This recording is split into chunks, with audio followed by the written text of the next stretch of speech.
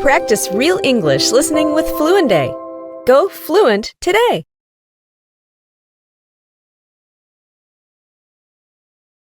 To Sherlock Holmes, she is always the woman. I have seldom heard him mention her under any other name. In his eyes she eclipses and predominates the whole of her sex. It was not that he felt any emotion akin to love for Irene Adler. All emotions, and that one particularly, were abhorrent to his cold, precise but admirably balanced mind. He was, I take it, the most perfect reasoning and observing machine that the world has seen, but as a lover he would have placed himself in a false position. He never spoke of the softer passions, save with a jibe and a sneer. They were admirable things for the observer, excellent for drawing the veil from men's motives and actions. But for the trained reasoner to admit such intrusions into his own delicate and finely adjusted temperament was to introduce a distracting factor which might throw a doubt upon all his mental results. Grit in a sensitive instrument, or a crack in one of his own high-power lenses, would not be more disturbing than a strong emotion in a nature such as his. And yet there was but one woman to him, and that woman was the late Irene Adler, of dubious and questionable memory. I had seen little of Holmes lately. My marriage had drifted us away from each other. My own complete happiness, and the home-centered interests which rise up around the man who first finds himself master of his own establishment, were sufficient to absorb all my attention, while Holmes, who loathed every form of society with his whole bohemian soul, remained in our lodgings in Baker Street, buried among his old books, and alternating from week to week between cocaine and ambition, the drowsiness of the drug, and the fierce energy of his own keen nature. He was still, as ever, deeply attracted by the study of crime, and occupied his immense faculties and extraordinary powers of observation in following out those clues, and clearing up those mysteries which had been abandoned as hopeless by the official police. From time to time I heard some vague account of his doings, of his summons to Odessa in the case of the Trepoff murder, of his clearing up of the singular tragedy of the Atkinson brothers at Trincomalee, and finally of the mission which he had accomplished so delicately and successfully for the reigning family of Holland. Beyond these signs of his activity, however, which I merely shared with all the readers of the daily press, I knew little of my former friend and companion. One night, it was on the 20th of March, 1888, I was returning from a journey to a patient, for I had now returned to civil practice, when my way led me through Baker Street. As I passed the well-remembered door, which must always be associated in my mind with my wooing, and with the dark incidents of the study in scarlet, I was seized with a keen desire to see Holmes again, and to know how he was employing his extraordinary. His manner was not effusive. It seldom was, but he was glad, I think, to see me. With hardly a word spoken, but with a kindly eye, he waved me to an armchair, threw across his case of cigars, and indicated a spirit case and a gasogene in the corner.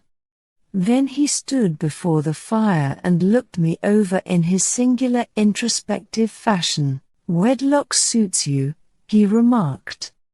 "I think, Watson, that you have put on 7.5 pounds since I saw you."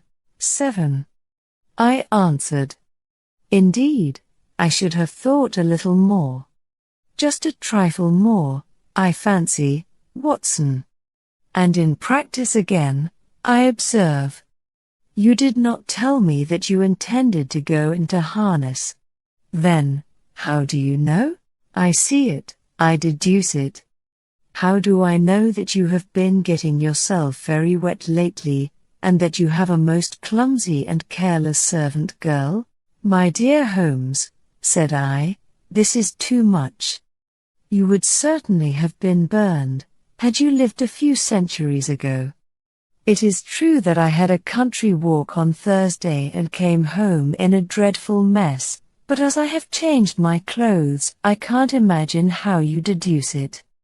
As to Mary Jane, she is incorrigible, and my wife has given her notice, but there, again, I fail to see how you work it out." He chuckled to himself and rubbed his long, nervous hands together. "It is simplicity itself," said he. "My eyes tell me that on the inside of your left shoe, just where the firelight strikes it, the leather is scored by 6 almost parallel cuts. Obviously they have been caused by someone who has very carelessly scraped round the edges of the sole in order to remove crusted mud from it. Hence, you see, my double deduction that you had been out in vile weather, and that you had a particularly malignant boot-slitting specimen of the London slavey. As to your practice, if a gentleman walks into my rooms smelling of iodoform, with a black mark of nitrate of silver upon his right forefinger, and a bulge on the right side of his top hat to show where he has secreted his stethoscope, I must be dull, indeed, if I do not pronounce him to be an active member of the medical profession." I could not help laughing at the ease with which he explained his process of deduction. "When I hear you give your reasons," I remarked, "the thing always appears to me to be so ridiculously simple that I could easily do it myself, though at each successive instance of your reasoning I am baffled until you explain your process. And yet I believe that my eyes are as good as yours." "Quite so," he answered, lighting a cigarette, and throwing himself down into an armchair. "You see, but you do not observe. The distinction is clear. For example, you have frequently seen the steps which lead up from the hall to this room. Frequently, how often? Well, some hundreds of times. Then how many are there? How many? I don't know. Quite so. You have not observed. And yet you have seen. That is just my point. Now, I know that there are 17 steps, because I have both seen and observed. By the way, since you are interested in these little problems, and since you are good enough to chronicle 1 or 2 of my trifling experiences, you may be interested in this." He threw over a sheet of thick, pink-tinted notepaper which had been lying open upon the table. "It came by the last post," said he. "Read it aloud." The note was undated, and without either signature or address. "There will call upon you tonight, at 7:15 o'clock, it said, "a gentleman who desires to consult you upon a matter of the very deepest moment. Your recent services to one of the royal houses of Europe have shown that you are one who may safely be trusted with matters which are of an importance which can hardly be exaggerated. This account of you we have from all quarters received. Be in your chamber then at that hour, and do not take it amiss if your visitor wear a mask." "This is indeed a mystery," I remarked. "What do you imagine that it means?" "I have no data yet. It is a capital mistake to theorize before one has data. Insensibly one begins to twist facts to suit theories, instead of theories to suit facts. But the note itself, what do you deduce from it?"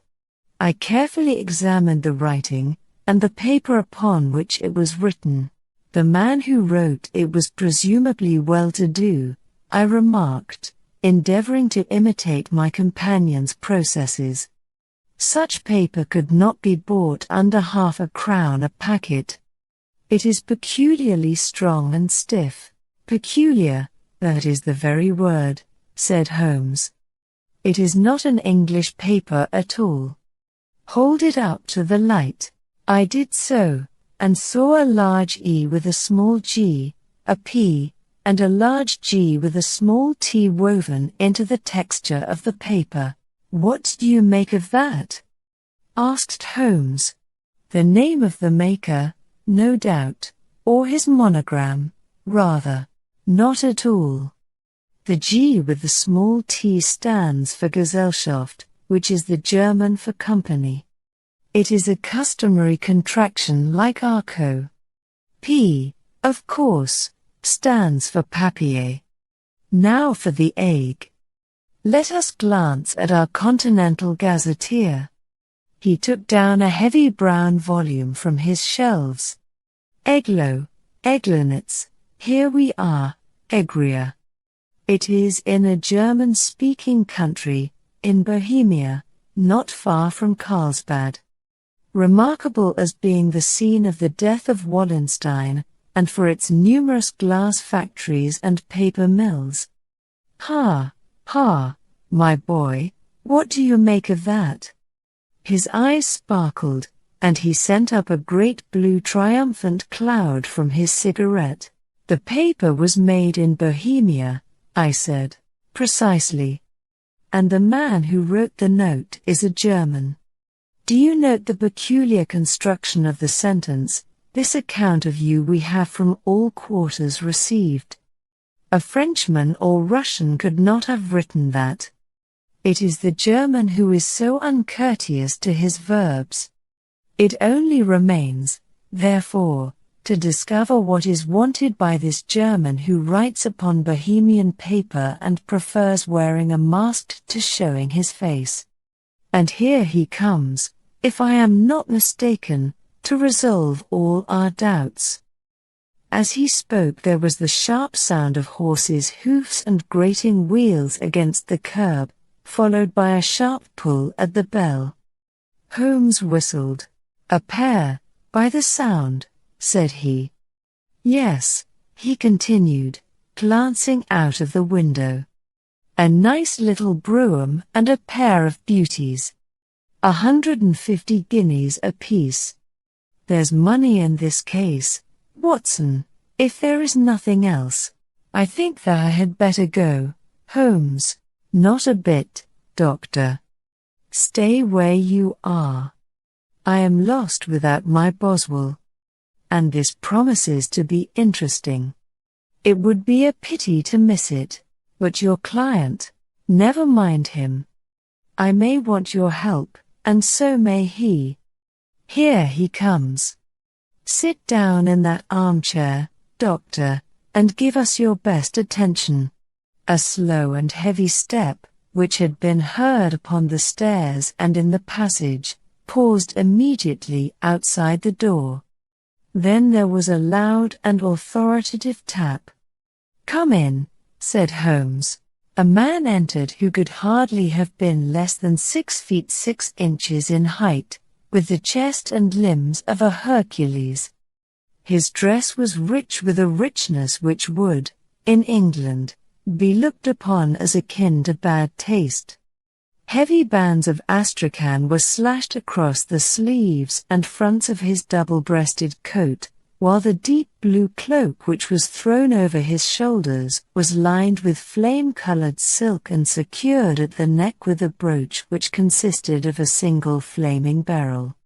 Boots which extended halfway up his calves, and which were trimmed at the tops with rich brown fur, completed the impression of barbaric opulence which was suggested by his whole appearance. He carried a broad-brimmed hat in his hand, while he wore across the upper part of his face, extending down past the cheekbones, a black visored mask, which he had apparently adjusted that very moment, for his hand was still raised to it as he entered. From the lower part of the face he appeared to be a man of strong character, with a thick, hanging lip, and a long, straight chin suggestive of resolution pushed the length of obstinacy. "You had my note?" he asked with a deep harsh voice and a strongly marked German accent. "I told you that I would call." He looked from one to the other of us, as if uncertain which to address. "Pray take a seat," said Holmes. "This is my friend and colleague, Dr. Watson, who is occasionally good enough to help me in my cases. Whom have I the honor to address?" "You may address me as the Count von Krom, a Bohemian nobleman. I understand that this gentleman, your friend, is a man of honor and discretion, whom I may trust with a matter of the most extreme importance. If not, I should much prefer to communicate with you alone." I rose to go, but Holmes caught me by the wrist and pushed me back into my chair. "It is both, or none," said he. "You may say before this gentleman anything which you may say to me." The Count shrugged his broad shoulders. "Then I must begin," said he, "by binding you both to absolute secrecy for 2 years. At the end of that time the matter will be of no importance. At present it is not too much to say that it is of such weight it may have an influence upon European history." "I promise," said Holmes. "And you will excuse this mask," continued our strange visitor. "The august person who employs me wishes his agent to be unknown to you, and I may confess at once that the title by which I have just called myself is not exactly my own." "I was aware of it," said Holmes dryly. "The circumstances are of great delicacy, and every precaution has to be taken to quench what might grow to be an immense scandal and seriously compromise one of the reigning families of Europe. To speak plainly, the matter implicates the great house of Ormstein, hereditary kings of Bohemia." "I was also aware of that," murmured Holmes, settling himself down in his armchair and closing his eyes. Our visitor glanced with some apparent surprise at the languid, lounging figure of the man who had been no doubt depicted to him as the most incisive reasoner and most energetic agent in Europe. Holmes slowly reopened his eyes and looked impatiently at his gigantic client. "If your Majesty would condescend to state your case," he remarked, "I should be better able to advise you." The man sprang from his chair and paced up and down the room in uncontrollable agitation. Then, with a gesture of desperation, he tore the mask from his face and hurled it upon the ground. "You are right," he cried. "I am the king. Why should I attempt to conceal it?" "Why, indeed?" murmured Holmes. "Your Majesty had not spoken before I was aware that I was addressing Wilhelm Gottsreich Sigismund von Ormstein, Grand Duke of Kassel-Felstein, and hereditary King of Bohemia. But you can understand," said our strange visitor, sitting down once more and passing his hand over his high white forehead, "you can understand that I am not accustomed to doing such business in my own person. Yet the matter was so delicate that I could not confide it to an agent without putting myself in his power. I have come incognito from Prague for the purpose of consulting you." "Then, pray consult," said Holmes, shutting his eyes once more. "The facts are briefly these. Some 5 years ago, during a lengthy visit to Warsaw, I made the acquaintance of the well-known adventuress, Irene Adler. The name is no doubt familiar to you. Kindly look her up in my index, Doctor," murmured Holmes without opening his eyes. For many years he had adopted a system of docketing all paragraphs concerning men and things, so that it was difficult to name a subject or a person on which he could not at once furnish information. In this case I found her biography sandwiched in between that of a Hebrew rabbi and that of a staff commander who had written a monograph upon the deep-sea fishes. "Let me see," said Holmes. Born in New Jersey in the year 1858. Contralto, La Scala, Prima donna Imperial Opera of Warsaw, yes. Retired from operatic stage, ha. Living in London, quite so. Your Majesty, as I understand, became entangled with this young person, wrote her some compromising letters, and is now desirous of getting those letters back. Precisely so. But how? Was there a secret marriage? None. No legal papers or certificates? None. Then I fail to follow your Majesty. If this young person should produce her letters for blackmailing or other purposes, how is she to prove their authenticity? There is the writing. Pooh, pooh. Forgery. My private notepaper, stolen. My own seal, imitated. My photograph, bought. We were both in the photograph. Oh, dear. That is very bad. Your Majesty has indeed committed an indiscretion. I was mad, insane. You have compromised yourself seriously. I was only Crown Prince then. I was young. I am but 30 now. It must be recovered. We have tried and failed. Your Majesty must pay. It must be bought. She will not sell. Stolen, then.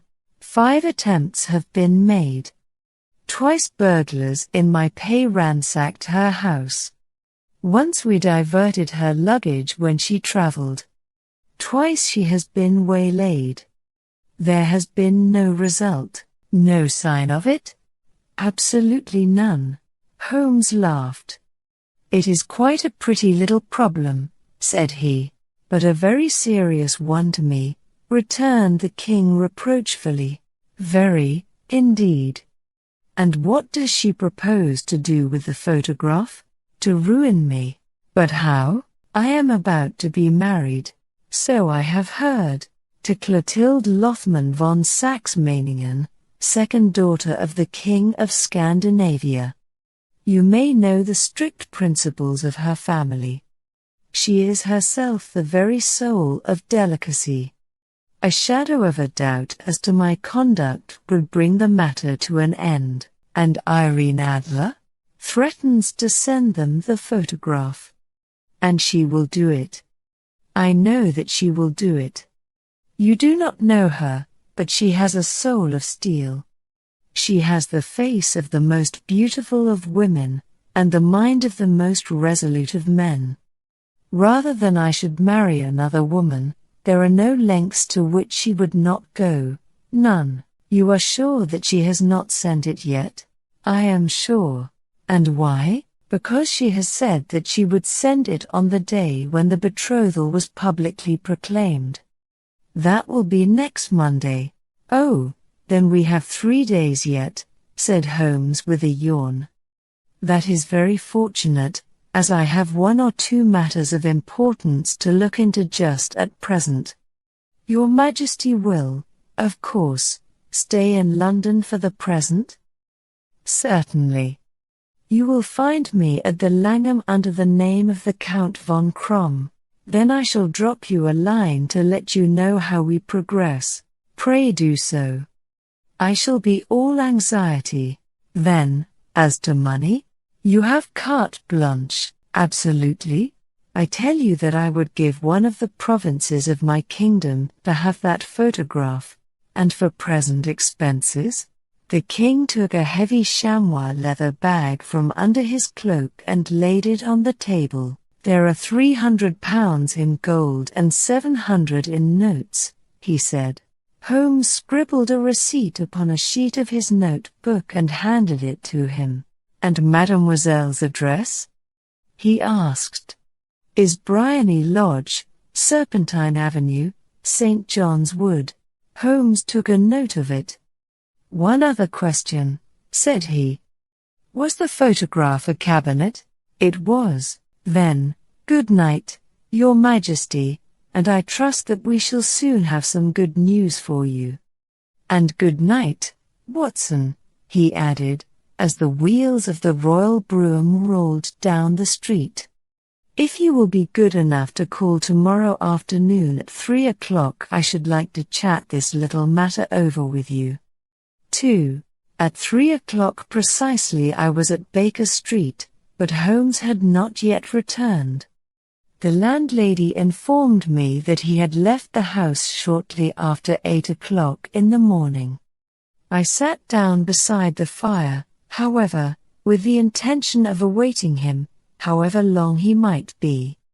I was already deeply interested in his inquiry, for, though it was surrounded by none of the grim and strange features which were associated with the two crimes which I have already recorded, still, the nature of the case and the exalted station of his client gave it a character of its own. Indeed, apart from the nature of the investigation which my friend had on hand, there was something in his masterly grasp of a situation, and his keen, incisive reasoning, which made it a pleasure to me to study his system of work, and to follow the quick, subtle methods by which he disentangled the most inextricable mysteries. So accustomed was I to his invariable success that the very possibility of his failing had ceased to enter into my head.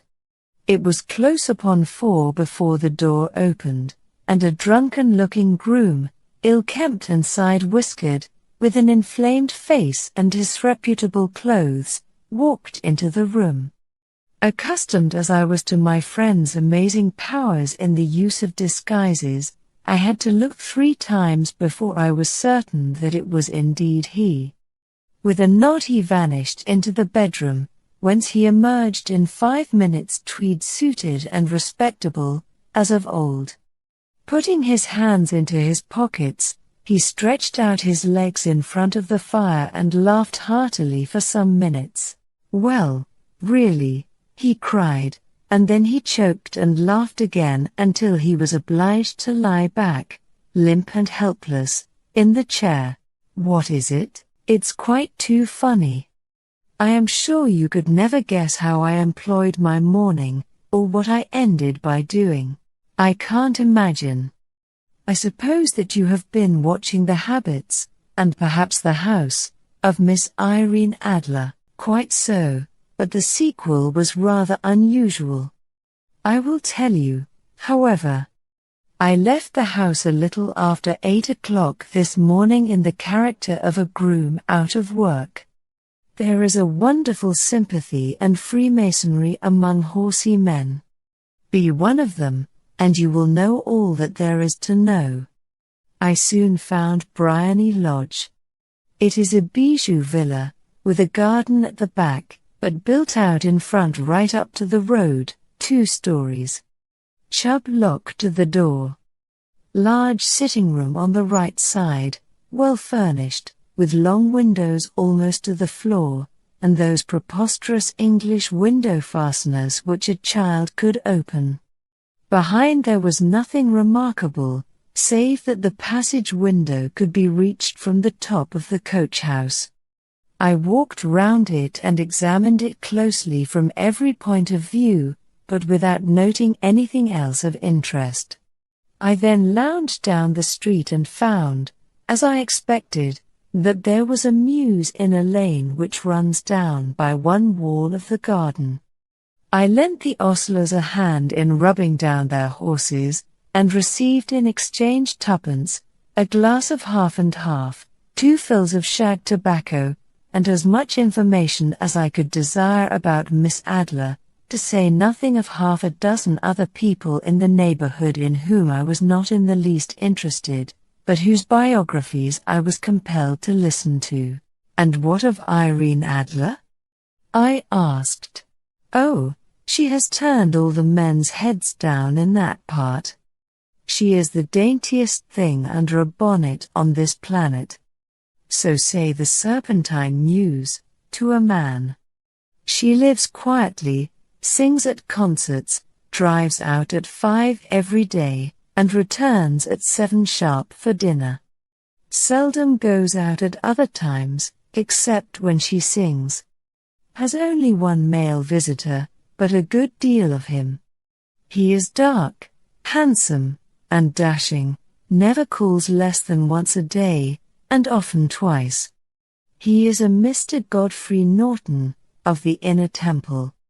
See the advantages of a cabman as a confidant. They had driven him home a dozen times from Serpentine Mews, and knew all about him.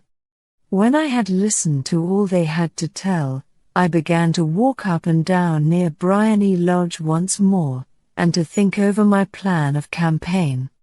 This Godfrey Norton was evidently an important factor in the matter. He was a lawyer. That sounded ominous. What was the relation between them, and what the object of his repeated visits? Was she his client, his friend, or his mistress? If the former, she had probably transferred the photograph to his keeping. If the latter, it was less likely. On the issue of this question depended whether I should continue my work at Briony Lodge, or turn my attention to the gentleman's chambers in the Temple. It was a delicate point, and it widened the field of my inquiry. I fear that I bore you with these details, but I have to let you see my little difficulties, if you are to understand the situation. I am following you closely, I answered. I was still balancing the matter in my mind when a hansom cab drove up to Briony Lodge, and a gentleman sprang out. He was a remarkably handsome man, dark, aquiline, and moustached, evidently the man of whom I had heard.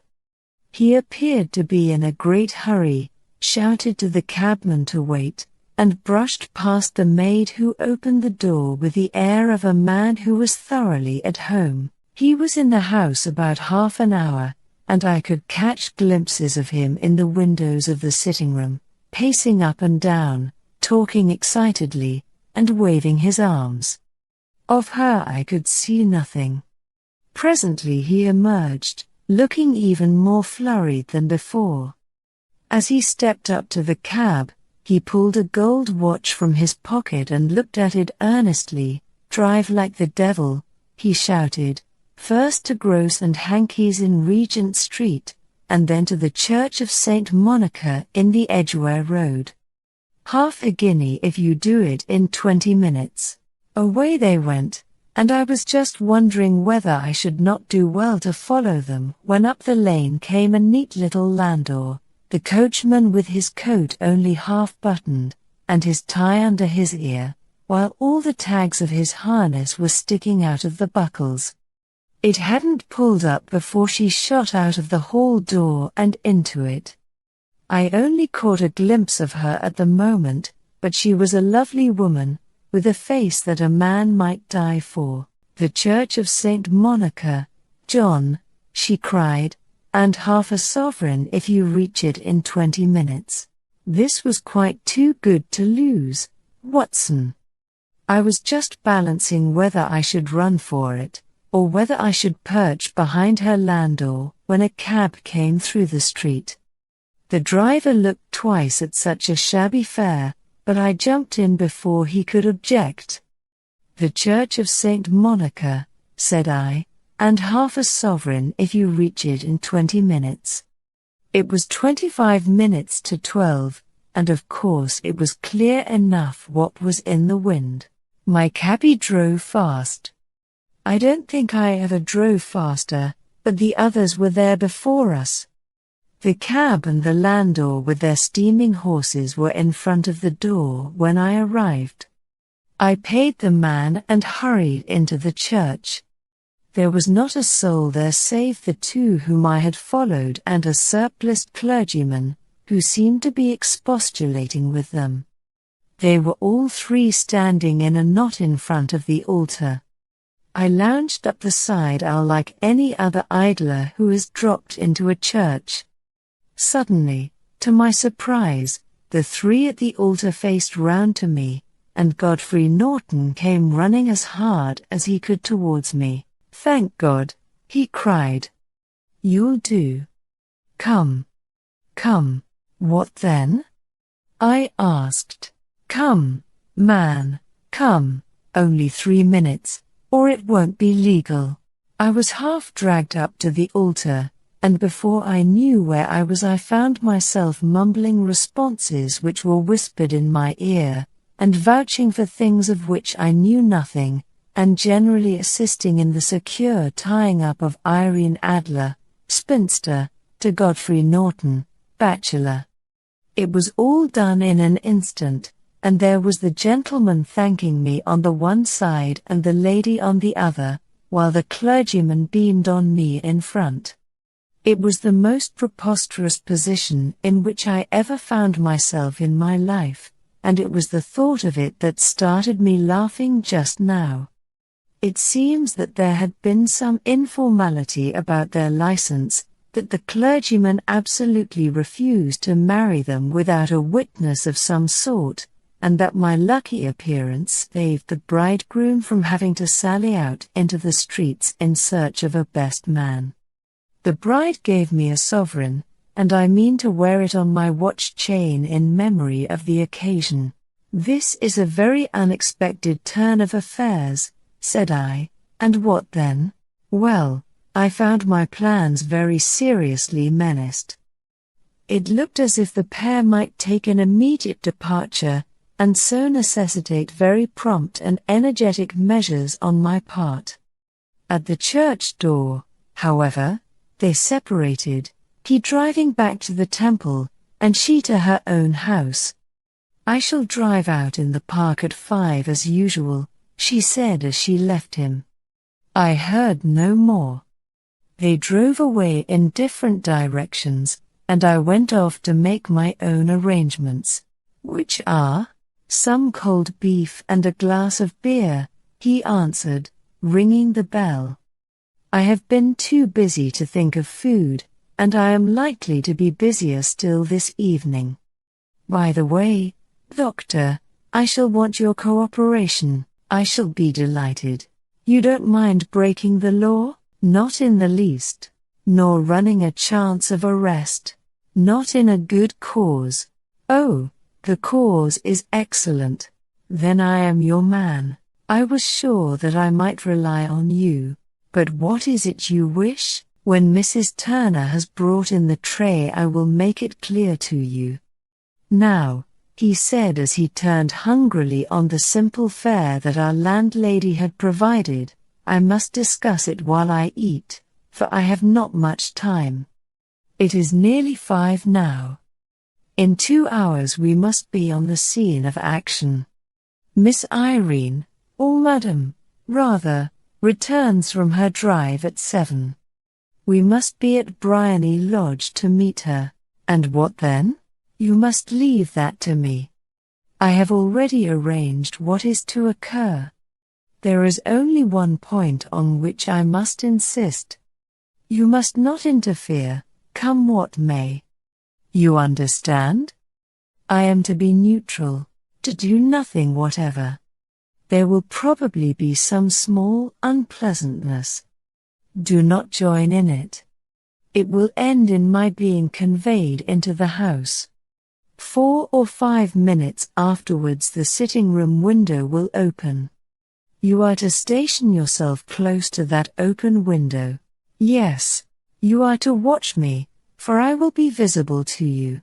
Yes, and when I raise my hand, so, you will throw into the room what I give you to throw, and will, at the same time, raise the cry of fire.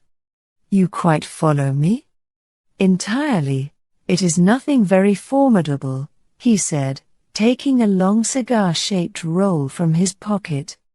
It is an ordinary plumber's smoke rocket, fitted with a cap at either end to make it self-lighting. Your task is confined to that.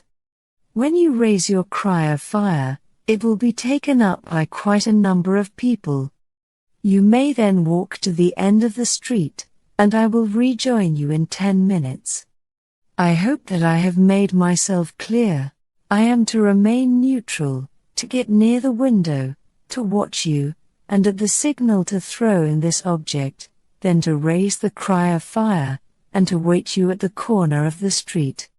Precisely. Then you may entirely rely on me. That is excellent. I think, perhaps, it is almost time that I prepare for the new role I have to play.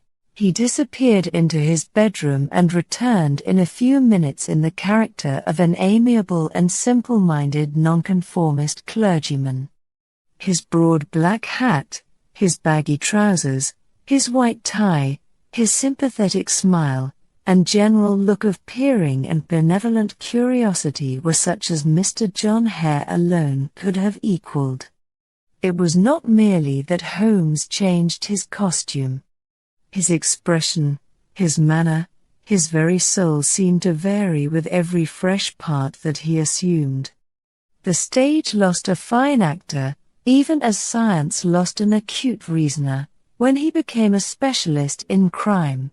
It was 6:15 when we left Baker Street, and it still wanted 10 minutes to the hour when we found ourselves in Serpentine Avenue.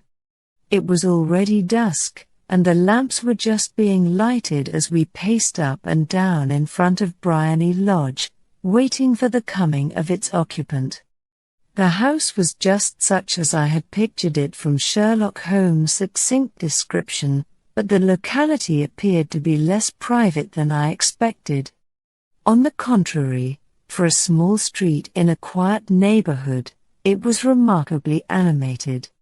There was a group of shabbily dressed men smoking and laughing in a corner, a scissors grinder with his wheel, 2 guardsmen who were flirting with a nurse girl, and several well-dressed young men who were lounging up and down with cigars in their mouths. "You see," remarked Holmes, as we paced to and fro in front of the house, "this marriage rather simplifies matters. The photograph becomes a double-edged weapon now. The chances are that she would be as averse to its being seen by Mr. Godfrey Norton, as our client is to its coming to the eyes of his princess. Now the question is, where are we to find the photograph? Where, indeed? It is most unlikely that she carries it about with her. It is cabinet size. Too large for easy concealment about a woman's dress. She knows that the king is capable of having her waylaid and searched. 2 attempts of the sort have already been made.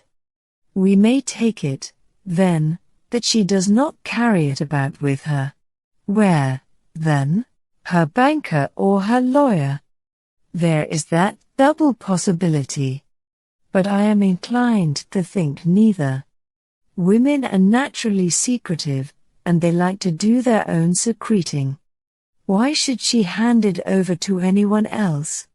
She could trust her own guardianship, but she could not tell what indirect or political influence might be brought to bear upon a businessman. Besides, remember that she had resolved to use it within a few days. It must be where she can lay her hands upon it. It must be in her own house, but it has twice been burgled. Sure. They did not know how to look. But how will you look? I will not look. What then? I will get her to show me, but she will refuse. She will not be able to. But I hear the rumble of wheels. It is her carriage. Now carry out my orders to the letter. As he spoke, the gleam of the sidelights of a carriage came round the curve of the avenue. It was a smart little landau which rattled up to the door of Briony Lodge. As it pulled up, one of the loafing men at the corner dashed forward to open the door in the hope of earning a copper, but was elbowed away by another loafer, who had rushed up with the same intention. A fierce quarrel broke out, which was increased by the 2 guardsmen, who took sides with one of the loungers, and by the scissors grinder, who was equally hot upon the other side. A blow was struck, and in an instant the lady, who had stepped from her carriage, was the center of a little knot of flushed and struggling men, who struck savagely at each other with their fists and sticks. Holmes dashed into the crowd to protect the lady, but, just as he reached her, He gave a cry and dropped to the ground, with the blood running freely down his face. At his fall the guardsmen took to their heels in one direction and the loungers in the other, while a number of better-dressed people, who had watched the scuffle without taking part in it, crowded in to help the lady and to attend to the injured man. Irene Adler, as I will still call her, had hurried up the steps, but she stood at the top with her superb figure outlined against the lights of the hall, looking back into the street. "Is the poor gentleman much hurt?" she asked. "He is dead," cried several voices. "No, no, there's life in him," shouted another. "But he'll be gone before you can get him to hospital. He's a brave fellow," said a woman. "They would have had the lady's purse and watch if it hadn't been for him. They were a gang, and a rough one, too. Ah, he's breathing now. He can't lie in the street. May we bring him in, ma'am? Surely. Bring him into the sitting room. There is a comfortable sofa. This way, please." Slowly and solemnly he was borne into Briony Lodge and laid out in the principal room, while I still observed the proceedings from my post by the window. The lamps had been lit, but the blinds had not been drawn, so that I could see Holmes as he lay upon the couch. I do not know whether he was seized with compunction at that moment for the part he was playing, but I know that I never felt more heartily ashamed of myself in my life than when I saw the beautiful creature against whom I was conspiring, or the grace and kindliness with which she waited upon the injured man. And yet it would be the blackest treachery to Holmes to draw back now from the part which he had entrusted to me. I hardened my heart, and took the smoke rocket from under my ulster. After all, I thought, we are not injuring her. We are but preventing her from injuring another. Holmes had sat up upon the couch, and I saw him motion like a man who is in need of air. A maid rushed across and threw open the window. At the same instant I saw him raise his hand, and at the signal I tossed my rocket into the room with a cry of fire. The word was no sooner out of my mouth than the whole crowd of spectators, well-dressed and ill, gentlemen, ostlers, and servant maids, joined in a general shriek of fire. Thick clouds of smoke curled through the room and out the open window. I caught a glimpse of rushing figures, and a moment later the voice of Holmes from within assuring them that it was a false alarm. Slipping through the shouting crowd I made my way to the corner of the street, and in 10 minutes was rejoiced to find my friend's arm in mine, and to get away from the scene of uproar. He walked swiftly and in silence for some few minutes until we had turned down one of the quiet streets which lead towards the Edgware Road. "You did it very nicely, Doctor," he remarked. "Nothing could have been better. It is all right. You have the photograph? I know where it is. And how did you find out?" "She showed me, as I told you she would. I am still in the dark. I do not wish to make a mystery," said he, laughing. "The matter was perfectly simple. You, of course, saw that everyone in the street was an accomplice. They were all engaged for the evening. I guessed as much. Then, when the row broke out, I had a little moist red paint in the palm of my hand. I rushed forward, fell down, clapped my hand to my face, and became a piteous spectacle. It is an old trick. That also I could fathom. Then they carried me in. She was bound to have me in. What else could she do? And into her sitting room, which was the very room which I suspected. It lay between that and her bedroom, and I was determined to see which. They laid me on a couch. I motioned for air. They were compelled to open the window, and you had your chance. How did that help you? It was all important. When a woman thinks that her house is on fire, her instinct is at once to rush to the thing which she values most. It is a perfectly overpowering impulse, and I have more than once taken advantage of it.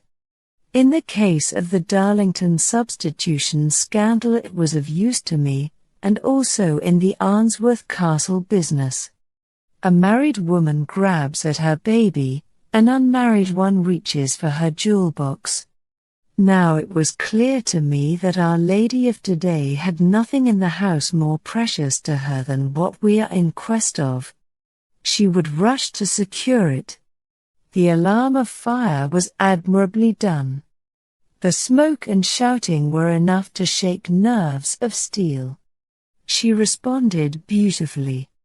The photograph is in a recess behind a sliding panel just above the right bell pull. She was there in an instant, and I caught a glimpse of it as she half drew it out. When I cried out that it was a false alarm, she replaced it, glanced at the rocket, rushed from the room, and I have not seen her since. I rose, and, making my excuses, escaped from the house. I hesitated whether to attempt to secure the photograph at once, but the coachman had come in, and as he was watching me narrowly, it seemed safer to wait. A little over-precipitance may ruin all. And now? I asked. Our quest is practically finished. I shall call with the king tomorrow, and with you, if you care to come with us. We will be shown into the sitting room to wait for the lady, but it is probable that when she comes she may find neither us nor the photograph. It might be a satisfaction to His Majesty to regain it with his own hands. And when will you call? At 8 in the morning. She will not be up, so that we shall have a clear field. Besides, we must be prompt, for this marriage may mean a complete change in her life and habits. I must wire to the king without delay. We had reached Baker Street and had stopped at the door. He was searching his pockets for the key when someone passing said, "Good night, Mr. Sherlock Holmes." There were several people on the pavement at the time, but the greeting appeared to come from a slim youth in an ulster who had hurried by.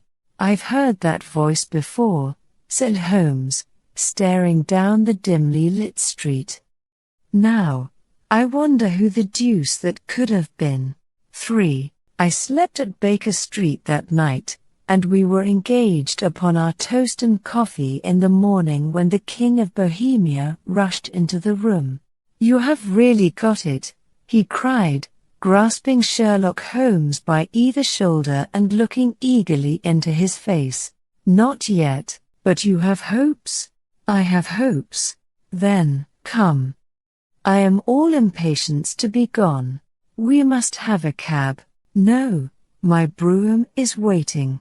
"Then that will simplify matters." We descended and started off once more for Briony Lodge. "Irene Adler is married," remarked Holmes. "Married? When?" "Yesterday." "But to whom?" "To an English lawyer named Norton. But she could not love him." "I am in hopes that she does." "And why in hopes?" "Because it would spare your Majesty all fear of future annoyance. If the lady loves her husband, she does not love your Majesty. If she does not love your Majesty, there is no reason why she should interfere with your Majesty's plan." "It is true. And yet, well, I wish she had been of my own station. What a queen she would have made." He relapsed into a moody silence, which was not broken until we drew up in Serpentine Avenue. The door of Briony Lodge was open, and an elderly woman stood upon the steps. She watched us with a sardonic eye as we stepped from the brougham. "Mr. Sherlock Holmes, I believe?" said she. "I am Mr. Holmes," answered my companion, looking at her with a questioning and rather startled gaze. Indeed. My mistress told me that you were likely to call. She left this morning with her husband by the 5:15 train from Charing Cross for the continent. What? Sherlock Holmes staggered back, white with chagrin and surprise. Do you mean that she has left England, never to return? And the papers? Asked the king hoarsely. All is lost. We shall see. He pushed past the servant and rushed into the drawing room, followed by the king and myself. The furniture was scattered about in every direction, with dismantled shelves and open drawers, as if the lady had hurriedly ransacked them before her flight. Holmes rushed at the bell pull, tore back a small sliding shutter, and, plunging in his hand, pulled out a photograph and a letter.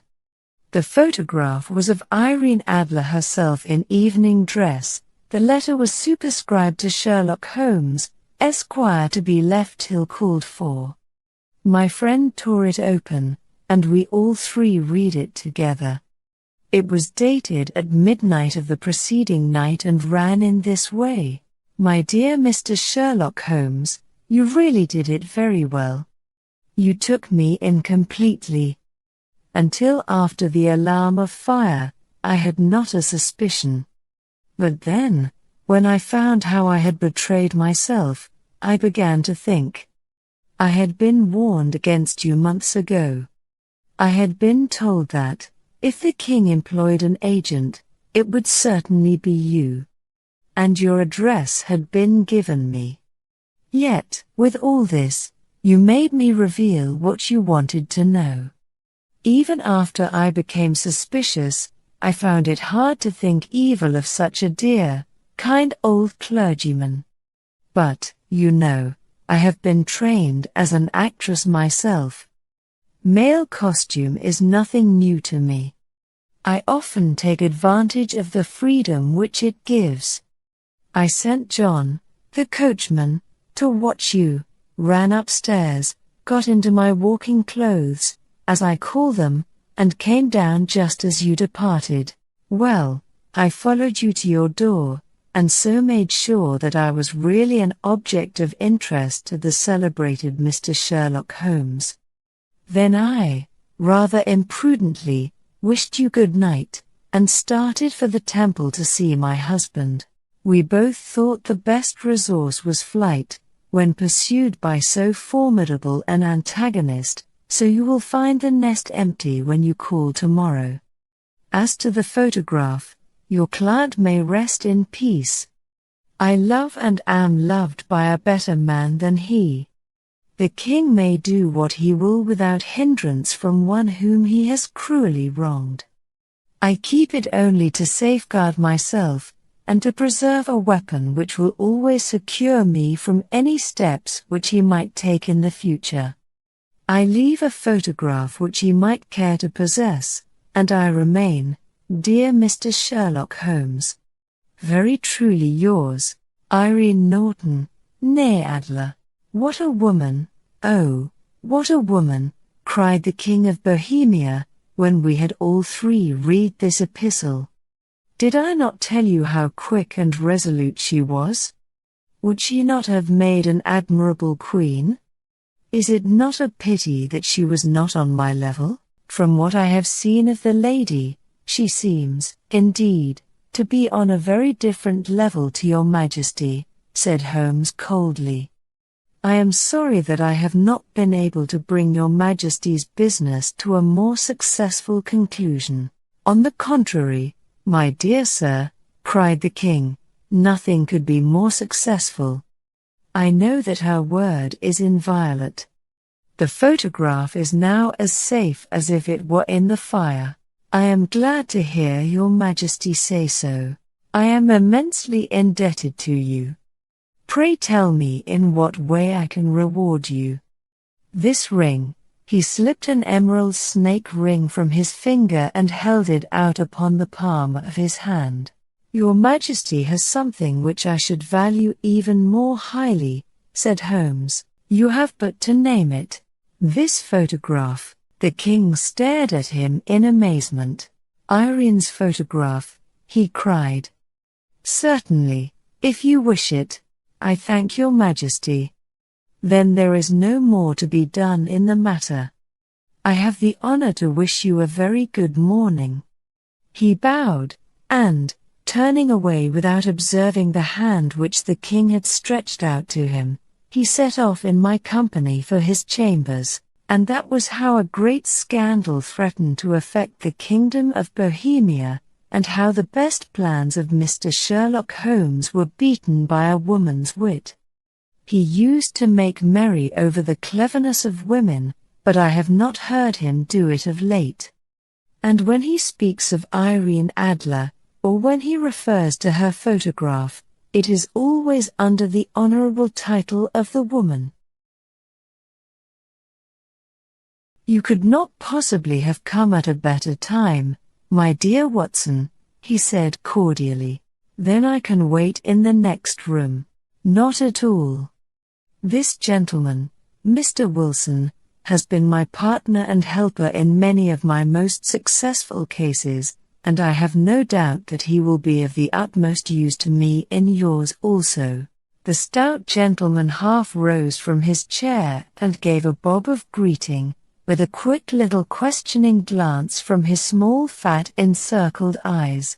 "Try the settee," said Holmes, relapsing into his armchair and putting his fingertips together, as was his custom when in judicial moods. "I know, my dear Watson, that you share my love of all that is bizarre and outside the conventions and humdrum routine of everyday life. You have shown your relish for it by the enthusiasm which has prompted you to chronicle, and, if you will excuse my saying so, somewhat to embellish so many of my own little adventures. Your cases have indeed been of the greatest interest to me," I observed. "You will remember that I remarked the other day, just before we went into the very simple problem presented by Miss Mary Sutherland, that for strange effects and extraordinary combinations we must go to life itself, which is always far more daring than any effort of the imagination. A proposition which I took the liberty of doubting.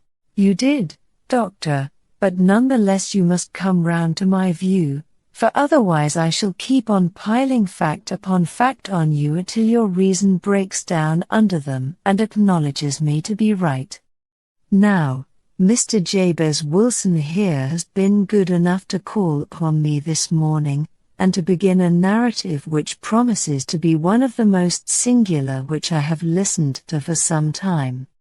You have heard me remark that the strangest and most unique things are very often connected not with the larger, but with the smaller crimes, and occasionally, indeed, where there is room for doubt whether any positive crime has been committed.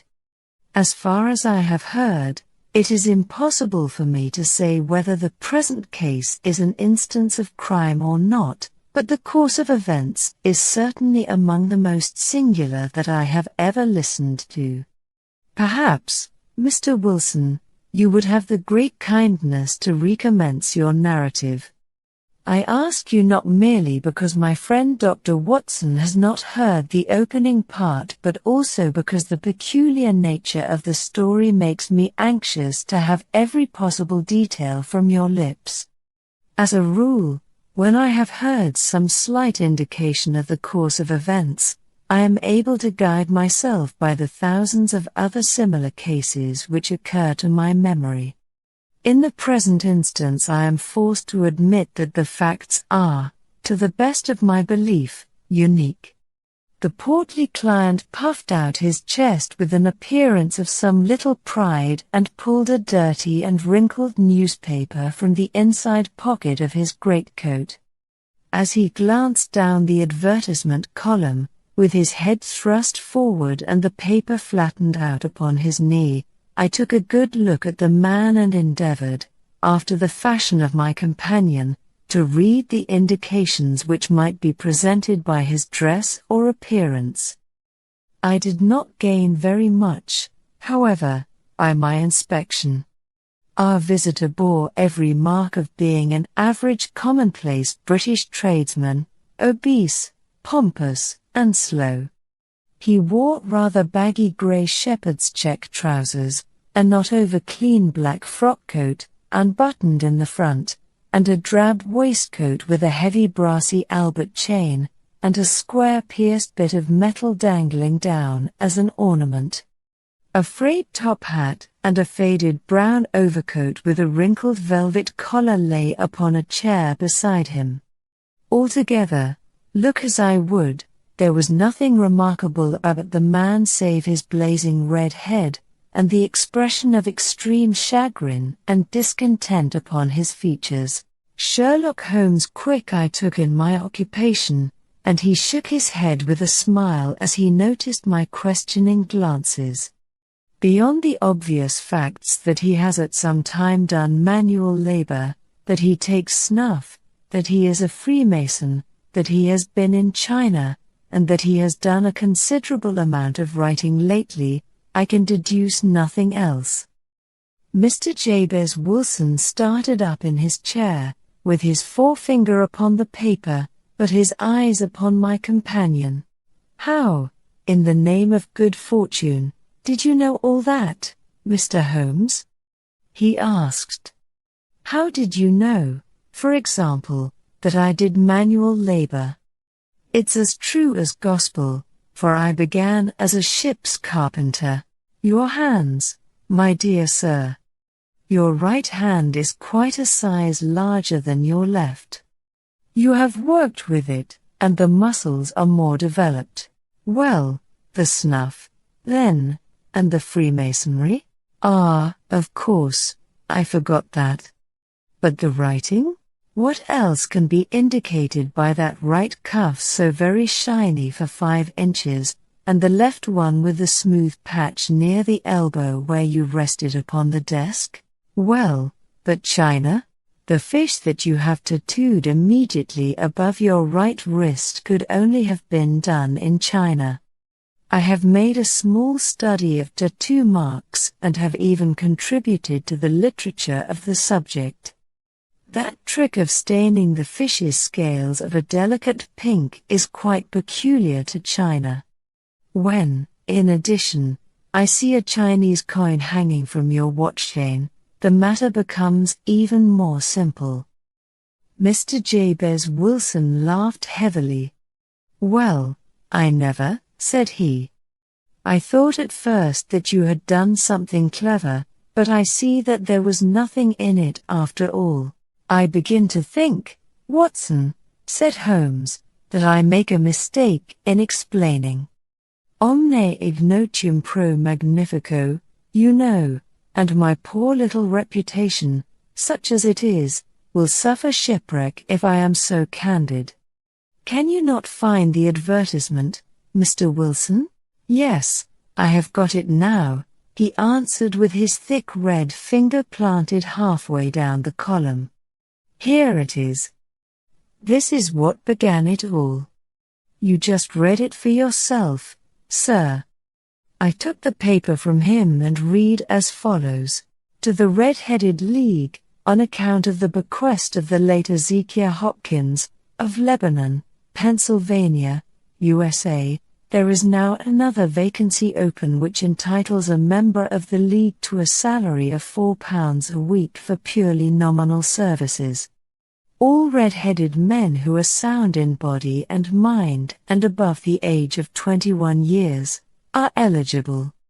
Apply in person on Monday, at 11 o'clock, to Duncan Ross, at the offices of the League, 7 Pope's Court, Fleet Street." "What on earth does this mean?" I ejaculated after I had twice read over the extraordinary announcement. Holmes chuckled and wriggled in his chair, as was his habit when in high spirits. "It is a little off the beaten track, isn't it?" said he. "And now, Mr. Wilson, off you go at scratch and tell us all about yourself, your household, and the effect which this advertisement had upon your fortunes. You will first make a note, Doctor, of the paper and the date. It is the Morning Chronicle of April 27, 1890. Just 2 months ago. Very good. Now, Mr. Wilson. Well, it is just as I have been telling you, Mr. Sherlock Holmes, said Jabez Wilson, mopping his forehead. I have a small pawnbroker's business at Coburg Square, near the city. It's not a very large affair, and of late years it has not done more than just give me a living. I used to be able to keep 2 assistants, but now I only keep 1, and I would have a job to pay him, but that he is willing to come for half wages so as to learn the business. What is the name of this obliging youth?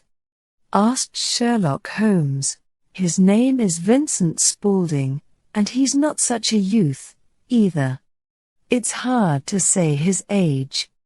I should not wish a smarter assistant, Mr. Holmes, and I know very well that he could better himself and earn twice what I am able to give him. But, after all, if he is satisfied, why should I put ideas in his head? Why, indeed? You seem most fortunate in having an employé who comes under the full market price. It is not a common experience among employers in this age. I don't know that your assistant is not as remarkable as your advertisement. Oh, he has his faults, too, said Mr. Wilson. Never was such a fellow for photography. Snapping away with a camera when he ought to be improving his mind, and then diving down into the cellar like a rabbit into its hole to develop his pictures. That is his main fault, but on the whole he's a good worker. There's no vice in him. He is still with you, I presume? Yes, sir. He and a girl of 14, who does a bit of simple cooking and keeps the place clean. That's all I have in the house, for I am a widower and never had any family. We live very quietly, sir, the 3 of us, and we keep a roof over our heads and pay our debts, if we do nothing more. The first thing that put us out was that advertisement. Spaulding, he came down into the office just this day 8 weeks, with this very paper in his hand, and he says, I wish to the Lord, Mr. Wilson, that I was a red-headed man. Why that? I asks. Why, says he, here's another vacancy on the League of the Red-Headed Men. It's worth quite a little fortune to any man who gets it, and I understand that there are more vacancies than there are men, so that the trustees are at their wits' end what to do with the money. If my hair would only change color, here's a nice little crib all ready for me to step into. Why, what is it, then? I asked. You see, Mr. Holmes, I am a very stay-at-home man, and as my business came to me instead of my having to go to it, I was often weeks on end without putting my foot over the doormat. In that way I didn't know much of what was going on outside, and I was always glad of a bit of news. Have you never heard of the League of the Red-Headed Men? He asked with his eyes open. Never. Why, I wonder at that, for you are eligible yourself for one of the vacancies. And what are they worth? I asked. Oh, merely a couple of hundred a year, but the work is slight, and it need not interfere very much with one's other occupations. Well, you can easily think that made me prick up my ears, for the business has not been over good for some years, and an extra couple of hundred would have been very handy. Tell me all about it, said I. Well, said he, showing me the advertisement, you can see for yourself that the League has a vacancy, and there is the address where you should apply for particulars. As far as I can make out, the League was founded by an American millionaire, Ezekiel Hopkins, who was very peculiar in his ways. He was himself red-headed, and he had a great sympathy for all red-headed men, so, when he died, it was found that he had left his enormous fortune in the hands of trustees, with instructions to apply the interest to the providing of easy berths to men whose hair is of that color. From all I hear, it is splendid pay and very little to do. But, said I, there would be millions of red-headed men who would apply. Not so many as you might think, he answered. You see, it is really confined to Londoners, and to grown men. This American had started from London when he was young, and he wanted to do the old town a good turn. Then, again, I have heard it is no use your applying if your hair is light red, or dark red, or anything but real bright, blazing, fiery red. Now, if you cared to apply, Mr. Wilson, you would just walk in, but perhaps it would hardly be worth your while to put yourself out of the way for the sake of a few £100. Now, it is a fact, gentlemen, as you may see for yourselves, that my hair is of a very full and rich tint, so that it seemed to me that if there was to be any competition in the matter, I stood as good a chance as any man that I had ever met. Vincent Spaulding seemed to know so much about it that I thought he might prove useful, so I just ordered him to put up the shutters for the day and to come right away with me. He was very willing to have a holiday, so we shut the business up and started off for the address that was given us in the advertisement. I never hope to see such a sight as that again, Mr. Holmes. From north, south, east, and west every man who had a shade of red in his hair had tramped into the city to answer the advertisement. Fleet Street was choked with red-headed folk, and Pope's Court looked like a coster's orange barrow. I should not have thought there were so many in the whole country as were brought together by that single advertisement. Every shade of color they were: straw, lemon, orange, brick, Irish setter, liver, clay, but, as Spaulding said, there were not many who had the real vivid flame-colored tint. When I saw how many were waiting, I would have given it up in despair, but Spaulding would not hear of it. How he did it I could not imagine, but he pushed and pulled and butted until he got me through the crowd, and right up to the steps which led to the office. There was a double stream upon the stair, some going up in hope, and some coming back dejected, but we wedged in as well as we could and soon found ourselves in the office. Your experience has been a most entertaining one, remarked Holmes as his client paused and refreshed his memory with a huge pinch of snuff. Pray continue your very interesting statement. There was nothing in the office but a couple of wooden chairs and a deal table, behind which sat a small man with a head that was even redder than mine. He said a few words to each candidate as he came up, and then he always managed to find some fault in them which would disqualify them. Getting a vacancy did not seem to be such a very easy matter, after all. However, when our turn came, the little man was much more favorable to me than to any of the others, and he closed the door as we entered, so that he might have a private word with us. "This is Mr. Jabez Wilson," said my assistant, "and he is willing to fill a vacancy in the League, and he is admirably suited for it," the other answered. "He has every requirement. I cannot recall when I have seen anything so fine." He took a step backward, cocked his head on one side, and gazed at my hair until I felt quite bashful. Then suddenly he plunged forward, wrung my hand, and congratulated me warmly on my success. "It would be injustice to hesitate," said he. "You will, however, I am sure, excuse me for taking an obvious precaution. With that he seized my hair in both his hands, and tugged until I yelled with the pain. "There is water in your eyes," said he as he released me. "I perceive that all is as it should be. But we have to be careful, for we have twice been deceived by wigs and once by paint.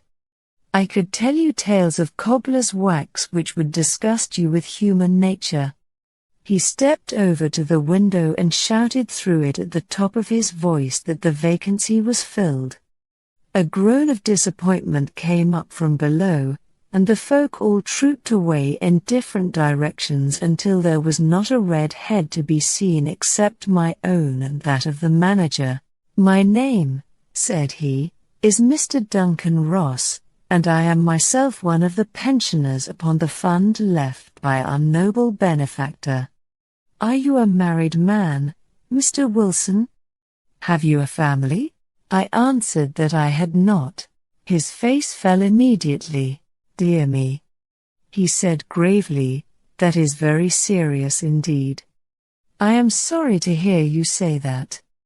The fund was, of course, for the propagation and spread of the red heads as well as for their maintenance.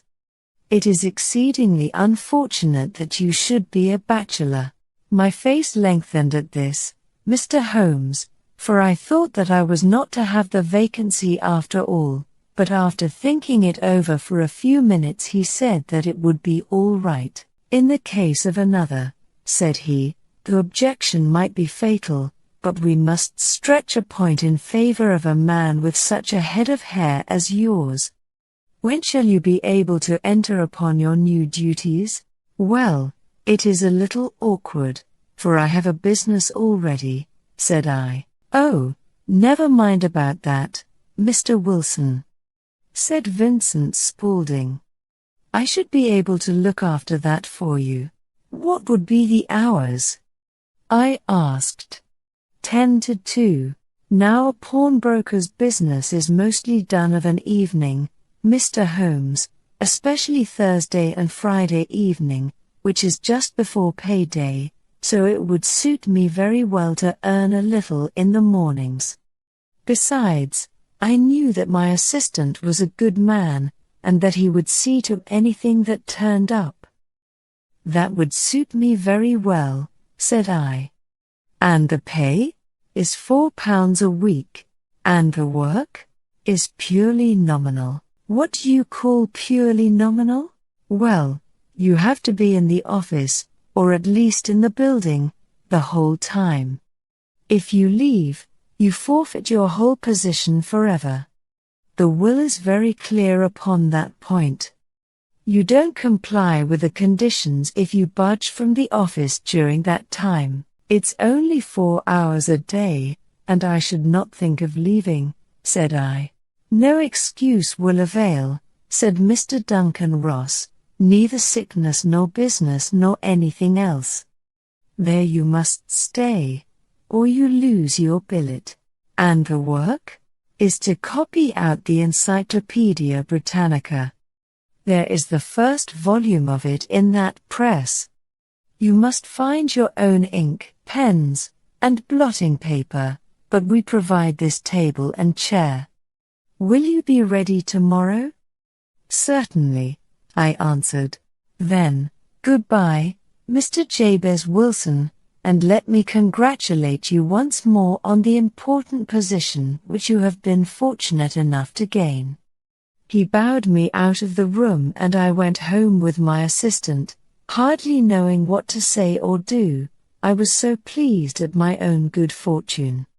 Well, I thought over the matter all day, and by evening I was in low spirits again, for I had quite persuaded myself that the whole affair must be some great hoax or fraud, though what its object might be I could not imagine.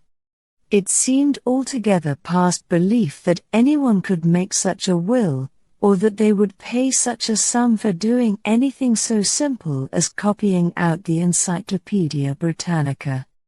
Vincent Spaulding did what he could to cheer me up, but by bedtime I had reasoned myself out of the whole thing.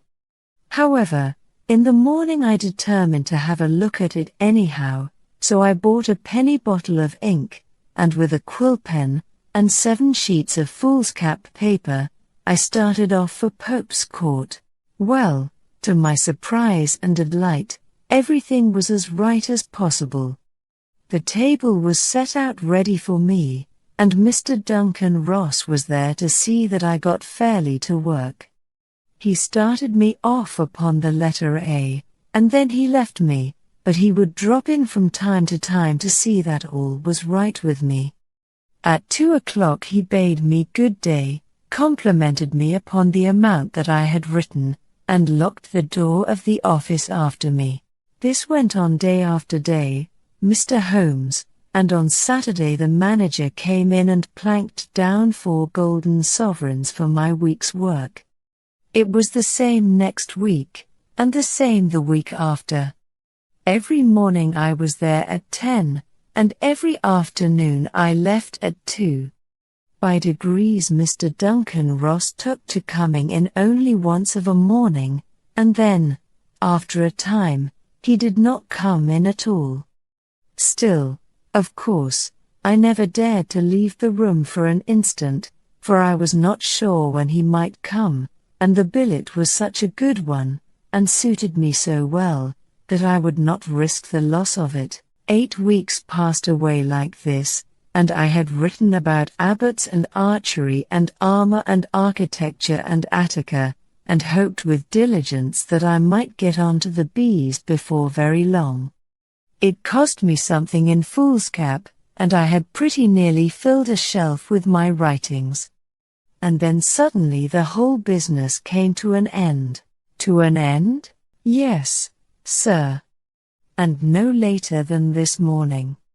I went to my work as usual at 10 o'clock, but the door was shut and locked, with a little square of cardboard hammered onto the middle of the panel with a tack. Here it is, and you can read for yourself. He held up a piece of white cardboard about the size of a sheet of notepaper. It read in this fashion: "The Red-Headed League is dissolved. October 9, 1890. Sherlock Holmes and I surveyed this curt announcement and the rueful face behind it, until the comical side of the affair so completely overtopped every other consideration that we both burst out into a roar of laughter. I cannot see that there is anything very funny," cried our client, flushing up to the roots of his flaming head. "If you can do nothing better than laugh at me, I can go elsewhere." "No, no," cried Holmes, shoving him back into the chair from which he had half risen. "I really wouldn't miss your case for the world. It is most refreshingly unusual. But there is, if you will excuse my saying so, something just a little funny about it. Pray, what steps did you take when you found the card upon the door?" "I was staggered, sir.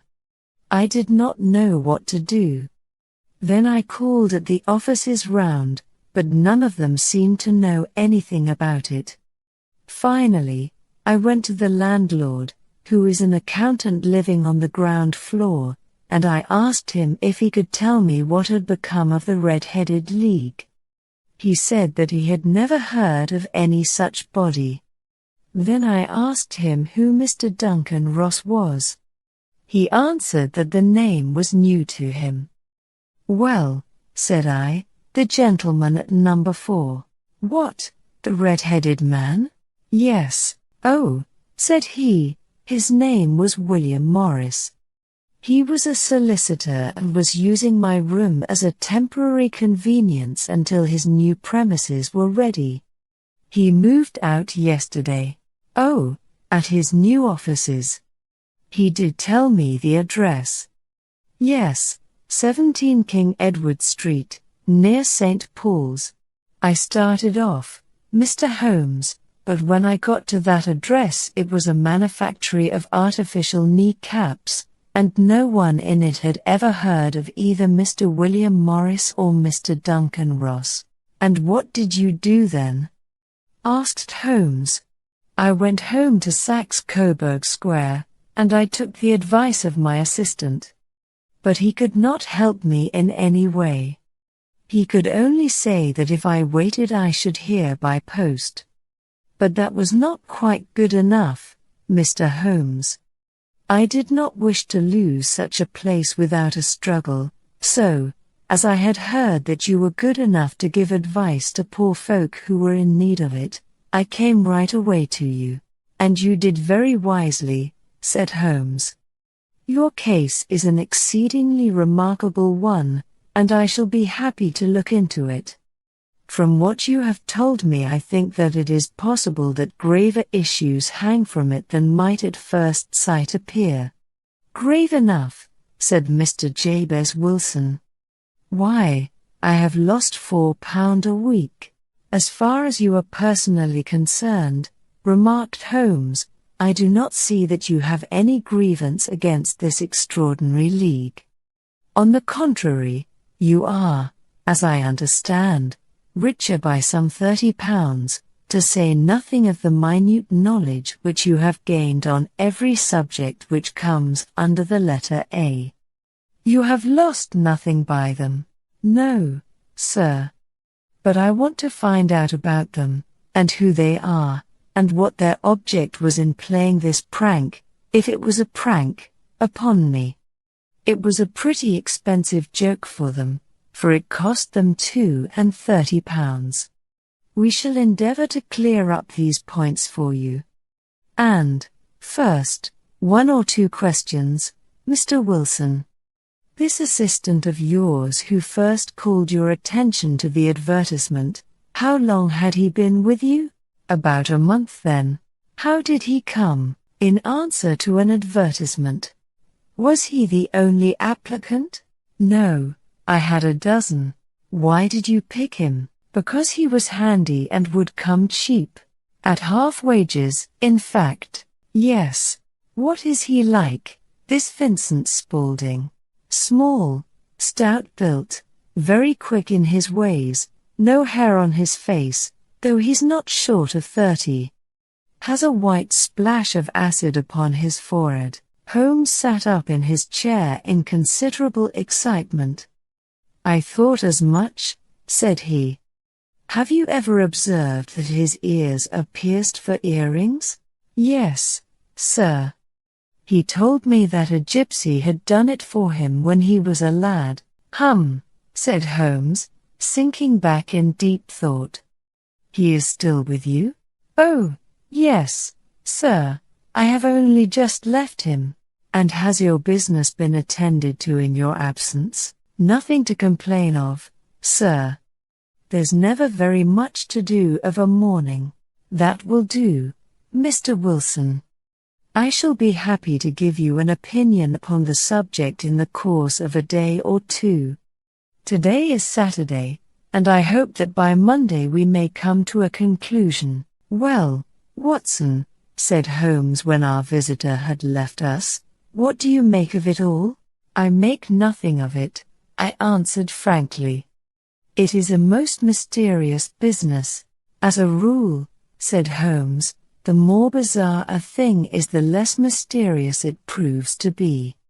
It is your commonplace, featureless crimes which are really puzzling, just as a commonplace face is the most difficult to identify. But I must be prompt over this matter. What are you going to do, then? I asked. To smoke, he answered. It is quite a 3-pipe problem, and I beg that you won't speak to me for 50 minutes. He curled himself up in his chair, with his thin knees drawn up to his hawk-like nose, and there he sat with his eyes closed and his black clay pipe thrusting out like the bill of some strange bird. I had come to the conclusion that he had dropped asleep, and indeed was nodding myself, when he suddenly sprang out of his chair with the gesture of a man who has made up his mind and put his pipe down upon the mantelpiece. Sarasate plays at the St. James's Hall this afternoon, he remarked. What do you think, Watson? Could your patient spare you for a few hours? I have nothing to do today. My practice is never very absorbing. Then put on your hat and come. I am going through the city first, and we can have some lunch on the way. I observe that there is a good deal of German music on the program, which is rather more to my taste than Italian or French. It is introspective, and I want to introspect. Come along. We traveled by the underground as far as Aldersgate, and a short walk took us to Saxe-Coburg Square, the scene of the singular story which we had listened to in the morning.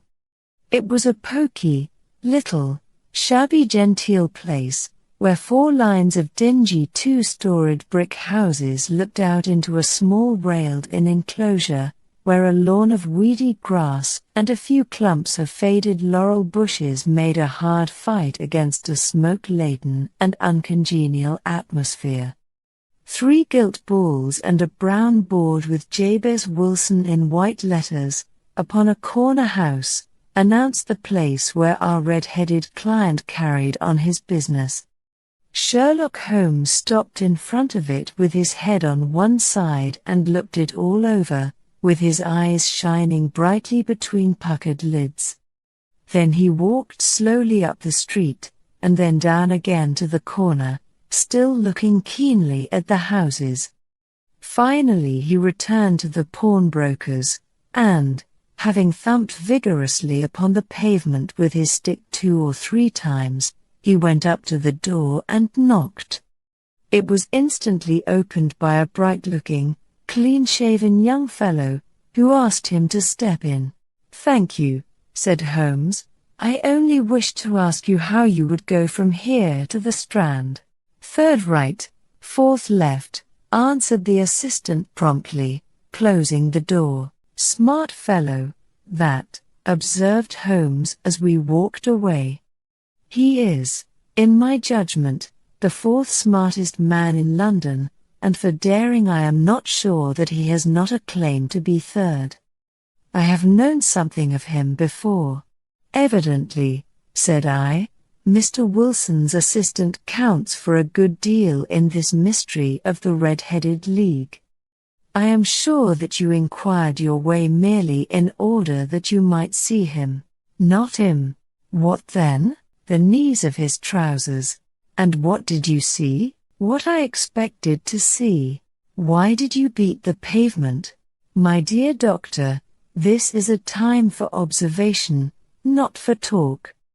We are spies in an enemy's country. We know something of Saxe-Coburg Square. Let us now explore the parts which lie behind it. The road in which we found ourselves as we turned round the corner from the retired Saxe-Coburg Square presented as great a contrast to it as the front of a picture does to the back. It was one of the main arteries which conveyed the traffic of the city to the north and west. The roadway was blocked with the immense stream of commerce flowing in a double tide inward and outward, while the footpaths were black with the hurrying swarm of pedestrians. It was difficult to realize as we looked at the line of fine shops and stately business premises that they really abutted on the other side upon the faded and stagnant square which we had just quitted. "Let me see," said Holmes, standing at the corner and glancing along the line. "I should like just to remember the order of the houses here.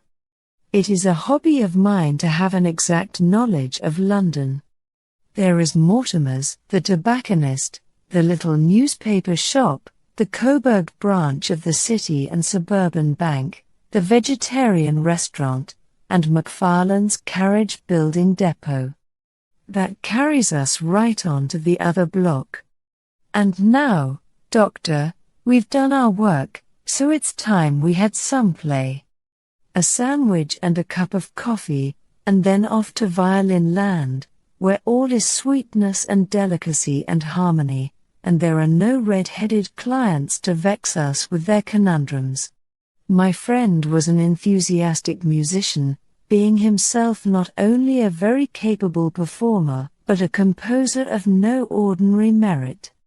All the afternoon he sat in the stalls wrapped in the most perfect happiness, gently waving his long, thin fingers in time to the music, while his gently smiling face and his languid, dreamy eyes were as unlike those of Holmes the sleuth-hound, Holmes the relentless, keen-witted, ready-handed criminal agent, as it was possible to conceive.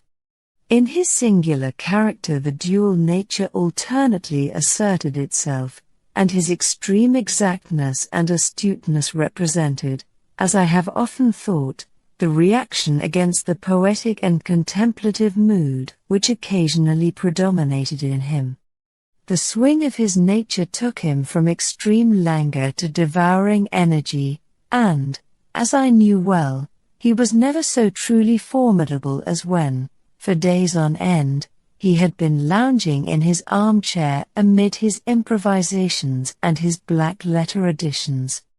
Then it was that the lust of the chase would suddenly come upon him, and that his brilliant reasoning power would rise to the level of intuition, until those who were unacquainted with his methods would look askance at him as on a man whose knowledge was not that of other mortals. When I saw him that afternoon so enwrapped in the music at St. James's Hall, I felt that an evil time might be coming upon those whom he had set himself to hunt down. "You want to go home, no doubt, Doctor," he remarked as we emerged. "Yes, it would be as well, and I have some business to do which will take some hours." This business at Coburg Square is serious. Why serious? A considerable crime is in contemplation. I have every reason to believe that we shall be in time to stop it. But today being Saturday rather complicates matters. I shall want your help tonight. At what time? 10 will be early enough. I shall be at Baker Street at 10. Very well. And, I say, Doctor, there may be some little danger, so kindly put your army revolver in your pocket. He waved his hand, turned on his heel, and disappeared in an instant among the crowd. I trust that I am not more dense than my neighbors, but I was always oppressed with a sense of my own stupidity in my dealings with Sherlock Holmes. Here I had heard what he had heard, I had seen what he had seen, and yet from his words it was evident that he saw clearly not only what had happened but what was about to happen, while to me the whole business was still confused and grotesque. As I drove home to my house in Kensington I thought over it all, from the extraordinary story of the red-headed copier of the encyclopedia down to the visit to Saxe Coburg Square, and the ominous words with which he had parted from me. What was this nocturnal expedition, and why should I go armed? Where were we going, and what were we to do? I had the hint from Holmes that this smooth-faced pawnbroker's assistant was a formidable man, a man who might play a deep game. I tried to puzzle it out, but gave it up in despair and set the matter aside until night should bring an explanation. It was 9:15 when I started from home and made my way across the park, and so through Oxford Street to Baker Street. 2 hansoms were standing at the door, and as I entered the passage I heard the sound of voices from above. On entering his room, I found Holmes in animated conversation with 2 men, one of whom I recognized as Peter Jones, the official police agent, while the other was a long, thin, sad-faced man, with a very shiny hat and oppressively respectable frock-coat. "Ha! Our party is complete," said Holmes, buttoning up his pea jacket and taking his heavy hunting crop from the rack. "Watson, I think you know Mr. Jones, of Scotland Yard? Let me introduce you to Mr. Merriweather, who is to be our companion in tonight's adventure. We're hunting in couples again, Doctor, you see," said Jones in his consequential way. "Our friend here is a wonderful man for starting a chase. All he wants is an old dog to help him to do the running down. I hope a wild goose may not prove to be the end of our chase, observed Mr. Merryweather gloomily. You may place considerable confidence in Mr. Holmes, sir, said the police agent loftily. He has his own little methods, which are, if he won't mind my saying so, just a little too theoretical and fantastic, but he has the makings of a detective in him. It is not too much to say that once or twice, as in that business of the Sholto murder and the Agra treasure, he has been more nearly correct than the official force. Oh, if you say so, Mr. Jones, it is all right, said the stranger with deference. Still, I confess that I miss my rubber. It is the first Saturday night for 27 years that I have not had my rubber. I think you will find, said Sherlock Holmes, that you will play for a higher stake tonight than you have ever done yet, and that the play will be more exciting. For you, Mr. Merryweather, the stake will be some £30,000, and for you, Jones, it will be the man upon whom you wish to lay your hands, John Clay, the murderer, thief, smasher, and forger. He's a young man, Mr. Merryweather, but he is at the head of his profession, and I would rather have my bracelets on him than on any criminal in London. He's a remarkable man, is young John Clay. His grandfather was a royal duke, and he himself has been to Eton and Oxford. His brain is as cunning as his fingers, and though we meet signs of him at every turn, we never know where to find the man himself. He'll crack a crib in Scotland one week, and be raising money to build an orphanage in Cornwall the next. I've been on his track for years and have never set eyes on him yet. I hope that I may have the pleasure of introducing you tonight. I've had 1 or 2 little turns also with Mr. John Clay, and I agree with you that he is at the head of his profession.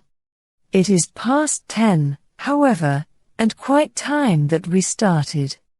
If you two will take the first hansom, Watson and I will follow in the second. Sherlock Holmes was not very communicative during the long drive and lay back in the cab humming the tunes which he had heard in the afternoon. We rattled through an endless labyrinth of gas-lit streets until we emerged into Farrington Street. "We are close there now," my friend remarked. "This fellow Merryweather is a bank director, and personally interested in the matter. I thought it as well to have Jones with us also. He is not a bad fellow, though an absolute imbecile in his profession. He has one positive virtue. He is as brave as a bulldog and as tenacious as a lobster if he gets his claws upon anyone. Here we are, and they are waiting for us." We had reached the same crowded thoroughfare in which we had found ourselves in the morning. Our cabs were dismissed, and, following the guidance of Mr. Merryweather, we passed down a narrow passage and through a side door, which he opened for us. Within there was a small corridor, which ended in a very massive iron gate. This also was opened, and led down a flight of winding stone steps, which terminated at another formidable gate. Mr. Merryweather stopped to light a lantern, and then conducted us down a dark, earth-smelling passage, and so, after opening a third door, into a huge vault or cellar, which was piled all round with crates and massive boxes. "You are not very vulnerable from above," Holmes remarked as he held up the lantern and gazed about him. "Nor from below," said Mr. Merryweather, striking his stick upon the flags which lined the floor. "Why, dear me, it sounds quite hollow," he remarked, looking up in surprise. "I must really ask you to be a little more quiet," said Holmes severely. You have already imperiled the whole success of our expedition. Might I beg that you would have the goodness to sit down upon one of those boxes, and not to interfere?"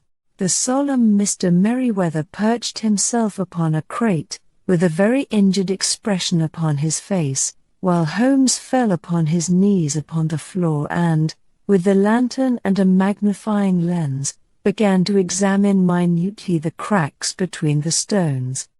A few seconds sufficed to satisfy him, for he sprang to his feet again and put his glass in his pocket. "We have at least an hour before us," he remarked, "for they can hardly take any steps until the good pawnbroker is safely in bed. Then they will not lose a minute, for the sooner they do their work the longer time they will have for their escape. We are at present, Doctor, as no doubt you have divined, in the cellar of the City branch of one of the principal London banks. Mr. Merryweather is the chairman of directors, and he will explain to you that there are reasons why the more daring criminals of London should take a considerable interest in this cellar at present. "It is our French gold," whispered the director.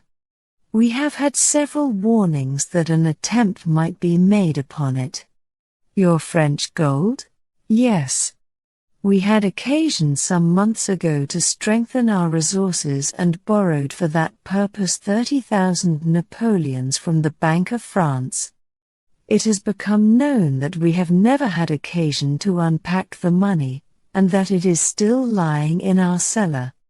The crate upon which I sit contains 2,000 Napoleons packed between layers of lead foil.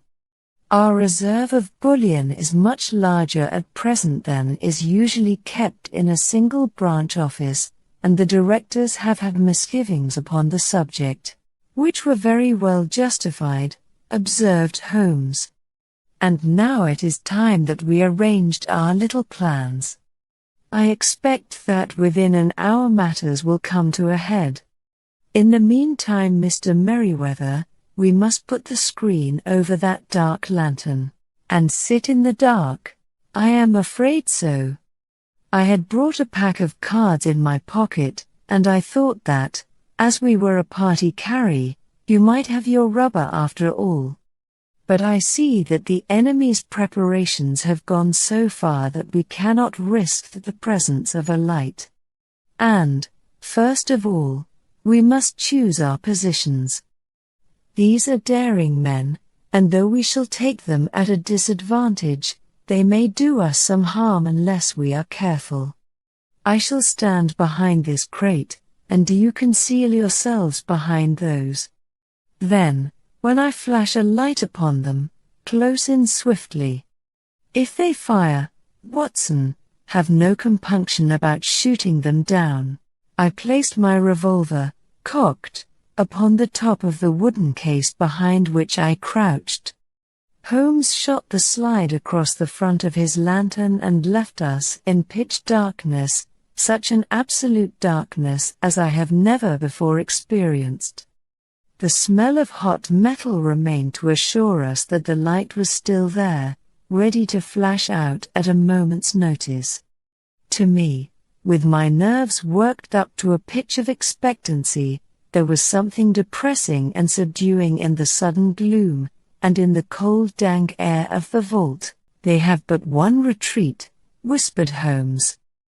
"That is back through the house into Saxe-Coburg Square. I hope that you have done what I asked you, Jones. I have an inspector and 2 officers waiting at the front door. Then we have stopped all the holes. And now we must be silent and wait." What a time it seemed!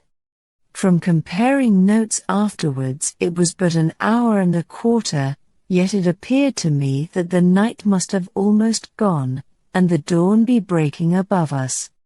My limbs were weary and stiff, for I feared to change my position, yet my nerves were worked up to the highest pitch of tension, and my hearing was so acute that I could not only hear the gentle breathing of my companions, but I could distinguish the deeper, heavier in breath of the bulky Jones from the thin, sighing note of the bank director. From my position I could look over the case in the direction of the floor. Suddenly my eyes caught the glint of a light. At first it was but a lurid spark upon the stone pavement. Then it lengthened out until it became a yellow line, and then, without any warning or sound, a gash seemed to open and a hand appeared, a white, almost womanly hand, which felt about in the center of the little area of light. For a minute or more the hand, with its writhing fingers, protruded out of the floor. Then it was withdrawn as suddenly as it appeared, and all was dark again save the single lurid spark which marked a chink between the stones. Its disappearance, however, was but momentary. With a rending, tearing sound, one of the broad, white stones turned over upon its side and left a square, gaping hole, through which streamed the light of a lantern. Over the edge there peeped a clean-cut, boyish face, which looked keenly about it, and then, with a hand on either side of the aperture, drew itself shoulder-high and waist-high, until one knee rested upon the edge. In another instant he stood at the side of the hole and was hauling after him a companion, lithe and small like himself, with a pale face and a shock of very red hair. "It's all clear," he whispered. "Have you the chisel and the bags? Great Scott! Jump, Archie, jump, and I'll swing for it." Sherlock Holmes had sprung out and seized the intruder by the collar. The other dived down the hole, and I heard the sound of rending cloth as Jones clutched at his skirts. The light flashed upon the barrel of a revolver, but Holmes' hunting crop came down on the man's wrist, and the pistol clinked upon the stone floor. "It's no use, Don Clay," said Holmes blandly. "You have no chance at all." "So I see," the other answered with the utmost coolness. "I fancy that my pal is all right, though I see you have got his coat tails." "There are 3 men waiting for him at the door," said Holmes. "Oh, indeed. You seem to have done the thing very completely. I must compliment you." "And I you," Holmes answered. "Your red-headed idea was very new and effective." "You'll see your pal again presently," said Jones.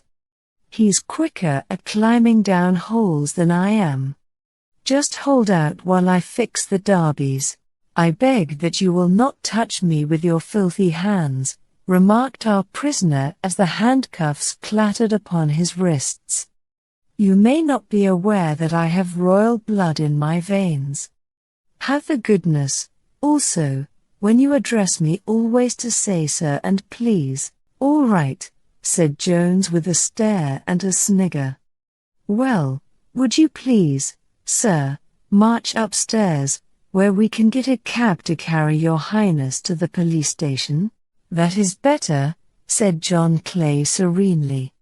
He made a sweeping bow to the 3 of us and walked quietly off in the custody of the detective. "Really, Mr. Holmes," said Mr. Merriweather as we followed them from the cellar, "I do not know how the bank can thank you or repay you. There is no doubt that you have detected and defeated in the most complete manner one of the most determined attempts at bank robbery that have ever come within my experience. I have had 1 or 2 little scores of my own to settle with Mr. John Clay," said Holmes. "I have been at some small expense over this matter, which I shall expect the bank to refund, but beyond that I am amply repaid by having had an experience which is in many ways unique, and by hearing the very remarkable narrative of the Red-Headed League. You see, Watson," he explained in the early hours of the morning as we sat over a glass of whiskey and soda in Baker Street, "it was perfectly obvious from the first that the only possible object of this rather fantastic business of the advertisement of the League and the copying of the encyclopedia, must be to get this not over bright pawnbroker out of the way for a number of hours every day. It was a curious way of managing it, but, really, it would be difficult to suggest a better. The method was no doubt suggested to Clay's ingenious mind by the color of his accomplice's hair. The £4 a week was a lure which must draw him, and what was it to them, who were playing for thousands? They put in the advertisement, one rogue has the temporary office, the other rogue incites the man to apply for it, and together they managed to secure his absence every morning in the week. From the time that I heard of the assistant having come for half wages, it was obvious to me that he had some strong motive for securing the situation. But how could you guess what the motive was? Had there been women in the house, I should have suspected a mere vulgar intrigue. That, however, was out of the question. The man's business was a small one, and there was nothing in his house which could account for such elaborate preparations, and such an expenditure as they were at. It must, then, be something out of the house. What could it be? I thought of the assistant's fondness for photography, and his trick of vanishing into the cellar. The cellar. There was the end of this tangled clue. Then I made inquiries as to this mysterious assistant and found that I had to deal with one of the coolest and most daring criminals in London. He was doing something in the cellar, something which took many hours a day for months on end. What could it be, once more? I could think of nothing save that he was running a tunnel to some other building. So far I had got when we went to visit the scene of action. I surprised you by beating upon the pavement with my stick. I was ascertaining whether the cellar stretched out in front or behind. It was not in front. Then I rang the bell, and, as I hoped, the assistant answered it. We have had some skirmishes, but we had never set eyes upon each other before. I hardly looked at his face. His knees were what I wished to see. You must yourself have remarked how worn, wrinkled, and stained they were. They spoke of those hours of burrowing. The only remaining point was what they were burrowing for. I walked round the corner, saw the City and Suburban Bank abutted on our friend's premises, and felt that I had solved my problem. When you drove home after the concert I called upon Scotland Yard and upon the chairman of the bank directors, with the result that you have seen. And how could you tell that they would make their attempt tonight? I asked. Well, when they closed their league offices, that was a sign that they cared no longer about Mr. Jabez Wilson's presence, in other words, that they had completed their tunnel. But it was essential that they should use it soon, as it might be discovered, or the bullion might be removed. Saturday would suit them better than any other day, as it would give them 2 days for their escape. For all these reasons I expected them to come tonight. You reasoned it out beautifully, I exclaimed in unfeigned admiration. It is so long a chain, and yet every link rings true. It saved me from ennui, he answered, yawning. Alas! I already feel it closing in upon me. My life is spent in one long effort to escape from the commonplaces of existence. These little problems help me to do so. And you are a benefactor of the race, said I. He shrugged his shoulders. Well, perhaps, after all, it is of some little use, he remarked. L'homme c'est rien, l'œuvre c'est tout, as Gustave Flaubert wrote to George Sand. My dear fellow, said Sherlock Holmes as we sat on either side of the fire in his lodgings at Baker Street, life is infinitely stranger than anything which the mind of man could invent. We would not dare to conceive the things which are really mere commonplaces of existence. If we could fly out of that window hand in hand, hover over this great city, gently remove the roofs, and peep in at the queer things which are going on, the strange coincidences, the plannings, the cross-purposes, the wonderful chains of events, working through generations, and leading to the most outre results, it would make all fiction with its conventionalities and foreseen conclusions most stale and unprofitable. And yet I am not convinced of it, I answered.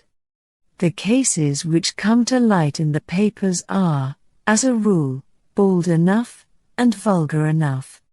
We have in our police reports realism pushed to its extreme limits, and yet the result is, it must be confessed, neither fascinating nor artistic. I smiled and shook my head. I can quite understand your thinking so, I said.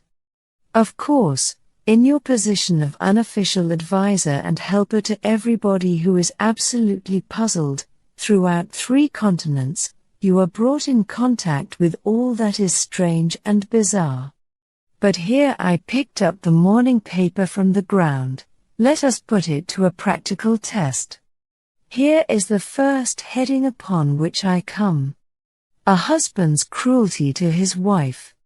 There is half a column of print, but I know without reading it that it is all perfectly familiar to me. There is, of course, the other woman, the drink, the push, the blow, the bruise, the sympathetic sister or landlady. The crudest of writers could invent nothing more crude. Indeed, your example is an unfortunate one for your argument, said Holmes, taking the paper and glancing his eye down it. This is the Dundas separation case, and, as it happens, I was engaged in clearing up some small points in connection with it.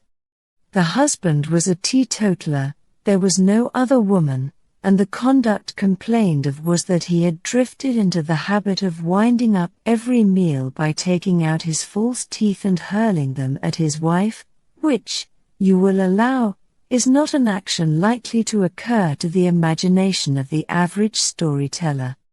Take a pinch of snuff, doctor, and acknowledge that I have scored over you in your example. He held out his snuff-box of old gold, with a great amethyst in the center of the lid. Its splendor was in such contrast to his homely ways and simple life that I could not help commenting upon it. Ah, said he, I forgot that I had not seen you for some weeks. It is a little souvenir from the King of Bohemia in return for my assistance in the case of the Irene Adler papers. And the ring? I asked, glancing at a remarkable brilliant which sparkled upon his finger. It was from the reigning family of Holland, though the matter in which I served them was of such delicacy that I cannot confide it even to you, who have been good enough to chronicle 1 or 2 of my little problems. And have you any on hand just now? I asked with interest. Some 10 or 12. But none which present any feature of interest. They are important, you understand, without being interesting. Indeed, I have found that it is usually in unimportant matters that there is a field for the observation, and for the quick analysis of cause and effect which gives the charm to an investigation. The larger crimes are apt to be the simpler, for the bigger the crime the more obvious, as a rule, is the motive. In these cases, save for one rather intricate matter which has been referred to me from Marseille, there is nothing which presents any features of interest. It is possible, however, that I may have something better before very many minutes are over, for this is one of my clients, or I am much mistaken. He had risen from his chair and was standing between the parted blinds gazing down into the dull neutral-tinted London street.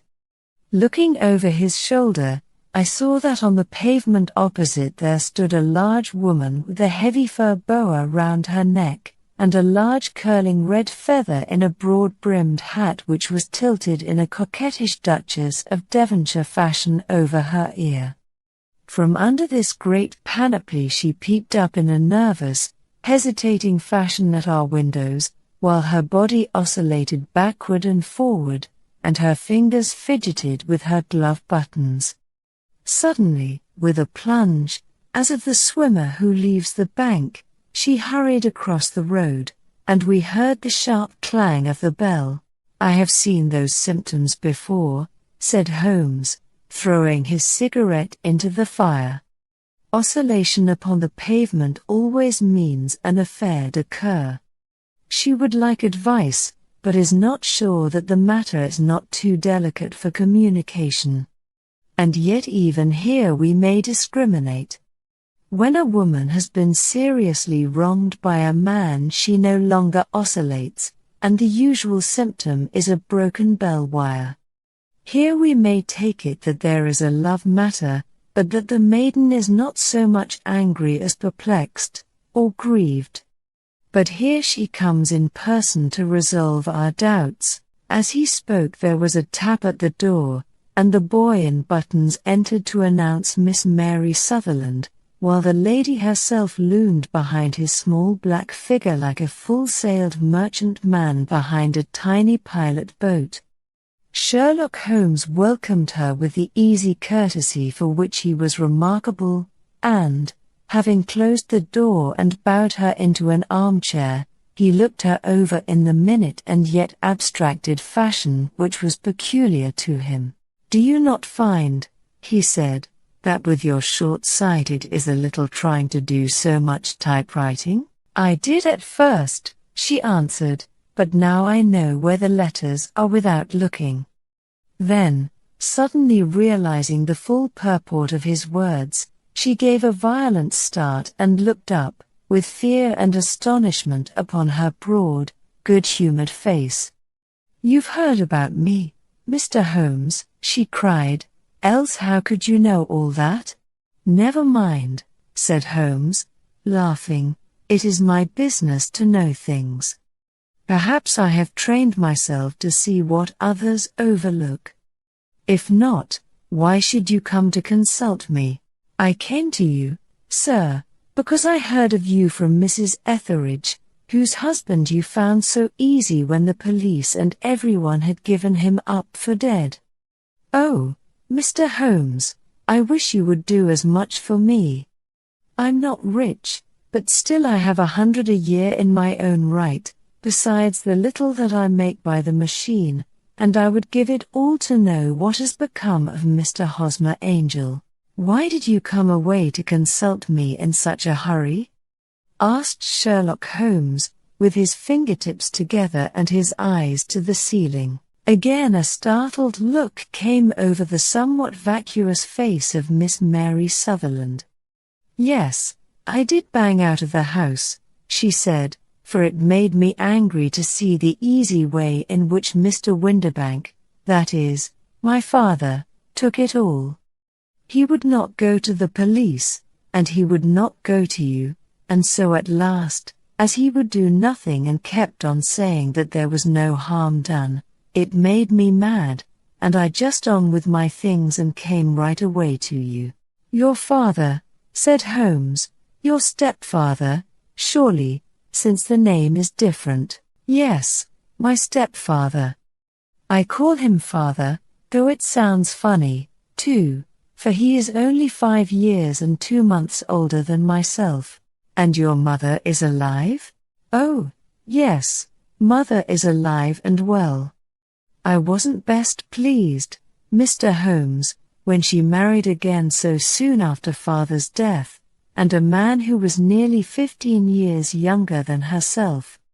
Father was a plumber in the Tottenham Court Road, and he left a tidy business behind him, which mother carried on with Mr. Hardy, the foreman, but when Mr. Windibank came he made her sell the business, for he was very superior, being a traveller in wines. They got £4,700 for the goodwill and interest, which wasn't near as much as father could have got if he had been alive. I had expected to see Sherlock Holmes impatient under this rambling and inconsequential narrative, but, on the contrary, he had listened with the greatest concentration of attention. "Your own little income," he asked, "does it come out of the business?" "Oh, no, sir. It is quite separate and was left me by my Uncle Ned in Auckland. It is in New Zealand stock, paying 4.5%. £2,500 was the amount, but I can only touch the interest." "You interest me extremely," said Holmes. "And since you draw so large a sum as 100 a year, with what you earn into the bargain, you no doubt travel a little and indulge yourself in every way. I believe that a single lady can get on very nicely upon an income of about £60. I could do with much less than that, Mr. Holmes, but you understand that as long as I live at home I don't wish to be a burden to them, and so they have the use of the money just while I am staying with them. Of course, that is only just for the time. Mr. Windibank draws my interest every quarter and pays it over to mother, and I find that I can do pretty well with what I earn at typewriting. It brings me twopence a sheet, and I can often do from 15 to 20 sheets in a day." "You have made your position very clear to me," said Holmes. "This is my friend, Dr. Watson, before whom you can speak as freely as before myself. Kindly tell us now all about your connection with Mr. Hosmer Angel." A flush stole over Miss Sutherland's face, and she picked nervously at the fringe of her jacket. "I met him first at the gasfitters' ball," she said.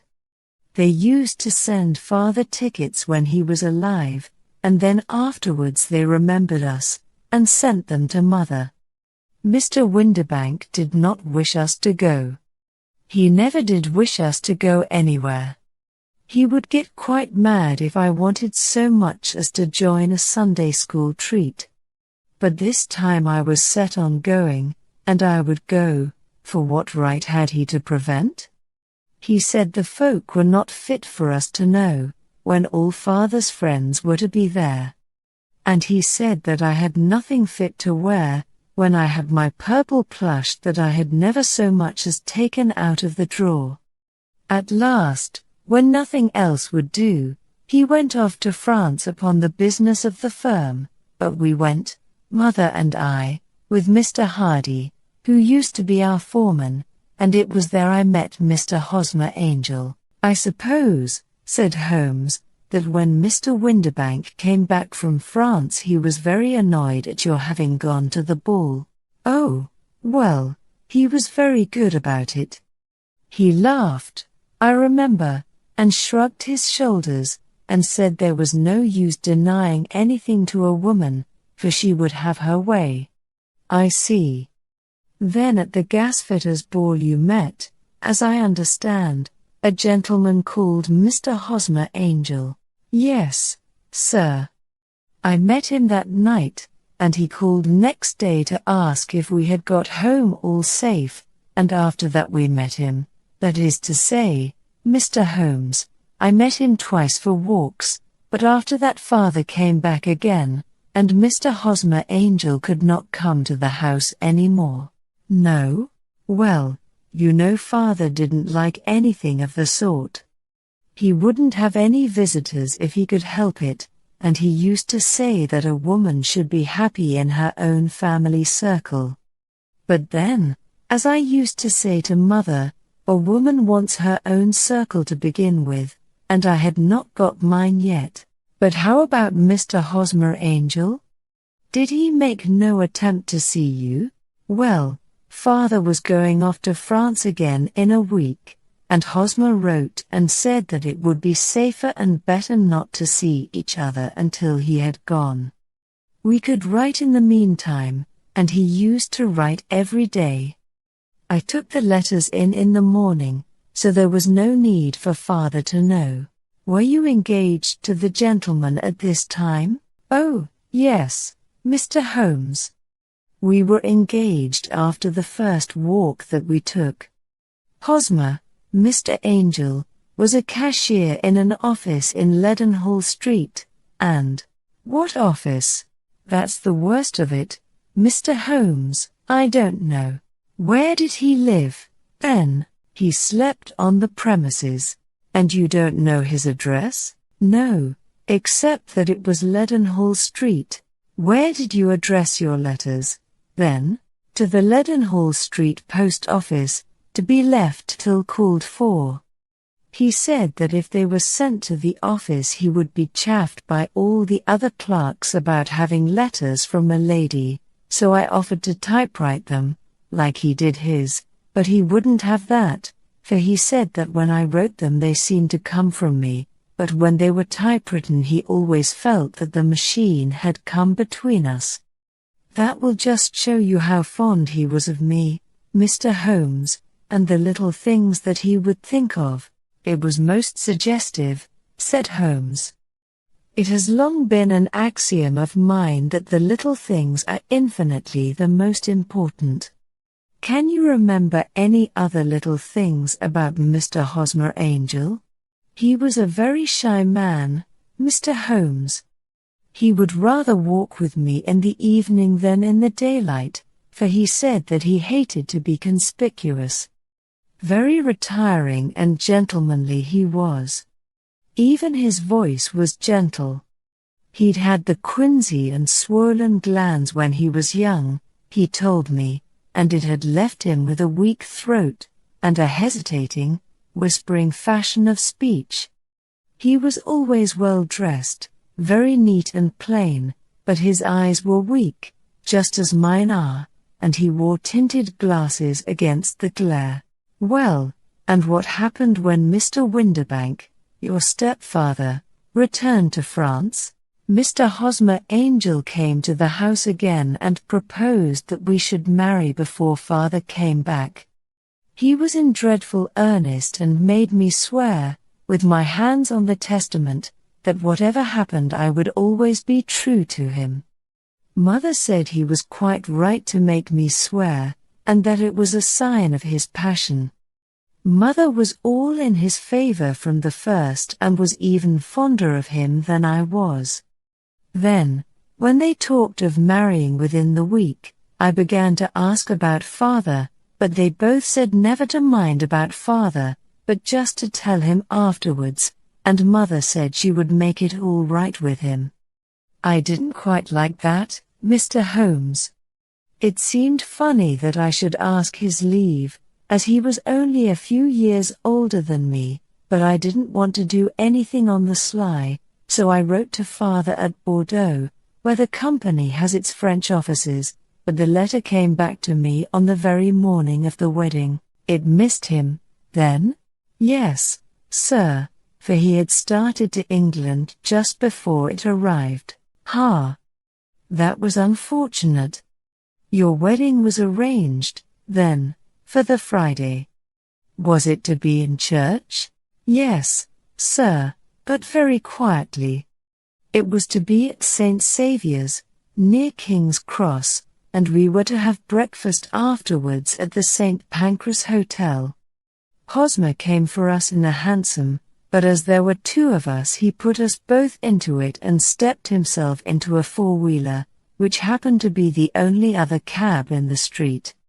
We got to the church first, and when the four-wheeler drove up we waited for him to step out, but he never did, and when the cabman got down from the box and looked there was no one there.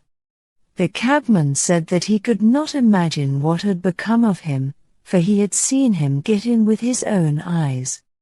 That was last Friday, Mr. Holmes, and I have never seen or heard anything since then to throw any light upon what became of him. It seems to me that you have been very shamefully treated, said Holmes. Oh, no, sir. He was too good and kind to leave me so. Why, All the morning he was saying to me that, whatever happened, I was to be true, and that even if something quite unforeseen occurred to separate us, I was always to remember that I was pledged to him, and that he would claim his pledge sooner or later. It seemed strange talk for a wedding morning, but what has happened since gives a meaning to it.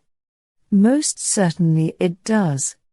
Your own opinion is, then, that some unforeseen catastrophe has occurred to him. Yes, sir. I believe that he foresaw some danger, or else he would not have talked so.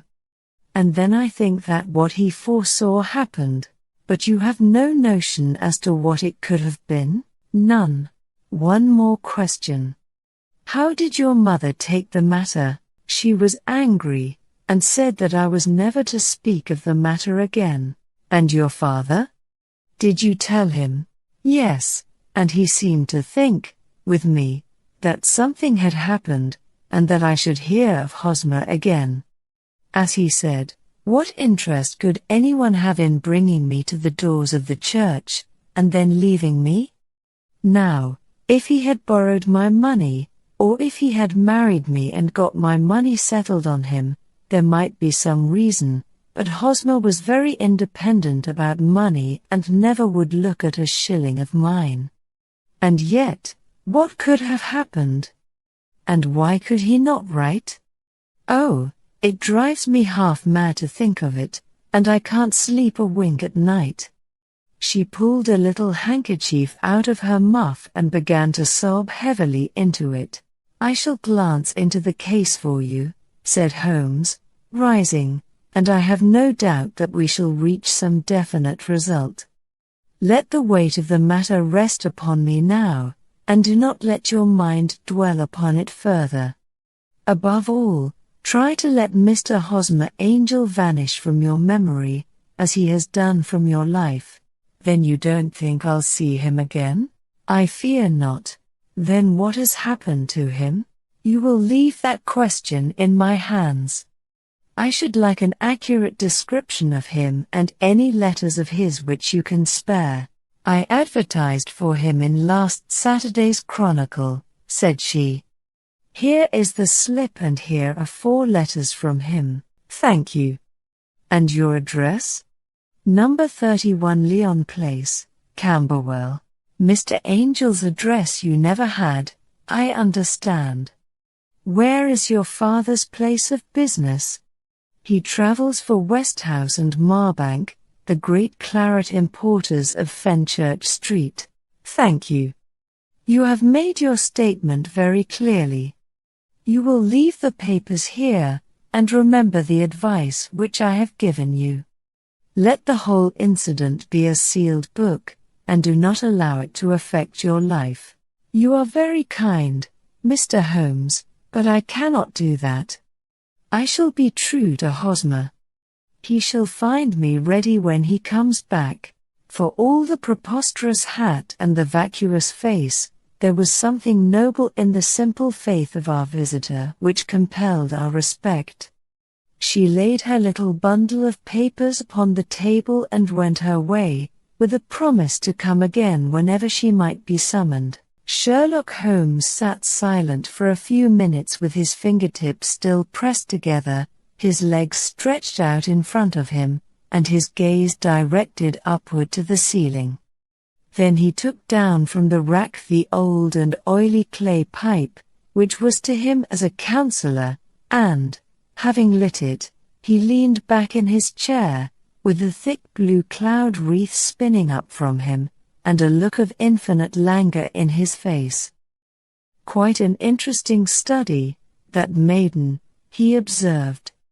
I found her more interesting than her little problem, which, by the way, is rather a trite one.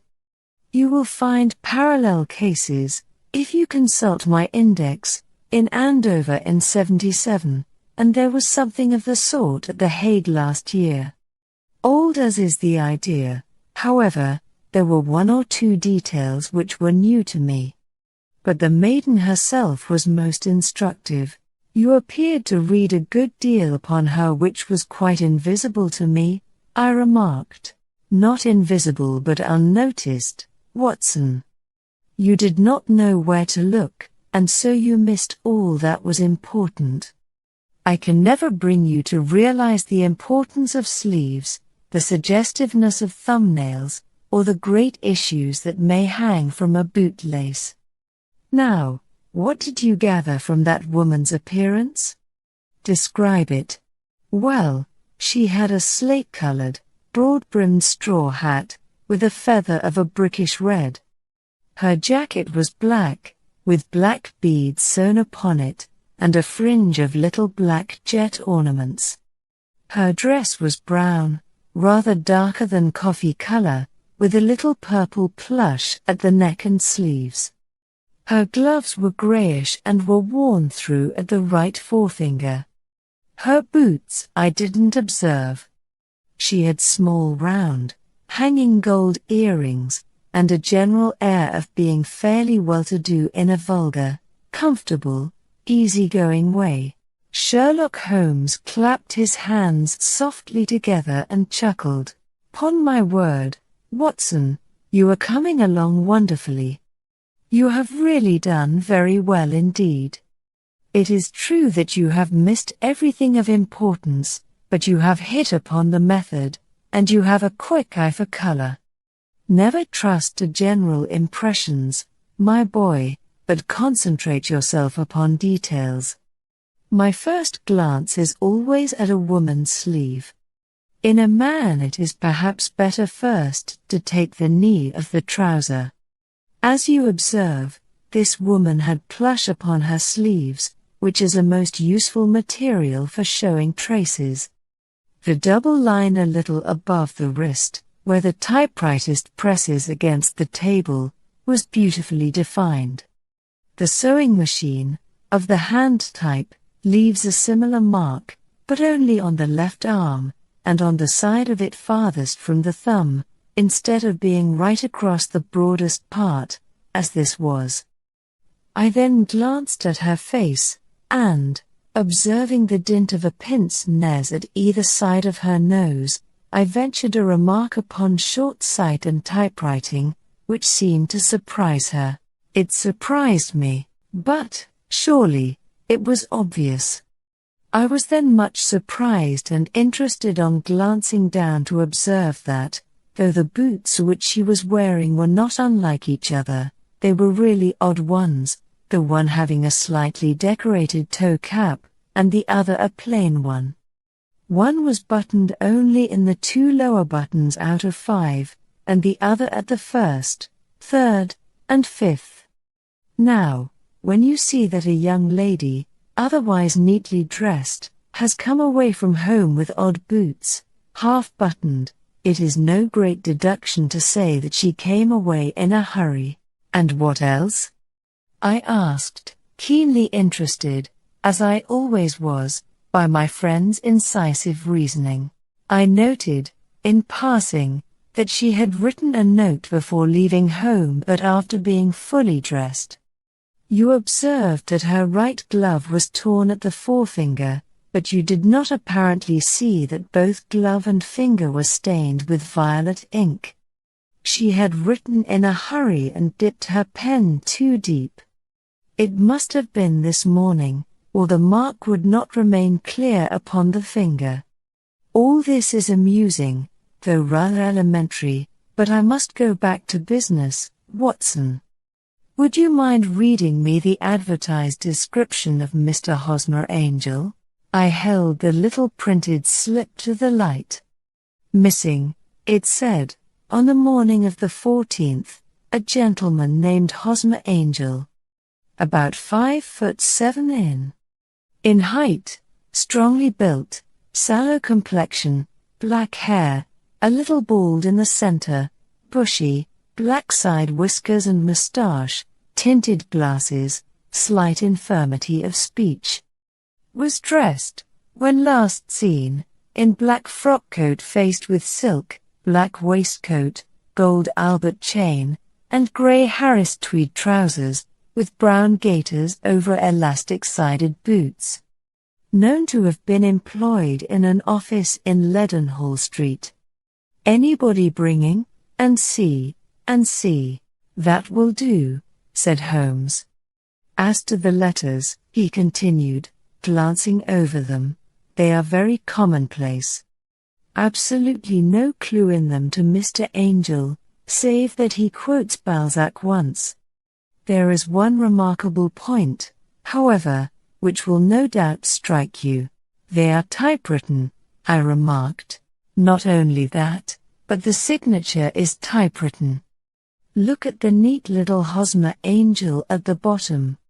There is a date, you see, but no superscription except Leadenhall Street, which is rather vague.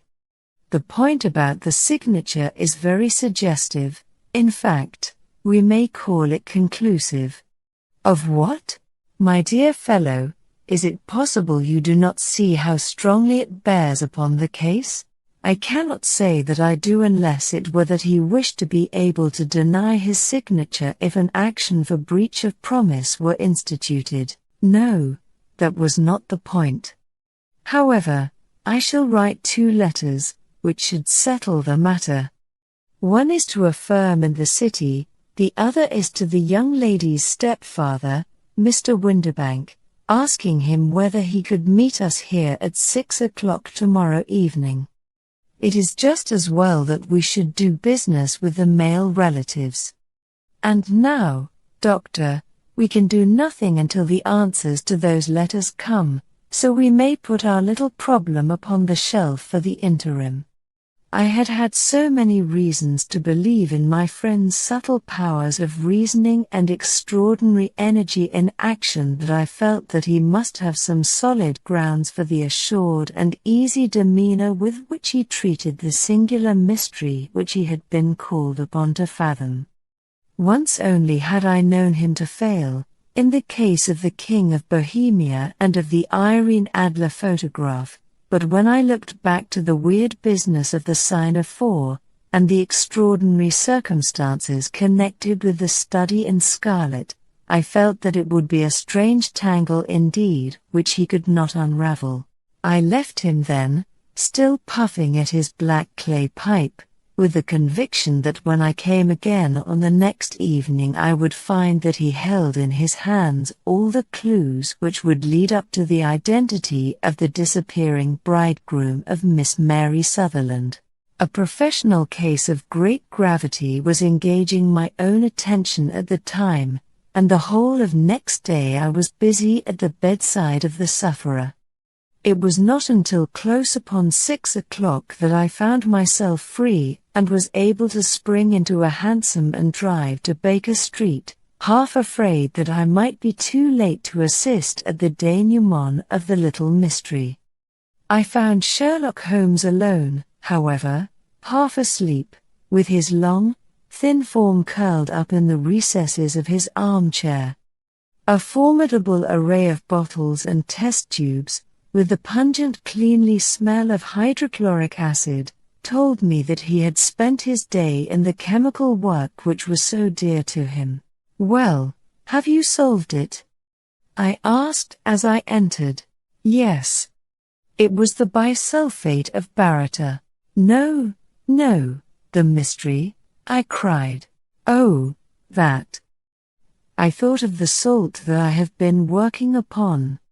There was never any mystery in the matter, though, as I said yesterday, some of the details are of interest.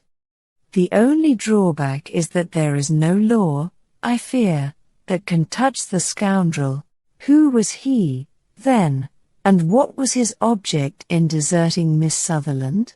The question was hardly out of my mouth, and Holmes had not yet opened his lips to reply, when we heard a heavy footfall in the passage and a tap at the door. "This is the girl's stepfather, Mr. James Windibank," said Holmes.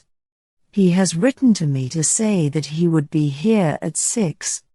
Come in." The man who entered was a sturdy, middle-sized fellow, some 30 years of age, clean-shaven, and sallow-skinned, with a bland, insinuating manner, and a pair of wonderfully sharp and penetrating grey eyes. He shot a questioning glance at each of us, placed his shiny top hat upon the sideboard, and with a slight bow sidled down into the nearest chair. "Good evening, Mr. James Windibank," said Holmes. "I think that this typewritten letter is from you, in which you made an appointment with me for 6 o'clock. "Yes, sir. I am afraid that I am a little late, but I am not quite my own master, you know. I am sorry that Miss Sutherland has troubled you about this little matter, for I think it is far better not to wash linen of the sort in public. It was quite against my wishes that she came, but she is a very excitable, impulsive girl, as you may have noticed, and she is not easily controlled when she has made up her mind on a point. Of course, I did not mind you so much, as you are not connected with the official police, but it is not pleasant to have a family misfortune like this noised abroad. Besides, it is a useless expense, for how could you possibly find this Hosmer Angel? On the contrary," said Holmes quietly, "I have every reason to believe that I will succeed in discovering Mr. Hosmer Angel." Mr. Windibank gave a violent start and dropped his gloves. "I am delighted to hear it," he said. "It is a curious thing," remarked Holmes, "that a typewriter has really quite as much individuality as a man's handwriting. Unless they are quite new, no two of them write exactly alike. Some letters get more worn than others, and some wear only on one side. Now, you remark in this note of yours, Mr. Windibank, that in every case there is some little slurring over of the E, and a slight defect in the tail of the R. There are 14 other characteristics, but those are the more obvious. We do all our correspondence with this machine at the office, and no doubt it is a little worn," our visitor answered, glancing keenly at Holmes with his bright little eyes. "And now I will show you what is really a very interesting study, Mr. Windibank," Holmes continued. "I think of writing another little monograph some of these days on the typewriter and its relation to crime. It is a subject to which I have devoted some little attention. I have here 4 letters which purport to come from the missing man. They are all typewritten. In each case, not only are the E's slurred and the R's tailless, but you will observe, if you care to use my magnifying lens, that the 14 other characteristics to which I have alluded are there as well." Mr. Windibank sprang out of his chair and picked up his hat. "I cannot waste time over this sort of fantastic talk, Mr. Holmes," he said.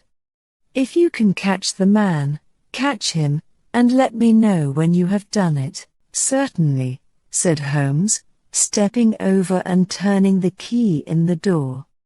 "I let you know, then, that I have caught him." "What? Where?" shouted Mr. Windibank, turning white to his lips and glancing about him like a rat in a trap.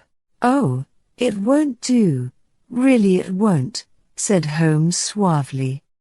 "There is no possible getting out of it, Mr. Windibank.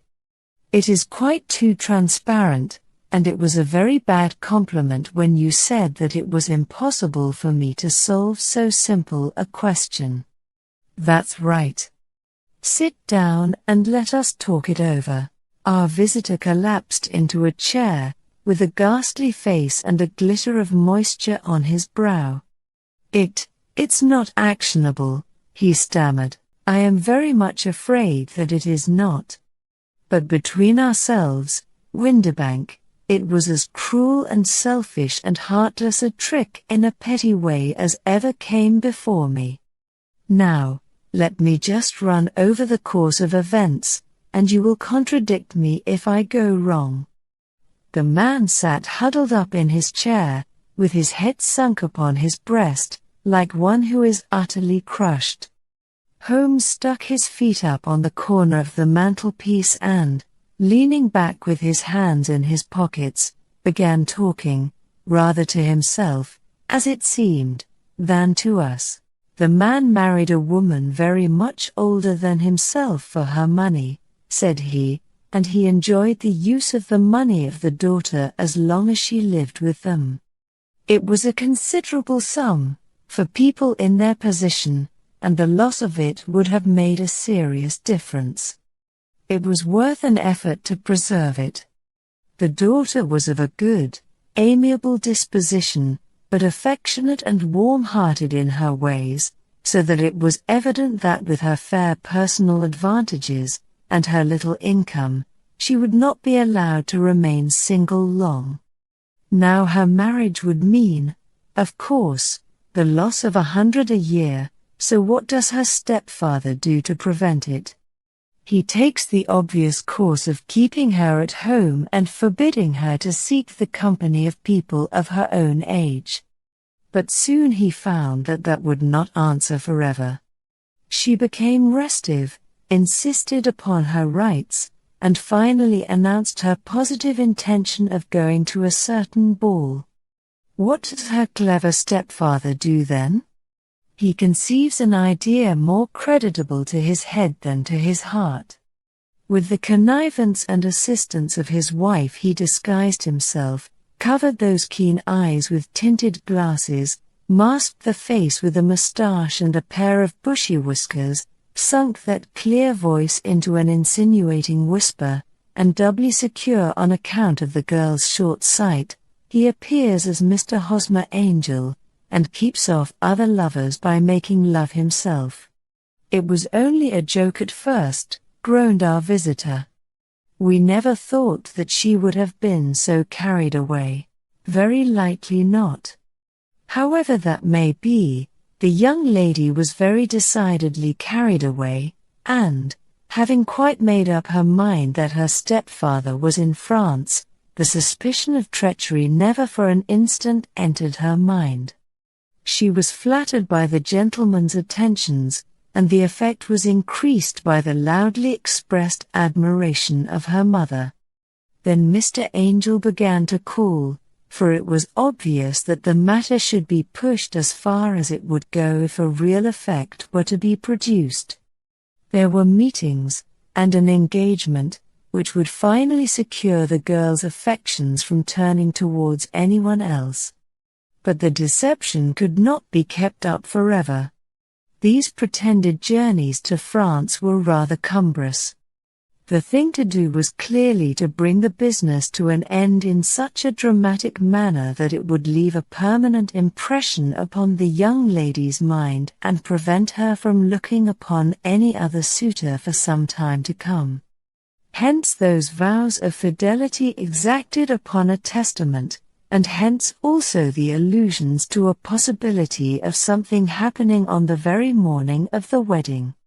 James Windibank wished Miss Sutherland to be so bound to the Hosmer Angel, and so uncertain as to his fate, that for 10 years to come, at any rate, she would not listen to another man. As far as the church door he brought her, and then, as he could go no farther, he conveniently vanished away by the old trick of stepping in at one door of a four-wheeler and out at the other. I think that was the chain of events, Mr. Windibank.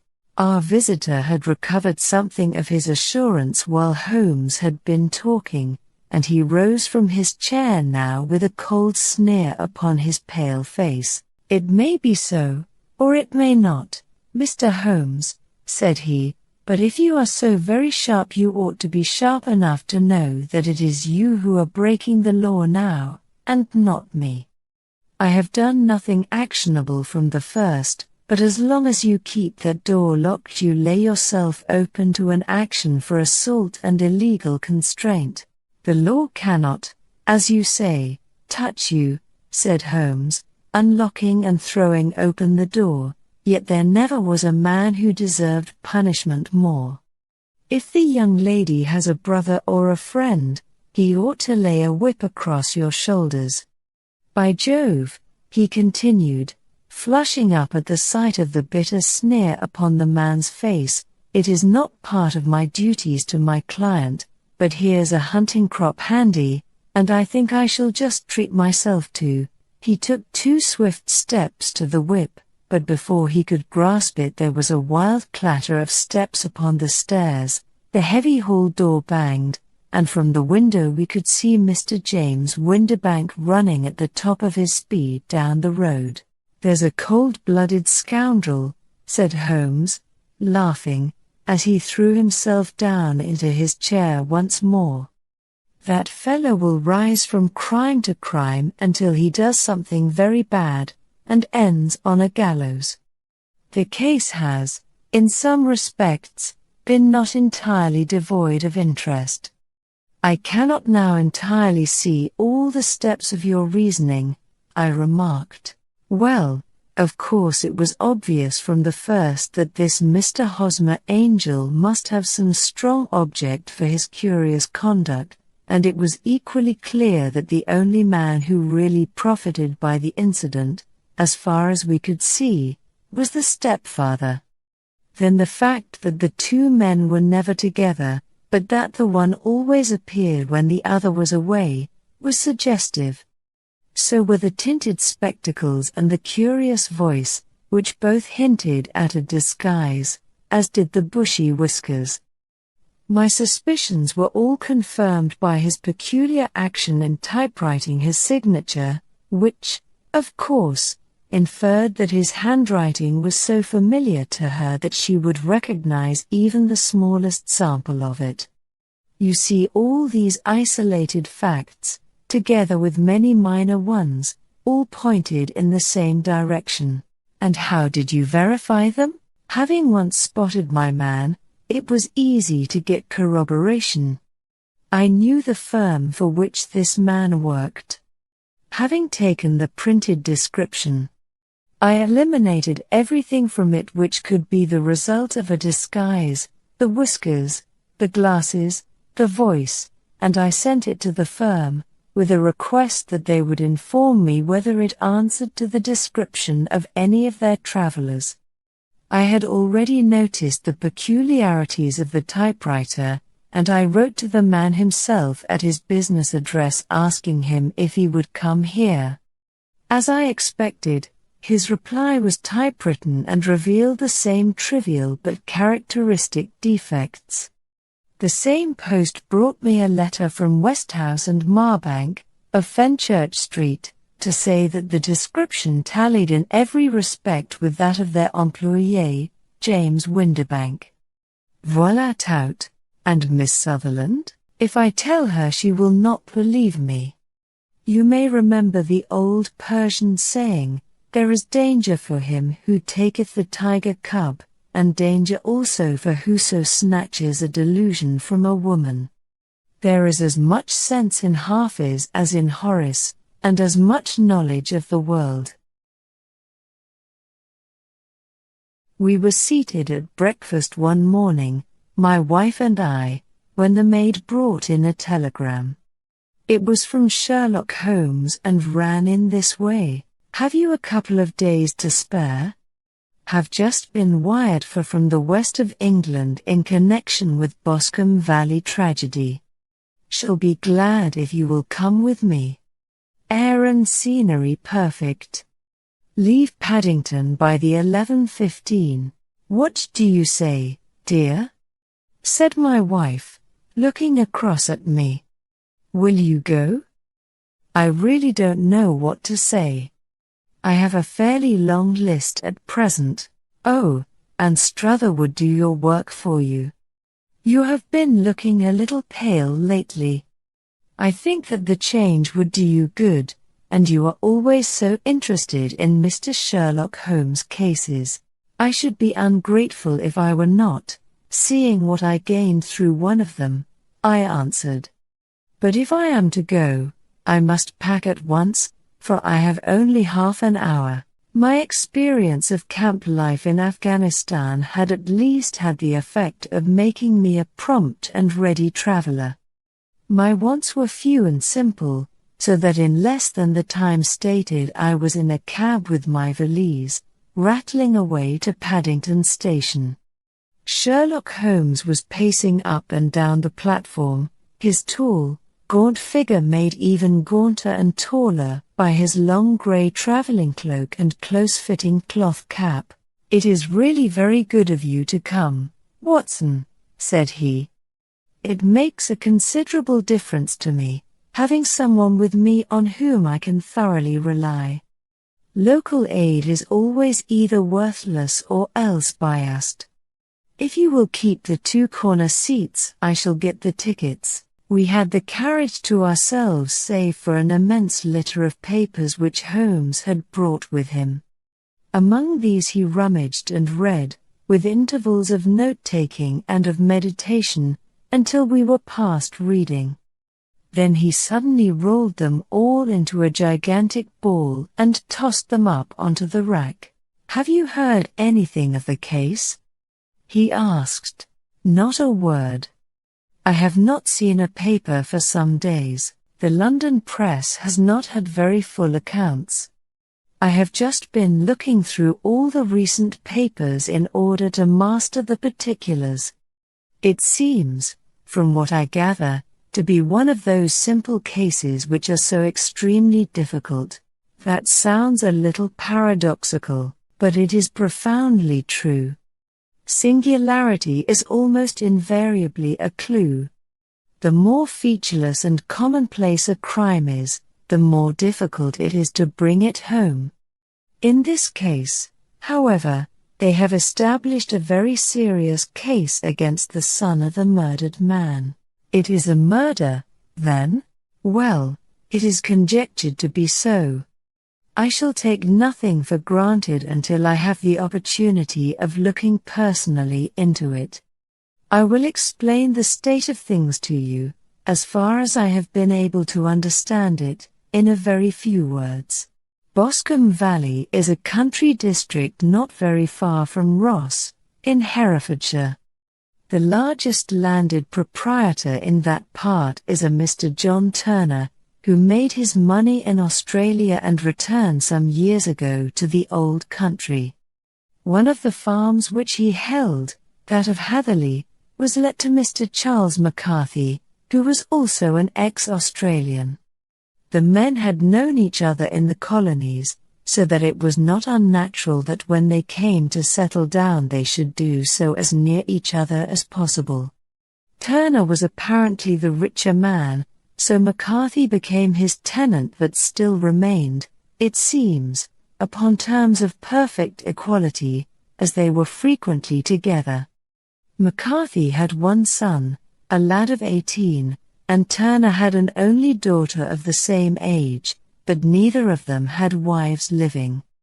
They appear to have avoided the society of the neighboring English families and to have led retired lives, though both the McCarthys were fond of sport and were frequently seen at the race meetings of the neighborhood. McCarthy kept 2 servants, a man and a girl. Turner had a considerable household, some half-dozen at the least. That is as much as I have been able to gather about the families. Now for the facts. On June 3rd, that is, on Monday last, McCarthy left his house at Hatherley about 3 in the afternoon and walked down to the Boscombe Pool, which is a small lake formed by the spreading out of the stream which runs down the Boscombe Valley. He had been out with his serving man in the morning at Ross, and he had told the man that he must hurry, as he had an appointment of importance to keep at 3. From that appointment he never came back alive. From Hatherley farmhouse to the Boscombe Pool is 1/4 mile, and 2 people saw him as he passed over this ground. One was an old woman, whose name is not mentioned, and the other was William Crowder, a gamekeeper in the employ of Mr. Turner. Both these witnesses depose that Mr. McCarthy was walking alone. The gamekeeper adds that within a few minutes of his seeing Mr. McCarthy pass he had seen his son, Mr. James McCarthy, going the same way with a gun under his arm.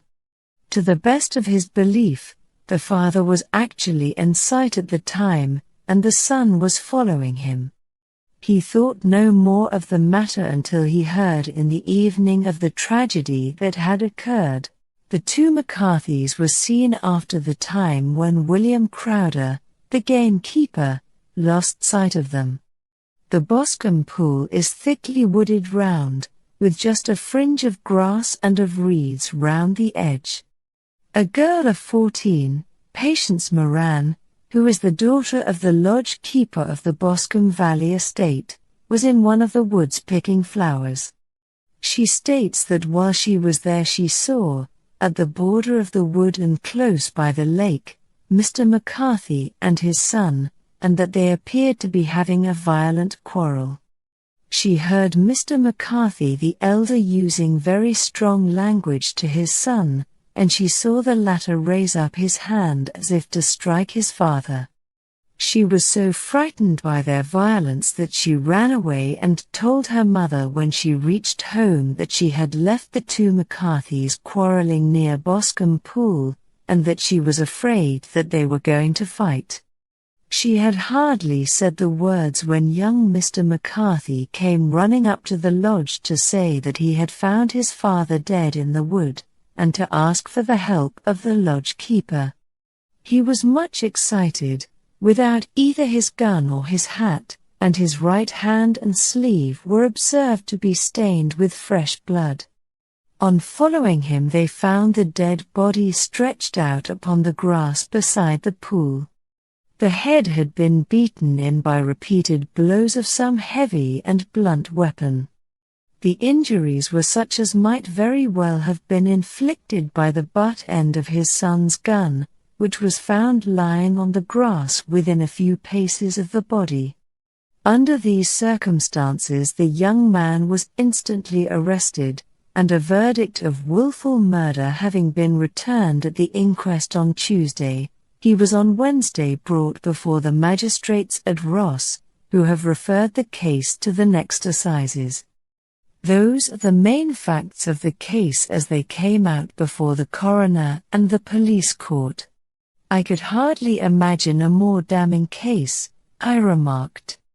If ever circumstantial evidence pointed to a criminal, it does so here. Circumstantial evidence is a very tricky thing, answered Holmes thoughtfully. It may seem to point very straight to one thing, but if you shift your own point of view a little, you may find it pointing in an equally uncompromising manner to something entirely different. It must be confessed, however, that the case looks exceedingly grave against the young man, and it is very possible that he is indeed the culprit. There are several people in the neighborhood, however, and among them Miss Turner, the daughter of the neighboring landowner, who believe in his innocence, and who have retained Lestrade, whom you may recollect in connection with the study in scarlet, to work out the case in his interest.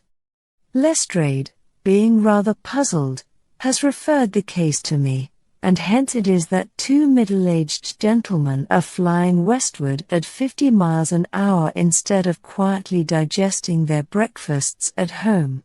I am afraid, said I, that the facts are so obvious that you will find little credit to be gained out of this case. There is nothing more deceptive than an obvious fact, he answered, laughing. Besides, we may chance to hit upon some other obvious facts which may have been by no means obvious to Mr. Lestrade. You know me too well to think that I am boasting when I say that I shall either confirm or destroy his theory by means which he is quite incapable of employing, or even of understanding. To take the first example to hand, I very clearly perceive that in your bedroom the window is upon the right-hand side, and yet I question whether Mr. Lestrade would have noted even so self-evident a thing as that. How on earth? My dear fellow, I know you well. I know the military neatness which characterizes you. You shave every morning, and in this season you shave by the sunlight, but since your shaving is less and less complete as we get farther back on the left side, until it becomes positively slovenly as we get round the angle of the jaw, it is surely very clear that that side is less illuminated than the other. I could not imagine a man of your habits looking at himself in an equal light and being satisfied with such a result. I only quote this as a trivial example of observation and inference. Therein lies my métier, and it is just possible that it may be of some service in the investigation which lies before us. There are one or two minor points which were brought out in the inquest, and which are worth considering. What are they? It appears that his arrest did not take place at once, but after the return to Hatherley Farm. On the inspector of constabulary informing him that he was a prisoner, he remarked that he was not surprised to hear it, and that it was no more than his deserts. This observation of his had the natural effect of removing any traces of doubt which might have remained in the minds of the coroner's jury. It was a confession, I ejaculated. No, for it was followed by a protestation of innocence. Coming on the top of such a damning series of events, it was at least a most suspicious remark. On the contrary, said Holmes, it is the brightest rift which I can at present see in the clouds. However innocent he might be, he could not be such an absolute imbecile as not to see that the circumstances were very black against him. Had he appeared surprised at his own arrest, or feigned indignation at it, I should have looked upon it as highly suspicious, because such surprise or anger would not be natural under the circumstances, and yet might appear to be the best policy to a scheming man. His frank acceptance of the situation marks him as either an innocent man, or else as a man of considerable self-restraint and firmness. As to his remark about his deserts, it was also not unnatural if you consider that he stood beside the dead body of his father, and that there is no doubt that he had that very day so far forgotten his filial duty as to bandy words with him, and even, according to the little girl whose evidence is so important, to raise his hand as if to strike him. The self-reproach and contrition which are displayed in his remark appear to me to be the signs of a healthy mind rather than a guilty one. I shook my head. Many men have been hanged on far slighter evidence, I remarked. So they have. And many men have been wrongfully hanged. What is the young man's own account of the matter? It is, I am afraid, not very encouraging to his supporters, though there are one or two points in it which are suggestive. You will find it here, and may read it for yourself. He picked out from his bundle a copy of the local Herefordshire paper, and having turned down the sheet he pointed out the paragraph in which the unfortunate young man had given his own statement of what had occurred. I settled myself down in the corner of the carriage and read it very carefully. It ran in this way. Mr. James McCarthy, the only son of the deceased, was then called and gave evidence as follows. I had been away from home for 3 days at Bristol, and had only just returned upon the morning of last Monday, the 3rd. My father was absent from home at the time of my arrival, and I was informed by the maid that he had driven over to Ross with John Cobb, the groom. Shortly after my return I heard the wheels of his trap in the yard, and, looking out of my window, I saw him get out and walk rapidly out of the yard, though I was not aware in which direction he was going. I then took my gun and strolled out in the direction of the Boscombe Pool, with the intention of visiting the rabbit warren which is upon the other side. On my way I saw William Crowder, the gamekeeper, as he had stated in his evidence, but he is mistaken in thinking that I was following my father. I had no idea that he was in front of me.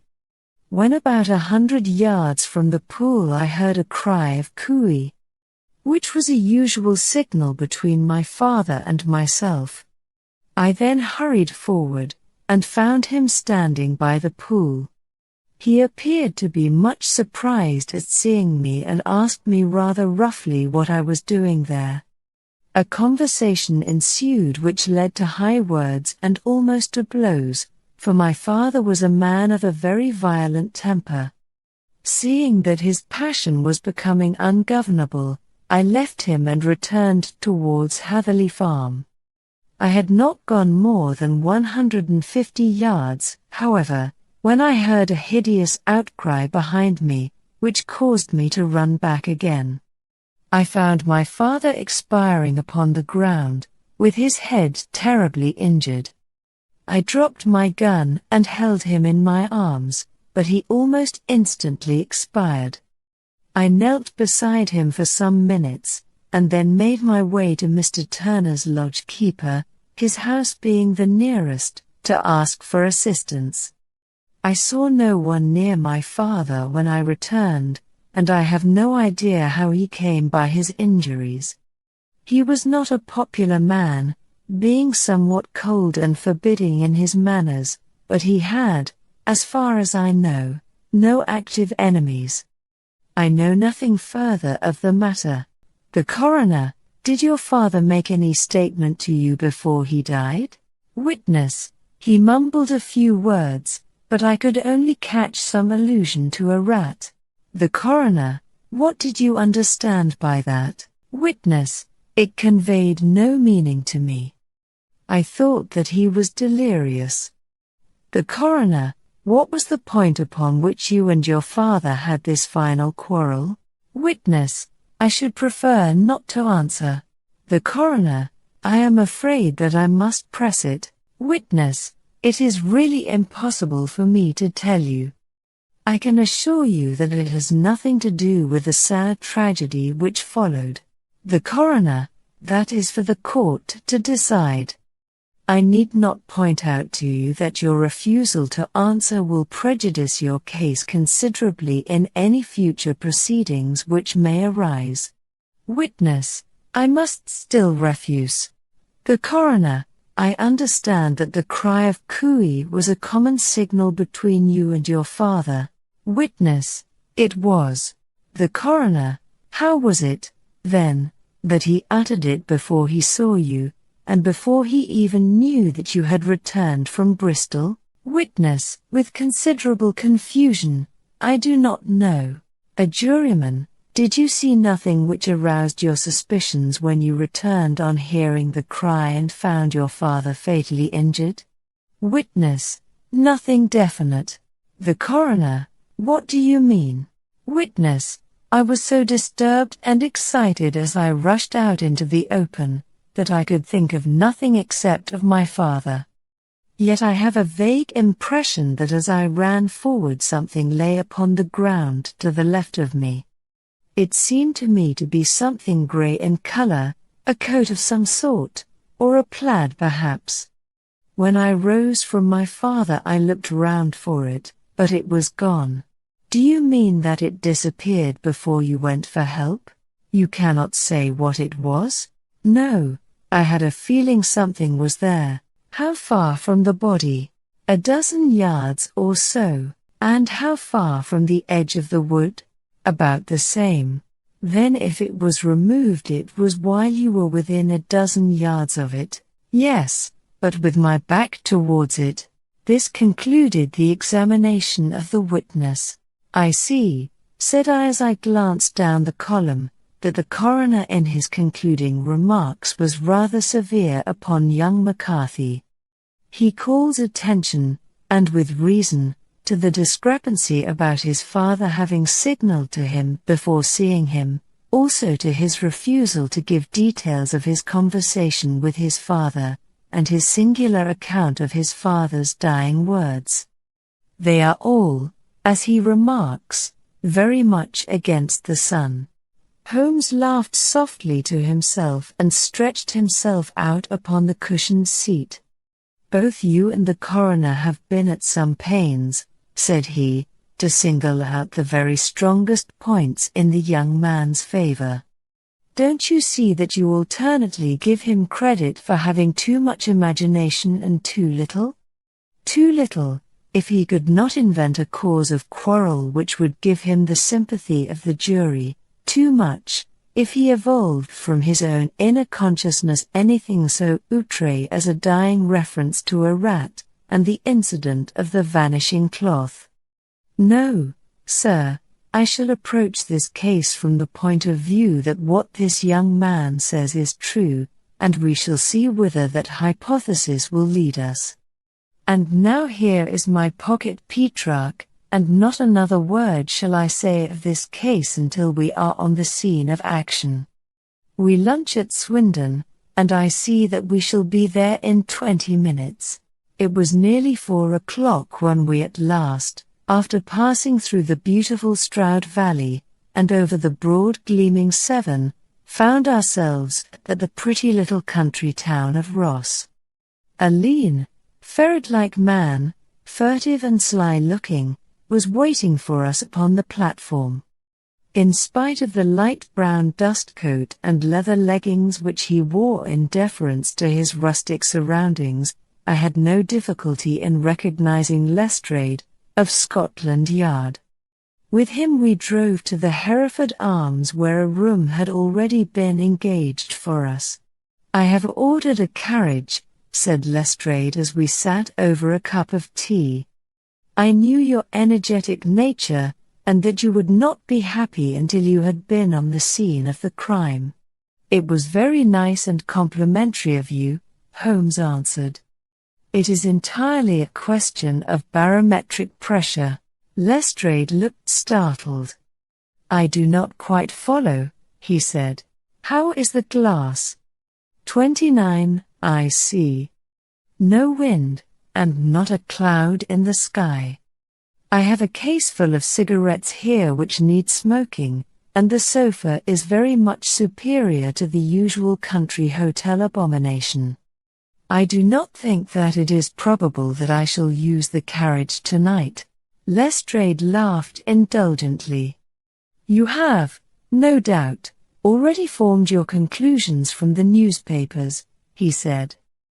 The case is as plain as a pikestaff, and the more one goes into it the plainer it becomes. Still, of course, one can't refuse a lady, and such a very positive one, too.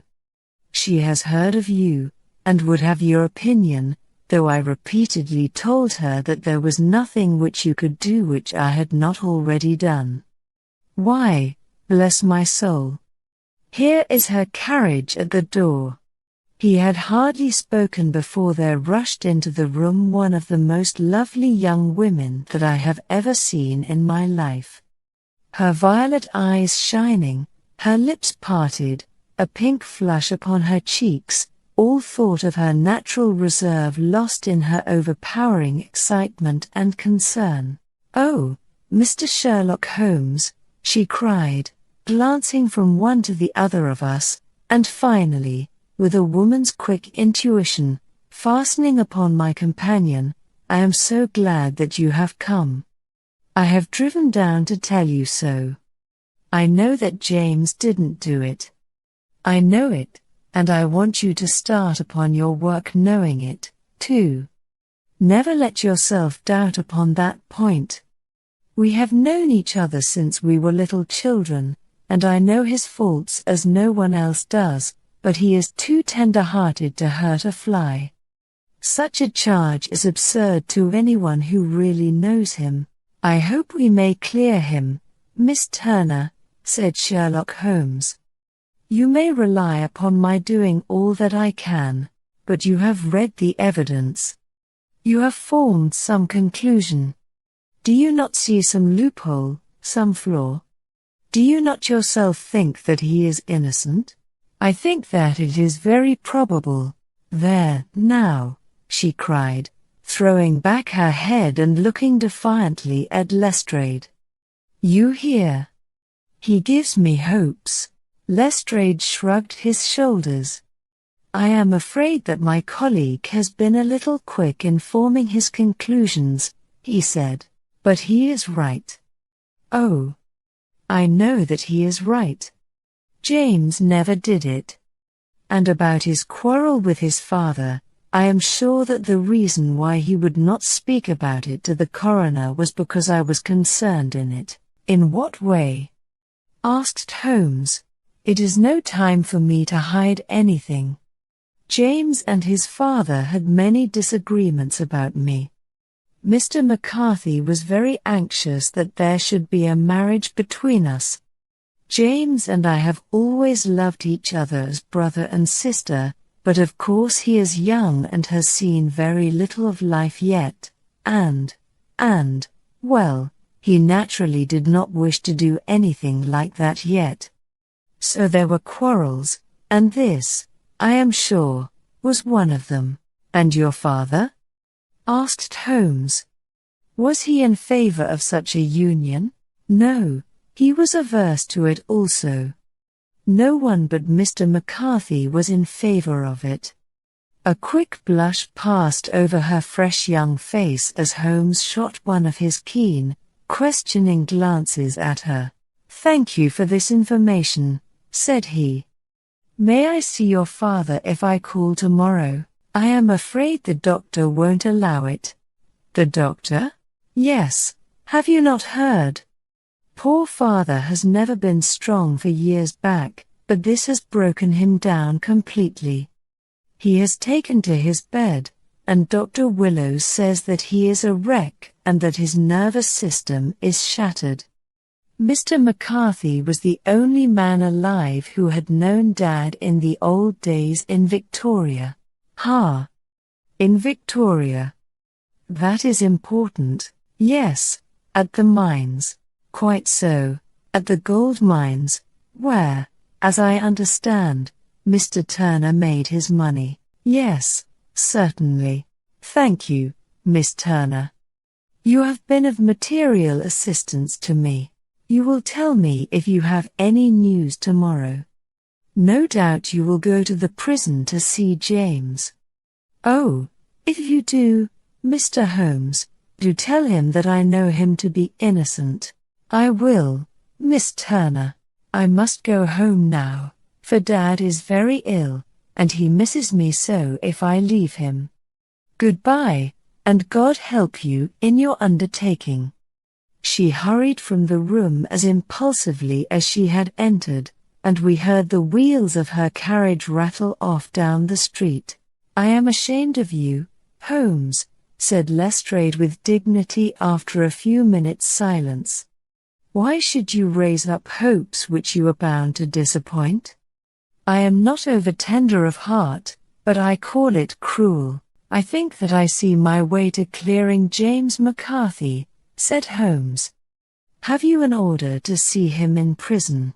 "Yes, but only for you and me. Then I shall reconsider my resolution about going out. We have still time to take a train to Hereford and see him tonight." "Ample. Then let us do so. Watson, I fear that you will find it very slow, but I shall only be away a couple of hours." I walked down to the station with them, and then wandered through the streets of the little town, finally returning to the hotel, where I lay upon the sofa and tried to interest myself in a yellow-backed novel. The puny plot of the story was so thin, however, when compared to the deep mystery through which we were groping, and I found my attention wander so continually from the action to the fact, that I at last flung it across the room and gave myself up entirely to a consideration of the events of the day. Supposing that this unhappy young man's story were absolutely true, then what hellish thing, what absolutely unforeseen and extraordinary calamity could have occurred between the time when he parted from his father, and the moment when, drawn back by his screams, he rushed into the glade? It was something terrible and deadly. What could it be? Might not the nature of the injuries reveal something to my medical instincts? I rang the bell and called for the weekly county paper, which contained a verbatim account of the inquest. In the surgeon's deposition it was stated that the posterior third of the left parietal bone and the left half of the occipital bone had been shattered by a heavy blow from a blunt weapon. I marked the spot upon my own head. Clearly such a blow must have been struck from behind. That was to some extent in favor of the accused, as when seen quarreling he was face to face with his father. Still, it did not go for very much, for the older man might have turned his back before the blow fell. Still, it might be worthwhile to call Holmes' attention to it. Then there was the peculiar dying reference to a rat. What could that mean? It could not be delirium. A man dying from a sudden blow does not commonly become delirious. No, it was more likely to be an attempt to explain how he met his fate. But what could it indicate? I cudgelled my brains to find some possible explanation. And then the incident of the grey cloth seen by young McCarthy. If that were true, the murderer must have dropped some part of his dress, presumably his overcoat, in his flight, and must have had the hardihood to return and to carry it away at the instant when the son was kneeling with his back turned not a dozen paces off. What a tissue of mysteries and improbabilities the whole thing was!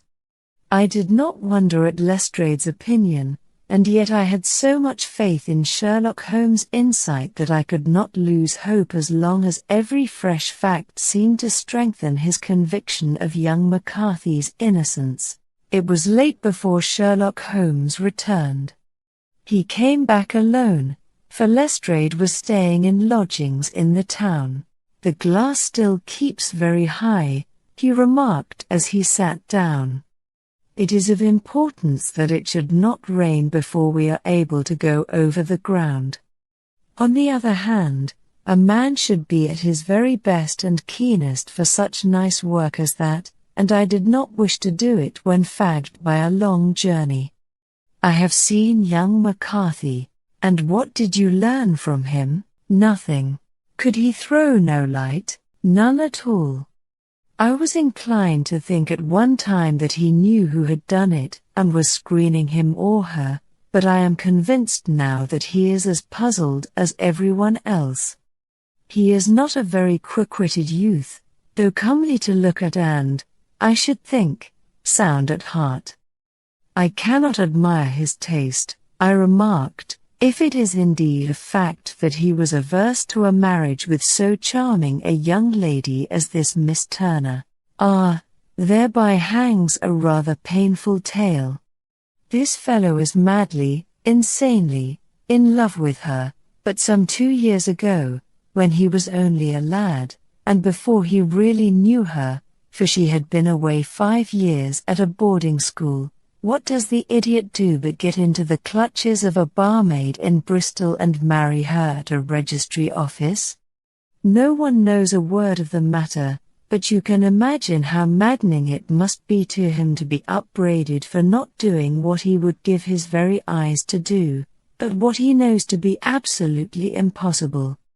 It was sheer frenzy of this sort which made him throw his hands up into the air when his father, at their last interview, was goading him on to propose to Miss Turner. On the other hand, he had no means of supporting himself, and his father, who was by all accounts a very hard man, would have thrown him over utterly had he known the truth.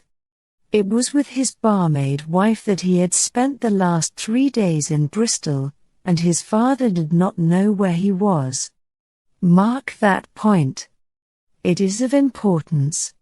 Good has come out of evil, however, for the barmaid, finding from the papers that he is in serious trouble and likely to be hanged, has thrown him over utterly and has written to him to say that she has a husband already in the Bermuda dockyard, so that there is really no tie between them.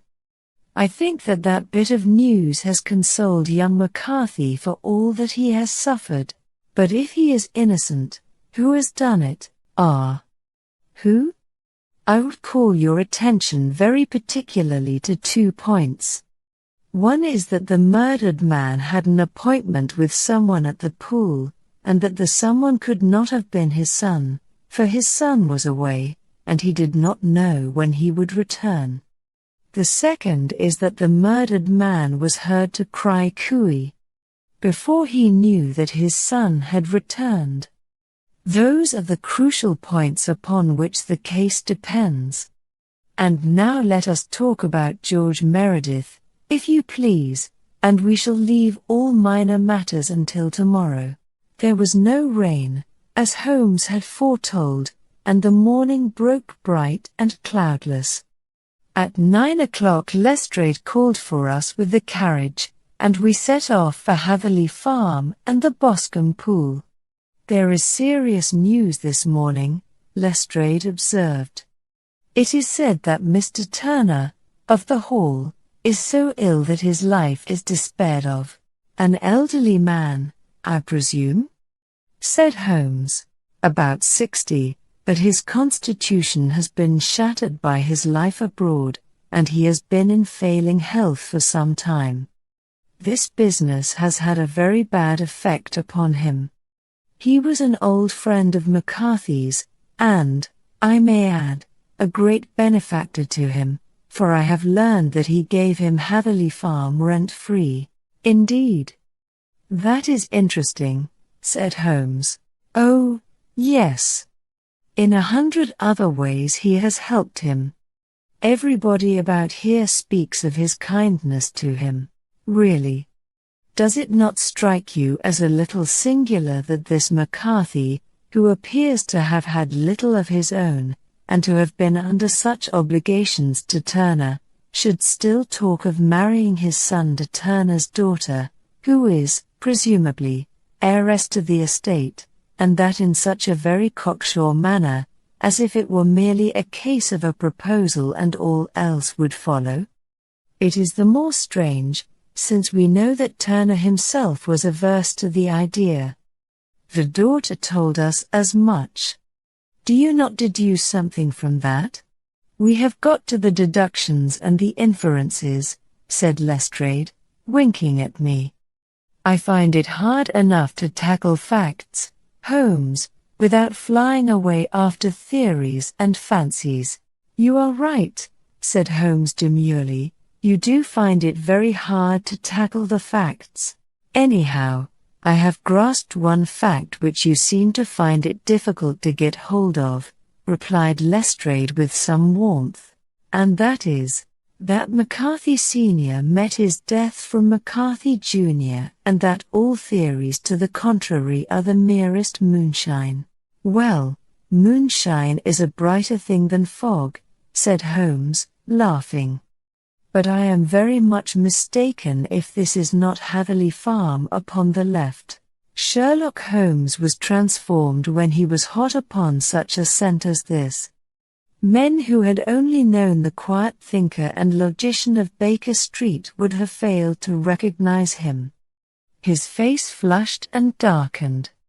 His brows were drawn into 2 hard black lines, while his eyes shone out from beneath them with a steely glitter.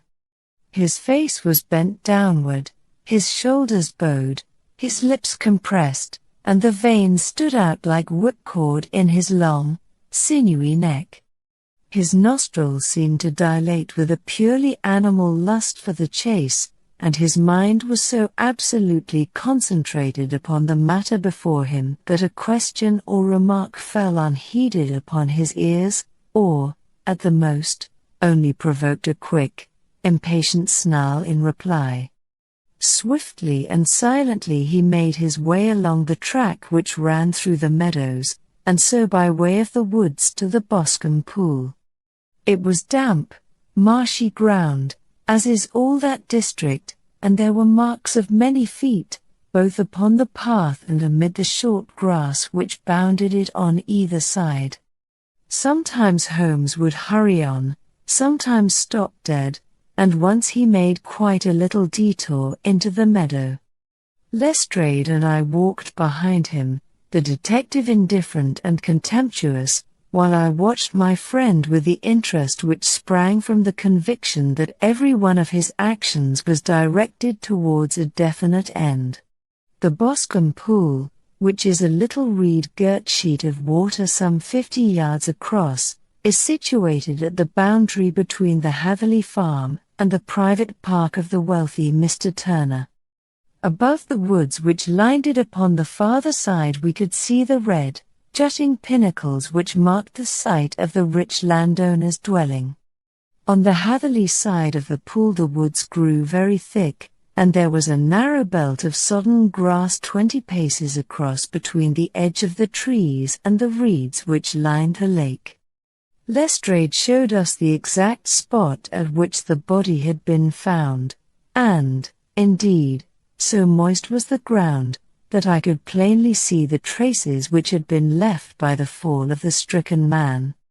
To Holmes, as I could see by his eager face and peering eyes, very many other things were to be read upon the trampled grass. He ran round, like a dog who is picking up a scent, and then turned upon my companion. "What did you go into the pool for?" he asked. "I fished about with a rake. I thought there might be some weapon or other trace. But how on earth—" "Oh, tut, tut. I have no time. That left foot of yours with its inward twist is all over the place. A mole could trace it, and there it vanishes among the reeds. Oh, how simple it would all have been had I been here before they came like a herd of buffalo and wallowed all over it. Here is where the party with the lodge-keeper came, and they have covered all tracks for 6 or 8 feet round the body. But here are 3 separate tracks of the same feet." He drew out a lens and lay down upon his waterproof to have a better view, talking all the time rather to himself than to us. "These are young McCarthy's feet. Twice he was walking, and once he ran swiftly, so that the soles are deeply marked and the heels hardly visible. That bears out his story. He ran when he saw his father on the ground. Then here are the father's feet as he paced up and down. What is this, then? It is the butt end of the gun as the son stood listening. And this? Ha, ha. What have we here? Tiptoes. Tiptoes. Square, too, quite unusual boots. They come, they go, they come again. Of course that was for the cloak. Now where did they come from?" He ran up and down, sometimes losing, sometimes finding the track until we were well within the edge of the wood and under the shadow of a great beech, the largest tree in the neighborhood. Holmes traced his way to the farther side of this and lay down once more upon his face with a little cry of satisfaction. For a long time he remained there, turning over the leaves and dried sticks, gathering up what seemed to me to be dust into an envelope, and examining with his lens not only the ground but even the bark of the tree as far as he could reach. A jagged stone was lying among the moss, and this also he carefully examined and retained. Then he followed a pathway through the wood until he came to the high road, where all traces were lost. "It has been a case of considerable interest," he remarked, returning to his natural manner. "I fancy that this grey house on the right must be the lodge. I think that I will go in and have a word with Moran, and perhaps write a little note. Having done that, we may drive back to our luncheon. You may walk to the cab, and I shall be with you presently." It was about 10 minutes before we regained our cab and drove back into Ross, Holmes still carrying with him the stone which he had picked up in the wood. "This may interest you, Lestrade," he remarked, holding it out. The murder was done with it. I see no marks. There are none. How do you know, then? The grass was growing under it. It had only lain there a few days. There was no sign of a place whence it had been taken. It corresponds with the injuries. There is no sign of any other weapon, and the murderer is a tall man, left-handed, limps with the right leg, wears thick-soled shooting boots and a grey cloak, smokes Indian cigars, uses a cigar holder, and carries a blunt penknife in his pocket. There are several other indications, but these may be enough to aid us in our search. Lestrade laughed. I am afraid that I am still a skeptic, he said. Theories are all very well, but we have to deal with a hard-headed British jury. Nous verrons, answered Holmes calmly. You work your own method, and I shall work mine. I shall be busy this afternoon, and shall probably return to London by the evening train, and leave your case unfinished. No, finished. But the mystery? It is solved. Who was the criminal, then? The gentleman I describe. But who is he? Surely it would not be difficult to find out. This is not such a populous neighborhood. Lestrade shrugged his shoulders. I am a practical man, he said, and I really cannot undertake to go about the country looking for a left-handed gentleman with a game leg. I should become the laughingstock of Scotland Yard. All right, said Holmes quietly. I have given you the chance. Here are your lodgings. Goodbye. I shall drop you a line before I leave. Having left Lestrade at his rooms, we drove to our hotel, where we found lunch upon the table. Holmes was silent and buried in thought with a pained expression upon his face, as one who finds himself in a perplexing position. Look here, Watson, he said when the cloth was cleared, just sit down in this chair and let me preach to you for a little. I don't know quite what to do, and I should value your advice. Light a cigar and let me expound. Pray do so. Well, now, in considering this case there are 2 points about young McCarthy's narrative which struck us both instantly, although they impressed me in his favor and you against him. One was the fact that his father should, according to his account, cry cooey before seeing him. The other was his singular dying reference to a rat. He mumbled several words, you understand, but that was all that caught the son's ear. Now from this double point our research must commence, and we will begin it by presuming that what the lad says is absolutely true. What of this cooey? Then? Well, obviously it could not have been meant for the son. The son, as far as he knew, was in Bristol. It was mere chance that he was within earshot. The cooey was meant to attract the attention of whoever it was that he had the appointment with. But cooey is a distinctly Australian cry, and one which is used between Australians. There is a strong presumption that the person whom McCarthy expected to meet him at Boscombe Pool was someone who had been in Australia. What of the rat, then? Sherlock Holmes took a folded paper from his pocket and flattened it out on the table. This is a map of the colony of Victoria, he said. I wired to Bristol for it last night. He put his hand over part of the map. What do you read? A rat, I read. And now? He raised his hand. Bad a rat. Quite so. That was the word the man uttered, and of which his son only caught the last 2 syllables. He was trying to utter the name of his murderer. So-and-so, of Ballarat. It is wonderful, I exclaimed. It is obvious. And now, you see, I had narrowed the field down considerably. The possession of a grey garment was a third point which, granting the son's statement to be correct, was a certainty.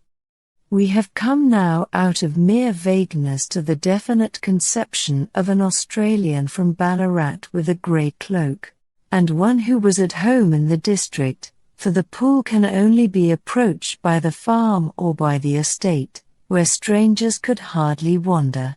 Quite so. Then comes our expedition of today. By an examination of the ground I gained the trifling details which I gave to that imbecile Lestrade, as to the personality of the criminal. But how did you gain them? You know my method. It is founded upon the observation of trifles. His height I know that you might roughly judge from the length of his stride. His boots, too, might be told from their traces. Yes, they were peculiar boots. The impression of his right foot was always less distinct than his left. He put less weight upon it. Why? Because he limped. He was lame. But his left-handedness, you were yourself struck by the nature of the injury as recorded by the surgeon at the inquest. The blow was struck from immediately behind, and yet was upon the left side. Now, how can that be unless it were by a left-handed man? He had stood behind that tree during the interview between the father and son. He had even smoked there. I found the ash of a cigar, which my special knowledge of tobacco ashes enables me to pronounce as an Indian cigar. I have, as you know, devoted some attention to this, and written a little monograph on the ashes of 140 different varieties of pipe, cigar, and cigarette tobacco. Having found the ash, I then looked round and discovered the stump among the moss where he had tossed it. It was an Indian cigar, of the variety which are rolled in Rotterdam. I could see that the end had not been in his mouth. Therefore he used a holder. The tip had been cut off, not bitten off, but the cut was not a clean one, so I deduced a blunt penknife. Holmes, I said, you have drawn a net round this man from which he cannot escape, and you have saved an innocent human life as truly as if you had cut the cord which was hanging him. I see the direction in which all this points. The culprit is Mr. John Turner, cried the hotel waiter, opening the door of our sitting room, and ushering in a visitor. The man who entered was a strange and impressive figure. His slow, limping step and bowed shoulders gave the appearance of decrepitude, and yet his hard, deep-lined, craggy features, and his enormous limbs showed that he was possessed of unusual strength of body and of character. His tangled beard, grizzled hair, and outstanding, drooping eyebrows combined to give an air of dignity and power to his appearance, but his face was of an ashen white, while his lips and the corners of his nostrils were tinged with a shade of blue. It was clear to me at a glance that he was in the grip of some deadly and chronic disease. "Pray sit down on the sofa," said Holmes gently. "You had my note?" "Yes, the lodge keeper brought it up. You said that you wished to see me here to avoid scandal. I thought people would talk if I went to the hall. And why did you wish to see me?" He looked across at my companion with despair in his weary eyes, as though his question was already answered. "Yes," said Holmes, answering the look rather than the words. "It is so. I know all about McCarthy." The old man sank his face in his hands. "God help me," he cried. "But I would not have let the young man come to harm. I give you my word that I would have spoken out if it went against him at the assizes." "I am glad to hear you say so," said Holmes gravely. "I would have spoken now had it not been for my dear girl." It would break her heart. It will break her heart when she hears that I am arrested." "It may not come to that," said Holmes. "What? I am a dying man," said old Turner. "I have had diabetes for years. My doctor says it is a question whether I shall live a month. Yet I would rather die under my own roof than in a jail." Holmes rose and sat down at the table with his pen in his hand and a bundle of paper before him. "Just tell us the truth," he said. "I shall jot down the facts. You will sign it, and Watson here can witness it. Then I could produce your confession at the last extremity to save young McCarthy.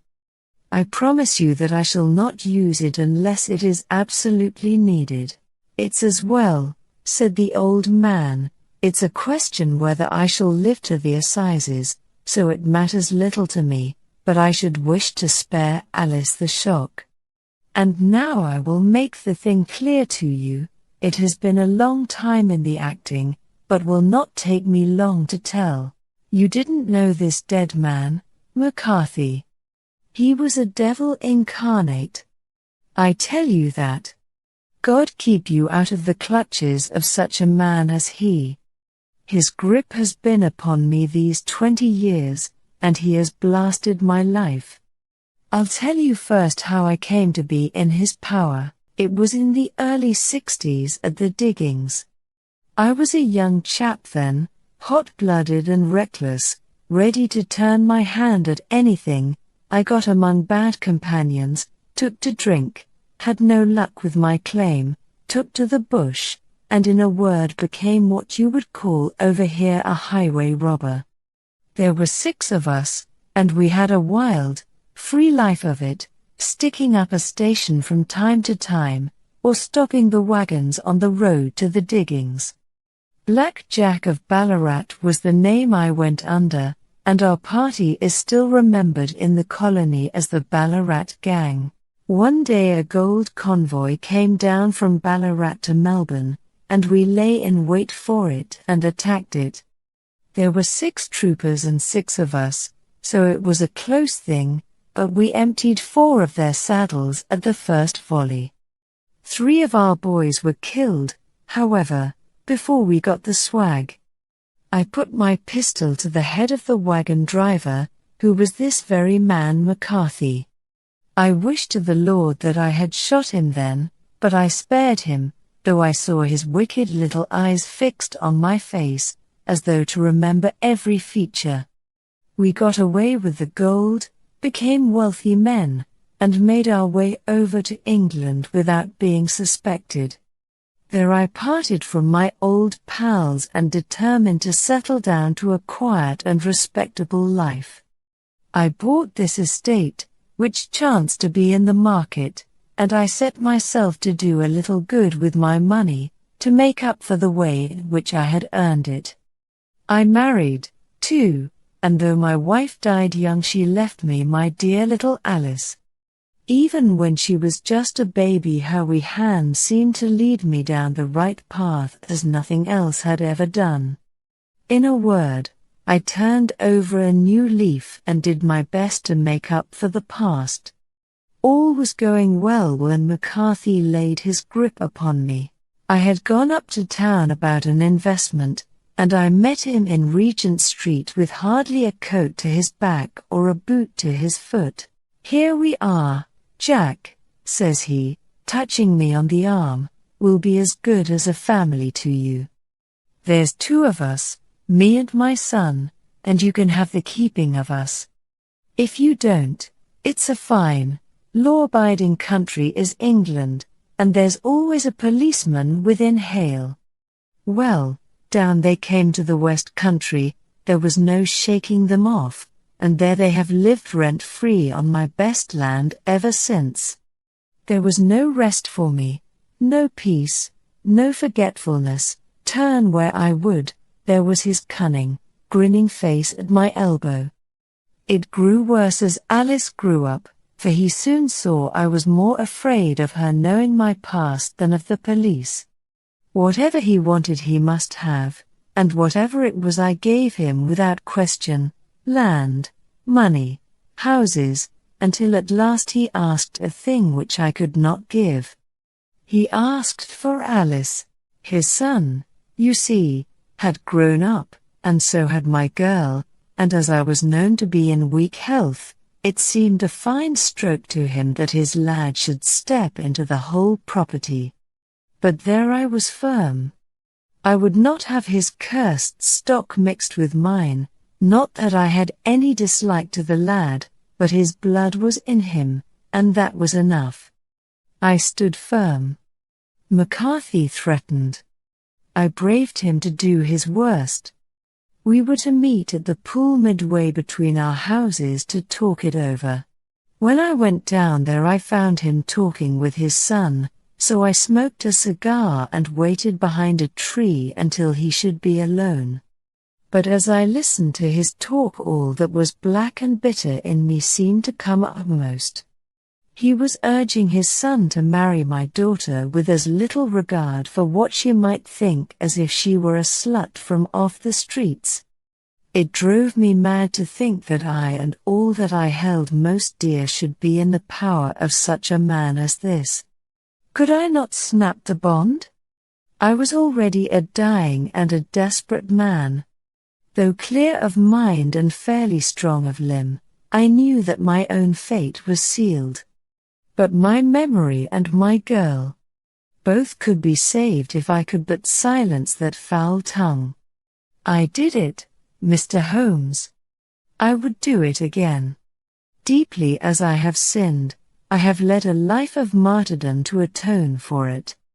But that my girl should be entangled in the same meshes which held me was more than I could suffer. I struck him down with no more compunction than if he had been some foul and venomous beast. His cry brought back his son, but I had gained the cover of the wood, though I was forced to go back to fetch the cloak which I had dropped in my flight. That is the true story, gentlemen, of all that occurred. Well, it is not for me to judge you, said Holmes as the old man signed the statement which had been drawn out. I pray that we may never be exposed to such a temptation. I pray not, sir. And what do you intend to do? In view of your health, nothing. You are yourself aware that you will soon have to answer for your deed at a higher court than the assizes. I will keep your confession, and if McCarthy is condemned I shall be forced to use it. If not, it shall never be seen by mortal eye, and your secret, whether you be alive or dead, shall be safe with us. Farewell, then, said the old man solemnly. Your own deathbeds, when they come, will be the easier for the thought of the peace which you have given to mine. Tottering and shaking in all his giant frame, he stumbled slowly from the room. God help us, said Holmes after a long silence. Why does fate play such tricks with poor, helpless worms? I never hear of such a case as this that I do not think of Baxter's words, and say, there, but for the grace of God, goes Sherlock Holmes. James McCarthy was acquitted at the assizes on the strength of a number of objections which had been drawn out by Holmes and submitted to the defending counsel. Old Turner lived for 7 months after our interview, but he is now dead, and there is every prospect that the son and daughter may come to live happily together in ignorance of the black cloud which rests upon their past.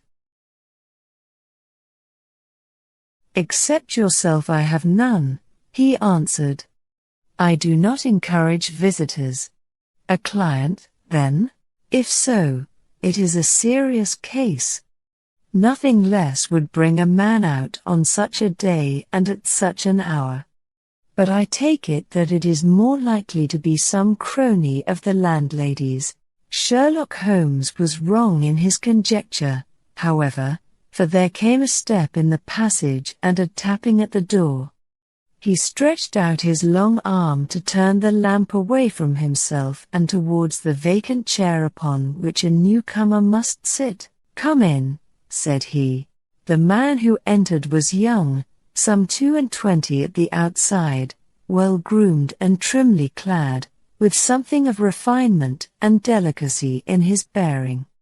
The streaming umbrella which he held in his hand, and his long shining waterproof told of the fierce weather through which he had come. He looked about him anxiously in the glare of the lamp, and I could see that his face was pale and his eyes heavy, like those of a man who is weighed down with some great anxiety. "I owe you an apology," he said, raising his golden pince-nez to his eyes. "I trust that I am not intruding. I fear that I have brought some traces of the storm and rain into your snug chamber." "Give me your coat and umbrella," said Holmes. "They may rest here on the hook and will be dry presently. You have come up from the southwest, I see." "Yes, from Horsham. That clay and chalk mixture which I see upon your toe caps is quite distinctive. I have come for advice. That is easily got, and help, that is not always so easy. I have heard of you, Mr. Holmes. I heard from Major Prendergast how you saved him in the Tankerville Club scandal." "Ah, of course. He was wrongfully accused of cheating at cards. He said that you could solve anything. He said too much, that you are never beaten. I have been beaten 4 times, 3 times by men, and once by a woman. But what is that compared with the number of your successes? It is true that I have been generally successful. Then you may be so with me. I beg that you will draw your chair up to the fire and favor me with some details as to your case. It is no ordinary one. None of those which come to me are. I am the last court of appeal, and yet I question, sir, whether, in all your experience, you have ever listened to a more mysterious and inexplicable chain of events than those which have happened in my own family." "You fill me with interest," said Holmes. "Pray give us the essential facts from the commencement, and I can afterwards question you as to those details which seem to me to be most important." The young man pulled his chair up and pushed his wet feet out towards the blaze. "My name," said he, "is John Openshaw, but my own affairs have, as far as I can understand, little to do with this awful business. It is a hereditary matter, so in order to give you an idea of the facts, I must go back to the commencement of the affair. You must know that my grandfather had 2 sons, my uncle Elias and my father Joseph. My father had a small factory at Coventry, which he enlarged at the time of the invention of bicycling. He was a patentee of the Openshaw unbreakable tire, and his business met with such success that he was able to sell it and to retire upon a handsome competence. My uncle Elias emigrated to America when he was a young man and became a planter in Florida, where he was reported to have done very well. At the time of the war he fought in Jackson's army, and afterwards under Hood, where he rose to be a colonel. When Lee laid down his arms, my uncle returned to his plantation, where he remained for 3 or 4 years.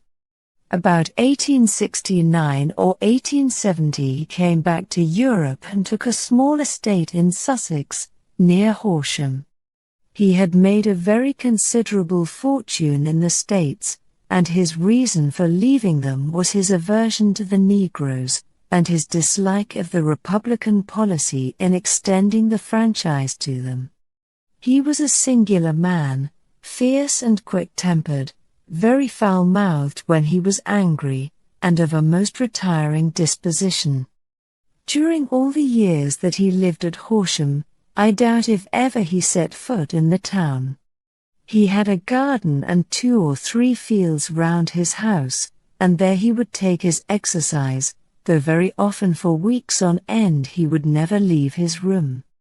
He drank a great deal of brandy and smoked very heavily, but he would see no society and did not want any friends, not even his own brother. He didn't mind me, in fact, he took a fancy to me, for at the time when he saw me first I was a youngster of 12 or so. This would be in the year 1878, after he had been 8 or 9 years in England. He begged my father to let me live with him, and he was very kind to me in his way. When he was sober he used to be fond of playing backgammon and draughts with me, and he would make me his representative both with the servants and with the tradespeople, so that by the time that I was 16 I was quite master of the house. I kept all the keys and could go where I liked and do what I liked, so long as I did not disturb him in his privacy. There was one singular exception, however, for he had a single room, a lumber room up among the attics, which was invariably locked, and which he would never permit either me or anyone else to enter. With a boy's curiosity I have peeped through the keyhole, but I was never able to see more than such a collection of old trunks and bundles as would be expected in such a room. One day, it was in March, 1883, a letter with a foreign stamp lay upon the table in front of the Colonel's plate. It was not a common thing for him to receive letters, for his bills were all paid in ready money, and he had no friends of any sort. From India, said he as he took it up, Pondicherry postmark. What can this be? Opening it hurriedly, out there jumped 5 little dried orange pips, which pattered down upon his plate. I began to laugh at this, but the laugh was struck from my lips at the sight of his face. His lip had fallen, his eyes were protruding, his skin the color of putty, and he glared at the envelope which he still held in his trembling hand. K. K. K. he shrieked, and then, my God, my sins have overtaken me. What is it, uncle? I cried. Death, said he, and rising from the table he retired to his room, leaving me palpitating with horror. I took up the envelope and saw scrawled in red ink upon the inner flap, just above the gum, the letter K 3 times repeated. There was nothing else save the 5 dried pips. What could be the reason of his overpowering terror? I left the breakfast table, and as I ascended the stair I met him coming down with an old rusty key, which must have belonged to the attic, in one hand, and a small brass box, like a cash box, in the other. They may do what they like, but I'll checkmate them still, said he with an oath. Tell Mary that I shall want a fire in my room today, and send down to Fordham, the Horsham lawyer. I did as he ordered, and when the lawyer arrived I was asked to step up to the room. The fire was burning brightly, and in the grate there was a mass of black, fluffy ashes, as of burned paper, while the brass box stood open and empty beside it. As I glanced at the box I noticed, with a start, that upon the lid was printed the treble K which I had read in the morning upon the envelope. I wish you, John, said my uncle, to witness my will. I leave my estate, with all its advantages and all its disadvantages, to my brother, your father, whence it will, no doubt, descend to you. If you can enjoy it in peace, well and good. If you find you cannot, take my advice, my boy, and leave it to your deadliest enemy. I am sorry to give you such a two-edged thing, but I can't say what turn things are going to take. Kindly sign the paper where Mr. Fordham shows you. I signed the paper as directed, and the lawyer took it away with him. The singular incident made, as you may think, the deepest impression upon me, and I pondered over it and turned it every way in my mind without being able to make anything of it. Yet I could not shake off the vague feeling of dread which it left behind, though the sensation grew less keen as the weeks passed and nothing happened to disturb the usual routine of our lives. I could see a change in my uncle, however. He drank more than ever, and he was less inclined for any sort of society.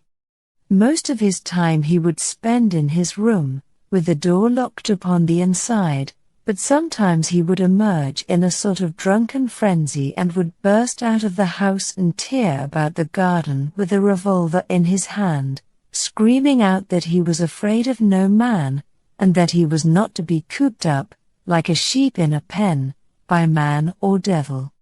When these hot fits were over, however, he would rush tumultuously in at the door and lock and bar it behind him, like a man who can brazen it out no longer against the terror which lies at the roots of his soul. At such times I have seen his face, even on a cold day, glisten with moisture, as though it were new raised from a basin. Well, to come to an end of the matter, Mr. Holmes, and not to abuse your patience, there came a night when he made one of those drunken sallies from which he never came back. We found him, when we went to search for him, face downward in a little green-scummed pool, which lay at the foot of the garden. There was no sign of any violence, and the water was but 2 feet deep, so that the jury, having regard to his known eccentricity, brought in a verdict of suicide. But I, who knew how he winced from the very thought of death, had much ado to persuade myself that he had gone out of his way to meet it. The matter passed, however, and my father entered into possession of the estate, and of some £14,000, which lay to his credit at the bank. One moment, Holmes interposed. Your statement is, I foresee, one of the most remarkable to which I have ever listened. Let me have the date of the reception by your uncle of the letter, and the date of his supposed suicide. The letter arrived on March 10, 1883. His death was 7 weeks later, upon the night of May 2nd. Thank you. Pray proceed. When my father took over the Horsham property, he, at my request, made a careful examination of the attic, which had been always locked up. We found the brass box there, although its contents had been destroyed. On the inside of the cover was a paper label, with the initials of K. K repeated upon it, and letters, memoranda, receipts, and a register written beneath. These, we presume, indicated the nature of the papers which had been destroyed by Colonel Openshaw. For the rest, there was nothing of much importance in the attic save a great many scattered papers and notebooks bearing upon my uncle's life in America. Some of them were of the war time and showed that he had done his duty well and had borne the repute of a brave soldier. Others were of a date during the reconstruction of the Southern states, and were mostly concerned with politics, for he had evidently taken a strong part in opposing the carpetbag politicians who had been sent down from the north. Well, it was the beginning of '84 when my father came to live at Horsham, and all went as well as possible with us until the January of '85. On the 4th day after the New Year I heard my father give a sharp cry of surprise as we sat together at the breakfast table. There he was, sitting with a newly opened envelope in one hand and 5 dried orange pips in the outstretched palm of the other one. He had always laughed at what he called my cock and bull story about the colonel, but he looked very scared and puzzled now that the same thing had come upon himself. Why, what on earth does this mean, John? He stammered. My heart had turned to lead. It is K. K, said I. He looked inside the envelope. So it is, he cried. Here are the very letters. But what is this written above them? What papers? What sundial? He asked. The sundial in the garden. There is no other, said I, but the papers must be those that are destroyed. Pooh, said he, gripping hard at his courage. We are in a civilized land here, and we can't have tomfoolery of this kind. Where does the thing come from? From Dundee, I answered, glancing at the postmark. Some preposterous practical joke, said he. What have I to do with sundials and papers? I shall take no notice of such nonsense. I should certainly speak to the police, I said, and be laughed at for my pains. Nothing of the sort. Then let me do so? No, I forbid you.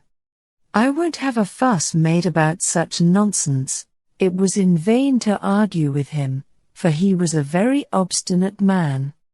I went about, however, with a heart which was full of forebodings. On the third day after the coming of the letter, my father went from home to visit an old friend of his, Major Freebody, who is in command of one of the forts upon Portsdown Hill. I was glad that he should go, for it seemed to me that he was farther from danger when he was away from home. In that, however, I was in error. Upon the second day of his absence I received a telegram from the Major, imploring me to come at once. My father had fallen over one of the deep chalk pits which abound in the neighborhood, and was lying senseless, with a shattered skull. I hurried to him, but he passed away without having ever recovered his consciousness. He had, as it appears, been returning from Fareham in the twilight, and as the country was unknown to him, and the chalk pit unfenced, the jury had no hesitation in bringing in a verdict of death from accidental causes. Carefully as I examined every fact connected with his death, I was unable to find anything which could suggest the idea of murder. There were no signs of violence, no footmarks, no robbery, no record of strangers having been seen upon the roads.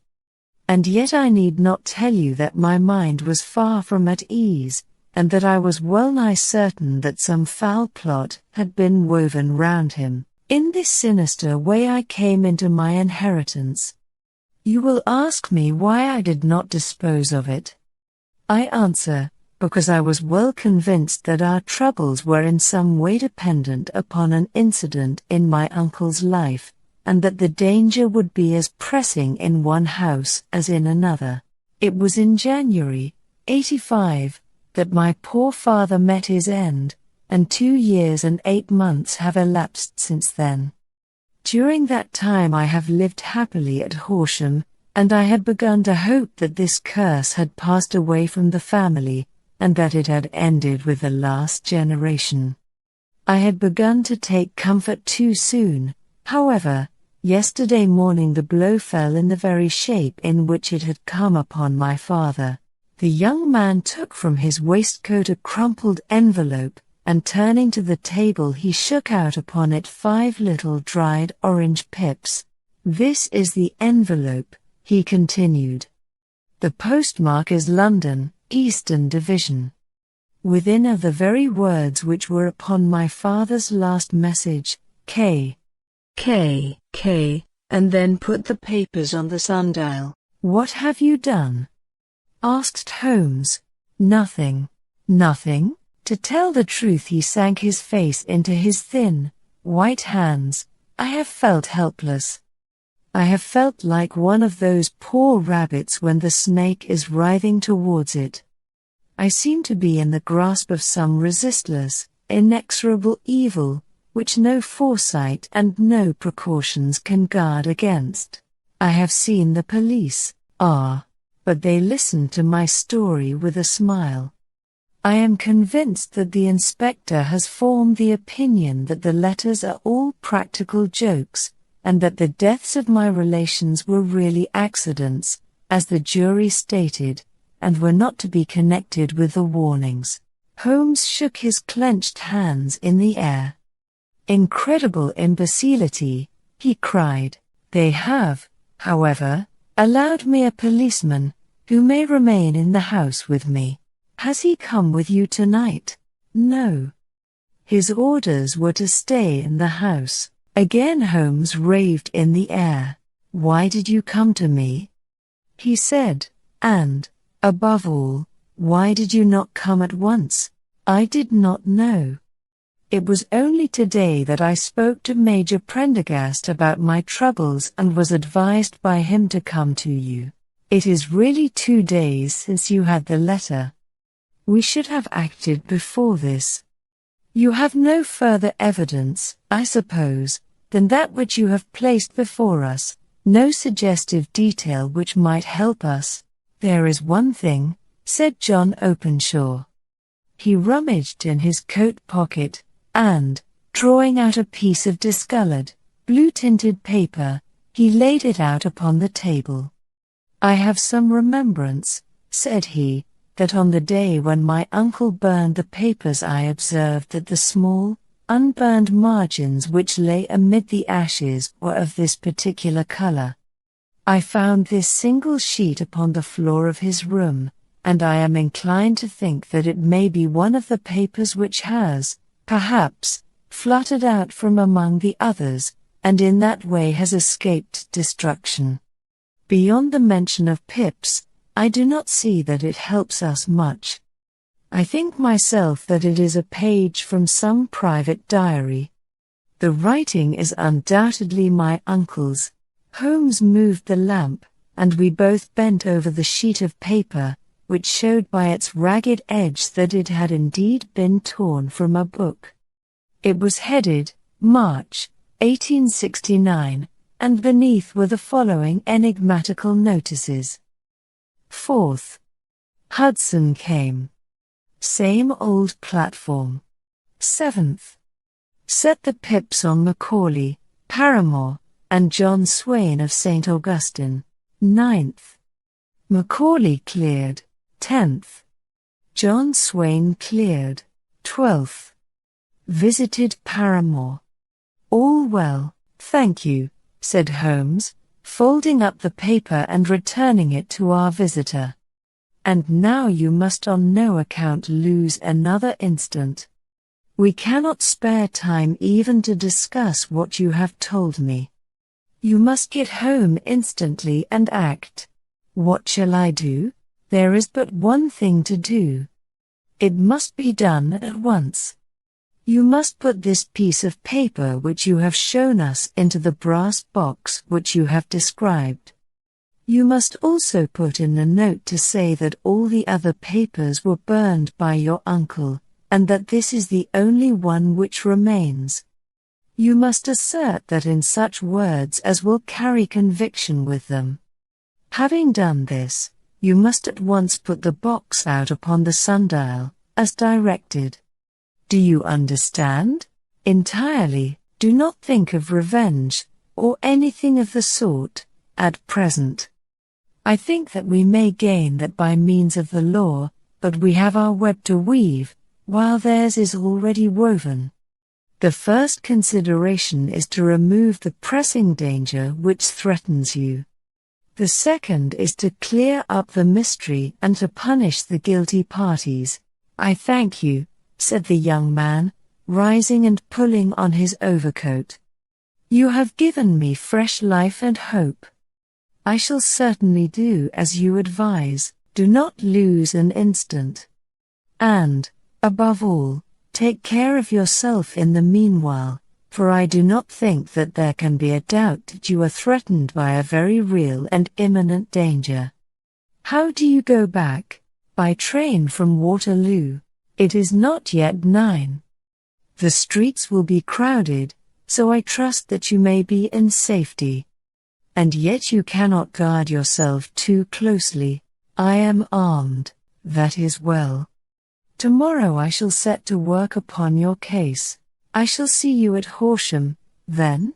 No, your secret lies in London. It is there that I shall seek it. Then I shall call upon you in a day, or in 2 days, with news as to the box and the papers. I shall take your advice in every particular. He shook hands with us and took his leave. Outside the wind still screamed and the rain splashed and pattered against the windows. This strange, wild story seemed to have come to us from amid the mad elements, blown in upon us like a sheet of seaweed in a gale, and now to have been reabsorbed by them once more. Sherlock Holmes sat for some time in silence, with his head sunk forward and his eyes bent upon the red glow of the fire. Then he lit his pipe, and leaning back in his chair he watched the blue smoke rings as they chased each other up to the ceiling. "I think, Watson," he remarked at last, "that of all our cases we have had none more fantastic than this. Save, perhaps, the sign of 4. Well, yes. Save, perhaps, that. And yet this John Openshaw seems to me to be walking amid even greater perils than did the Sholtos. But have you," I asked, "formed any definite conception as to what these perils are?" "There can be no question as to their nature," he answered. "Then what are they? Who is this K?" K, and why does he pursue this unhappy family? Sherlock Holmes closed his eyes and placed his elbows upon the arms of his chair, with his fingertips together.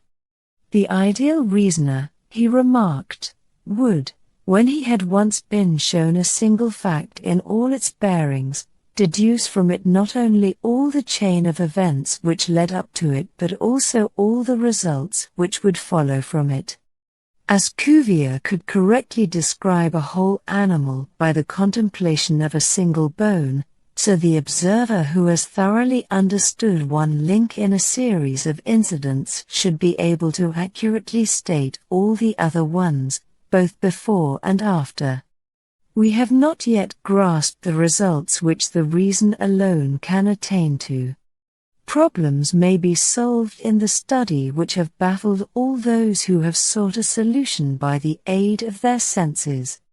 To carry the art, however, to its highest pitch, it is necessary that the reasoner should be able to utilize all the facts which have come to his knowledge, and this in itself implies, as you will readily see, a possession of all knowledge, which, even in these days of free education and encyclopedias, is a somewhat rare accomplishment. It is not so impossible, however, that a man should possess all knowledge which is likely to be useful to him in his work, and this I have endeavored in my case to do. If I remember rightly, you on one occasion, in the early days of our friendship, defined my limits in a very precise fashion. Holmes grinned at the last item. "Well," he said, "I say now, as I said then, that a man should keep his little brain attic stocked with all the furniture that he is likely to use, and the rest he can put away in the lumber room of his library, where he can get it if he wants it.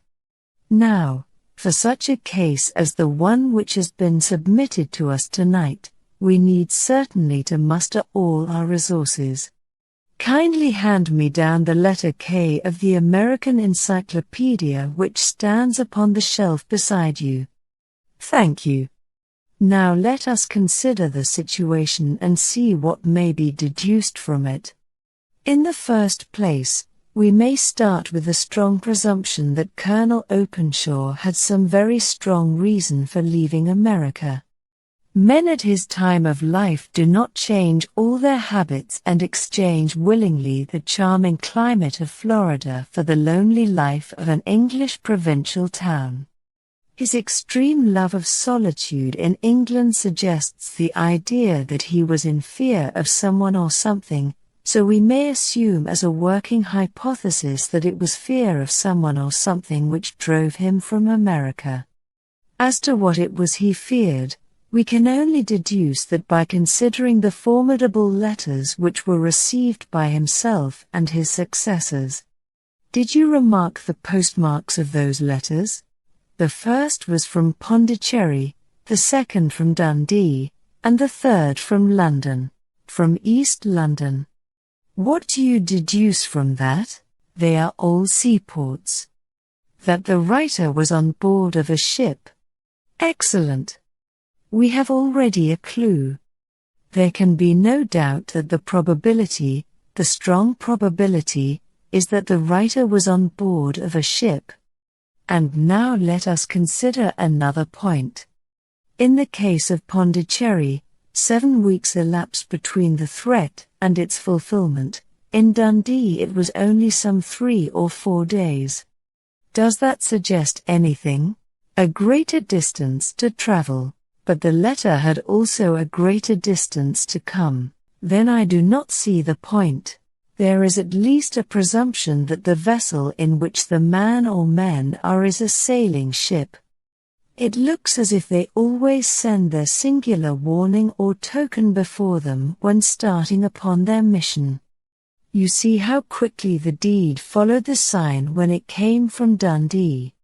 If they had come from Pondicherry in a steamer, they would have arrived almost as soon as their letter. But, as a matter of fact, 7 weeks elapsed.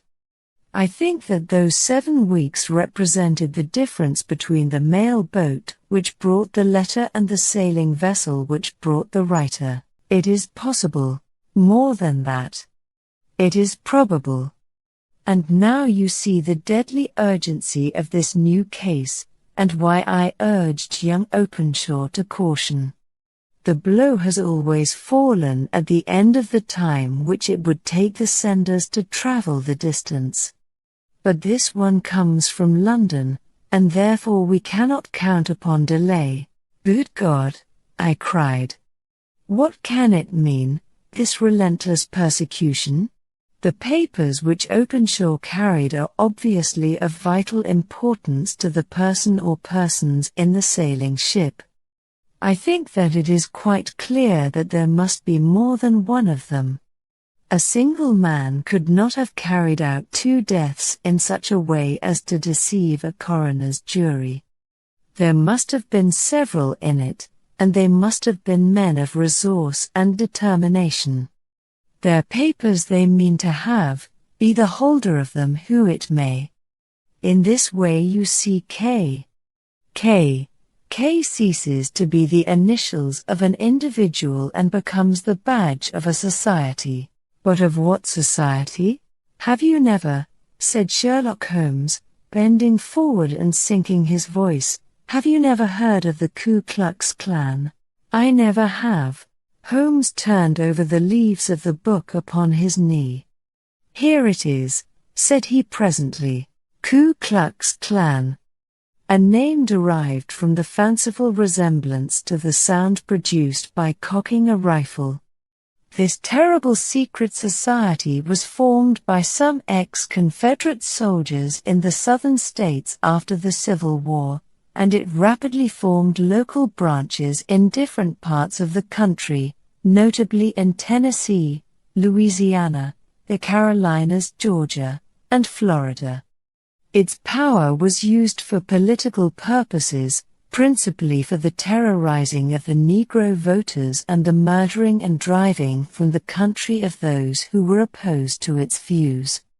Its outrages were usually preceded by a warning sent to the marked man in some fantastic but generally recognized shape, a sprig of oak leaves in some parts, melon seeds or orange pips in others. On receiving this, the victim might either openly abjure his former ways, or might fly from the country. If he braved the matter out, death would unfailingly come upon him, and usually in some strange and unforeseen manner. So perfect was the organization of the society, and so systematic its methods, that there is hardly a case upon record where any man succeeded in braving it with impunity, or in which any of its outrages were traced home to the perpetrators. For some years the organization flourished in spite of the efforts of the United States government and of the better classes of the community in the South. Eventually, in the year 1869, the movement rather suddenly collapsed, although there have been sporadic outbreaks of the same sort since that date. "You will observe," said Holmes, laying down the volume, "that the sudden breaking up of the society was coincident with the disappearance of Openshaw from America with their papers. It may well have been cause and effect. It is no wonder that he and his family have some of the more implacable spirits upon their track. You can understand that this register and diary may implicate some of the first men in the South, and that there may be many who will not sleep easy at night until it is recovered. Then the page we have seen is such as we might expect." It ran, if I remember right, sent the pips to A, B, and C, that is, sent the society's warning to them. Then there are successive entries that A and B cleared, or left the country, and finally that C was visited, with, I fear, a sinister result for C. Well, I think, Doctor, that we may let some light into this dark place, and I believe that the only chance young Openshaw has in the meantime is to do what I have told him. There is nothing more to be said or to be done tonight, so hand me over my violin and let us try to forget for half an hour the miserable weather and the still more miserable ways of our fellow men. It had cleared in the morning, and the sun was shining with a subdued brightness through the dim veil which hangs over the great city. Sherlock Holmes was already at breakfast when I came down. "You will excuse me for not waiting for you," said he. I foresee, a very busy day before me in looking into this case of young Openshaw's. What steps will you take?" I asked. "It will very much depend upon the results of my first inquiries. I may have to go down to Horsham, after all." "You will not go there first?" "No, I shall commence with the city. Just ring the bell and the maid will bring up your coffee." As I waited, I lifted the unopened newspaper from the table and glanced my eye over it. It rested upon a heading which sent a chill to my heart. "Holmes," I cried, "you are too late." "Ah," said he, laying down his cup, "I feared as much. How was it done?" He spoke calmly, but I could see that he was deeply moved. My eye caught the name of Openshaw, and the heading "Tragedy near Waterloo Bridge." Here is the account. "Between 9 and 10 last night, Police Constable Cook, of the H Division, on duty near Waterloo Bridge, heard a cry for help and a splash in the water. The night, however, was extremely dark and stormy, so that, in spite of the help of several passers-by, it was quite impossible to effect a rescue. The alarm, however, was given, and, by the aid of the water police, the body was eventually recovered. It proved to be that of a young gentleman whose name, as it appears from an envelope which was found in his pocket, was John Openshaw, and whose residence is near Horsham. It is conjectured that he may have been hurrying down to catch the last train from Waterloo Station, and that in his haste and the extreme darkness he missed his path and walked over the edge of one of the small landing places for river steamboats.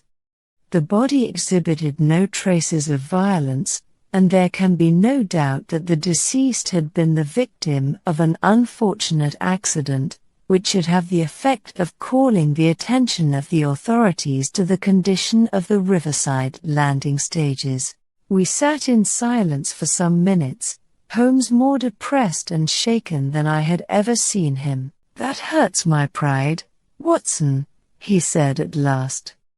"It is a petty feeling, no doubt, but it hurts my pride. It becomes a personal matter with me now, and, if God sends me health, I shall set my hand upon this gang. That he should come to me for help, and that I should send him away to his death." He sprang from his chair and paced about the room in uncontrollable agitation, with a flush upon his sallow cheeks and a nervous clasping and unclasping of his long thin hands. "They must be cunning devils," he exclaimed at last. "How could they have decoyed him down there? The embankment is not on the direct line to the station. The bridge, no doubt, was too crowded, even on such a night, for their purpose. Well, Watson, we shall see who will win in the long run. I am going out now. To the police? No, I shall be my own police. When I have spun the web they may take the flies, but not before. All day I was engaged in my professional work, and it was late in the evening before I returned to Baker Street. Sherlock Holmes had not come back yet. It was nearly 10 o'clock before he entered, looking pale and worn. He walked up to the sideboard, and tearing a piece from the loaf he devoured it voraciously, washing it down with a long draught of water. Starving. It had escaped my memory. I have had nothing since breakfast. Nothing? Not a bite. I had no time to think of it. And how have you succeeded? You have a clue? I have them in the hollow of my hand. Young Openshaw shall not long remain unavenged. Why, Watson, let us put their own devilish trademark upon them. It is well thought of. What do you mean? He took an orange from the cupboard, and tearing it to pieces he squeezed out the pips upon the table. Of these he took 5 and thrust them into an envelope. On the inside of the flap he wrote S. H for J. Oh. Then he sealed it and addressed it to Captain James Calhoun, Bark Lone Star, Savannah, Georgia. That will await him when he enters port, said he, chuckling. It may give him a sleepless night. He will find it as sure a precursor of his fate as Openshaw did before him. And who is this Captain Calhoun? The leader of the gang? I shall have the others, but he first. How did you trace it, then?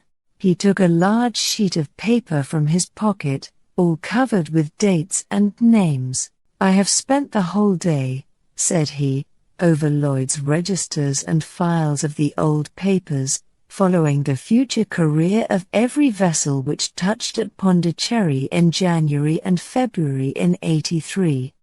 There were 36 ships of fair tonnage which were reported there during those months. Of these, one, the Lone Star, instantly attracted my attention, since, although it was reported as having cleared from London, the name is that which is given to one of the states of the Union. Texas, I think. I was not and am not sure which, but I knew that the ship must have an American origin. What then? Yes, the Lone Star had arrived here last week. I went down to the Albert dock and found that she had been taken down the river by the early tide this morning, homeward bound to Savannah. I wired to Gravesend and learned that she had passed some time ago, and as the wind is easterly I have no doubt that she is now past the Goodwins and not very far from the Isle of Wight. What will you do, then? Oh, I have my hand upon him. He and the 2 mates are, as I learn, the only native-born Americans in the ship. The others are Finns and Germans. I know, also, that they were all 3 away from the ship last night. I had it from the stevedore who has been loading their cargo. By the time that their sailing ship reaches Savannah, the mail boat will have carried this letter, and the cable will have informed the police of Savannah that these three gentlemen are badly wanted here upon a charge of murder. There is ever a flaw, however, in the best laid of human plans, and the murderers of John Openshaw were never to receive the orange pips which would show them that another, as cunning and as resolute as themselves, was upon their track. Very long and very severe were the equinoctial gales that year. We waited long for news of the Lone Star of Savannah, but none ever reached us. We did at last hear that somewhere far out in the Atlantic a shattered stern post of a boat was seen swinging in the trough of a wave, with the letters L.S. carved upon it, and that is all which we shall ever know of the fate of the Lone Star. Isa Whitney, brother of the late Elias Whitney, D.D., principal of the Theological College of St. George's, was much addicted to opium. The habit grew upon him, as I understand, from some foolish freak when he was at college, for having read De Quincey's description of his dreams and sensations, he had drenched his tobacco with laudanum in an attempt to produce the same effects. He found, as so many more have done, that the practice is easier to attain than to get rid of, and for many years he continued to be a slave to the drug, an object of mingled horror and pity to his friends and relatives.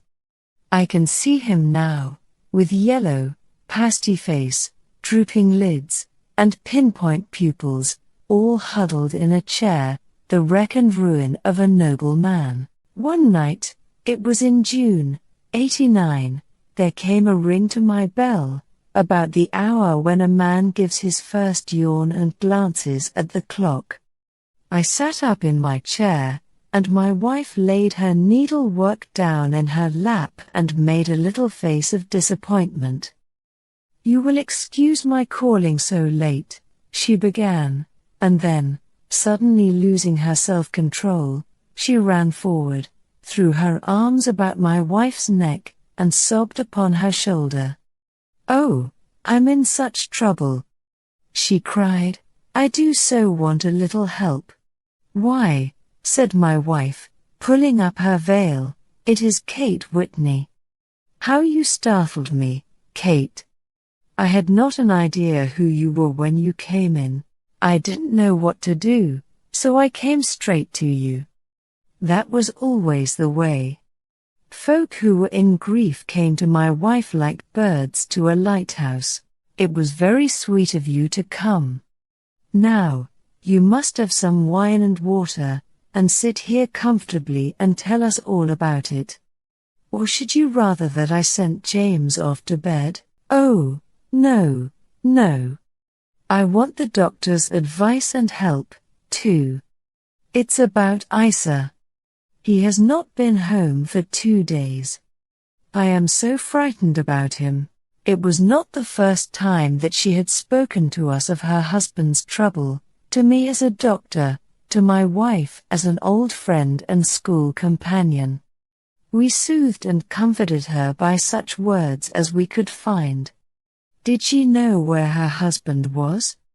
Was it possible that we could bring him back to her? It seems that it was. She had the surest information that of late he had, when the fit was on him, made use of an opium den in the farthest east of the city. Hitherto his orgies had always been confined to one day, and he had come back, twitching and shattered, in the evening. But now the spell had been upon him 48 hours, and he lay there, doubtless among the dregs of the docks, breathing in the poison or sleeping off the effects. There he was to be found, she was sure of it, at the Bar of Gold, in Upper Swandam Lane. But what was she to do? How could she, a young and timid woman, make her way into such a place and pluck her husband out from among the ruffians who surrounded him? There was the case, and of course there was but one way out of it. Might I not escort her to this place? And then, as a second thought, why should she come at all? I was Isa Whitney's medical advisor, and as such I had influence over him. I could manage it better if I were alone. I promised her on my word that I would send him home in a cab within 2 hours if he were indeed at the address which she had given me. And so in 10 minutes I had left my armchair and cheery sitting room behind me, and was speeding eastward in a hansom on a strange errand, as it seemed to me at the time, though the future only could show how strange it was to be. But there was no great difficulty in the first stage of my adventure. Upper Swandam Lane is a vile alley lurking behind the high wharves which line the north side of the river to the east of London Bridge. Between a slop shop and a gin shop, approached by a steep flight of steps leading down to a black gap like the mouth of a cave, I found the den of which I was in search. Ordering my cab to wait, I passed down the steps, worn hollow in the center by the ceaseless tread of drunken feet, and by the light of a flickering oil lamp above the door I found the latch and made my way into a long, low room, thick and heavy with the brown opium smoke, and terraced with wooden berths, like the forecastle of an emigrant ship. Through the gloom one could dimly catch a glimpse of bodies lying in strange fantastic poses, bowed shoulders, bent knees, heads thrown back, and chins pointing upward, with here and there a dark, lackluster eye turned upon the newcomer. Out of the black shadows there glimmered little red circles of light, now bright, now faint, as the burning poison waxed or waned in the bowls of the metal pipes. The most lay silent, but some muttered to themselves, and others talked together in a strange, low, monotonous voice, their conversation coming in gushes, and then suddenly tailing off into silence, each mumbling out his own thoughts and paying little heed to the words of his neighbor. At the farther end was a small brazier of burning charcoal, beside which on a 3-legged wooden stool there sat a tall, thin old man, with his jaw resting upon his 2 fists, and his elbows upon his knees, staring into the fire. As I entered, a sallow Malay attendant had hurried up with a pipe for me and a supply of the drug, beckoning me to an empty berth. There was a movement and an exclamation from my right, and peering through the gloom, I saw Whitney, pale, haggard, and unkempt, staring out at me. "My God! It's Watson," said he. He was in a pitiable state of reaction, with every nerve in a twitter. "I say, Watson, what o'clock is it?" "Nearly 11. Of what day?" "Of Friday, June 19th. Good heavens! I thought it was Wednesday." "It is Wednesday. What do you want to frighten a chap for?" He sank his face onto his arms and began to sob in a high treble key. "I tell you that it is Friday, man. Your wife has been waiting this 2 days for you. You should be ashamed of yourself." "So I am. But you've got mixed, Watson, for I have only been here a few hours, 3 pipes, 4 pipes, I forget how many. But I'll go home with you. I wouldn't frighten Kate, poor little Kate. Give me your hand." "Have you a cab?" "Yes, I have one waiting." "Then I shall go in it. But I must owe something." "Find what I owe, Watson. I am all off color. I can do nothing for myself." I walked down the narrow passage between the double row of sleepers, holding my breath to keep out the vile, stupefying fumes of the drug, and looking about for the manager. As I passed the tall man who sat by the brazier, I felt a sudden pluck at my skirt, and a low voice whispered, "Walk past me, and then look back at me." The words fell quite distinctly upon my ear. I glanced down. They could only have come from the old man at my side, and yet he sat now as absorbed as ever, very thin, very wrinkled, bent with age, an opium pipe dangling down from between his knees, as though it had dropped in sheer lassitude from his fingers. I took 2 steps forward and looked back. It took all my self-control to prevent me from breaking out into a cry of astonishment. He had turned his back so that none could see him, but his form had filled out, his wrinkles were gone, the dull eyes had regained their fire, and there, sitting by the fire and grinning at my surprise, was none other than Sherlock Holmes. He made a slight motion to me to approach him, and instantly, as he turned his face half round to the company once more, subsided into a doddering, loose-lipped senility. "Holmes," I whispered, "what on earth are you doing in this den?" "As low as you can," he answered, "I have excellent ears. If you would have the great kindness to get rid of that sottish friend of yours, I should be exceedingly glad to have a little talk with you. I have a cab outside, then pray send him home in it. You may safely trust him, for he appears to be too limp to get into any mischief. I should recommend you also to send a note by the cabman to your wife to say that you have thrown in your lot with me. If you will wait outside, I shall be with you in 5 minutes." It was difficult to refuse any of Sherlock Holmes' requests, for they were always so exceedingly definite, and put forward with such a quiet air of mastery. I felt, however, that when Whitney was once confined in the cab my mission was practically accomplished, and for the rest, I could not wish anything better than to be associated with my friend in one of those singular adventures which were the normal condition of his existence. In a few minutes I had written my note, paid Whitney's bill, led him out to the cab, and seen him driven through the darkness. In a very short time a decrepit figure had emerged from the opium den, and I was walking down the street with Sherlock Holmes. For 2 streets he shuffled along with a bent back and an uncertain foot.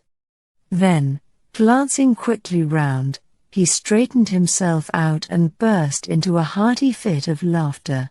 "I suppose, Watson," said he, "that you imagine that I have added opium smoking to cocaine injections, and all the other little weaknesses on which you have favored me with your medical views. I was certainly surprised to find you there, but not more so than I to find you. I came to find a friend, and I to find an enemy. Yes, one of my natural enemies, or, shall I say, my natural prey. Briefly, Watson, I am in the midst of a very remarkable inquiry, and I have hoped to find a clue in the incoherent ramblings of these sots, as I have done before now. Had I been recognized in that den, my life would not have been worth an hour's purchase, for I have used it before now for my own purposes, and the rascally Lascar who runs it has sworn to have vengeance upon me. There is a trapdoor at the back of that building, near the corner of Paul's Wharf, which could tell some strange tales of what has passed through it upon the moonless nights. What? You do not mean bodies? Bodies, Watson. We should be rich men if we had £1,000 for every poor devil who has been done to death in that den. It is the vilest murdered trap on the whole riverside, and I fear that Neville St. Clair has entered it never to leave it more. But our trap should be here." He put his 2 forefingers between his teeth and whistled shrilly, a signal which was answered by a similar whistle from the distance, followed shortly by the rattle of wheels and the clink of horses' hoofs. "Now, Watson," said Holmes, as a tall dogcart dashed up through the gloom, throwing out 2 golden tunnels of yellow light from its side lanterns. You'll come with me, won't you? If I can be of use. Oh, a trusty comrade is always of use, and a chronicler still more so. My room at the Cedars is a double-bedded one. The Cedars? Yes, that is Mr. St. Clair's house. I am staying there while I conduct the inquiry. Where is it, then? Near Lee, in Kent. We have a 7-mile drive before us, but I am all in the dark. Of course you are. You'll know all about it presently. Jump up here. All right, John, we shall not need you. Here's £0.50. Look out for me tomorrow, about 11. Give her her head. So long, then. He flicked the horse with his whip, and we dashed away through the endless succession of somber and deserted streets, which widened gradually, until we were flying across a broad balustraded bridge, with the murky river flowing sluggishly beneath us. Beyond lay another dull wilderness of bricks and mortar, its silence broken only by the heavy, regular footfall of the policeman, or the songs and shouts of some belated party of revelers.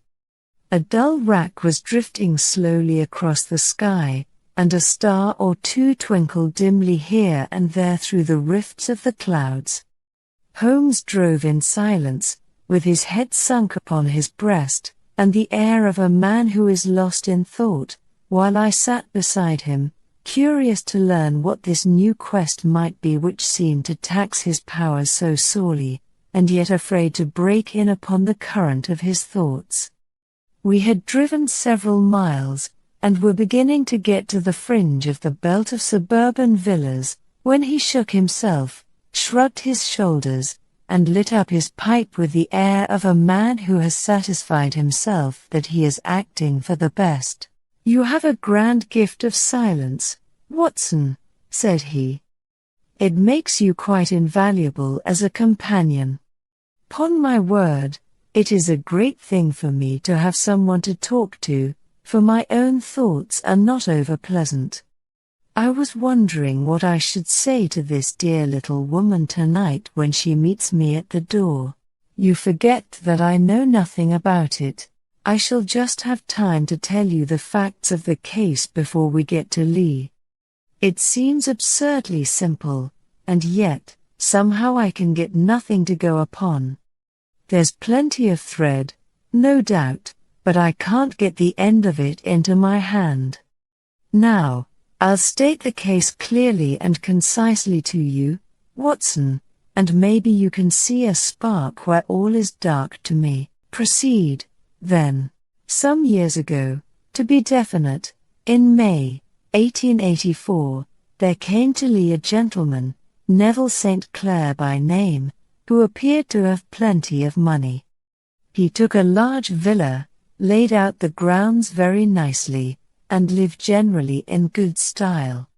By degrees he made friends in the neighborhood, and in 1887 he married the daughter of a local brewer, by whom he now has 2 children.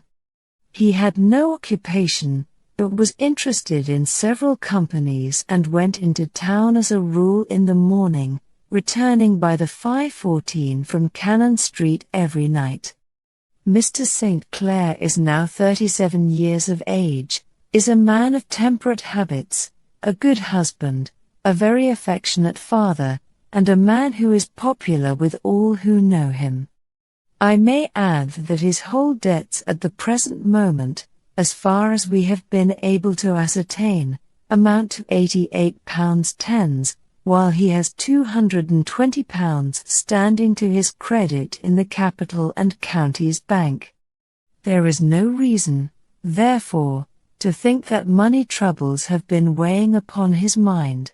Last Monday Mr. Neville St. Clair went into town rather earlier than usual, remarking before he started that he had 2 important commissions to perform, and that he would bring his little boy home a box of bricks. Now, by the merest chance, his wife received a telegram upon this same Monday, very shortly after his departure, to the effect that a small parcel of considerable value which she had been expecting was waiting for her at the offices of the Aberdeen Shipping Company. Now, if you are well up in your London, you will know that the office of the company is in Fresno Street, which branches out of Upper Swandam Lane, where you found me tonight. Mrs. St. Clair had her lunch, started for the city, did some shopping, proceeded to the company's office, got her packet, and found herself at exactly 4:35 walking through Swandam Lane on her way back to the station. Have you followed me so far? It is very clear. If you remember, Monday was an exceedingly hot day, and Mrs. St. Clair walked slowly, glancing about in the hope of seeing a cab, as she did not like the neighborhood in which she found herself. While she was walking in this way down Swandam Lane, she suddenly heard an ejaculational cry, and was struck cold to see her husband looking down at her and, as it seemed to her, beckoning to her from a second-floor window. The window was open, and she distinctly saw his face, which she describes as being terribly agitated. He waved his hands frantically to her, and then vanished from the window so suddenly that it seemed to her that he had been plucked back by some irresistible force from behind. One singular point which struck her quick feminine eye was that although he wore some dark coat, such as he had started to town in, he had on neither collar nor necktie. Convinced that something was amiss with him, she rushed down the steps, for the house was none other than the opium den in which you found me tonight, and running through the front room she attempted to ascend the stairs which led to the first floor. At the foot of the stairs, however, she met this Lascar scoundrel of whom I have spoken, who thrust her back and, aided by a Dane, who acts as assistant there, pushed her out into the street. Filled with the most maddening doubts and fears, she rushed down the lane and, by rare good fortune, met in Fresno Street a number of constables with an inspector, all on their way to their beat. The inspector and two men accompanied her back, and in spite of the continued resistance of the proprietor, they made their way to the room in which Mr. St. Clair had last been seen. There was no sign of him there. In fact, in the hall of that floor there was no one to be found save a crippled wretch of hideous aspect, who, it seems, made his home there. Both he and the Lascar stoutly swore that no one else had been in the front room during the afternoon. So determined was their denial that the inspector was staggered, and had almost come to believe that Mrs. St. Clair had been deluded when, with a cry, she sprang at a small deal box which lay upon the table and tore the lid from it. Out there fell a cascade of children's bricks. It was the toy which he had promised to bring home. This discovery, and the evident confusion which the cripple showed, made the inspector realize that the matter was serious. The rooms were carefully examined, and results all pointed to an abominable crime. The front room was plainly furnished as a sitting room and led into a small bedroom, which looked out upon the back of one of the wharves. Between the wharf and the bedroom window is a narrow strip, which is dry at low tide but is covered at high tide with at least 4.5 feet of water. The bedroom window was a broad one and opened from below. On examination, traces of blood were to be seen upon the windowsill, and several scattered drops were visible upon the wooden floor of the bedroom. Thrust away behind a curtain in the front room were all the clothes of Mr. Neville St. Clair, with the exception of his coat.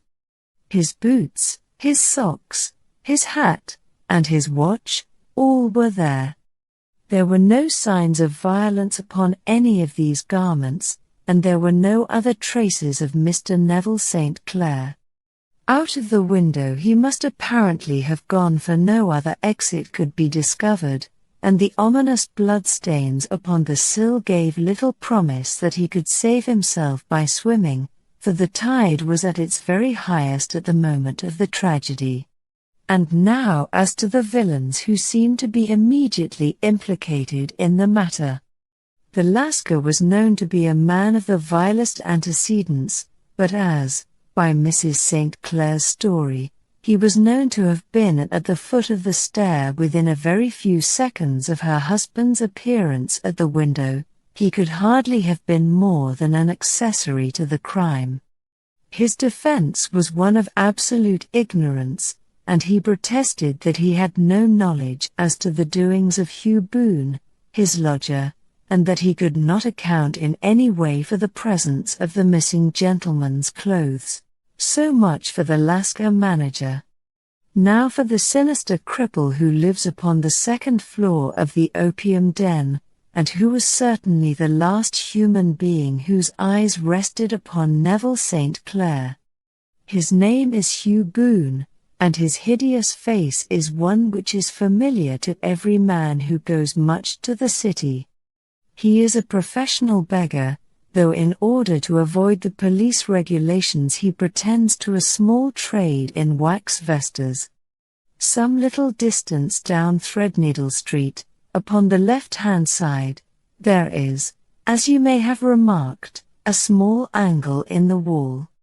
Here it is that this creature takes his daily seat, cross-legged with his tiny stock of matches on his lap, and as he is a piteous spectacle a small rain of charity descends into the greasy leather cap which lies upon the pavement beside him.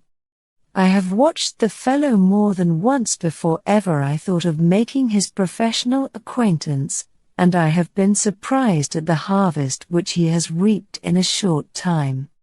His appearance, you see, is so remarkable that no one can pass him without observing him.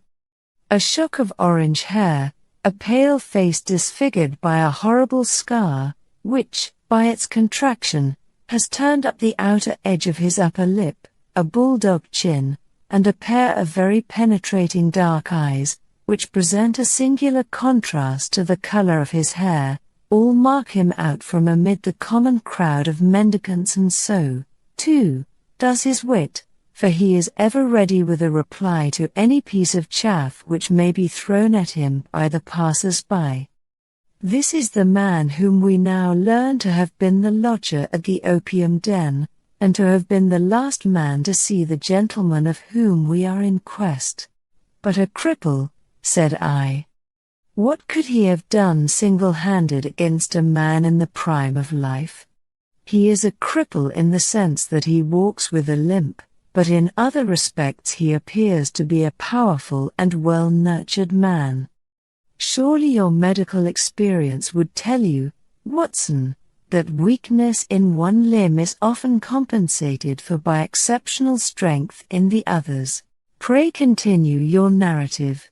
Mrs. St. Clair had fainted at the sight of the blood upon the window, and she was escorted home in a cab by the police, as her presence could be of no help to them in their investigations.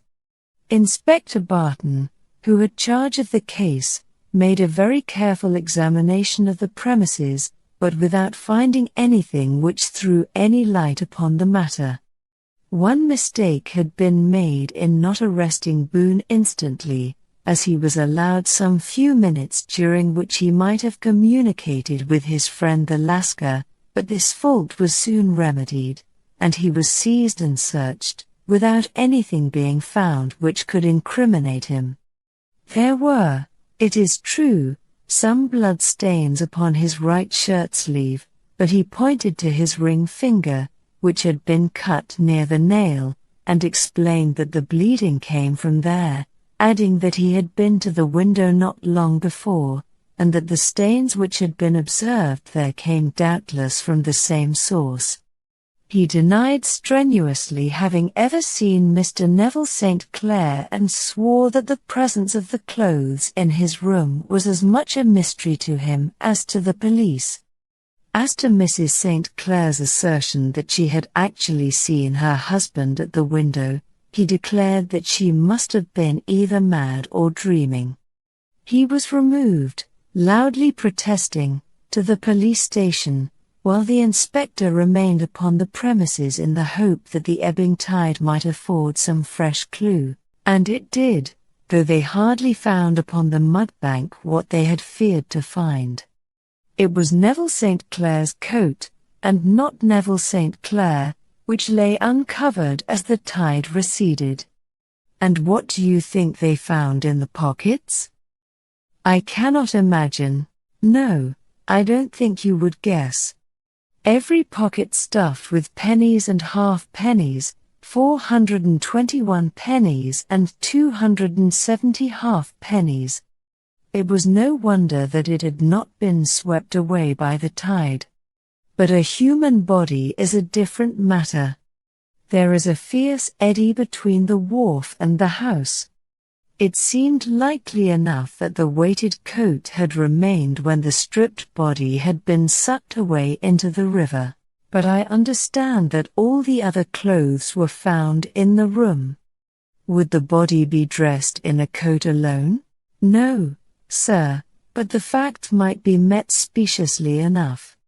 Suppose that this man Boone had thrust Neville St. Clair through the window, there is no human eye which could have seen the deed.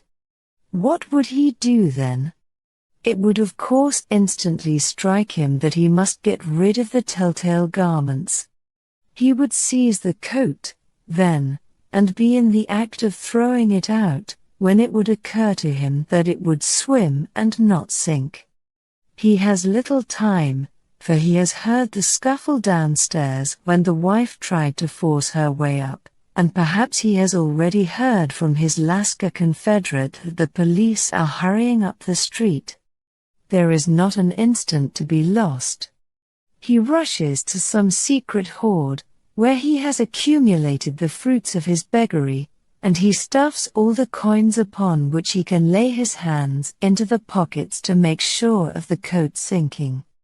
He throws it out, and would have done the same with the other garments had not he heard the rush of steps below, and only just had time to close the window when the police appeared. It certainly sounds feasible. Well, we will take it as a working hypothesis for want of a better. Boone, as I have told you, was arrested and taken to the station, but it could not be shown that there had ever before been anything against him. He had for years been known as a professional beggar, but his life appeared to have been a very quiet and innocent one. There the matter stands at present, and the questions which have to be solved: what Neville St. Clair was doing in the opium den, what happened to him when there, where is he now, and what Hugh Boone had to do with his disappearance, are all as far from a solution as ever. I confess that I cannot recall any case within my experience which looked at the first glance so simple and yet which presented such difficulties.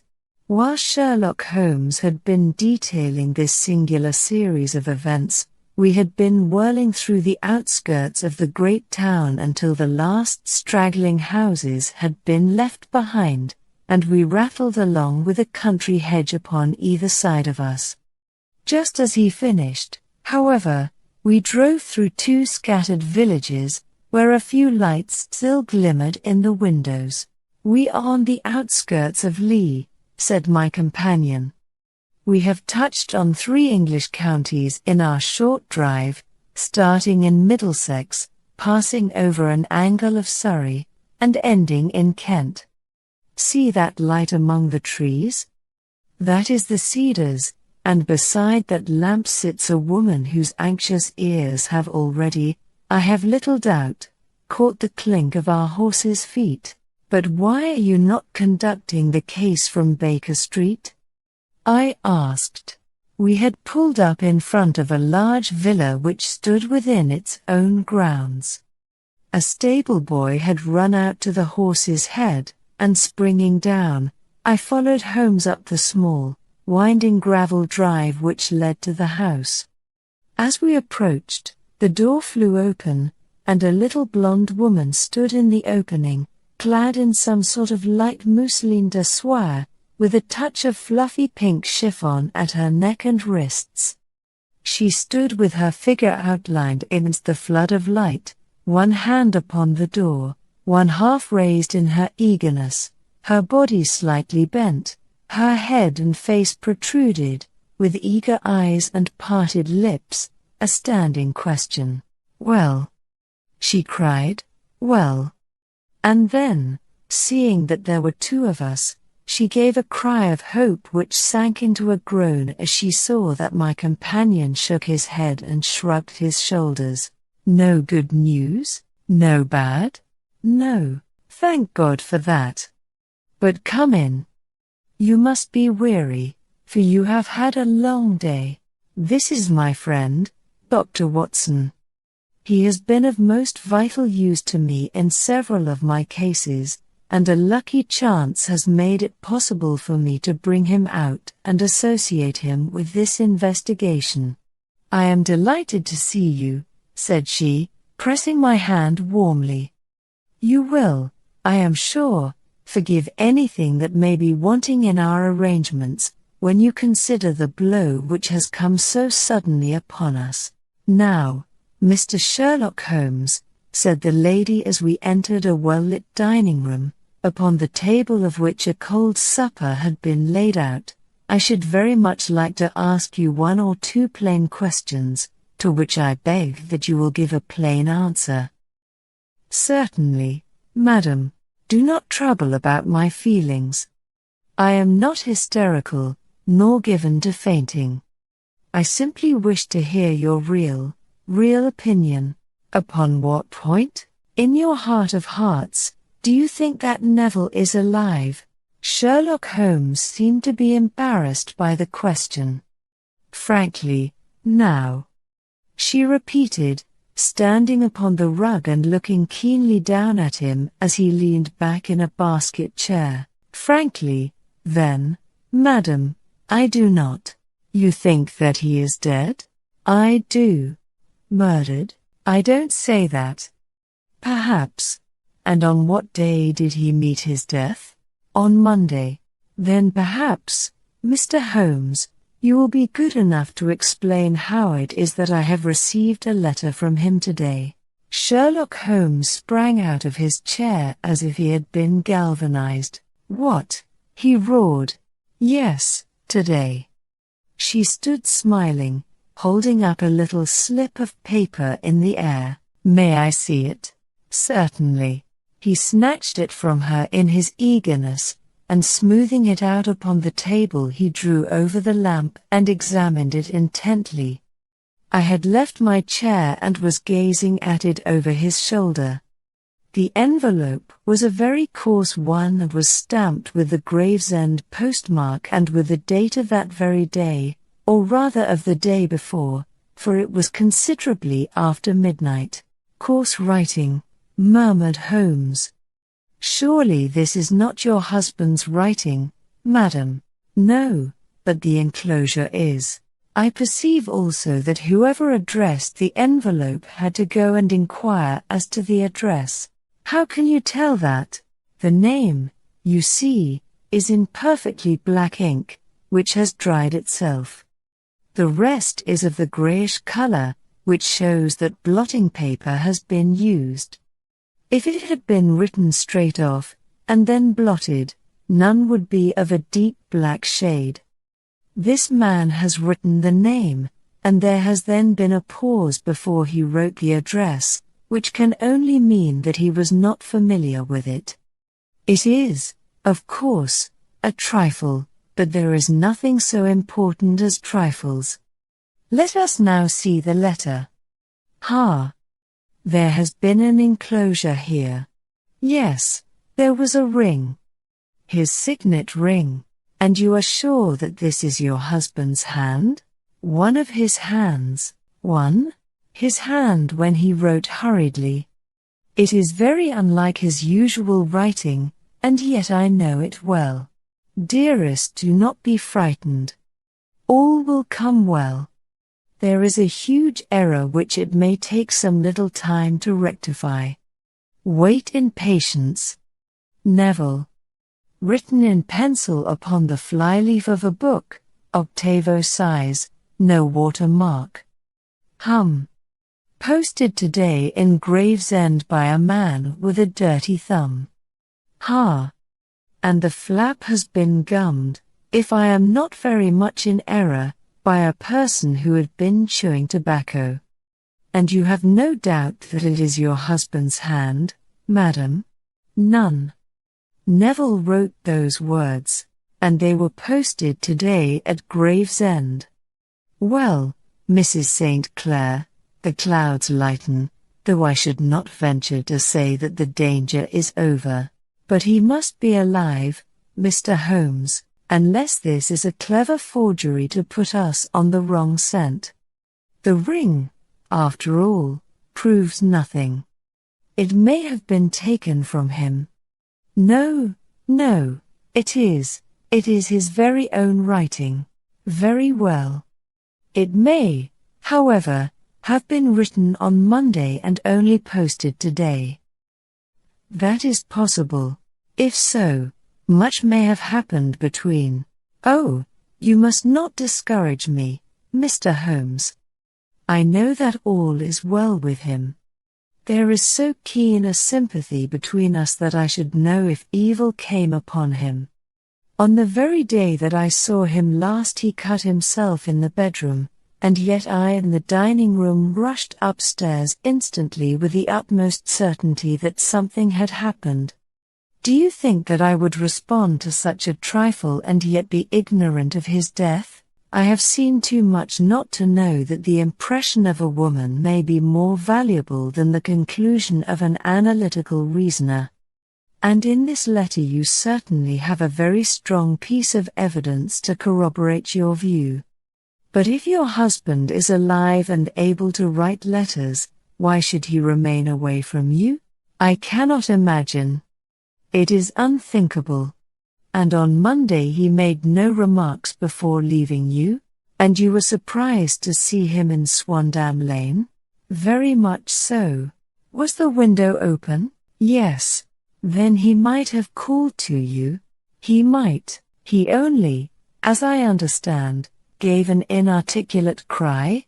Yes. A call for help, you thought? Yes. He waved his hands. It is possible. And you thought he was pulled back? He might have leapt back. You did not see anyone else in the room? No, but this horrible man confessed to having been there, and the Lascar was at the foot of the stairs. Quite so.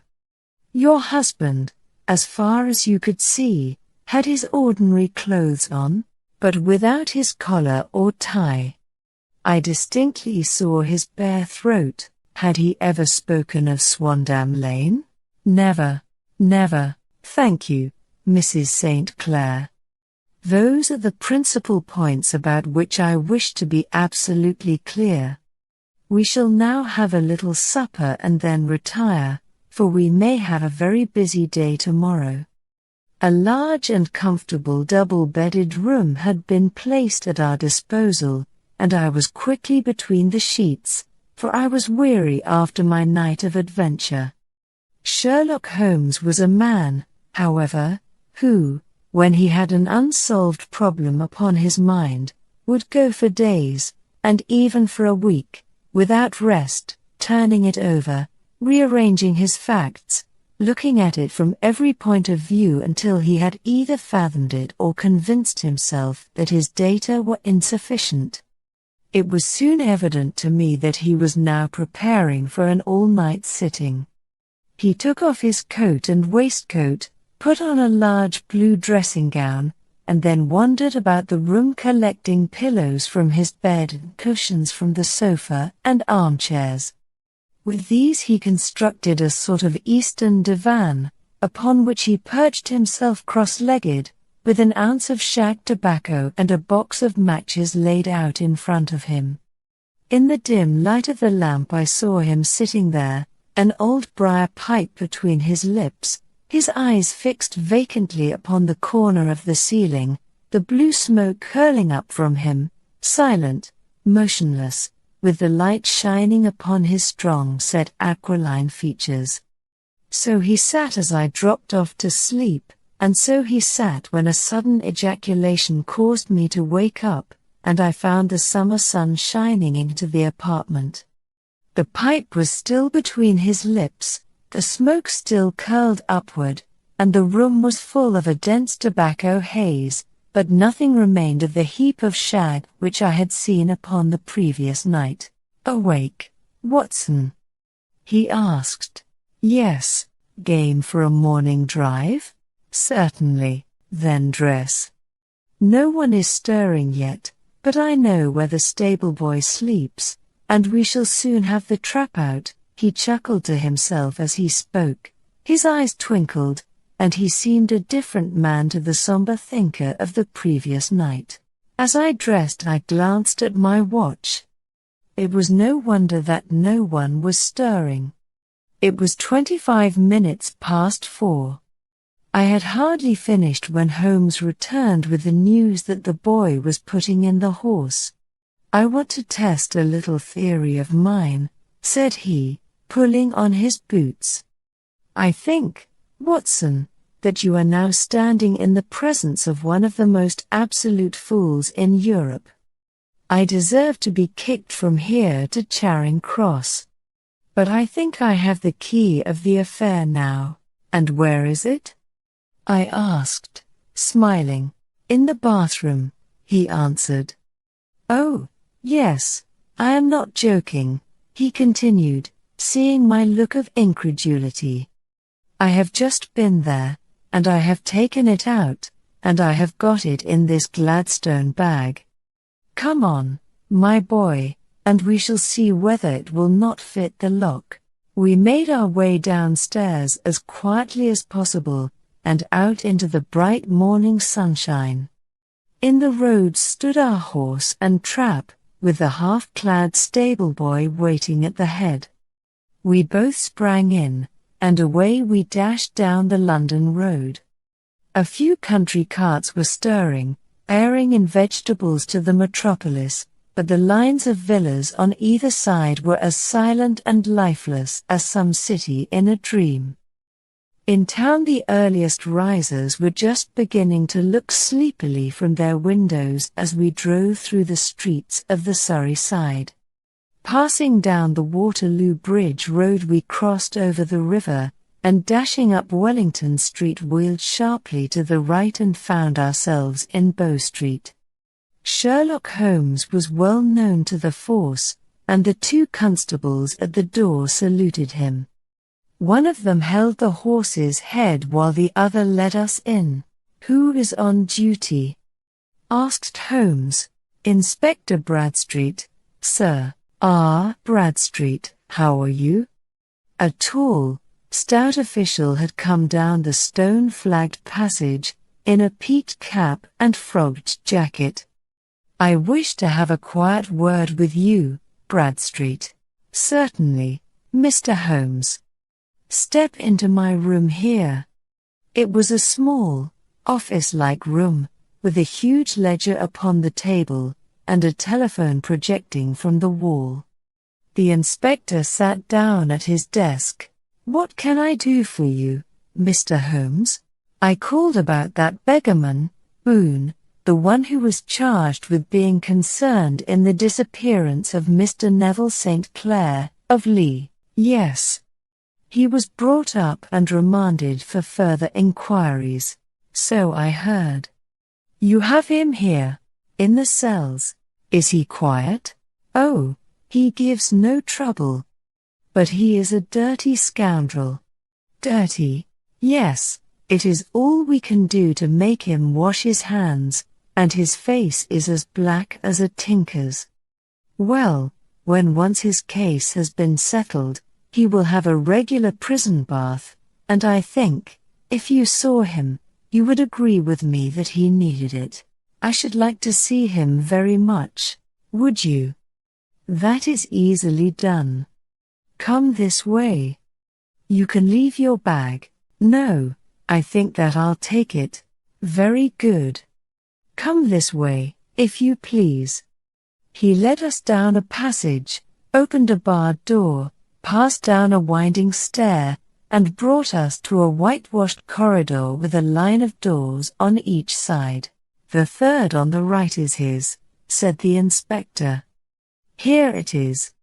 He quietly shot back a panel in the upper part of the door and glanced through. He is asleep, said he. You can see him very well. We both put our eyes to the grating. The prisoner lay with his face towards us, in a very deep sleep, breathing slowly and heavily. He was a middle-sized man, coarsely clad as became his calling, with a colored shirt protruding through the rent in his tattered coat. He was, as the inspector had said, extremely dirty, but the grime which covered his face could not conceal its repulsive ugliness. A broad wound from an old scar ran right across it from eye to chin, and by its contraction had turned up one side of the upper lip, so that 3 teeth were exposed in a perpetual snarl. A shock of very bright red hair grew low over his eyes and forehead. He's a beauty, isn't he? Said the inspector. He certainly needs a wash, remarked Holmes. I had an idea that he might, and I took the liberty of bringing the tools with me.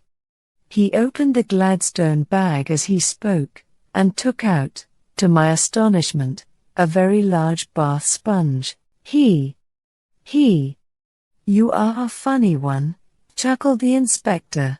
Now, if you will have the great goodness to open that door very quietly, we will soon make him cut a much more respectable figure. Well, I don't know why not, said the inspector.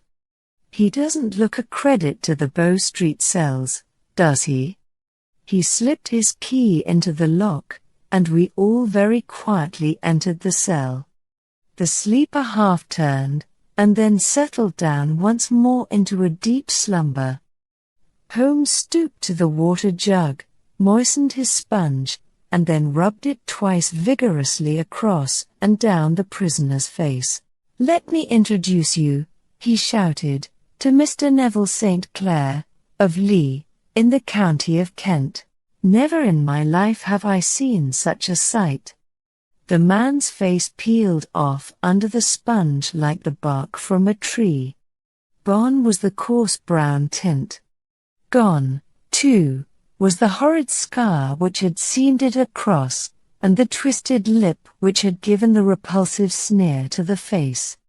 A twitch brought away the tangled red hair, and there, sitting up in his bed, was a pale, sad-faced, refined-looking man, black-haired and smooth-skinned, rubbing his eyes and staring about him with sleepy bewilderment. Then suddenly realizing the exposure, he broke into a scream and threw himself down with his face to the pillow. Great heavens, cried the inspector, it is, indeed, the missing man. I know him from the photograph. The prisoner turned with the reckless air of a man who abandons himself to his destiny. Be it so, said he. And pray what am I charged with? With making away with Mr. Neville Street. Oh, come, you can't be charged with that unless they make a case of attempted suicide of it, said the inspector with a grin. Well, I have been 27 years in the force, but this really takes the cake. If I am Mr. Neville St. Clair, then it is obvious that no crime has been committed, and that, therefore, I am illegally detained. No crime, but a very great error has been committed, said Holmes. You would have done better to have trusted your wife. It was not the wife, it was the children, groaned the prisoner. God help me, I would not have them ashamed of their father. My God! What an exposure! What can I do? Sherlock Holmes sat down beside him on the couch and patted him kindly on the shoulder. "If you leave it to a court of law to clear the matter up," said he, "of course you can hardly avoid publicity. On the other hand, if you convince the police authorities that there is no possible case against you, I do not know that there is any reason that the details should find their way into the papers. Inspector Bradstreet would, I am sure, make notes upon anything which you might tell us and submit it to the proper authorities. The case would then never go into court at all." "God bless you," cried the prisoner passionately. "I would have endured imprisonment, even execution, rather than have left my miserable secret as a family blot to my children. You are the first who have ever heard my story. My father was a schoolmaster in Chesterfield, where I received an excellent education. I traveled in my youth, took to the stage, and finally became a reporter on an evening paper in London. One day my editor wished to have a series of articles upon begging in the metropolis, and I volunteered to supply them. There was the point from which all my adventures started. It was only by trying begging as an amateur that I could get the facts upon which to base my articles. When an actor I had, of course, learned all the secrets of making up, and had been famous in the green room for my skill. I took advantage now of my attainments. I painted my face, and to make myself as pitiable as possible I made a good scar and fixed one side of my lip in a twist by the aid of a small slip of flesh-colored plaster. Then with a red head of hair, and an appropriate dress, I took my station in the business part of the city, ostensibly as a match seller but really as a beggar. For 7 hours I plied my trade, and when I returned home in the evening I found to my surprise that I had received no less than 26s. 4d. I wrote my articles and thought little more of the matter until, some time later, I backed a bill for a friend and had a writ served upon me for £25. I was at my wits' end where to get the money, but a sudden idea came to me. I begged a fortnight's grace from the creditor, asked for a holiday from my employers, and spent the time in begging in the city under my disguise. In 10 days I had the money and had paid the debt. Well, you can imagine how hard it was to settle down to arduous work at £2 a week when I knew that I could earn as much in a day by smearing my face with a little paint, laying my cap on the ground, and sitting still. It was a long fight between my pride and the money, but the dollars won at last, and I threw up reporting and sat day after day in the corner which I had first chosen, inspiring pity by my ghastly face and filling my pockets with coppers. Only one man knew my secret. He was the keeper of a low den in which I used to lodge in Swandam Lane, where I could every morning emerge as a squalid beggar and in the evenings transform myself into a well-dressed man about town. This fellow, Alaska, was well paid by me for his rooms, so that I knew that my secret was safe in his possession. Well, very soon I found that I was saving considerable sums of money. I do not mean that any beggar in the streets of London could earn £700 a year, which is less than my average takings, but I had exceptional advantages in my power of making up, and also in a facility of repartee, which improved by practice and made me quite a recognized character in the city. All day a stream of pennies, varied by silver, poured in upon me, and it was a very bad day in which I failed to take £2. As I grew richer I grew more ambitious, took a house in the country, and eventually married, without anyone having a suspicion as to my real occupation. My dear wife knew that I had business in the city. She little knew what. I do not know that there is anything else for me to explain. I was determined to preserve my disguise as long as possible, and hence my preference for a dirty face. Knowing that my wife would be terribly anxious, I slipped off my ring and confided it to the Lascar at a moment when no constable was watching me, together with a hurried scrawl, telling her that she had no cause to fear. "That note only reached her yesterday," said Holmes. "Good God! What a week she must have spent." "The police have watched this Lascar," said Inspector Bradstreet, "and I can quite understand that he might find it difficult to post a letter unobserved. Probably he handed it to some sailor customer of his, who forgot all about it for some days." "That was it," said Holmes, nodding approvingly. "I have no doubt of it. But have you never been prosecuted for begging?" "Many times, but what was a fine to me?" "It must stop here, however," said Bradstreet. "If the police are to hush this thing up, there must be no more of Hugh Boone. I have sworn it by the most solemn oaths which a man can take. In that case I think that it is probable that no further steps may be taken. But if you are found again, then all must come out.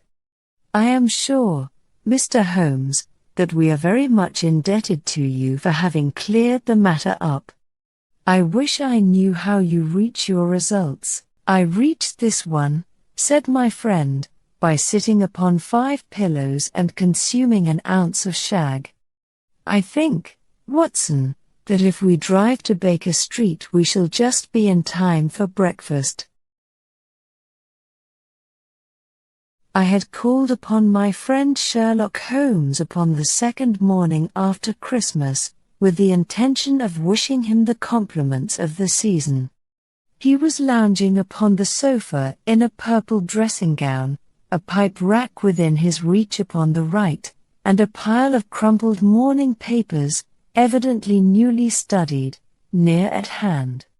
Beside the couch was a wooden chair, and on the angle of the back hung a very seedy and disreputable hard felt hat, much the worse for wear, and cracked in several places. A lens and a forceps lying upon the seat of the chair suggested that the hat had been suspended in this manner for the purpose of examination. "You are engaged," said I. "Perhaps I interrupt you." "No, no. No crime," said Sherlock Holmes, laughing. "Only one of those whimsical little incidents which will happen when you have 4 million human beings all jostling each other within the space of a few square miles. Amid the action and reaction of so dense a swarm of humanity, every possible combination of events may be expected to take place, and many a little problem will be presented which may be striking and bizarre without being criminal. We have already had experience of such, so much so, I remarked, that of the last 6 cases which I have added to my notes, 3 have been entirely free of any legal crime." "Precisely. You allude to my attempt to recover the Irene Adler papers, to the singular case of Miss Mary Sutherland, and to the adventure of the man with the twisted lip. Well, I have no doubt that this small matter will fall into the same innocent category. You know Peterson, the commissionaire?" "Yes. It is to him that this trophy belongs." "It is his hat." "No, no, he found it. Its owner is unknown. I beg that you will look upon it not as a battered billycock but as an intellectual problem. And, first, as to how it came here. It arrived upon Christmas morning, in company with a good fat goose, which is, I have no doubt, roasting at this moment in front of Peterson's fire. The facts are these: about 4 o'clock on Christmas morning, Peterson, who, as you know, is a very honest fellow, was returning from some small jollification and was making his way homeward down Tottenham Court Road. In front of him he saw, in the gaslight, a tallish man, walking with a slight stagger, and carrying a white goose slung over his shoulder. As he reached the corner of Goodge Street, a row broke out between this stranger and a little knot of roughs. One of the latter knocked off the man's hat, on which he raised his stick to defend himself and, swinging it over his head, smashed the shop window behind him. Peterson had rushed forward to protect the stranger from his assailants, but the man, shocked at having broken the window, and seeing an official-looking person in uniform rushing towards him, dropped his goose, took to his heels, and vanished amid the labyrinth of small streets which lie at the back of Tottenham Court Road.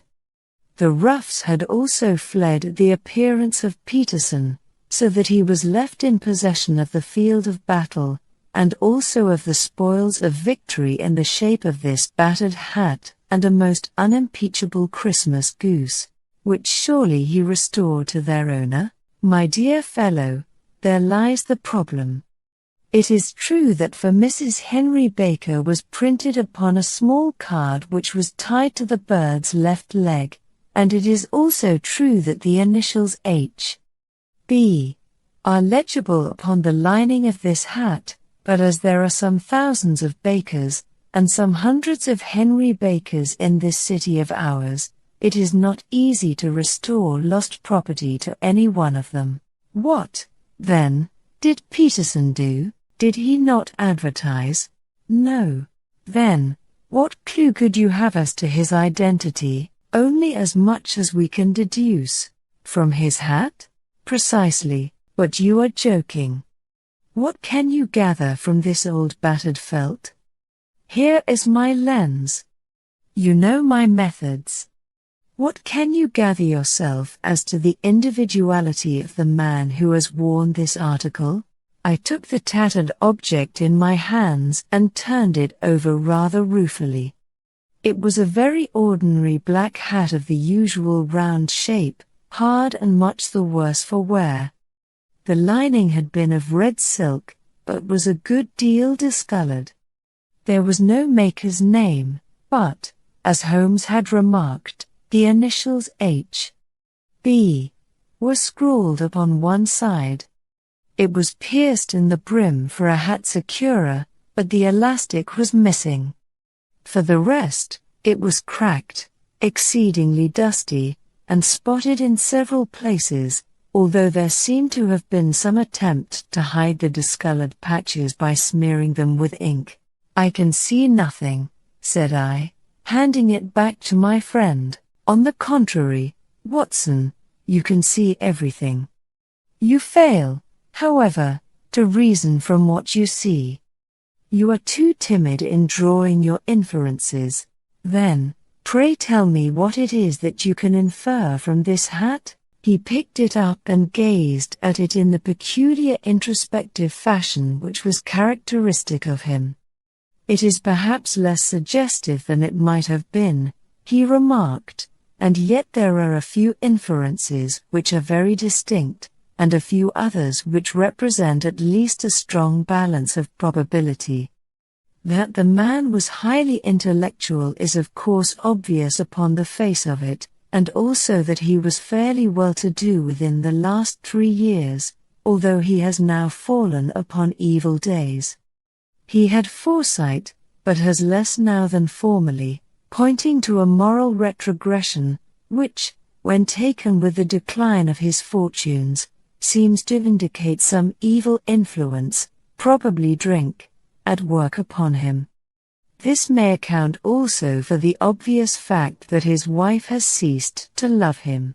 My dear Holmes, he has, however, retained some degree of self-respect, he continued, disregarding my remonstrance.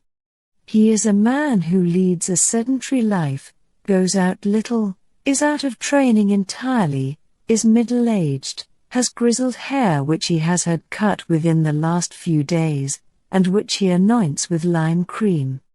These are the more patent facts which are to be deduced from his hat. Also, by the way, that it is extremely improbable that he has gas laid on in his house. You are certainly joking, Holmes. Not in the least.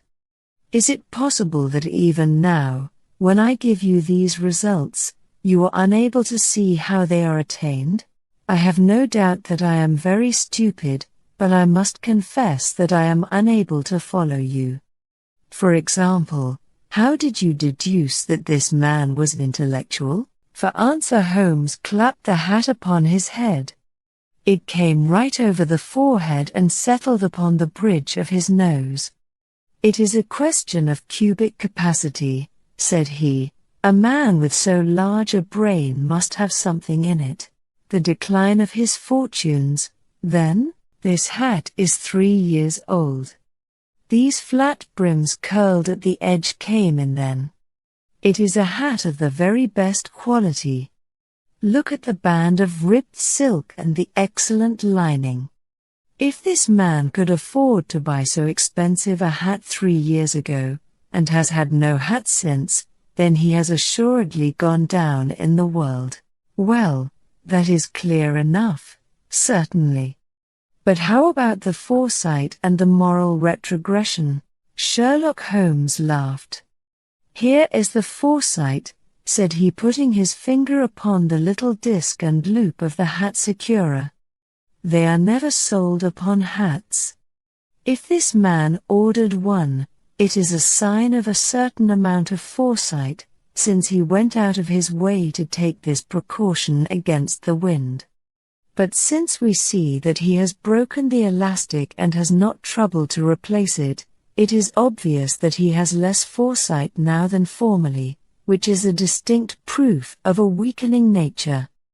On the other hand, he has endeavored to conceal some of these stains upon the felt by daubing them with ink, which is a sign that he has not entirely lost his self-respect. Your reasoning is certainly plausible. The further points, that he is middle-aged, that his hair is grizzled, that it has been recently cut, and that he uses lime cream, are all to be gathered from a close examination of the lower part of the lining. The lens discloses a large number of hair ends, clean cut by the scissors of the barber.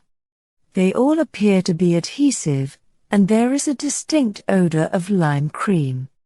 This dust, you will observe, is not the gritty, grey dust of the street but the fluffy brown dust of the house, showing that it has been hung up indoors most of the time, while the marks of moisture upon the inside are proof positive that the wearer perspired very freely, and could therefore hardly be in the best of training.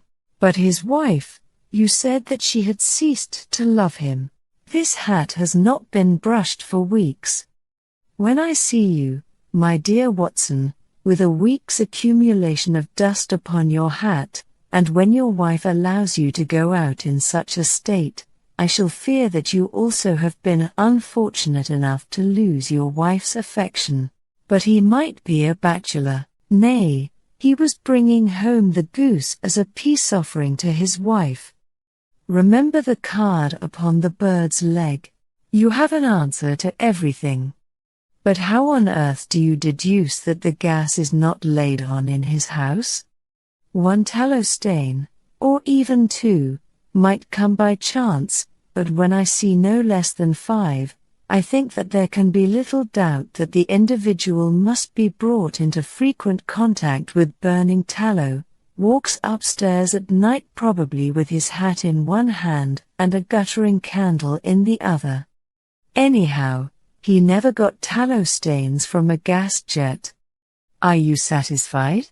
Well, it is very ingenious, said I, laughing, but since, as you said just now, there has been no crime committed, and no harm done save the loss of a goose, all this seems to be rather a waste of energy.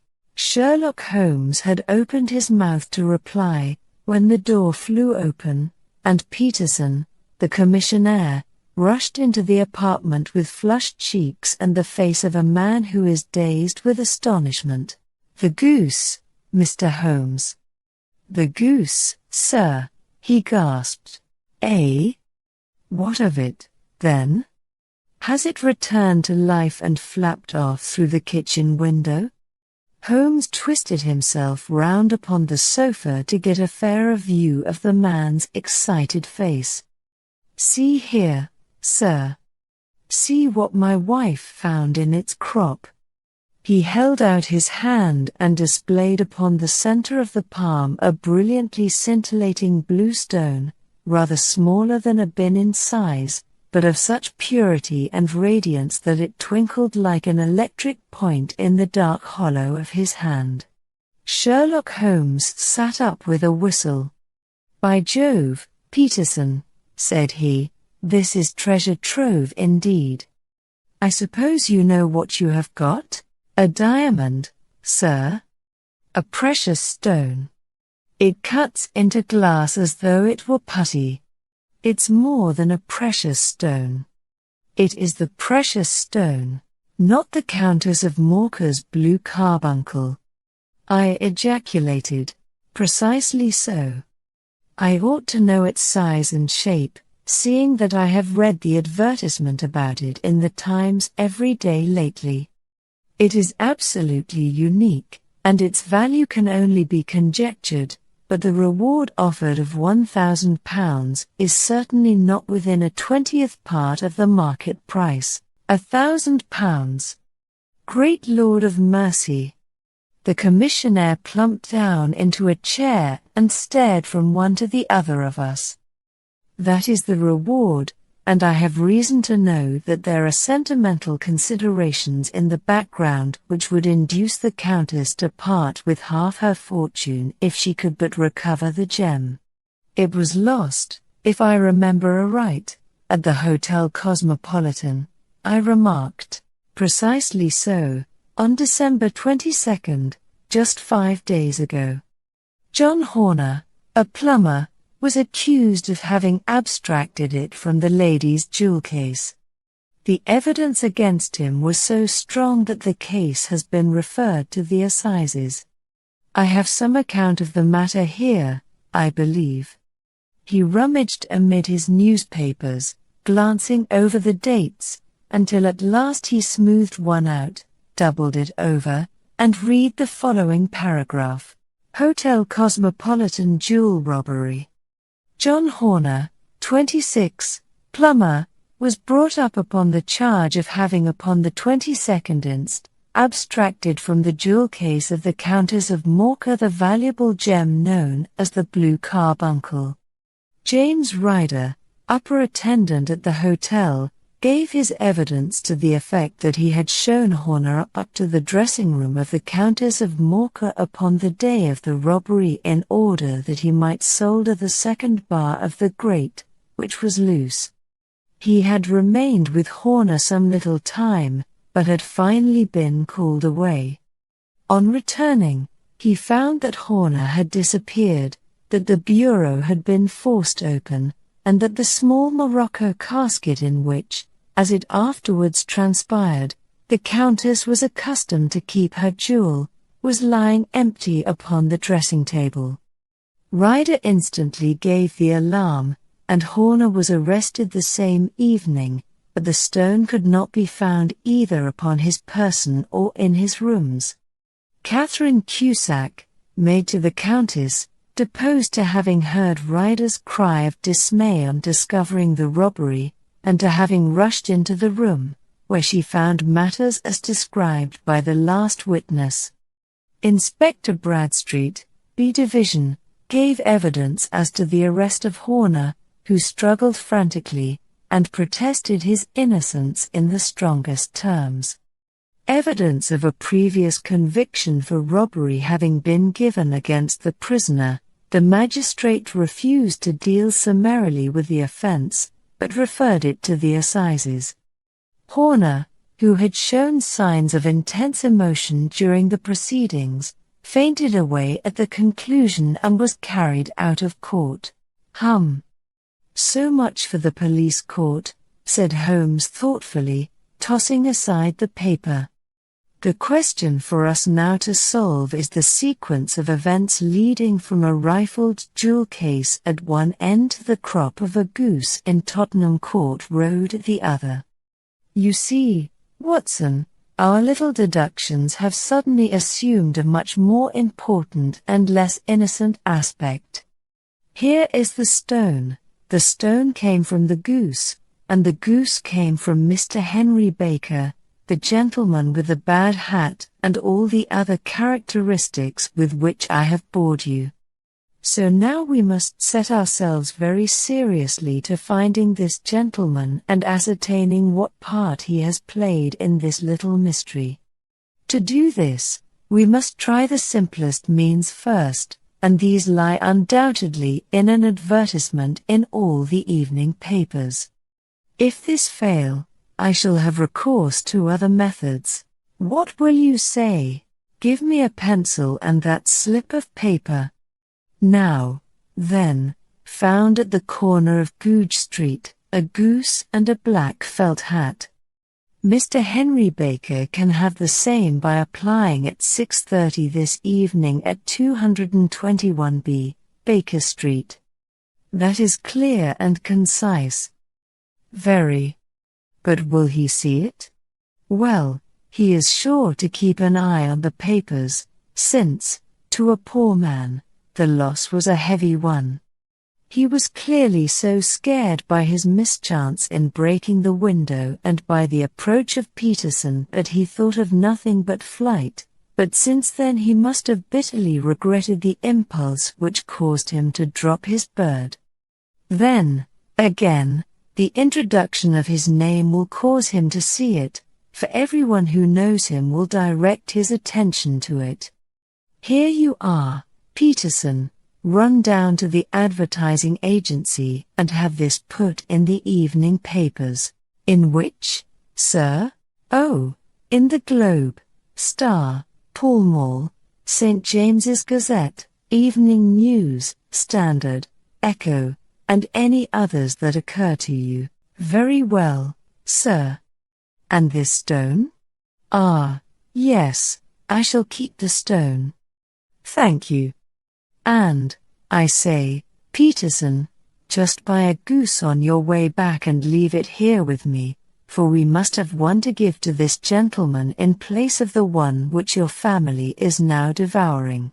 When the commissionaire had gone, Holmes took up the stone and held it against the light. It's a bonny thing, said he. Just see how it glints and sparkles. Of course it is a nucleus and focus of crime. Every good stone is.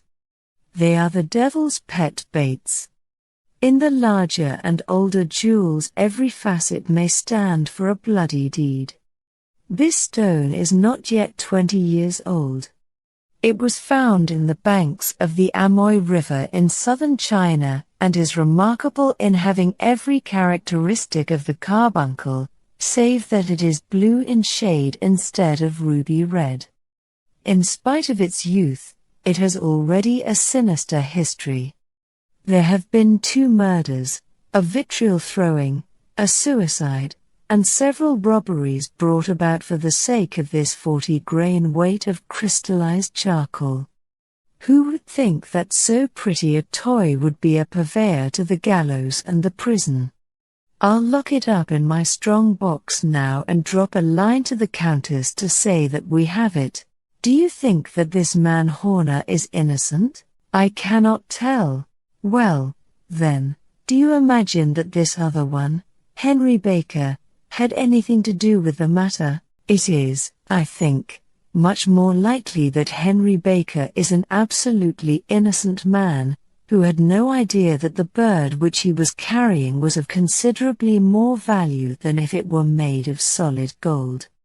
That, however, I shall determine by a very simple test if we have an answer to our advertisement. And you can do nothing until then? Nothing. In that case I shall continue my professional round. But I shall come back in the evening at the hour you have mentioned, for I should like to see the solution of so tangled a business. Very glad to see you. I dine at 7. There is a woodcock, I believe. By the way, in view of recent occurrences, perhaps I ought to ask Mrs. Hudson to examine its crop. Mr. Henry Baker, I believe, said he, rising from his armchair and greeting his visitor with the easy air of geniality which he could so readily assume. Pray take this chair by the fire, Mr. Baker. It is a cold night, and I observe that your circulation is more adapted for summer than for winter. Ah, Watson, you have just come at the right time. Is that your hat, Mr. Baker? Yes, sir, that is undoubtedly my hat. He was a large man with rounded shoulders, a massive head, and a broad, intelligent face, sloping down to a pointed beard of grizzled brown. A touch of red in nose and cheeks, with a slight tremor of his extended hand, recalled Holmes' surmise as to his habits. His rusty black frock coat was buttoned right up in front, with the collar turned up, and his lank wrists protruded from his sleeves without a sign of cuff or shirt. He spoke in a slow staccato fashion, choosing his words with care, and gave the impression generally of a man of learning and letters who had had ill usage at the hands of fortune. We have retained these things for some days, said Holmes, because we expected to see an advertisement from you giving your address. I am at a loss to know now why you did not advertise. Our visitor gave a rather shamefaced laugh. Shillings have not been so plentiful with me as they once were, he remarked. I had no doubt that the gang of roughs who assaulted me had carried off both my hat and the bird. I did not care to spend more money in a hopeless attempt at recovering them, very naturally.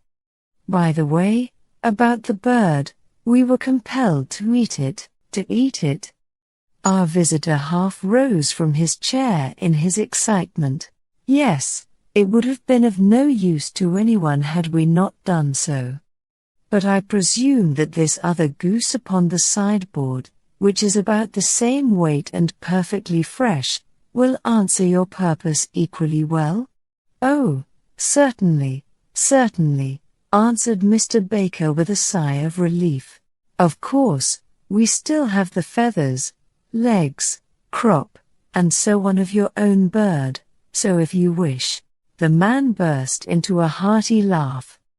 They might be useful to me as relics of my adventure, said he, but beyond that I can hardly see what use the disjecta membra of my late acquaintance are going to be to me.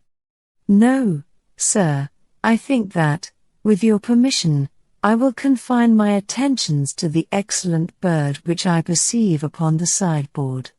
Sherlock Holmes glanced sharply across at me with a slight shrug of his shoulders. There is your hat, then, and there your bird, said he. By the way, would it bore you to tell me where you got the other one from? I am somewhat of a fowl fancier, and I have seldom seen a better grown goose.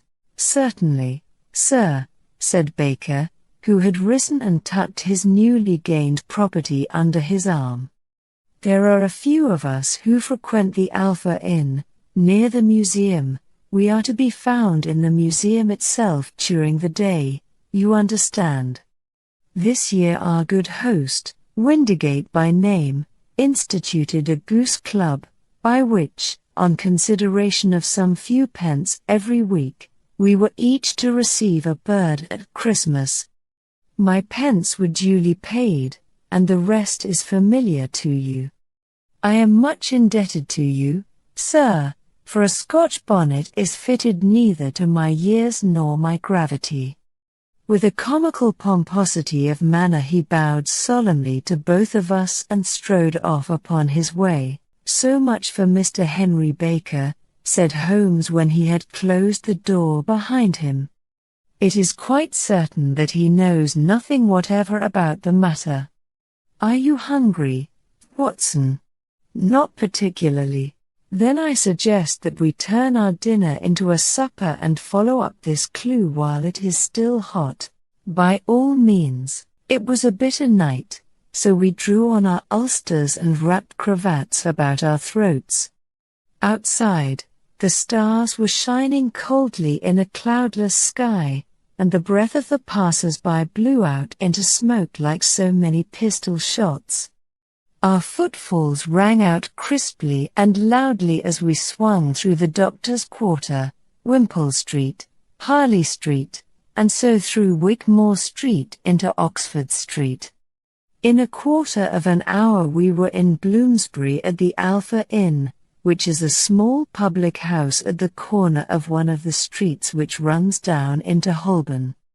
Holmes pushed open the door of the private bar and ordered 2 glasses of beer from the ruddy-faced, white-aproned landlord. "Your beer should be excellent if it is as good as your geese," said he. "My geese?" The man seemed surprised.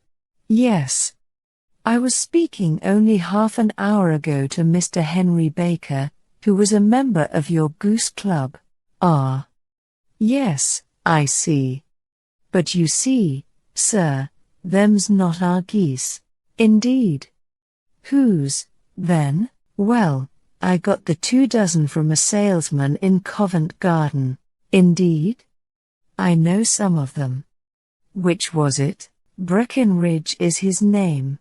Now for Mr. Breckenridge," he continued, buttoning up his coat as we came out into the frosty air. "Remember, Watson, that though we have so homely a thing as a goose at one end of this chain, we have at the other a man who will certainly get 7 years penal servitude unless we can establish his innocence. It is possible that our inquiry may but confirm his guilt, but, in any case, we have a line of investigation which has been missed by the police, and which a singular chance has placed in our hands. Let us follow it out to the bitter end. Faces to the south, then, and quick march." We passed across Holborn, down Endell Street, and so through a zigzag of slums to Covent Garden Market. One of the largest stalls bore the name of Breckenridge upon it, and the proprietor, a horsey-looking man, with a sharp face and trim side whiskers, was helping a boy to put up the shutters. "Good evening." "It's a cold night," said Holmes. The salesman nodded and shot a questioning glance at my companion. "Sold out of geese, I see," continued Holmes, pointing at the bare slabs of marble. "Let you have 500 tomorrow morning." "That's no good." "Well, there are some on the stall with the gas flare." "Ah, but I was recommended to you." "Who by?" "The landlord of the Alpha." "Oh, yes, I sent him a couple of dozen. Fine birds they were, too." "Now where did you get them from?" To my surprise the question provoked a burst of anger from the salesman. "Now, then, mister," said he, with his head cocked and his arms akimbo, "what are you driving at? Let's have it straight, now." "It is straight enough. I should like to know who sold you the geese which you supplied to the Alpha." "Well then, I shan't tell you." "So now." "Oh, it is a matter of no importance, but I don't know why you should be so warm over such a trifle." "Warm? You'd be as warm, maybe, if you were as pestered as I am. When I pay good money for a good article there should be an end of the business, but it's where are the geese? And who did you sell the geese to? And what will you take for the geese? One would think they were the only geese in the world, to hear the fuss that is made over them." "Well, I have no connection with any other people who have been making inquiries," said Holmes carelessly. "If you won't tell us the bet is off, that is all. But I'm always ready to back my opinion on a matter of fowls, and I have a fiver on it that the bird I ate is country bred." "Well, then, you've lost your fiver, for it's town bred," snapped the salesman. "It's nothing of the kind. I say it is. I don't believe it. Do you think you know more about fowls than I, who have handled them ever since I was a nipper? I tell you, all those birds that went to the Alpha were town-bred. You'll never persuade me to believe that, will you bet, then? It's merely taking your money, for I know that I am right. But I'll have a sovereign on with you, just to teach you not to be obstinate." The salesman chuckled grimly. "Bring me the books, Bill," said he. The small boy brought round a small thin volume and a great greasy-backed one, laying them out together beneath the hanging lamp. "Now then, Mr. Cockshaw," said the salesman, "I thought that I was out of geese, but before I finish you'll find that there is still one left in my shop. You see this little book? Well, that's the list of the folk from whom I buy. Do you see? Well, then, here on this page are the country folk, and the numbers after their names are where their accounts are in the big ledger. Now, then, you see this other page in red ink? Well, that is a list of my town suppliers. Now, look at that third name. Just read it out to me. Quite so. Now turn that up in the ledger." Holmes turned to the page indicated. "Here you are, Mrs. Oakshott, 117, Brixton Road, egg and poultry supplier.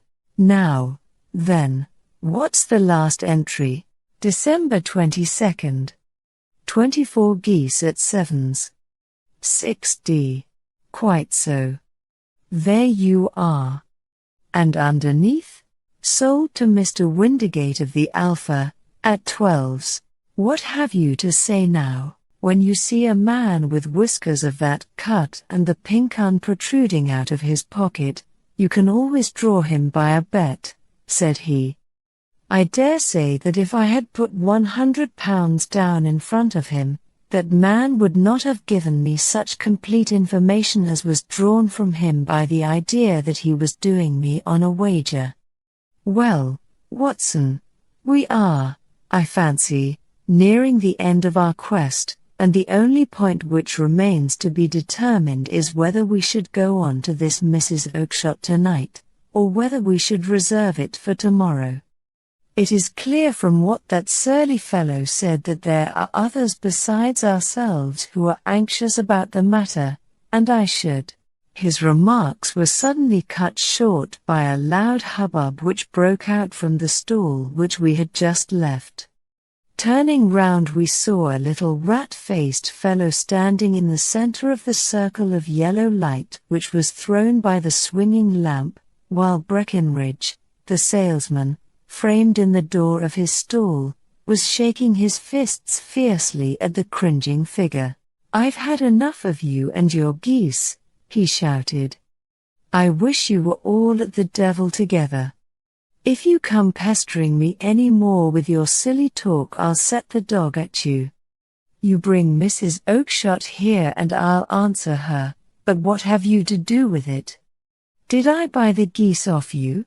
No, but one of them was mine all the same," whined the little man. "Well, then, ask Mrs. Oakshott for it. She told me to ask you." "Well, you can ask the King of Prussia, for all I care. I've had enough of it. Get out of this." He rushed fiercely forward, and the inquirer flitted away into the darkness. "Ha! This may save us a visit to Brixton Road," whispered Holmes. "Come with me, and we will see what is to be made of this fellow." Striding through the scattered knots of people who lounged round the flaring stalls, my companion speedily overtook the little man and touched him upon the shoulder. He sprang round, and I could see in the gaslight that every vestige of color had been driven from his face. "Who are you, then? What do you want?" he asked in a quavering voice. "You will excuse me," said Holmes blandly, but I could not help overhearing the questions which you put to the salesman just now. I think that I could be of assistance to you. You? Who are you? How could you know anything of the matter? My name is Sherlock Holmes. It is my business to know what other people don't know, but you can know nothing of this. Excuse me, I know everything of it. You are endeavoring to trace some geese which were sold by Mrs. Oakshott, of Brixton Road, to a salesman named Breckenridge, by him in turn to Mr. Windigate, of the Alpha, and by him to his club, of which Mr. Henry Baker is a member. Oh, sir, you are the very man whom I have longed to meet, cried the little fellow with outstretched hands and quivering fingers. I can hardly explain to you how interested I am in this matter. Sherlock Holmes hailed a four-wheeler which was passing. In that case we had better discuss it in a cozy room rather than in this wind-swept marketplace, said he. But pray tell me, before we go farther, who it is that I have the pleasure of assisting. The man hesitated for an instant. My name is John Robinson, he answered with a sidelong glance. No, the real name, said Holmes sweetly. It is always awkward doing business with an alias. Precisely so. Head attendant at the Hotel Cosmopolitan. Pray step into the cab, and I shall soon be able to tell you everything which you would wish to know. The little man stood glancing from one to the other of us with half-frightened, half-hopeful eyes, as one who is not sure whether he is on the verge of a windfall or of a catastrophe. Then he stepped into the cab, and in half an hour we were back in the sitting-room at Baker Street. Nothing had been said during our drive, but the high, thin breathing of our new companion, and the claspings and unclaspings of his hands, spoke of the nervous tension within him. Here we are, said Holmes cheerily as we filed into the room. The fire looks very seasonable in this weather. You look cold, Mr. Ryder. Pray take the basket chair. I will just put on my slippers before we settle this little matter of yours. Now, then. You want to know what became of those geese? Yes, sir. Or rather, I fancy, of that goose. It was one bird, I imagine, in which you were interested, white, with a black bar across the tail. Ryder quivered with emotion. Oh, sir, he cried, can you tell me where it went to? It came here. Here? Yes, and a most remarkable bird it proved. I don't wonder that you should take an interest in it. It laid an egg after it was dead, the bonniest, brightest little blue egg that ever was seen. I have it here in my museum. Our visitor staggered to his feet and clutched the mantelpiece with his right hand. Holmes unlocked his strong box and held up the blue carbuncle, which shone out like a star, with a cold, brilliant, many-pointed radiance.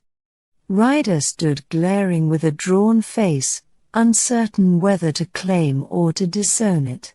The game's up, Ryder, said Holmes quietly. Hold up, man, or you'll be into the fire. Give him an arm back into his chair, Watson. He's not got blood enough to go in for felony with impunity. Give him a dash of brandy. So. Now he looks a little more human. What a shrimp it is, to be sure. For a moment he had staggered and nearly fallen, but the brandy brought a tinge of color into his cheeks, and he sat staring with frightened eyes at his accuser. I have almost every link in my hands, and all the proofs which I could possibly need, so there is little which you need tell me. Still, that little may as well be cleared up to make the case complete. You had heard, Ryder, of this blue stone of the Countess of Morcar's? It was Catherine Cusack who told me of it, said he in a crackling voice. I see, her ladyship's waiting maid. Well, the temptation of sudden wealth so easily acquired was too much for you, as it has been for better men before you, but you were not very scrupulous in the means you used. It seems to me, Ryder, that there is the making of a very pretty villain in you. You knew that this man Horner, the plumber, had been concerned in some such matter before, and that suspicion would rest the more readily upon him. What did you do, then? You made some small job in my lady's room, you and your confederate Cusack, and you managed that he should be the man sent for. Then, when he had left, you rifled the jewel case, raised the alarm, and had this unfortunate man arrested. You then, Ryder threw himself down suddenly upon the rug and clutched at my companion's knees. For God's sake, have mercy! He shrieked. Think of my father. Of my mother. It would break their hearts. I never went wrong before. I never will again. I swear it. I'll swear it on a Bible. Oh, don't bring it into court. For Christ's sake, don't. Get back into your chair, said Holmes sternly. It is very well to cringe and crawl now, but you thought little enough of this poor Horner in the dock for a crime of which he knew nothing. I will fly, Mr. Holmes. I will leave the country, sir. Then the charge against him will break down. We will talk about that. And now let us hear a true account of the next act.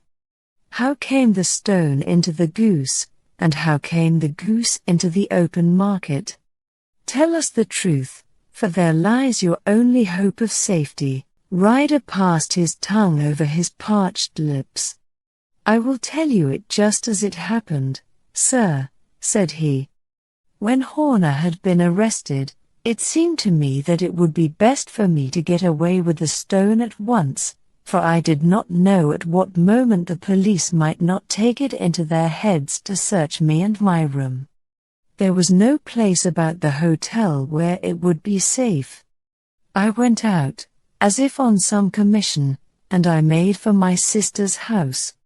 She had married a man named Oakshott, and lived in Brixton Road, where she fattened fowls for the market. All the way there every man I met seemed to me to be a policeman or a detective, and, for all that it was a cold night, the sweat was pouring down my face before I came to the Brixton Road. My sister asked me what was the matter, and why I was so pale, but I told her that I had been upset by the jewel robbery at the hotel. Then I went into the backyard and smoked a pipe and wondered what it would be best to do. I had a friend once called Maudsley, who went to the bad, and has just been serving his time in Pentonville. One day he had met me, and fell into talk about the ways of thieves, and how they could get rid of what they stole. I knew that he would be true to me, for I knew one or two things about him, so I made up my mind to go right on to Kilburn, where he lived, and take him into my confidence. He would show me how to turn the stone into money. But how to get to him in safety? I thought of the agonies I had gone through in coming from the hotel. I might at any moment be seized and searched, and there would be the stone in my waistcoat pocket. I was leaning against the wall at the time and looking at the geese which were waddling about round my feet, and suddenly an idea came into my head, which showed me how I could beat the best detective that ever lived. My sister had told me some weeks before that I might have the pick of her geese for a Christmas present, and I knew that she was always as good as her word. I would take my goose now, and in it I would carry my stone to Kilburn. There was a little shed in the yard, and behind this I drove one of the birds, a fine big one, white, with a barred tail. I caught it, and prying its bill open, I thrust the stone down its throat as far as my finger could reach. The bird gave a gulp, and I felt the stone pass along its gullet and down into its crop. But the creature flapped and struggled, and out came my sister to know what was the matter. As I turned to speak to her, the brute broke loose and fluttered off among the others. "Whatever were you doing with that bird, Jem?" says she. "Well," said I, "you said you'd give me one for Christmas, and I was feeling which was the fattest." "Oh," says she, "we've set yours aside for you, Jem's bird, we call it. It's the big white one over yonder. There's 26 of them, which makes one for you, and one for us, and 24 for the market." "Thank you, Maggie," says I, "but if it is all the same to you, I'd rather have that one I was handling just now. The other is a good 3 pound heavier," said she, "and we fattened it expressly for you." "Never mind. I'll have the other, and I'll take it now," said I. "Oh, just as you like," said she, a little huffed. "Which is it you want, then?" "That white one with the barred tail, right in the middle of the flock." "Oh, very well. Kill it and take it with you." Well, I did what she said, Mr. Holmes, and I carried the bird all the way to Kilburn. I told my pal what I had done, for he was a man that it was easy to tell a thing like that to. He laughed until he choked, and we got a knife and opened the goose. My heart turned to water, for there was no sign of the stone, and I knew that some terrible mistake had occurred. I left the bird, rushed back to my sister's, and hurried into the backyard.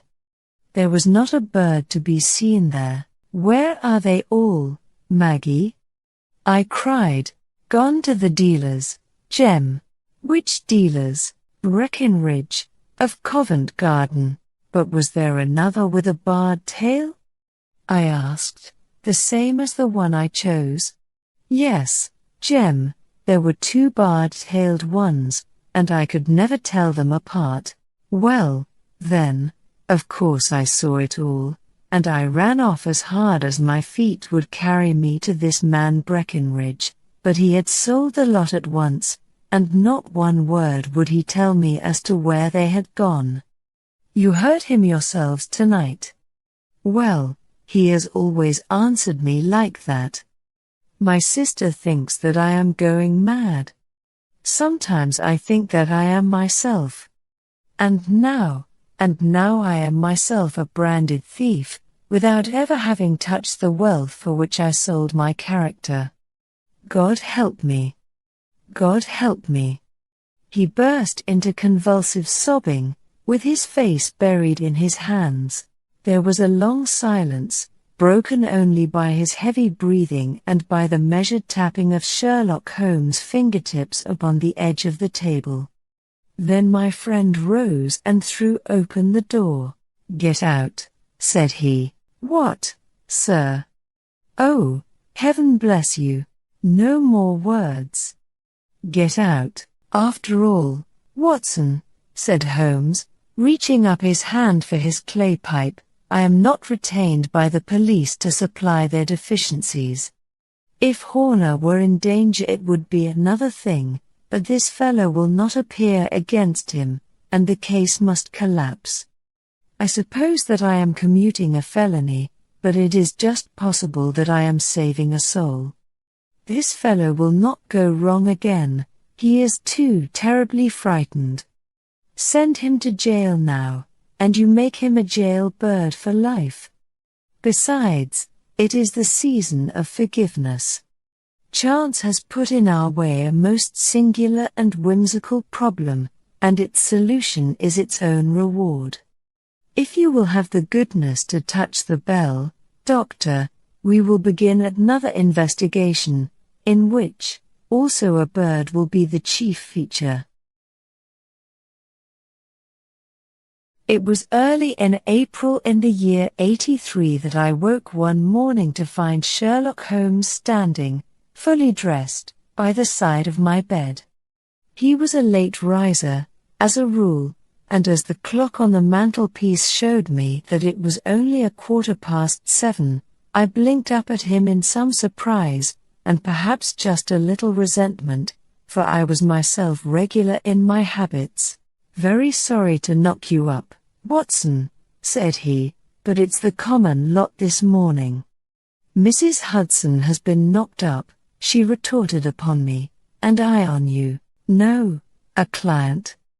It seems that a young lady has arrived in a considerable state of excitement, who insists upon seeing me.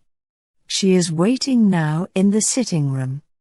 Now, when young ladies wander about the metropolis at this hour of the morning, and knock sleepy people up out of their beds, I presume that it is something very pressing which they have to communicate. Should it prove to be an interesting case, you would, I am sure, wish to follow it from the outset. I thought, at any rate, that I should call you and give you the chance. My dear fellow, I would not miss it for anything. I had no keener pleasure than in following Holmes in his professional investigations, and in admiring the rapid deductions, as swift as intuitions, and yet always founded on a logical basis with which he unraveled the problems which were submitted to him.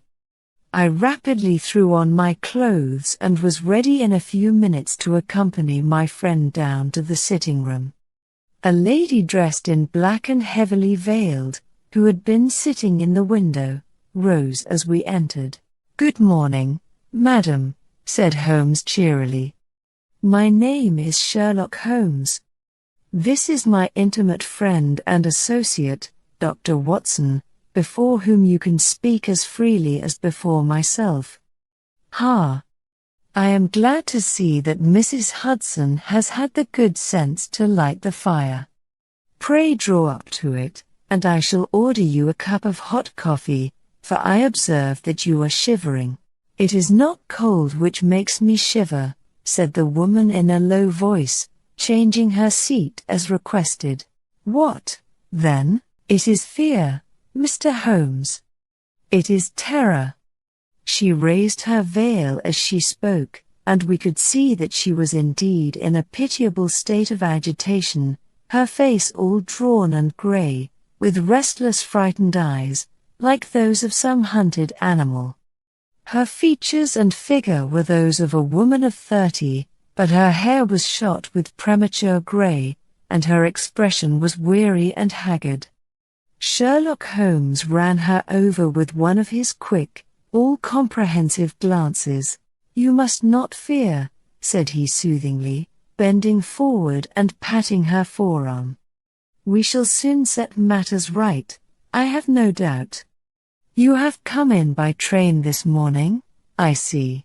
You know me, then?" "No, but I observe the second half of a return ticket in the palm of your left glove.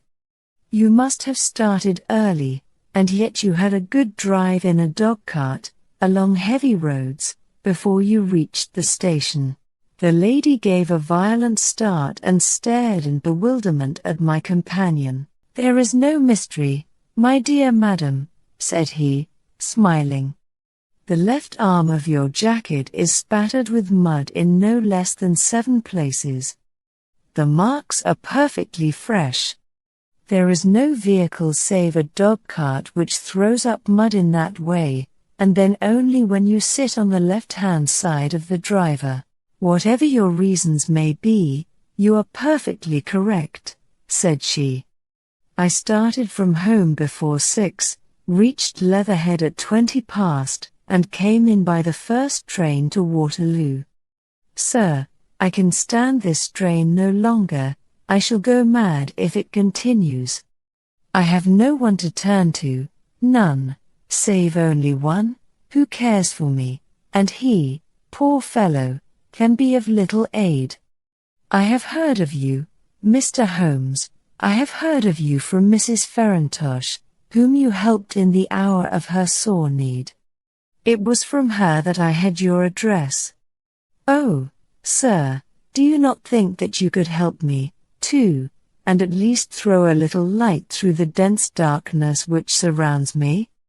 At present it is out of my power to reward you for your services, but in a month or 6 weeks I shall be married, with the control of my own income, and then at least you shall not find me ungrateful. Holmes turned to his desk and, unlocking it, drew out a small casebook, which he consulted. "Farintosh," said he. "Ah yes, I recall the case. It was concerned with an opal tiara. I think it was before your time, Watson. I can only say, madam, that I shall be happy to devote the same care to your case as I did to that of your friend. As to reward, my profession is its own reward, but you are at liberty to defray whatever expenses I may be put to, at the time which suits you best. And now I beg that you will lay before us everything that may help us in forming an opinion upon the matter." "Alas," replied our visitor, "the very horror of my situation lies in the fact that my fears are so vague, and my suspicions depend so entirely upon small points, which might seem trivial to another, that even he to whom of all others I have a right to look for help and advice looks upon all that I tell him about it as the fancies of a nervous woman. He does not say so, but I can read it from his soothing answers and averted eyes. But I have heard, Mr. Holmes, that you can see deeply into the manifold wickedness of the human heart. You may advise me how to walk amid the dangers which encompass me. I am all attention, madam. My name is Helen Stoner, and I am living with my stepfather, who is the last survivor of one of the oldest Saxon families in England, the Roylotts of Stoke Moran, on the western border of Surrey. Holmes nodded his head. "The name is familiar to me," said he. "The family was at one time among the richest in England, and the estates extended over the borders into Berkshire in the north, and Hampshire in the west. In the last century, however, 4 successive heirs were of a dissolute and wasteful disposition, and the family ruin was eventually completed by a gambler in the days of the Regency. Nothing was left save a few acres of ground, and the 200-year-old house, which is itself crushed under a heavy mortgage. The last squire dragged out his existence there, living the horrible life of an aristocratic pauper, but his only son, my stepfather, seeing that he must adapt himself to the new conditions, obtained an advance from a relative, which enabled him to take a medical degree and went out to Calcutta, where, by his professional skill and his force of character, he established a large practice. In a fit of anger, however, caused by some robberies which had been perpetrated in the house, he beat his native butler to death and narrowly escaped a capital sentence. As it was, he suffered a long term of imprisonment and afterwards returned to England a morose and disappointed man. When Dr. Roylott was in India, he married my mother, Mrs. Stoner, the young widow of Major General Stoner, of the Bengal Artillery. My sister Julia and I were twins, and we were only 2 years old at the time of my mother's remarriage. She had a considerable sum of money, not less than £1,000 a year, and this she bequeathed to Dr. Roylott entirely while we resided with him, with a provision that a certain annual sum should be allowed to each of us in the event of our marriage. Shortly after our return to England, my mother died. She was killed 8 years ago in a railway accident near Crewe. Dr. Roylott then abandoned his attempts to establish himself in practice in London and took us to live with him in the old ancestral house at Stoke Moran. The money which my mother had left was enough for all our wants, and there seemed to be no obstacle to our happiness. But a terrible change came over our stepfather about this time. Instead of making friends and exchanging visits with our neighbors, who had at first been overjoyed to see a Roylott of Stoke Moran back in the old family seat, he shut himself up in his house and seldom came out save to indulge in ferocious quarrels with whoever might cross his path. Violence of temper approaching to mania has been hereditary in the men of the family, and in my stepfather's case it had, I believe, been intensified by his long residence in the tropics.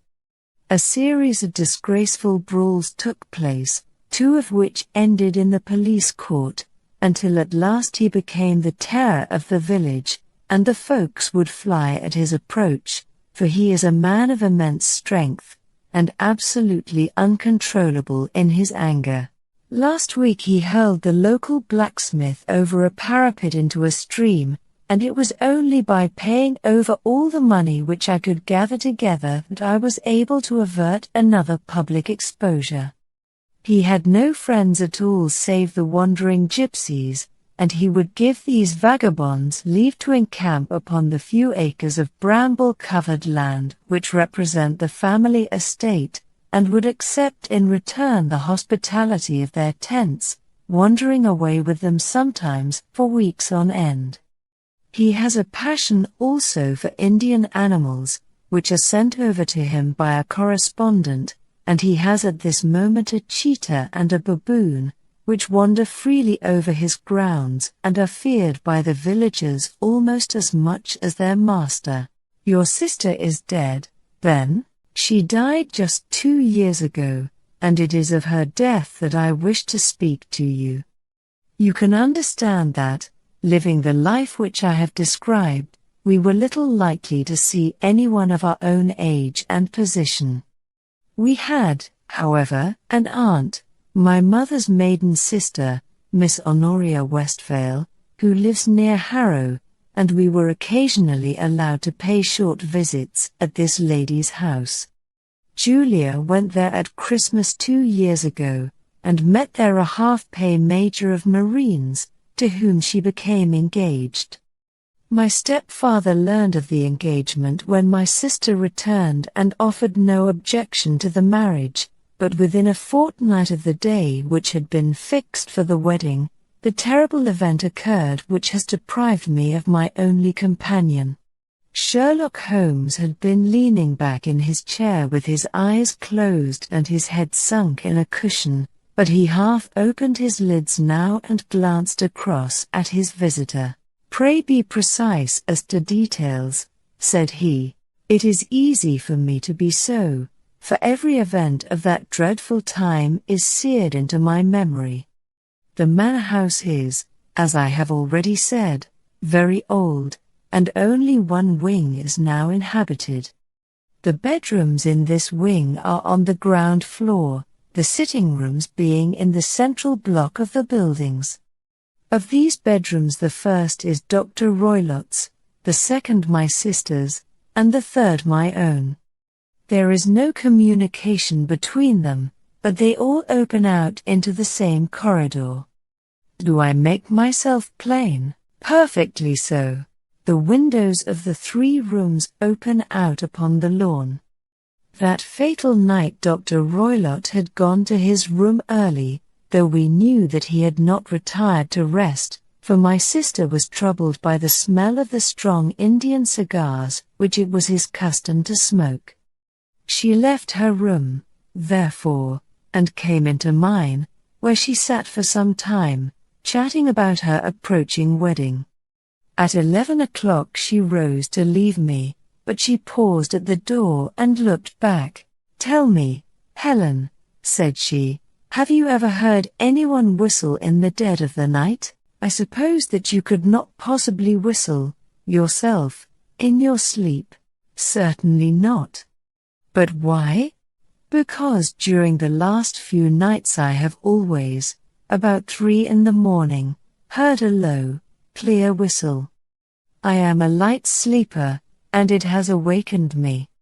I cannot tell where it came from, perhaps from the next room, perhaps from the lawn.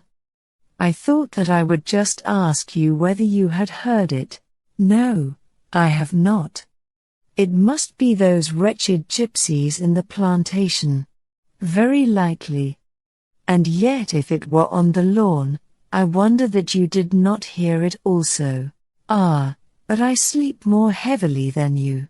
Well, it is of no great consequence, at any rate. She smiled back at me, closed my door, and a few moments later I heard her key turn in the lock. Indeed, said Holmes. Was it your custom always to lock yourselves in at night? Always. And why? I think that I mentioned to you that the doctor kept a cheetah and a baboon. We had no feeling of security unless our doors were locked. Quite so. Pray proceed with your statement. I could not sleep that night. A vague feeling of impending misfortune impressed me. My sister and I, you will recollect, were twins, and you know how subtle are the links which bind two souls which are so closely allied. It was a wild night. The wind was howling outside, and the rain was beating and splashing against the windows. Suddenly, amid all the hubbub of the gale, there burst forth the wild scream of a terrified woman. I knew that it was my sister's voice. I sprang from my bed, wrapped a shawl round me, and rushed into the corridor. As I opened my door I seemed to hear a low whistle, such as my sister described, and a few moments later a clanging sound, as if a mass of metal had fallen. As I ran down the passage, my sister's door was unlocked, and revolved slowly upon its hinges. I stared at it horror-stricken, not knowing what was about to issue from it. By the light of the corridor lamp I saw my sister appear at the opening, her face blanched with terror, her hands groping for help, her whole figure swaying to and fro like that of a drunkard. I ran to her and threw my arms round her, but at that moment her knees seemed to give way and she fell to the ground. She writhed as one who is in terrible pain, and her limbs were dreadfully convulsed. At first I thought that she had not recognized me, but as I bent over her she suddenly shrieked out in a voice which I shall never forget, "Oh, my God! Helen!" It was the band. The speckled band. There was something else which she would fain have said, and she stabbed with her finger into the air in the direction of the doctor's room, but a fresh convulsion seized her and choked her words. I rushed out, calling loudly for my stepfather, and I met him hastening from his room in his dressing gown. When he reached my sister's side she was unconscious, and though he poured brandy down her throat and sent for medical aid from the village, all efforts were in vain, for she slowly sank and died without having recovered her consciousness. Such was the dreadful end of my beloved sister. One moment, said Holmes, are you sure about this whistle and metallic sound?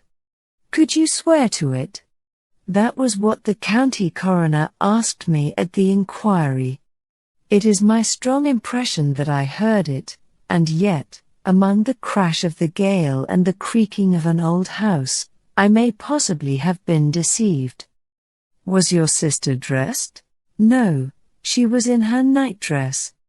In her right hand was found the charred stump of a match, and in her left a matchbox, showing that she had struck a light and looked about her when the alarm took place. That is important. And what conclusions did the coroner come to? He investigated the case with great care, for Dr. Roylott's conduct had long been notorious in the county, but he was unable to find any satisfactory cause of death. My evidence showed that the door had been fastened upon the inner side, and the windows were blocked by old-fashioned shutters with broad iron bars, which were secured every night. The walls were carefully sounded, and were shown to be quite solid all round, and the flooring was also thoroughly examined, with the same result. The chimney is wide, but is barred up by 4 large staples. It is certain, therefore, that my sister was quite alone when she met her end. Besides, there were no marks of any violence upon her. How about poison? The doctors examined her for it, but without success. What do you think that this unfortunate lady died of, then? It is my belief that she died of pure fear and nervous shock, though what it was that frightened her I cannot imagine. Were there gypsies in the plantation at the time? Yes, there are nearly always some there. Ah, and what did you gather from this allusion to a band? A speckled band? Sometimes I have thought that it was merely the wild talk of delirium, sometimes that it may have referred to some band of people, perhaps to these very gypsies in the plantation. I do not know whether the spotted handkerchiefs which so many of them wear over their heads might have suggested the strange adjective which she used. Holmes shook his head like a man who is far from being satisfied. "These are very deep waters," said he. "Pray go on with your narrative. 2 years have passed since then, and my life has been until lately lonelier than ever. A month ago, however, a dear friend, whom I have known for many years, has done me the honor to ask my hand in marriage. His name is Armitage, Percy Armitage, the second son of Mr. Armitage, of Crane Water, near Reading. My stepfather has offered no opposition to the match, and we are to be married in the course of the spring. 2 days ago some repairs were started in the west wing of the building, and my bedroom wall has been pierced, so that I have had to move into the chamber in which my sister died, and to sleep in the very bed in which she slept. Imagine, then, my thrill of terror when last night, as I lay awake, thinking over her terrible fate, I suddenly heard in the silence of the night the low whistle which had been the herald of her own death. I sprang up and lit the lamp, but nothing was to be seen in the room. I was too shaken to go to bed again, however, so I dressed, and as soon as it was daylight I slipped down, got a dog-cart at the Crown Inn, which is opposite, and drove to Leatherhead, from whence I have come on this morning with the one object of seeing you and asking your advice. You have done wisely, said my friend. But have you told me all? Yes, all. Miss Roylott, you have not. You are screening your stepfather. Why, what do you mean? For answer Holmes pushed back the frill of black lace which fringed the hand that lay upon our visitor's knee. 5 little livid spots, the marks of 4 fingers and a thumb, were printed upon the white wrist. You have been cruelly used, said Holmes. The lady colored deeply and covered over her injured wrist. He is a hard man, she said, and perhaps he hardly knows his own strength. This is a very deep business, he said at last. There are 1,000 details which I should desire to know before I decide upon our course of action. Yet we have not a moment to lose. If we were to come to Stoke Moran today, would it be possible for us to see over these rooms without the knowledge of your stepfather? As it happens, he spoke of coming into town today upon some most important business. It is probable that he will be away all day, and that there would be nothing to disturb you. We have a housekeeper now, but she is old and foolish, and I could easily get her out of the way. Excellent. You are not averse to this trip, Watson? By no means. Then we shall both come. What are you going to do yourself? I have 1 or 2 things which I would wish to do now that I am in town. But I shall return by the 12 o'clock train, so as to be there in time for your coming, and you may expect us early in the afternoon. I have myself some small business matters to attend to. Will you not wait and breakfast? No, I must go. My heart is lightened already since I have confided my trouble to you. I shall look forward to seeing you again this afternoon. She dropped her thick black veil over her face and glided from the room. And what do you think of it all, Watson? Asked Sherlock Holmes, leaning back in his chair. It seems to me to be a most dark and sinister business, dark enough and sinister enough. Yet if the lady is correct in saying that the flooring and walls are sound, and that the door, window, and chimney are impassable, then her sister must have been undoubtedly alone when she met her mysterious end.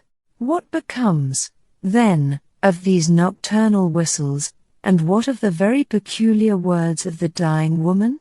I cannot think. When you combine the ideas of whistles at night, the presence of a band of gypsies who are on intimate terms with this old doctor, the fact that we have every reason to believe that the doctor has an interest in preventing his stepdaughter's marriage, the dying allusion to a band, and, finally, the fact that Miss Helen Stoner heard a metallic clang, which might have been caused by one of those metal bars that secured the shutters falling back into its place, I think that there is good ground to think that the mystery may be cleared along those lines. But what, then, did the gypsies do? I cannot imagine.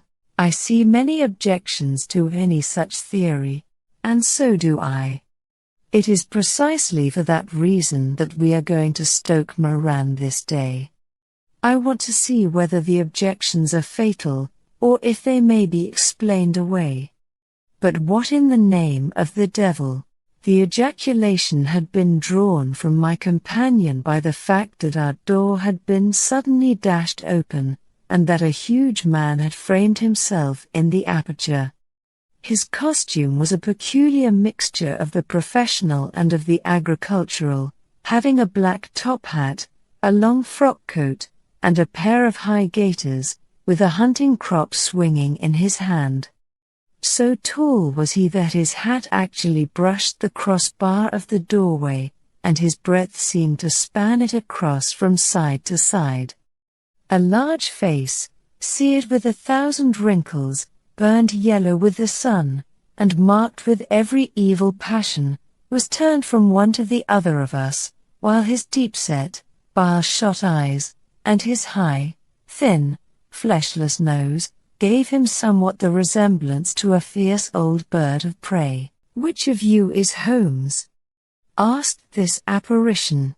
"My name, sir, but you have the advantage of me," said my companion quietly. "I am Dr. Grimesby Roylott, of Stoke Moran." "Indeed, doctor," said Holmes blandly. "Pray take a seat. I will do nothing of the kind. My stepdaughter has been here. I have traced her." "What has she been saying to you?" "It is a little cold for the time of the year," said Holmes. "What has she been saying to you?" screamed the old man furiously. "But I have heard that the crocuses promise well," continued my companion imperturbably. "Ha! You put me off, do you?" said our new visitor, taking a step forward and shaking his hunting crop. "I know you, you scoundrel. I have heard of you before. You are Holmes, the meddler." My friend smiled. "Holmes, the busybody." His smile broadened. "Holmes, the Scotland Yard Jack in office." Holmes chuckled heartily. "Your conversation is most entertaining," said he. "When you go out, close the door, for there is a decided draught. I will go when I have had my say. Don't you dare to meddle with my affairs. I know that Miss Stoner has been here. I traced her. I am a dangerous man to fall foul of. See here." He stepped swiftly forward, seized the poker, and bent it into a curve with his huge brown hands. "He seems a very amiable person," said Holmes, laughing. "I am not quite so bulky, but if he had remained I might have shown him that my grip was not much more feeble than his own." As he spoke he picked up the steel poker and, with a sudden effort, straightened it out again. Fancy his having the insolence to confound me with the official detective force. This incident gives zest to our investigation, however, and I only trust that our little friend will not suffer from her imprudence in allowing this brute to trace her. And now, Watson, we shall order breakfast, and afterwards I shall walk down to Doctor's Commons, where I hope to get some data which may help us in this matter. It was nearly 1 o'clock when Sherlock Holmes returned from his excursion. He held in his hand a sheet of blue paper, scrawled over with notes and figures. "I have seen the will of the deceased wife," said he. "To determine its exact meaning I have been obliged to work out the present prices of the investments with which it is concerned. The total income, which at the time of the wife's death was little short of £1,100, is now, through the fall in agricultural prices, not more than £750. Each daughter can claim an income of £250, in case of marriage. It is evident, therefore, that if both girls had married, this beauty would have had a mere pittance, while even one of them would cripple him to a very serious extent. My morning's work has not been wasted, since it has proved that he has the very strongest motives for standing in the way of anything of the sort. And now, Watson, this is too serious for dawdling, especially as the old man is aware that we are interesting ourselves in his affairs, so if you are ready, we shall call a cab and drive to Waterloo. I should be very much obliged if you would slip your revolver into your pocket. An Elays number 2 is an excellent argument with gentlemen who can twist steel pokers into knots. That and a toothbrush are, I think, all that we need. At Waterloo we were fortunate in catching a train for Leatherhead, where we hired a trap at the station inn and drove for 4 or 5 miles through the lovely Surrey lanes. It was a perfect day, with a bright sun and a few fleecy clouds in the heavens. The trees and wayside hedges were just throwing out their first green shoots, and the air was full of the pleasant smell of the moist earth.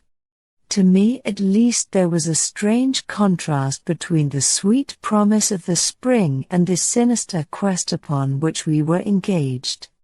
My companion sat in the front of the trap, his arms folded, his hat pulled down over his eyes, and his chin sunk upon his breast, buried in the deepest thought. Suddenly, however, he started, tapped me on the shoulder, and pointed over the meadows. "Look there," said he. A heavily timbered park stretched up in a gentle slope, thickening into a grove at the highest point. From amid the branches there jutted out the grey gables and high roof tree of a very old mansion. "Stoke Moran?" said he. "Yes, sir, that be the house of Dr. Grimesby Roylott," remarked the driver. "There is some building going on there," said Holmes. "That is where we are going." "There's the village," said the driver, pointing to a cluster of roofs some distance to the left. "But if you want to get to the house, you'll find it shorter to get over this stile, and so by the footpath over the fields. There it is, where the lady is walking. And the lady, I fancy, is Miss Stoner," observed Holmes, shading his eyes. "Yes, I think we had better do as you suggest." We got off, paid our fare, and the trap rattled back on its way to Leatherhead. I thought it as well, said Holmes as we climbed the stile, "that this fellow should think we had come here as architects, or on some definite business. It may stop his gossip. Good afternoon, Miss Stoner. You see that we have been as good as our word." Our client of the morning had hurried forward to meet us with a face which spoke her joy. "I have been waiting so eagerly for you," she cried, shaking hands with us warmly. "All has turned out splendidly. Dr. Roylott has gone to town, and it is unlikely that he will be back before evening. We have had the pleasure of making the doctor's acquaintance," said Holmes, and in a few words he sketched out what had occurred. Miss Stoner turned white to the lips as she listened. "Good heavens!" she cried. "He has followed me, then. So it appears. He is so cunning that I never know when I am safe from him. What will he say when he returns? He must guard himself, for he may find that there is someone more cunning than himself upon his track. You must lock yourself up from him tonight. If he is violent, we shall take you away to your aunt's at Harrow. Now, we must make the best use of our time, so kindly take us at once to the rooms which we are to examine." The building was of grey, lichen-blotched stone, with a high central portion and two curving wings, like the claws of a crab, thrown out on each side.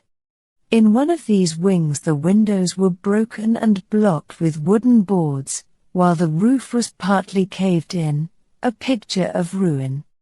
The central portion was in little better repair, but the right-hand block was comparatively modern, and the blinds in the windows, with the blue smoke curling up from the chimneys, showed that this was where the family resided. Some scaffolding had been erected against the end wall, and the stone work had been broken into, but there were no signs of any workmen at the moment of our visit. Holmes walked slowly up and down the ill-trimmed lawn and examined with deep attention the outsides of the windows. "This, I take it, belongs to the room in which you used to sleep, the center one to your sister's, and the one next to the main building to Dr. Roylott's chamber, pending the alterations, as I understand. By the way, there does not seem to be any very pressing need for repairs at that end wall." There were none. I believe that it was an excuse to move me from my room. Ah, that is suggestive. Now, on the other side of this narrow wing runs the corridor from which these three rooms open. There are windows in it, of course. Yes, but very small ones. Too narrow for anyone to pass through. As you both locked your doors at night, your rooms were unapproachable from that side. Now, would you have the kindness to go into your room and bar your shutters?" Miss Stoner did so, and Holmes, after a careful examination through the open window, endeavored in every way to force the shutter open, but without success. There was no slit through which a knife could be passed to raise the bar. Then with his lens he tested the hinges, but they were of solid iron, built firmly into the massive masonry. "Hum," said he, scratching his chin in some perplexity, "my theory certainly presents some difficulties. No one could pass these shutters if they were bolted. Well, we shall see if the inside throws any light upon the matter." A small side door led into the whitewashed corridor from which the 3 bedrooms opened. Holmes refused to examine the third chamber, so we passed at once to the second, that in which Miss Stoner was now sleeping, and in which her sister had met with her fate. It was a homely little room, with a low ceiling and a gaping fireplace, after the fashion of old country houses. A brown chest of drawers stood in one corner, a narrow white counterpaned bed in another, and a dressing table on the left-hand side of the window. These articles, with 2 small wicker-work chairs, made up all the furniture in the room save for a square of Wilton carpet in the center. The boards round and the paneling of the walls were of brown, worm-eaten oak, so old and discolored that it may have dated from the original building of the house. Holmes drew one of the chairs into a corner and sat silent, while his eyes traveled round and up and down, taking in every detail of the apartment. "Where does that bell communicate with?" he asked at last, pointing to a thick bell rope which hung down beside the bed, the tassel actually lying upon the pillow. "It goes to the housekeeper's room. It looks newer than the other things." "Yes, it was only put there a couple of years ago. Your sister asked for it, I suppose?" "No, I never heard of her using it. We used always to get what we wanted for ourselves. Indeed, it seemed unnecessary to put so nice a bell pull there.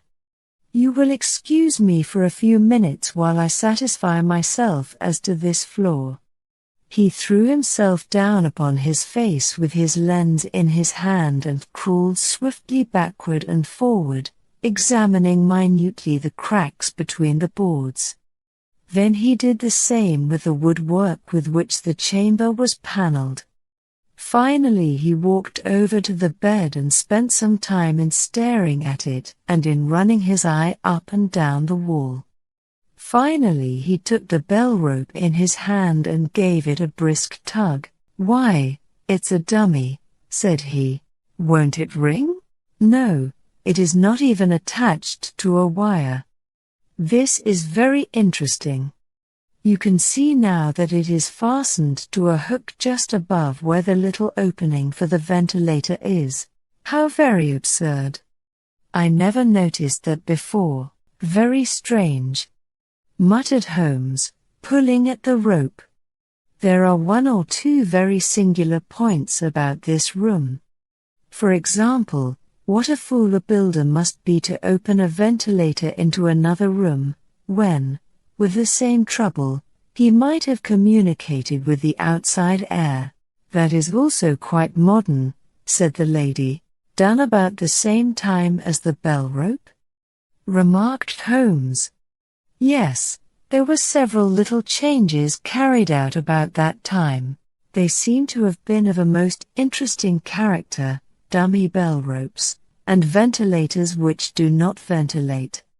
With your permission, Miss Stoner, we shall now carry our researches into the inner apartment." Dr. Grimesby Roylott's chamber was larger than that of his stepdaughter, but was as plainly furnished. A camp bed, a small wooden shelf full of books, mostly of a technical character, an armchair beside the bed, a plain wooden chair against the wall, a round table, and a large iron safe were the principal things which met the eye. Holmes walked slowly round and examined each and all of them with the keenest interest. "What's in here?" he asked, tapping the safe. "My stepfather's business papers." "Oh. You have seen inside, then?" "Only once, some years ago. I remember that it was full of papers. There isn't a cat in it, for example?" "No." "What a strange idea. Well, look at this." He took up a small saucer of milk which stood on the top of it. "No, we don't keep a cat. But there is a cheetah and a baboon." "Ah, yes, of course. Well, a cheetah is just a big cat, and yet a saucer of milk does not go very far in satisfying its wants, I dare say. There is one point which I should wish to determine."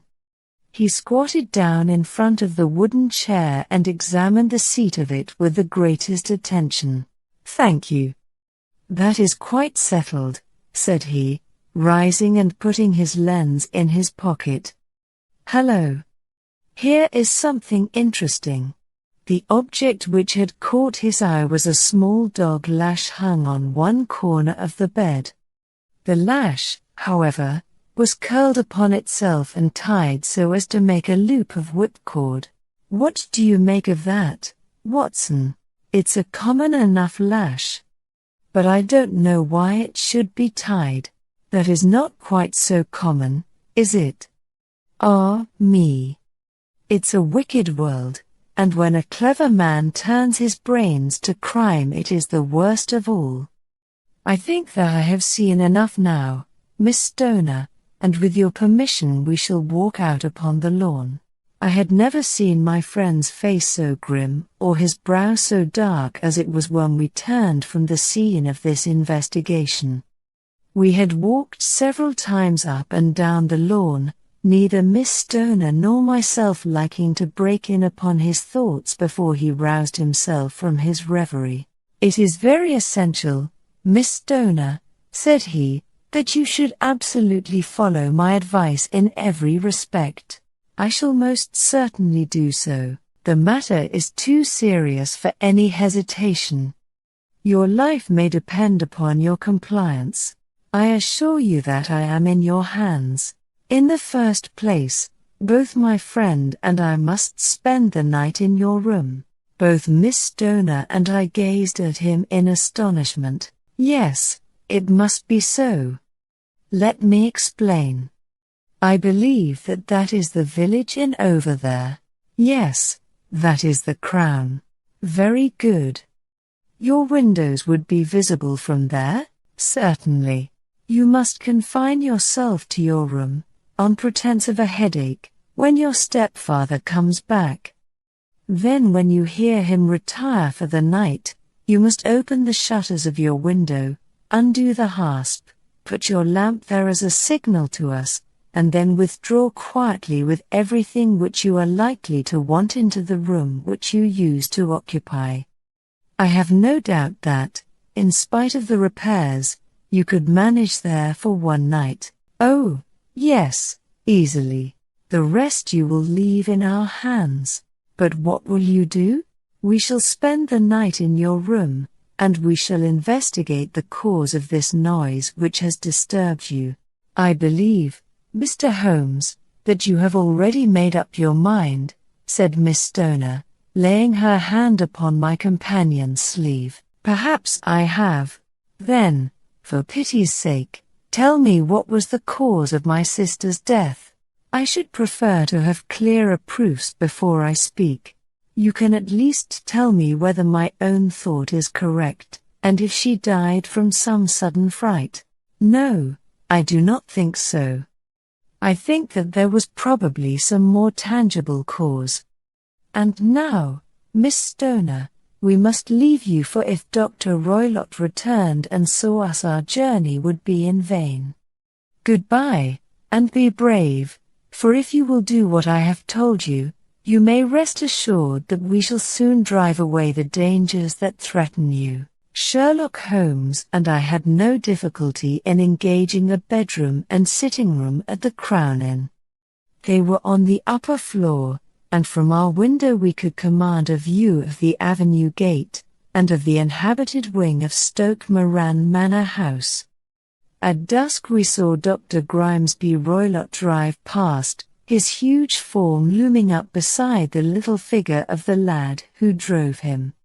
The boy had some slight difficulty in undoing the heavy iron gates, and we heard the hoarse roar of the doctor's voice and saw the fury with which he shook his clenched fists at him. The trap drove on, and a few minutes later we saw a sudden light spring up among the trees as the lamp was lit in one of the sitting rooms. "Do you know, Watson," said Holmes as we sat together in the gathering darkness, "I have really some scruples as to taking you tonight. There is a distinct element of danger. Can I be of assistance? Your presence might be invaluable." "It is very kind of you. You speak of danger. You have evidently seen more in these rooms than was visible to me." "No, but I fancy that I may have deduced a little more." "I imagine that you saw all that I did." "I saw nothing remarkable save the bell rope, and what purpose that could answer I confess is more than I can imagine." You saw the ventilator, too? Yes, but I do not think that it is such a very unusual thing to have a small opening between two rooms. It was so small that a rat could hardly pass through. I knew that we should find a ventilator before ever we came to Stoke Moran, my dear Holmes. Oh, yes, I did. You remember in her statement she said that her sister could smell Dr. Roylott's cigar. Now, of course that suggested at once that there must be a communication between the two rooms. It could only be a small one, or it would have been remarked upon at the coroner's inquiry.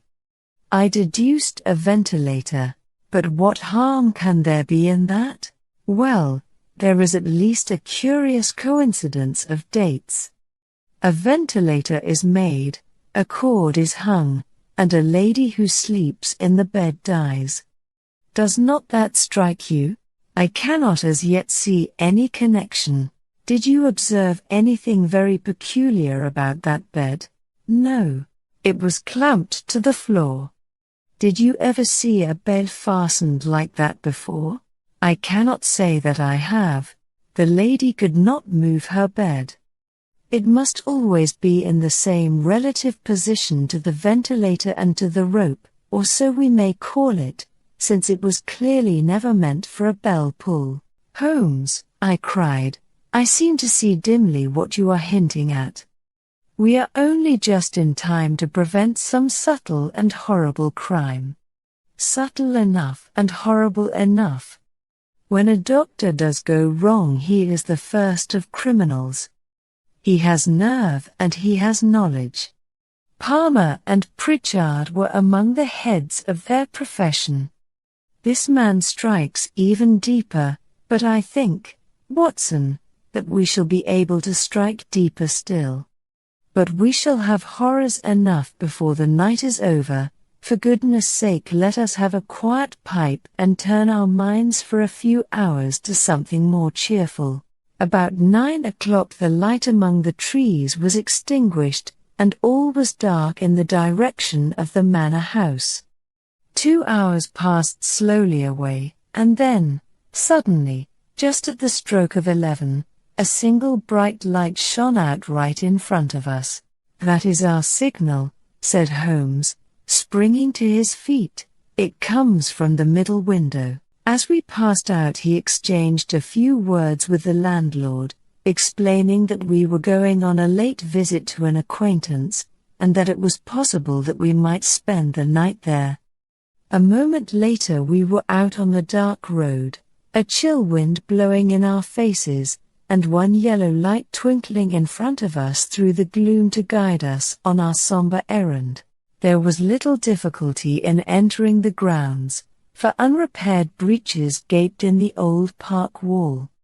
Making our way among the trees, we reached the lawn, crossed it, and were about to enter through the window when out from a clump of laurel bushes there darted what seemed to be a hideous and distorted child, who threw itself upon the grass with writhing limbs and then ran swiftly across the lawn into the darkness. My God! I whispered, did you see it? Holmes was for the moment as startled as I. His hand closed like a vice upon my wrist in his agitation. Then he broke into a low laugh and put his lips to my ear. It is a nice household, he murmured. That is the baboon. I had forgotten the strange pets which the doctor affected. There was a cheetah, too. Perhaps we might find it upon our shoulders at any moment. I confess that I felt easier in my mind when, after following Holmes' example and slipping off my shoes, I found myself inside the bedroom. My companion noiselessly closed the shutters, moved the lamp onto the table, and cast his eyes round the room. All was as we had seen it in the daytime. Then creeping up to me and making a trumpet of his hand, he whispered into my ear again so gently that it was all that I could do to distinguish the words. The least sound would be fatal to our plans. I nodded to show that I had heard. We must sit without light. He would see it through the ventilator. I nodded again. Do not go asleep, your very life may depend upon it. Have your pistol ready in case we should need it. I will sit on the side of the bed, and you in that chair. I took out my revolver and laid it on the corner of the table.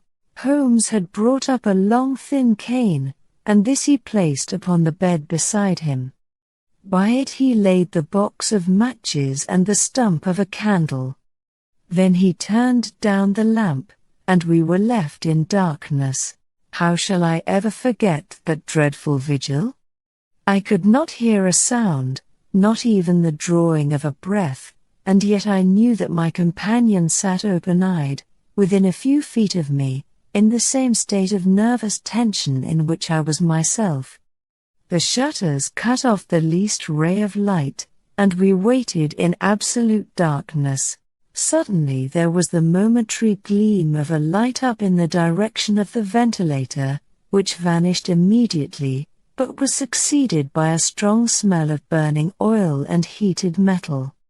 Someone in the next room had lit a dark lantern. I heard a gentle sound of movement, and then all was silent once more, though the smell grew stronger. For half an hour I sat with straining ears. Then suddenly another sound became audible, a very gentle, soothing sound, like that of a small jet of steam escaping continually from a kettle. The instant that we heard it, Holmes sprang from the bed, struck a match, and lashed furiously with his cane at the bell pull. "You see it, Watson?" he yelled.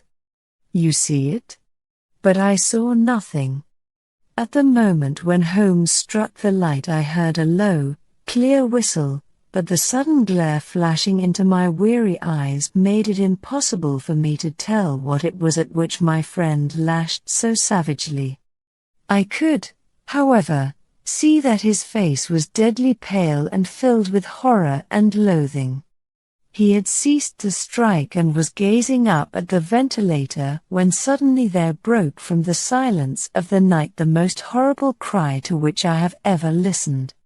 It swelled up louder and louder, a hoarse yell of pain and fear and anger all mingled in the one dreadful shriek. They say that away down in the village, and even in the distant parsonage, that cry raised the sleepers from their beds.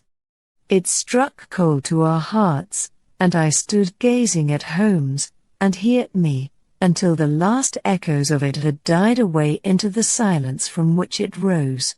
"What can it mean?" I gasped. "It means that it is all over," Holmes answered. "And perhaps, after all, it is for the best. Take your pistol, and we will enter Dr. Roylott's room." With a grave face he lit the lamp and led the way down the corridor. Twice he struck at the chamber door without any reply from within. Then he turned the handle and entered, I at his heels, with the cocked pistol in my hand. It was a singular sight which met our eyes. On the table stood a dark lantern with the shutter half open, throwing a brilliant beam of light upon the iron safe, the door of which was ajar. Beside this table, on the wooden chair, sat Dr. Grimesby Roylott clad in a long grey dressing gown, his bare ankles protruding beneath, and his feet thrust into red heelless Turkish slippers. Across his lap lay the short stock with the long lash which we had noticed during the day. His chin was cocked upward and his eyes were fixed in a dreadful, rigid stare at the corner of the ceiling. Round his brow he had a peculiar yellow band, with brownish speckles, which seemed to be bound tightly round his head. As we entered he made neither sound nor motion. "The band! The speckled band," whispered Holmes. I took a step forward. In an instant his strange headgear began to move, and there reared itself from among his hair the squat diamond-shaped head and puffed neck of a loathsome serpent. As he spoke he drew the dog whip swiftly from the dead man's lap, and throwing the noose round the reptile's neck he drew it from its horrid perch and, carrying it at arm's length, threw it into the iron safe, which he closed upon it. Such are the true facts of the death of Dr. Grimesby Roylott, of Stoke Moran. It is not necessary that I should prolong a narrative which has already run to too great a length by telling how we broke the sad news to the terrified girl, how we conveyed her by the morning train to the care of her good aunt at Harrow, of how the slow process of official inquiry came to the conclusion that the doctor met his fate while indiscreetly playing with a dangerous pet. The little which I had yet to learn of the case was told me by Sherlock Holmes as we travelled back next day. I had, said he, come to an entirely erroneous conclusion which shows, my dear Watson, how dangerous it always is to reason from insufficient data. The presence of the gypsies, and the use of the word band, which was used by the poor girl, no doubt, to explain the appearance which she had caught a hurried glimpse of by the light of her match, was sufficient to put me upon an entirely wrong scent. I can only claim the merit that I instantly reconsidered my position when, however, it became clear to me that whatever danger threatened an occupant of the room could not come either from the window or the door. My attention was speedily drawn, as I have already remarked to you, to this ventilator, and to the bell rope which hung down to the bed. The discovery that this was a dummy, and that the bed was clamped to the floor, instantly gave rise to the suspicion that the rope was there as a bridge for something passing through the hole and coming to the bed. The idea of a snake instantly occurred to me, and when I coupled it with my knowledge that the doctor was furnished with a supply of creatures from India, I felt that I was probably on the right track. The idea of using a form of poison which could not possibly be discovered by any chemical test was just such a one as would occur to a clever and ruthless man who had had an Eastern training. The rapidity with which such a poison would take effect would also, from his point of view, be an advantage. It would be a sharp-eyed coroner, indeed, who could distinguish the two little dark punctures which would show where the poison fangs had done their work. Then I thought of the whistle. Of course he must recall the snake before the morning light revealed it to the victim. He had trained it, probably by the use of the milk which we saw, to return to him when summoned. He would put it through this ventilator at the hour that he thought best, with the certainty that it would crawl down the rope and land on the bed. It might or might not bite the occupant, perhaps she might escape every night for a week, but sooner or later she must fall a victim. I had come to these conclusions before ever I had entered his room. An inspection of his chair showed me that he had been in the habit of standing on it, which of course would be necessary in order that he should reach the ventilator. The sight of the safe, the saucer of milk, and the loop of whipcord were enough to finally dispel any doubts which may have remained.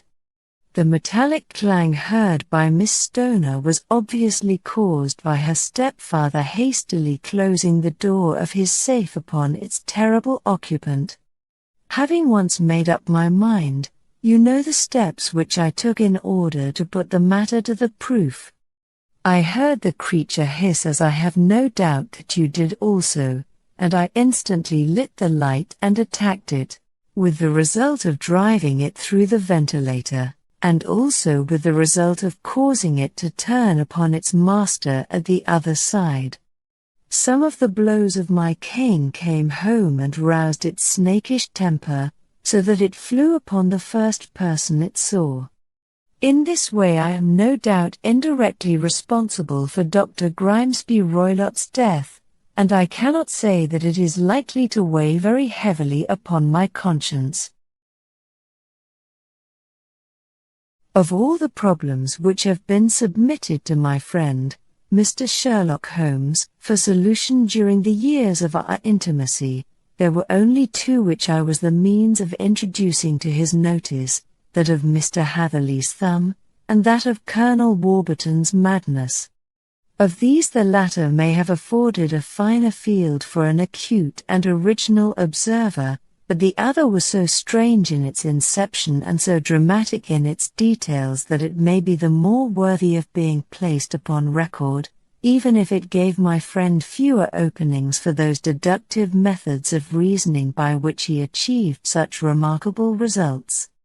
The story has, I believe, been told more than once in the newspapers, but, like all such narratives, its effect is much less striking when set forth en bloc in a single half-column of print than when the facts slowly evolve before your own eyes, and the mystery clears gradually away as each new discovery furnishes a step which leads on to the complete truth.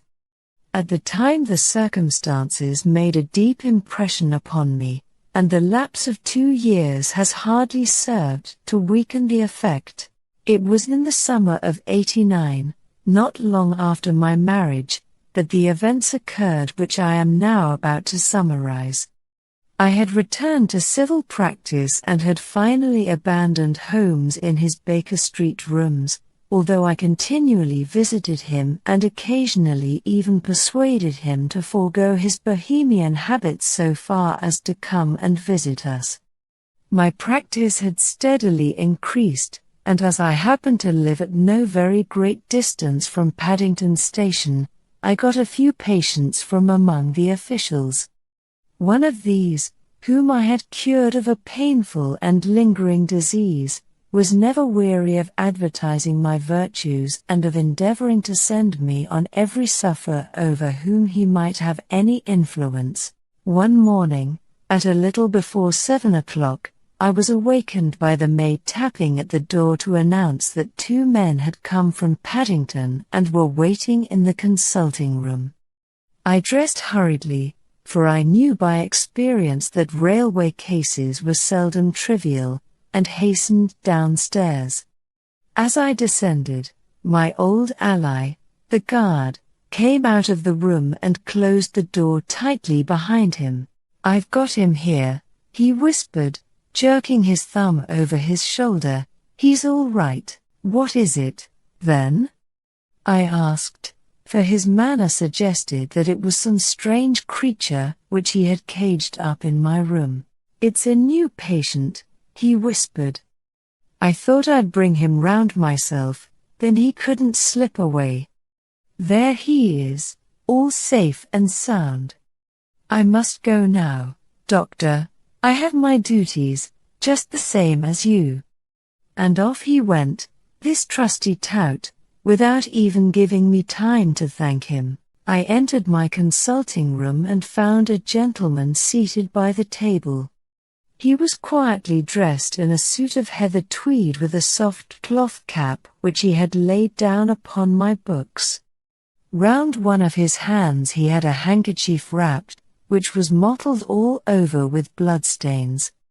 He was young, not more than 25, I should say, with a strong, masculine face, but he was exceedingly pale and gave me the impression of a man who was suffering from some strong agitation, which it took all his strength of mind to control. "I am sorry to knock you up so early, doctor," said he, "but I have had a very serious accident during the night. I came in by train this morning, and on inquiring at Paddington as to where I might find a doctor, a worthy fellow very kindly escorted me here.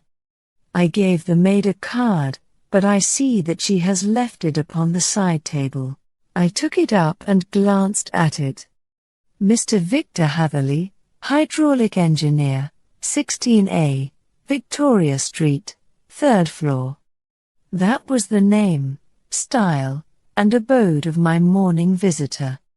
"I regret that I have kept you waiting," said I, sitting down in my library chair. You are fresh from a night journey, I understand, which is in itself a monotonous occupation. Oh, my night could not be called monotonous, said he, and laughed.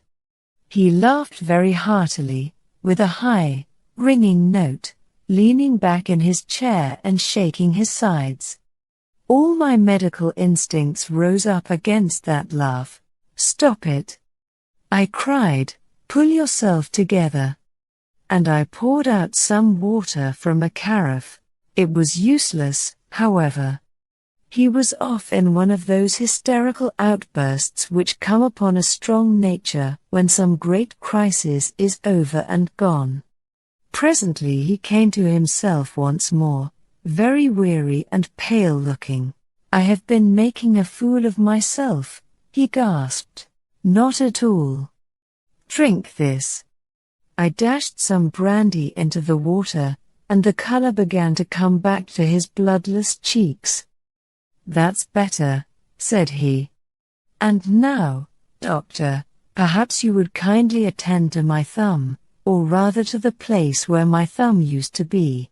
He unwound the handkerchief and held out his hand. It gave even my hardened nerves a shudder to look at it. There were 4 protruding fingers and a horrid red, spongy surface where the thumb should have been. It had been hacked or torn right out from the roots.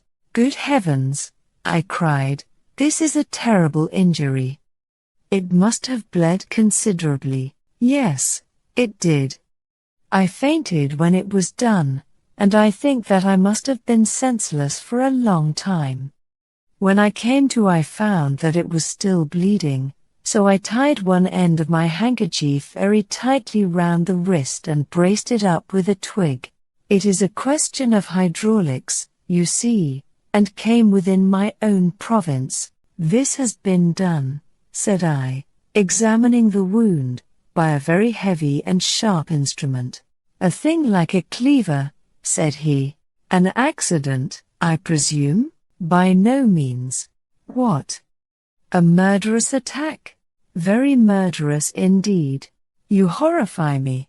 I sponged the wound, cleaned it, dressed it, and finally covered it over with cotton wadding and carbolized bandages. He lay back without wincing, though he bit his lip from time to time. How is that? I asked when I had finished. Capital. Between your brandy and your bandage, I feel a new man. I was very weak, but I have had a good deal to go through. Perhaps you had better not speak of the matter. It is evidently trying to your nerves. Oh, no, not now. I shall have to tell my tale to the police, but, between ourselves, if it were not for the convincing evidence of this wound of mine, I should be surprised if they believed my statement, for it is a very extraordinary one, and I have not much in the way of proof with which to back it up, and, even if they believe me, the clues which I can give them are so vague that it is a question whether justice will be done. Ha! Cried I, if it is anything in the nature of a problem which you desire to see solved, I should strongly recommend you to come to my friend, Mr. Sherlock Holmes, before you go to the official police. Oh, I have heard of that fellow, answered my visitor, and I should be very glad if he would take the matter up, though of course I must use the official police as well. Would you give me an introduction to him? I'll do better. I'll take you round to him myself. I should be immensely obliged to you. We'll call a cab and go together. We shall just be in time to have a little breakfast with him. Do you feel equal to it? Yes, I shall not feel easy until I have told my story. Then my servant will call a cab, and I shall be with you in an instant. I rushed upstairs, explained the matter shortly to my wife, and in 5 minutes was inside a hansom, driving with my new acquaintance to Baker Street. Sherlock Holmes was, as I expected, lounging about his sitting room in his dressing gown, reading the agony column of the Times and smoking his before-breakfast pipe, which was composed of all the plugs and dottles left from his smokes of the day before, all carefully dried and collected on the corner of the mantelpiece. He received us in his quietly genial fashion, ordered fresh rashers and eggs, and joined us in a hearty meal.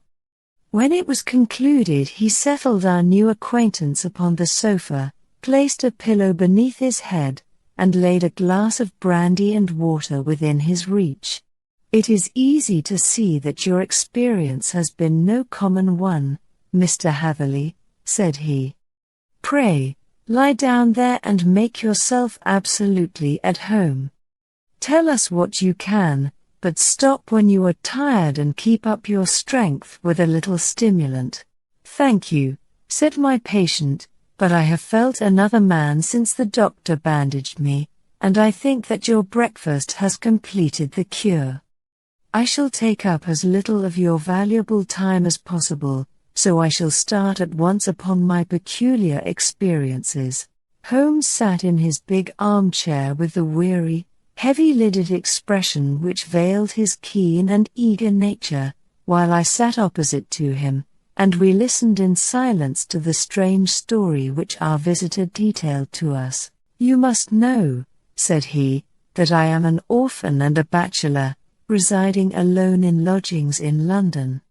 By profession I am a hydraulic engineer, and I have had considerable experience of my work during the 7 years that I was apprenticed to Venner and Matheson, the well-known firm, of Greenwich. 2 years ago, having served my time, and having also come into a fair sum of money through my poor father's death, I determined to start in business for myself and took professional chambers in Victoria Street. I suppose that everyone finds his first independent start in business a dreary experience. To me it has been exceptionally so.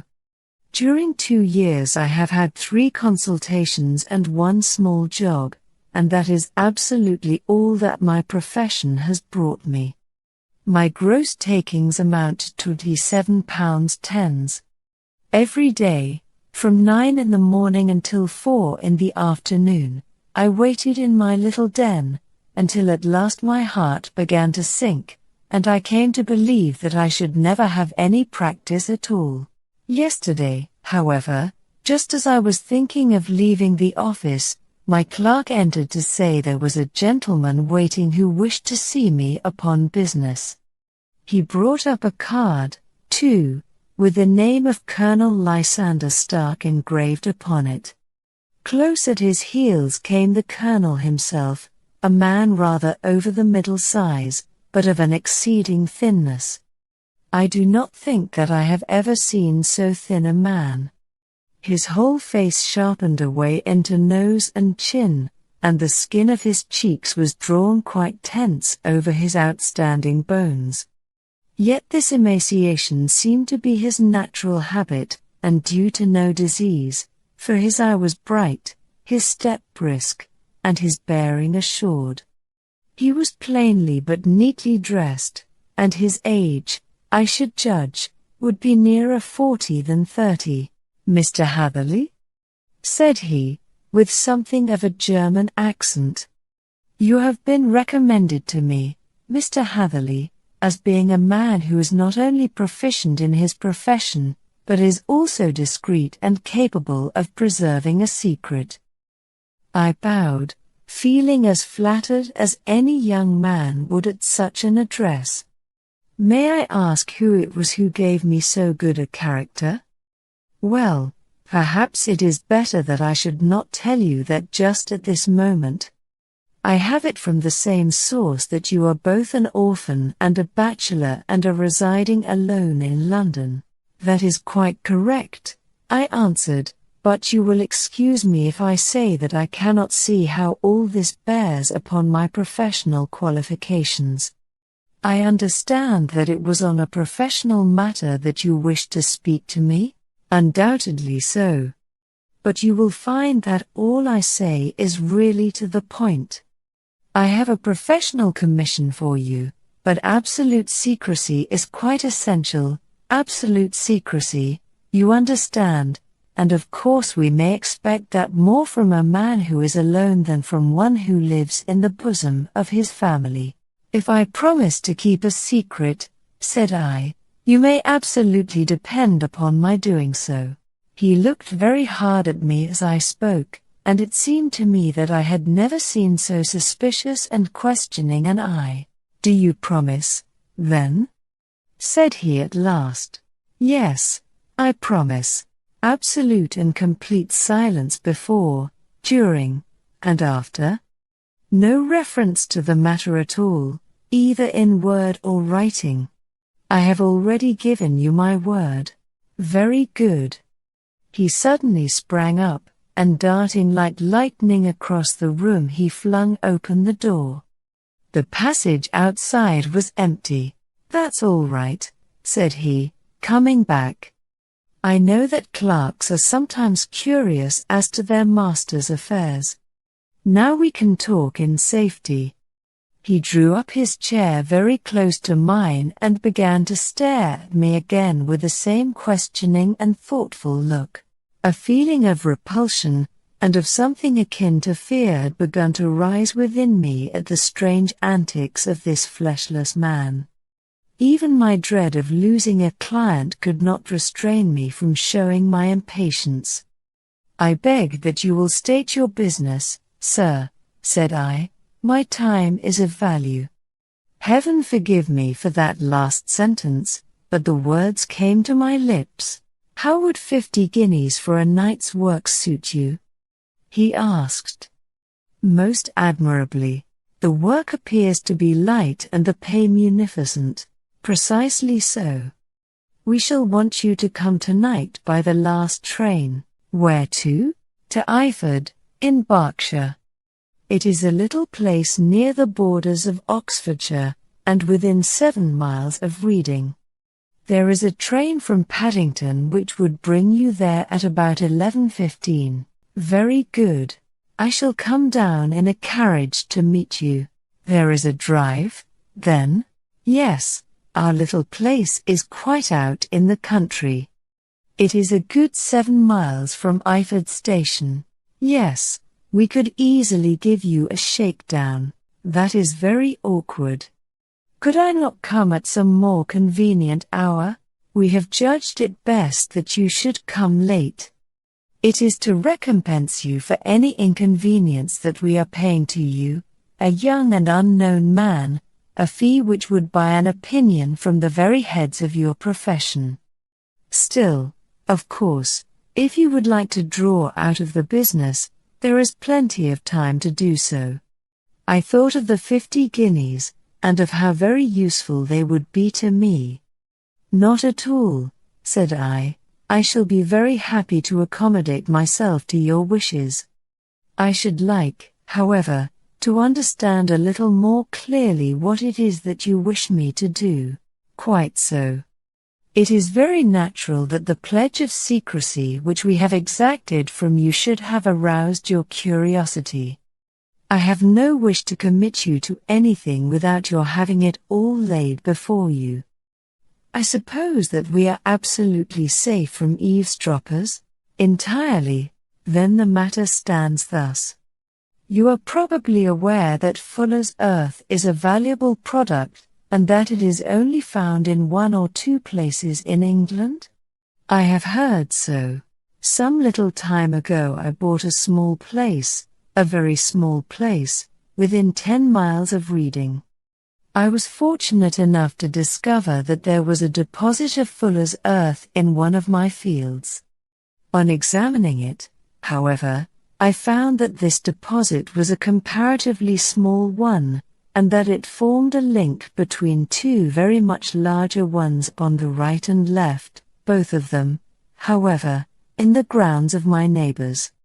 These good people were absolutely ignorant that their land contained that which was quite as valuable as a gold mine.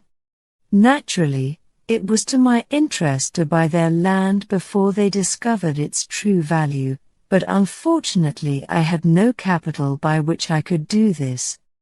I took a few of my friends into the secret, however, and they suggested that we should quietly and secretly work our own little deposit, and that in this way we should earn the money which would enable us to buy the neighboring fields. This we have now been doing for some time, and in order to help us in our operations we erected a hydraulic press. This press, as I have already explained, has got out of order, and we wish your advice upon the subject. We guard our secret very jealously, however, and if it once became known that we had hydraulic engineers coming to our little house, it would soon rouse inquiry, and then, if the facts came out, it would be goodbye to any chance of getting these fields and carrying out our plans. That is why I have made you promise me that you will not tell a human being that you are going to Iford tonight. I hope that I make it all plain? I quite follow you, said I. The only point which I could not quite understand was what use you could make of a hydraulic press in excavating fuller's earth, which, as I understand, is dug out like gravel from a pit. Ah, said he carelessly, we have our own process. We compress the earth into bricks, so as to remove them without revealing what they are. But that is a mere detail. I have taken you fully into my confidence now, Mr. Hatherley, and I have shown you how I trust you. He rose as he spoke. I shall expect you, then, at Iford at 11:15. I shall certainly be there, and not a word to a soul. He looked at me with a last long, questioning gaze, and then, pressing my hand in a cold, dank grasp, he hurried from the room. Well, when I came to think it all over in cool blood, I was very much astonished, as you may both think, at this sudden commission which had been entrusted to me. On the one hand, of course, I was glad, for the fee was at least tenfold what I should have asked had I set a price upon my own services, and it was possible that this order might lead to other ones. On the other hand, the face and manner of my patron had made an unpleasant impression upon me, and I could not think that his explanation of the fuller's earth was sufficient to explain the necessity for my coming at midnight, and his extreme anxiety lest I should tell anyone of my errand. However, I threw all fears to the winds, ate a hearty supper, drove to Paddington, and started off, having obeyed to the letter the injunction as to holding my tongue. At Reading I had to change not only my carriage but my station. However, I was in time for the last train to Iford, and I reached the little dim-lit station after 11 o'clock. I was the only passenger who got out there, and there was no one upon the platform save a single sleepy porter with a lantern. As I passed out through the wicket gate, however, I found my acquaintance of the morning waiting in the shadow upon the other side. Without a word he grasped my arm and hurried me into a carriage, the door of which was standing open. He drew up the windows on either side, tapped on the woodwork, and away we went as fast as the horse could go. One horse? Interjected Holmes. Yes, only one. Did you observe the color? Yes, I saw it by the side lights when I was stepping into the carriage. It was a chestnut, tired looking or fresh. Oh, fresh and glossy. Thank you. I am sorry to have interrupted you. Pray continue your most interesting statement. Away we went then, and we drove for at least an hour. Colonel Lysander Stark had said that it was only 7 miles, but I should think, from the rate that we seemed to go, and from the time that we took, that it must have been nearer 12. He sat at my side in silence all the time, and I was aware, more than once when I glanced in his direction, that he was looking at me with great intensity. The country roads seemed to be not very good in that part of the world, for we lurched and jolted terribly. I tried to look out of the windows to see something of where we were, but they were made of frosted glass, and I could make out nothing save the occasional bright blur of a passing light. Now and then I hazarded some remark to break the monotony of the journey, but the colonel answered only in monosyllables, and the conversation soon flagged. At last, however, the bumping of the road was exchanged for the crisp smoothness of a gravel drive, and the carriage came to a stand.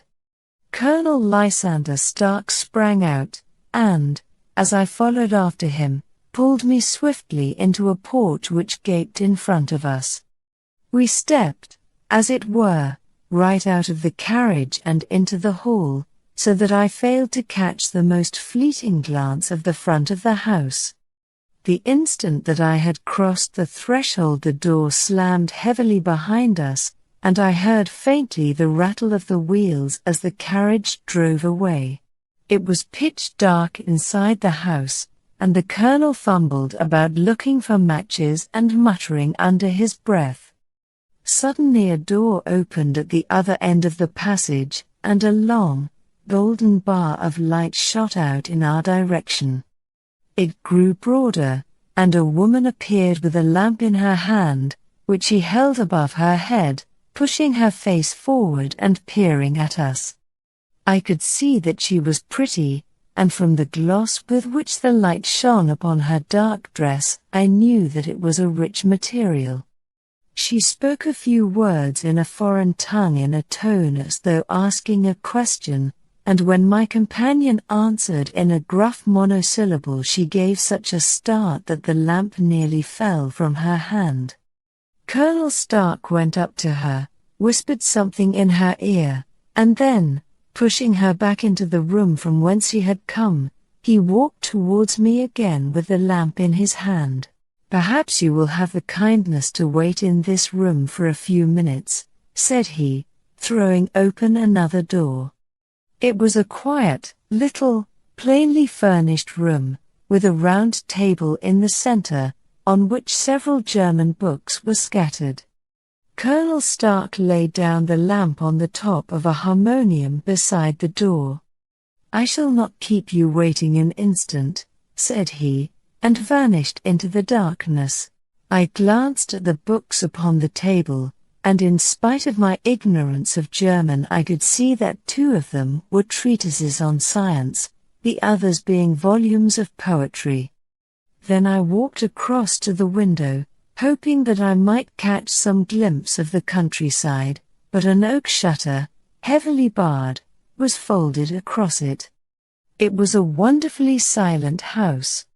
There was an old clock ticking loudly somewhere in the passage, but otherwise everything was deadly still. A vague feeling of uneasiness began to steal over me. Who were these German people, and what were they doing living in this strange, out-of-the-way place? And where was the place? I was 10 miles or so from Eiford, that was all I knew, but whether north, south, east, or west I had no idea. For that matter, Reading, and possibly other large towns, were within that radius, so the place might not be so secluded, after all. Yet it was quite certain, from the absolute stillness, that we were in the country. I paced up and down the room, humming a tune under my breath to keep up my spirits and feeling that I was thoroughly earning my 50-guinea fee. Suddenly, without any preliminary sound in the midst of the utter stillness, the door of my room swung slowly open. The woman was standing in the aperture, the darkness of the hall behind her, the yellow light from my lamp beating upon her eager and beautiful face. I could see at a glance that she was sick with fear, and the sight sent a chill to my own heart. She held up one shaking finger to warn me to be silent, and she shot a few whispered words of broken English at me, her eyes glancing back, like those of a frightened horse, into the gloom behind her. "I would go," said she, trying hard, as it seemed to me, to speak calmly. "I would go. I should not stay here. There is no good for you to do." "But, madam," said I have not yet done what I came for. I cannot possibly leave until I have seen the machine." "It is not worth your while to wait," she went on. "You can pass through the door, no one hinders." And then, seeing that I smiled and shook my head, she suddenly threw aside her constraint and made a step forward, with her hands wrung together. "For the love of heaven," she whispered, "get away from here before it is too late." But I am somewhat headstrong by nature, and the more ready to engage in an affair when there is some obstacle in the way. I thought of my 50-guinea fee, of my wearisome journey, and of the unpleasant night which seemed to be before me. Was it all to go for nothing? Why should I slink away without having carried out my commission, and without the payment which was my due? This woman might, for all I knew, be a monomaniac. With a stout bearing, therefore, though her manner had shaken me more than I cared to confess, I still shook my head and declared my intention of remaining where I was. She was about to renew her entreaties when a door slammed overhead, and the sound of several footsteps was heard upon the stairs. She listened for an instant, threw up her hands with a despairing gesture, and vanished as suddenly and as noiselessly as she had come.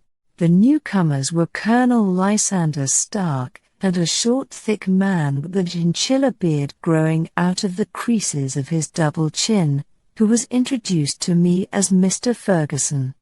"This is my secretary and manager," said the colonel. "By the way, I was under the impression that I left this door shut just now. I fear that you have felt the draught." "On the contrary," said I opened the door myself because I felt the room to be a little close." He shot one of his suspicious looks at me. "Perhaps we had better proceed to business, then," said he.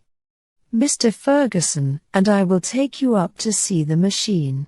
I had better put my hat on, I suppose." "What, you dig fuller's earth in the house?" "No, no. This is only where we compress it. But never mind that.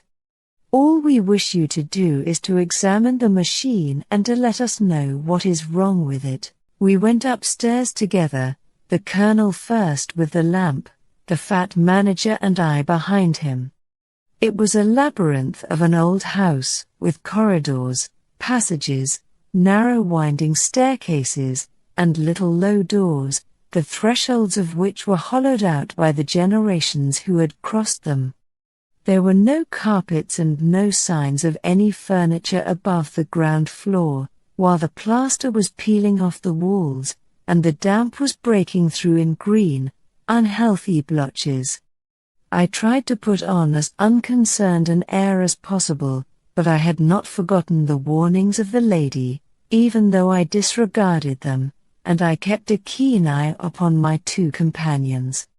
Ferguson appeared to be a morose and silent man, but I could see from the little that he said that he was at least a fellow countryman.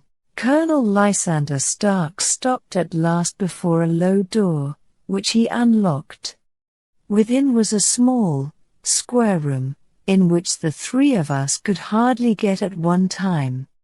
Ferguson remained outside, and the colonel ushered me in. "We are now," said he, "actually within the hydraulic press, and it would be a particularly unpleasant thing for us if anyone were to turn it on. The ceiling of this small chamber is really the end of the descending piston, and it comes down with the force of many tons upon this metal floor. There are small lateral columns of water outside which receive the force, and which transmit and multiply it in the manner which is familiar to you. The machine goes readily enough, but there is some stiffness in the working of it, and it has lost a little of its force. Perhaps you will have the goodness to look it over and to show us how we can set it right. I took the lamp from him, and I examined the machine very thoroughly. It was indeed a gigantic one, and capable of exercising enormous pressure. When I passed outside, however, and pressed down the levers which controlled it, I knew at once by the whooshing sound that there was a slight leakage, which allowed a regurgitation of water through one of the side cylinders. An examination showed that one of the India rubber bands which was round the head of a driving rod had shrunk so as not quite to fill the socket along which it worked. This was clearly the cause of the loss of power, and I pointed it out to my companions, who followed my remarks very carefully and asked several practical questions as to how they should proceed to set it right. When I had made it clear to them, I returned to the main chamber of the machine and took a good look at it to satisfy my own curiosity. It was obvious at a glance that the story of the fuller's earth was the merest fabrication, for it would be absurd to suppose that so powerful an engine could be designed for so inadequate a purpose. The walls were of wood, but the floor consisted of a large iron trough, and when I came to examine it I could see a crust of metallic deposit all over it. I had stooped and was scraping at this to see exactly what it was when I heard a muttered exclamation in German and saw the cadaverous face of the colonel looking down at me. "What are you doing there?" he asked. I felt angry at having been tricked by so elaborate a story as that which he had told me. "I was admiring your fuller's earth," said I. "I think that I should be better able to advise you as to your machine if I knew what the exact purpose was for which it was used." The instant that I uttered the words I regretted the rashness of my speech. His face set hard, and a baleful light sprang up in his grey eyes. "Very well," said he, "you shall know all about the machine." He took a step backward, slammed the little door, and turned the key in the lock. I rushed towards it and pulled at the handle, but it was quite secure, and did not give in the least to my kicks and shoves. "Hello!" I yelled. "Hello, Colonel! Let me out!" And then suddenly in the silence I heard a sound which sent my heart into my mouth. It was the clank of the levers and the swish of the leaking cylinder. He had set the engine at work. The lamp still stood upon the floor where I had placed it when examining the trough. By its light I saw that the black ceiling was coming down upon me, slowly, jerkily, but, as none knew better than myself, with a force which must within a minute grind me to a shapeless pulp. I threw myself, screaming, against the door, and dragged with my nails at the lock. I implored the colonel to let me out, but the remorseless clanking of the levers drowned my cries. The ceiling was only a foot or two above my head, and with my hand upraised I could feel its hard, rough surface. Then it flashed through my mind that the pain of my death would depend very much upon the position in which I met it. If I lay on my face the weight would come upon my spine, and I shuddered to think of that dreadful snap. Easier the other way, perhaps, and yet, had I the nerve to lie and look up at that deadly black shadow wavering down upon me? Already I was unable to stand erect, when my eye caught something which brought a gush of hope back to my heart. I have said that though the floor and ceiling were of iron, the walls were of wood. As I gave a last hurried glance around, I saw a thin line of yellow light between two of the boards, which broadened and broadened as a small panel was pushed backward. For an instant I could hardly believe that here was indeed a door which led away from death.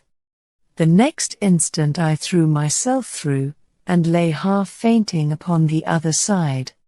The panel had closed again behind me, but the crash of the lamp, and a few moments afterwards the clang of the two slabs of metal, told me how narrow had been my escape. I was recalled to myself by a frantic plucking at my wrist, and I found myself lying upon the stone floor of a narrow corridor, while a woman bent over me and tugged at me with her left hand, while she held a candle in her right. It was the same good friend whose warning I had so foolishly rejected. "Come, come," she cried breathlessly. "They will be here in a moment. They will see that you are not there. Oh, do not waste the so precious time, but come." This time, at least, I did not scorn her advice. I staggered to my feet and ran with her along the corridor and down a winding stair. The latter led to another broad passage, and just as we reached it we heard the sound of running feet and the shouting of two voices, one answering the other from the floor on which we were and from the one beneath. My guide stopped and looked about her like one who is at her wit's end. Then she threw open a door which led into a bedroom, through the window of which the moon was shining brightly. "It is your only chance," said she. "It is high, but it may be that you can jump it." As she spoke a light sprang into view at the further end of the passage, and I saw the lean figure of Colonel Lysander Stark rushing forward with a lantern in one hand and a weapon like a butcher's cleaver in the other. I rushed across the bedroom, flung open the window, and looked out. How quiet and sweet and wholesome the garden looked in the moonlight, and it could not be more than 30 feet down. I clambered out upon the sill, but I hesitated to jump until I should have heard what passed between my saviour and the ruffian who pursued me. If she were ill-used, then at any risks I was determined to go back to her assistance. The thought had hardly flashed through my mind before he was at the door, pushing his way past her, but she threw her arms round him and tried to hold him back. "Fritz! Fritz!" she cried in English, "remember your promise after the last time. You said it should not be again. He will be silent. Oh, he will be silent. You are mad, Elise," he shouted, struggling to break away from her. "You will be the ruin of us. He has seen too much. Let me pass, I say." He dashed her to one side, and, rushing to the window, cut at me with his heavy weapon.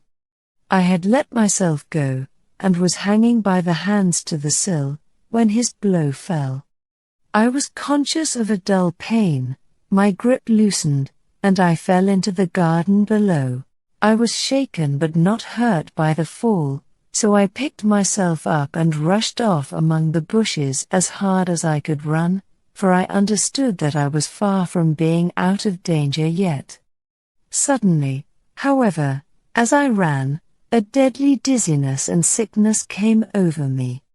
I glanced down at my hand, which was throbbing painfully, and then, for the first time, saw that my thumb had been cut off and that the blood was pouring from my wound. I endeavored to tie my handkerchief round it, but there came a sudden buzzing in my ears, and next moment I fell in a dead faint among the rose bushes. How long I remained unconscious I cannot tell. It must have been a very long time, for the moon had sunk, and a bright morning was breaking when I came to myself. My clothes were all sodden with dew, and my coat sleeve was drenched with blood from my wounded thumb. The smarting of it recalled in an instant all the particulars of my night's adventure, and I sprang to my feet with the feeling that I might hardly yet be safe from my pursuers. But to my astonishment, when I came to look round me, neither house nor garden were to be seen. I had been lying in an angle of the hedge close by the high road, and just a little lower down was a long building, which proved, upon my approaching it, to be the very station at which I had arrived upon the previous night. Were it not for the ugly wound upon my hand, all that had passed during those dreadful hours might have been an evil dream. Half dazed, I went into the station and asked about the morning train. There would be one to Reading in less than an hour. The same porter was on duty, I found, as had been there when I arrived. I inquired of him whether he had ever heard of Colonel Lysander Stark. The name was strange to him. Had he observed a carriage the night before waiting for me? No, he had not. Was there a police station anywhere near? There was one about 3 miles off. It was too far for me to go, weak and ill as I was. I determined to wait until I got back to town before telling my story to the police. It was a little past 6 when I arrived, so I went first to have my wound dressed, and then the doctor was kind enough to bring me along here. I put the case into your hands and shall do exactly what you advise. We both sat in silence for some little time after listening to this extraordinary narrative. Then Sherlock Holmes pulled down from the shelf one of the ponderous commonplace books in which he placed his cuttings. "Here is an advertisement which will interest you," said he. "It appeared in all the papers about a year ago. Listen to this. Lost, on the 9th inst., Mr. Jeremiah Hailing, aged 26, a hydraulic engineer. Left his lodgings at 10 o'clock at night, and has not been heard of since. Was dressed in, etc., etc. Ha. That represents the last time that the Colonel needed to have his machine overhauled, I fancy. Good heavens, cried my patient. Then that explains what the girl said, undoubtedly. It is quite clear that the Colonel was a cool and desperate man, who was absolutely determined that nothing should stand in the way of his little game, like those out-and-out pirates who will leave no survivor from a captured ship.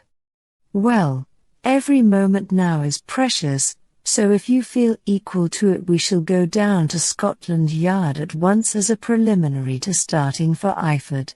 Some 3 hours or so afterwards we were all in the train together, bound from Reading to the little Berkshire village. There were Sherlock Holmes, the hydraulic engineer, Inspector Bradstreet, of Scotland Yard, a plainclothes man, and myself. Bradstreet had spread an ordnance map of the county out upon the seat and was busy with his compasses drawing a circle with Eyford for its centre. "There you are," said he. "That circle is drawn at a radius of 10 miles from the village. The place we want must be somewhere near that line. You said 10 miles, I think, sir. It was an hour's good drive, and you think that they brought you back all that way when you were unconscious? They must have done so. I have a confused memory, too, of having been lifted and conveyed somewhere. What I cannot understand," said I, "is why they should have spared you when they found you lying fainting in the garden. Perhaps the villain was softened by the woman's entreaties. I hardly think that likely. I never saw a more inexorable face in my life." "Oh, we shall soon clear up all that," said Bradstreet. "Well, I have drawn my circle, and I only wish I knew at what point upon it the folk that we are in search of are to be found." "I think I could lay my finger on it," said Holmes quietly. "Really, now," cried the inspector, "you have formed your opinion. Come, now, we shall see who agrees with you. I say it is south, for the country is more deserted there. And I say east, said my patient. I am for west, remarked the plain-clothes man. There are several quiet little villages up there. And I am for north, said I, because there are no hills there, and our friend says that he did not notice the carriage go up any. Come, cried the inspector, laughing, it's a very pretty diversity of opinion. We have boxed the compass among us. Who do you give your casting vote to? You are all wrong, but we can't all be. Oh, yes, you can. This is my point. He placed his finger in the center of the circle. This is where we shall find them, but the 12-mile drive? Gasped Hatherley. 6 out and 6 back. Nothing simpler. You say yourself that the horse was fresh and glossy when you got in. How could it be that if it had gone 12 miles over heavy roads? Indeed, it is a likely ruse enough, observed Bradstreet thoughtfully. Of course there can be no doubt as to the nature of this gang. None at all, said Holmes. They are coiners on a large scale, and have used the machine to form the amalgam which has taken the place of silver. We have known for some time that a clever gang was at work, said the inspector. They have been turning out half-crowns by the thousand. We even traced them as far as Reading, but could get no farther, for they had covered their traces in a way that showed that they were very old hands. But now, thanks to this lucky chance, I think that we have got them right enough. But the inspector was mistaken, for those criminals were not destined to fall into the hands of justice. As we rolled into Eyford Station, we saw a gigantic column of smoke which streamed up from behind a small clump of trees in the neighborhood and hung like an immense ostrich feather over the landscape. A house on fire? Asked Bradstreet as the train steamed off again on its way. Yes, sir, said the station master. When did it break out? I hear that it was during the night, sir, but it has got worse, and the whole place is in a blaze. Whose house is it? Dr. Beecher's. Tell me, broke in the engineer, is Dr. Beecher a German, very thin, with a long, sharp nose? The station master had not finished his speech before we were all hastening in the direction of the fire. The road topped a low hill, and there was a great widespread whitewashed building in front of us, spouting fire at every chink and window, while in the garden in front 3 fire engines were vainly striving to keep the flames under. That's it, cried Hatherley, in intense excitement. There is the gravel drive, and there are the rose bushes where I lay. That second window is the one that I jumped from. Well, at least, said Holmes, you have had your revenge upon them. There can be no question that it was your oil lamp which, when it was crushed in the press, set fire to the wooden walls, though no doubt they were too excited in the chase after you to observe it at the time. Now keep your eyes open in this crowd for your friends of last night, though I very much fear that they are a good 100 miles off by now. And Holmes' fears came to be realized, for from that day to this no word has ever been heard either of the beautiful woman, the sinister German, or the morose Englishman. Early that morning a peasant had met a cart containing several people and some very bulky boxes driving rapidly in the direction of Reading, but there all traces of the fugitives disappeared, and even Holmes' ingenuity failed ever to discover the least clue as to their whereabouts. The firemen had been much perturbed at the strange arrangements which they had found within, and still more so by discovering a newly severed human thumb upon a window-sill of the second floor.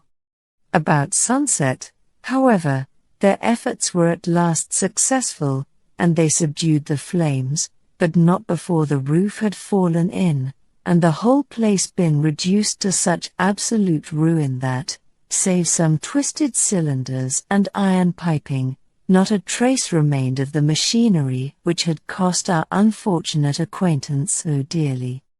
Large masses of nickel and of tin were discovered stored in an outhouse, but no coins were to be found, which may have explained the presence of those bulky boxes which have been already referred to. How our hydraulic engineer had been conveyed from the garden to the spot where he recovered his senses might have remained forever a mystery were it not for the soft mould, which told us a very plain tale.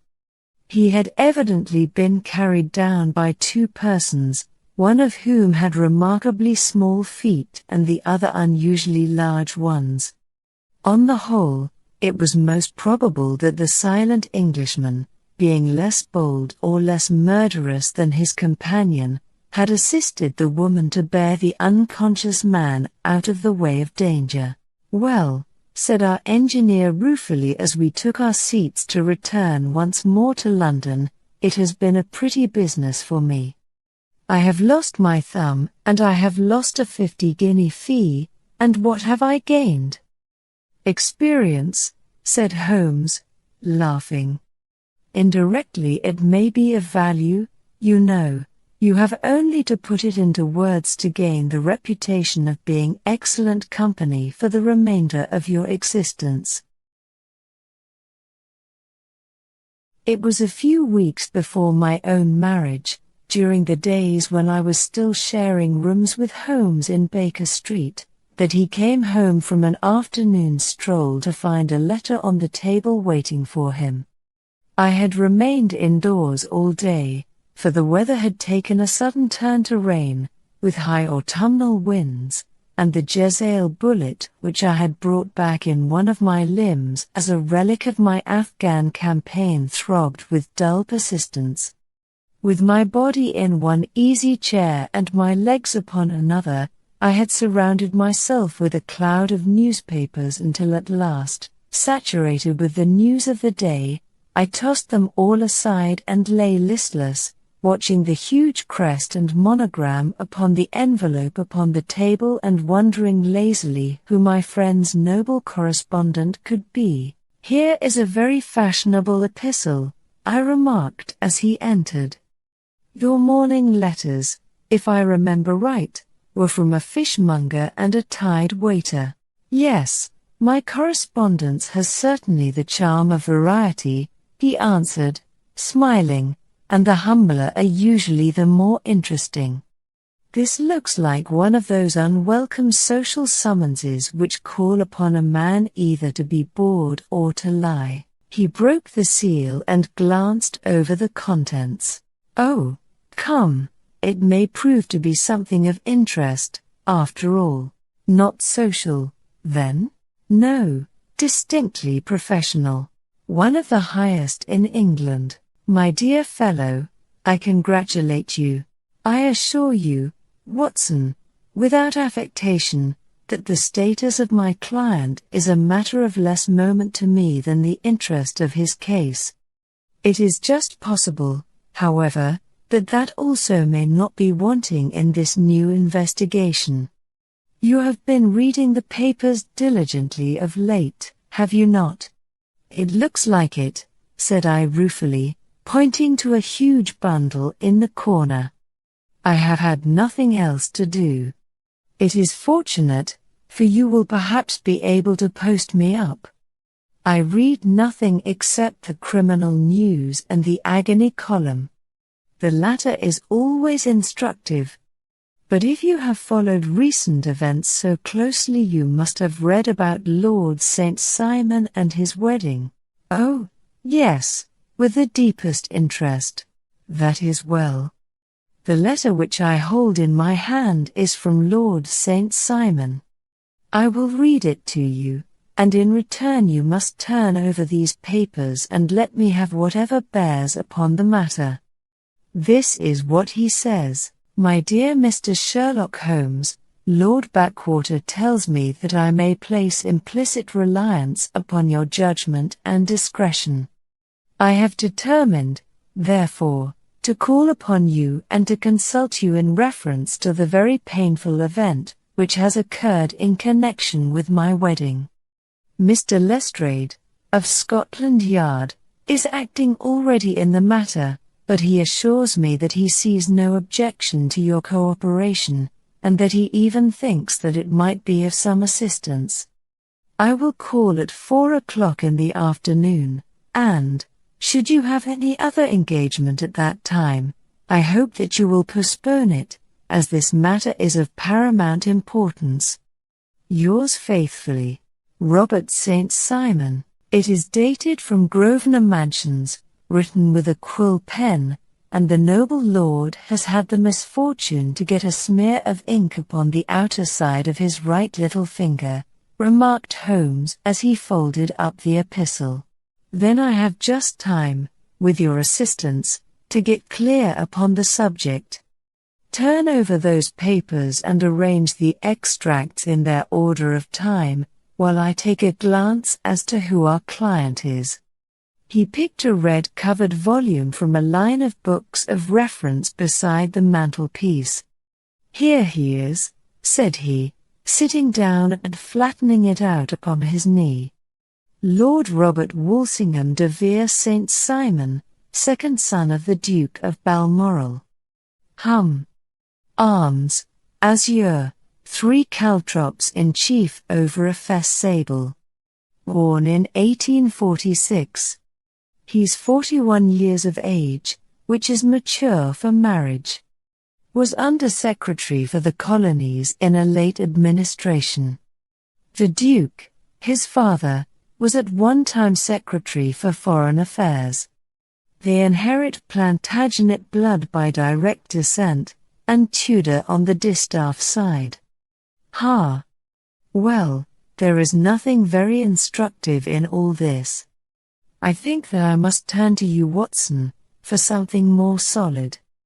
I have very little difficulty in finding what I want, said I, for the facts are quite recent, and the matter struck me as remarkable.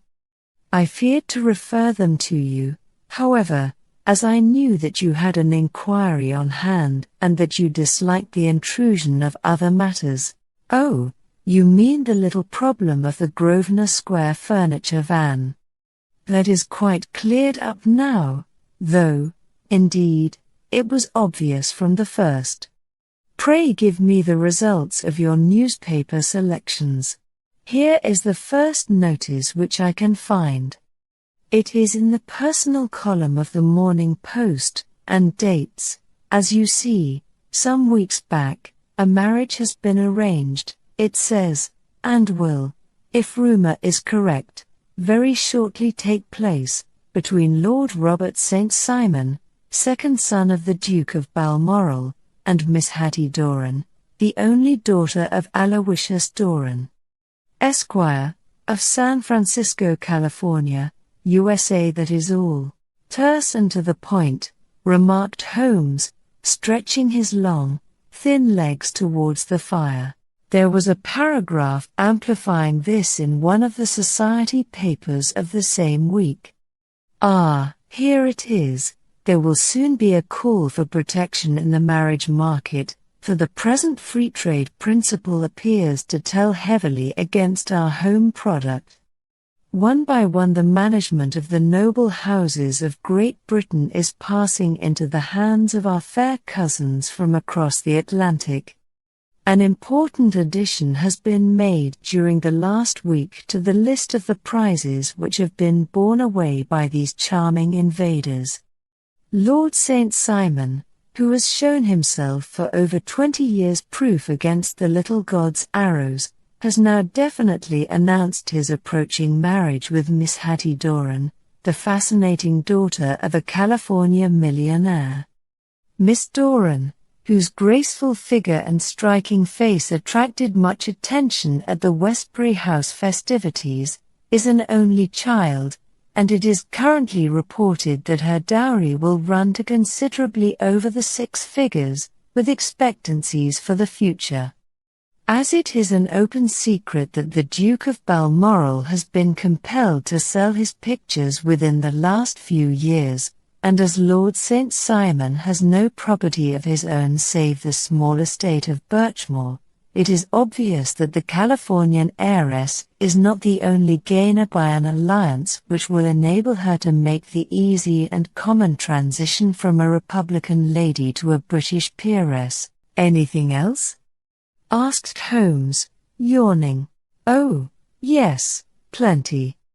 Then there is another note in the Morning Post to say that the marriage would be an absolutely quiet one, that it would be at St. George's, Hanover Square, that only half a dozen intimate friends would be invited, and that the party would return to the furnished house at Lancaster Gate which has been taken by Mr. Aloysius Doran. 2 days later, that is, on Wednesday last, there is a curt announcement that the wedding had taken place, and that the honeymoon would be passed at Lord Backwater's place, near Petersfield. Those are all the notices which appeared before the disappearance of the bride. Before the what? Asked Holmes with a start. The vanishing of the lady. When did she vanish? Then? At the wedding breakfast. Indeed. This is more interesting than it promised to be, quite dramatic, in fact. Yes, it struck me as being a little out of the common. They often vanish before the ceremony, and occasionally during the honeymoon, but I cannot call to mind anything quite so prompt as this. Pray let me have the details. I warn you that they are very incomplete. Perhaps we may make them less so. Such as they are set forth in a single article of a morning paper of yesterday, which I will read to you. It is headed, Singular Occurrence at a Fashionable Wedding. The ceremony, which was performed at St. George's, Hanover Square, was a very quiet one, no one being present save the father of the bride, Mr. Aloysius Doran, the Duchess of Balmoral, Lord Backwater, Lord Eustace and Lady Clara St. Simon, the younger brother and sister of the bridegroom, and Lady Alicia Whittington. The whole party proceeded afterwards to the house of Mr. Aloysius Doran, at Lancaster Gate, where breakfast had been prepared. It appears that some little trouble was caused by a woman, whose name has not been ascertained, who endeavored to force her way into the house after the bridal party, alleging that she had some claim upon Lord St. Simon. It was only after a painful and prolonged scene that she was ejected by the butler and the footman. The bride, who had fortunately entered the house before this unpleasant interruption, had sat down to breakfast with the rest, when she complained of a sudden indisposition and retired to her room. Her prolonged absence having caused some comment, her father followed her, but learned from her maid that she had only come up to her chamber for an instant, caught up an ulster and bonnet, and hurried down to the passage. One of the footmen declared that he had seen a lady leave the house thus apparelled, but had refused to credit that it was his mistress, believing her to be with the company. On ascertaining that his daughter had disappeared, Mr. Aloysius Doran, in conjunction with the bridegroom, instantly put themselves in communication with the police, and very energetic inquiries are being made, which will probably result in a speedy clearing up of this very singular business. Up to a late hour last night, however, nothing had transpired as to the whereabouts of the missing lady. There are rumors of foul play in the matter, and it is said that the police have caused the arrest of the woman who had caused the original disturbance, in the belief that, from jealousy or some other motive, she may have been concerned in the strange disappearance of the bride. And is that all? Only one little item in another of the morning papers, but it is a suggestive one, and it is that Miss Flora Miller, the lady who had caused the disturbance, has actually been arrested. It appears that she was formerly a danseuse at the Allegro, and that she has known the bridegroom for some years. There are no further particulars, and the whole case is in your hands now, so far as it has been set forth in the public press, and an exceedingly interesting case it appears to be. I would not have missed it for worlds. But there is a ring at the bell, Watson, and as the clock makes it a few minutes after 4, I have no doubt that this will prove to be our noble client. Do not dream of going, Watson, for I very much prefer having a witness, if only as a check to my own memory. Lord Robert St. Simon, announced our page boy, throwing open the door. A gentleman entered, with a pleasant, cultured face, high-nosed and pale, with something perhaps of petulance about the mouth, and with the steady, well-opened eye of a man whose pleasant lot it had ever been to command and to be obeyed. His manner was brisk, and yet his general appearance gave an undue impression of age, for he had a slight forward stoop and a little bend of the knees as he walked. His hair, too, as he swept off his very curly-brimmed hat, was grizzled round the edges and thin upon the top. As to his dress, it was careful to the verge of foppishness, with high collar, black frock-coat, white waistcoat, yellow gloves, patent leather shoes, and light-colored gaiters. He advanced slowly into the room, turning his head from left to right, and swinging in his right hand the cord which held his golden eyeglasses. "Good day, Lord St. Simon," said Holmes, rising and bowing. "Pray take the basket chair. This is my friend and colleague, Dr. Watson. Draw up a little to the fire, and we will talk this matter over. A most painful matter to me, as you can most readily imagine, Mr. Holmes. I have been cut to the quick. I understand that you have already managed several delicate cases of this sort, sir, though I presume that they were hardly from the same class of society." "No, I am descending. I beg pardon. My last client of the sort was a king." "Oh, really? I had no idea." "And which king?" "The king of Scandinavia." "What? Had he lost his wife?" "You can understand," said Holmes suavely, "that I extend to the affairs of my other clients the same secrecy which I promised to you in yours." "Of course. Very right. Very right. I'm sure I beg pardon. As to my own case, I am ready to give you any information which may assist you in forming an opinion." "Thank you. I have already learned all that is in the public prints, nothing more. I presume that I may take it as correct, this article, for example, as to the disappearance of the bride." Lord St. Simon glanced over it. "Yes, it is correct, as far as it goes. But it needs a great deal of supplementing before anyone could offer an opinion. I think that I may arrive at my facts most directly by questioning you." "Pray do so. When did you first meet Miss Hattie Doran?" "In San Francisco, a year ago." "You were traveling in the States?" "Yes." "Did you become engaged then?" "No. But you were on a friendly footing." "I was amused by her society, and she could see that I was amused." "Her father is very rich?" "He is said to be the richest man on the Pacific slope." "And how did he make his money?" "In mining. He had nothing a few years ago. Then he struck gold, invested it, and came up by leaps and bounds. Now, what is your own impression as to the young lady's, your wife's character?" The nobleman swung his glasses a little faster and stared down into the fire. "You see, "Mr. Holmes," said he, "my wife was 20 before her father became a rich man. During that time she ran free in a mining camp and wandered through woods or mountains, so that her education has come from nature rather than from the schoolmaster. She is what we call in England a tomboy, with a strong nature, wild and free, unfettered by any sort of traditions. She is impetuous, volcanic, I was about to say.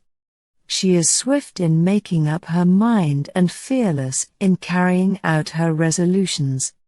On the other hand, I would not have given her the name which I have the honor to bear." He gave a little stately cough, "had I not thought her to be at bottom a noble woman.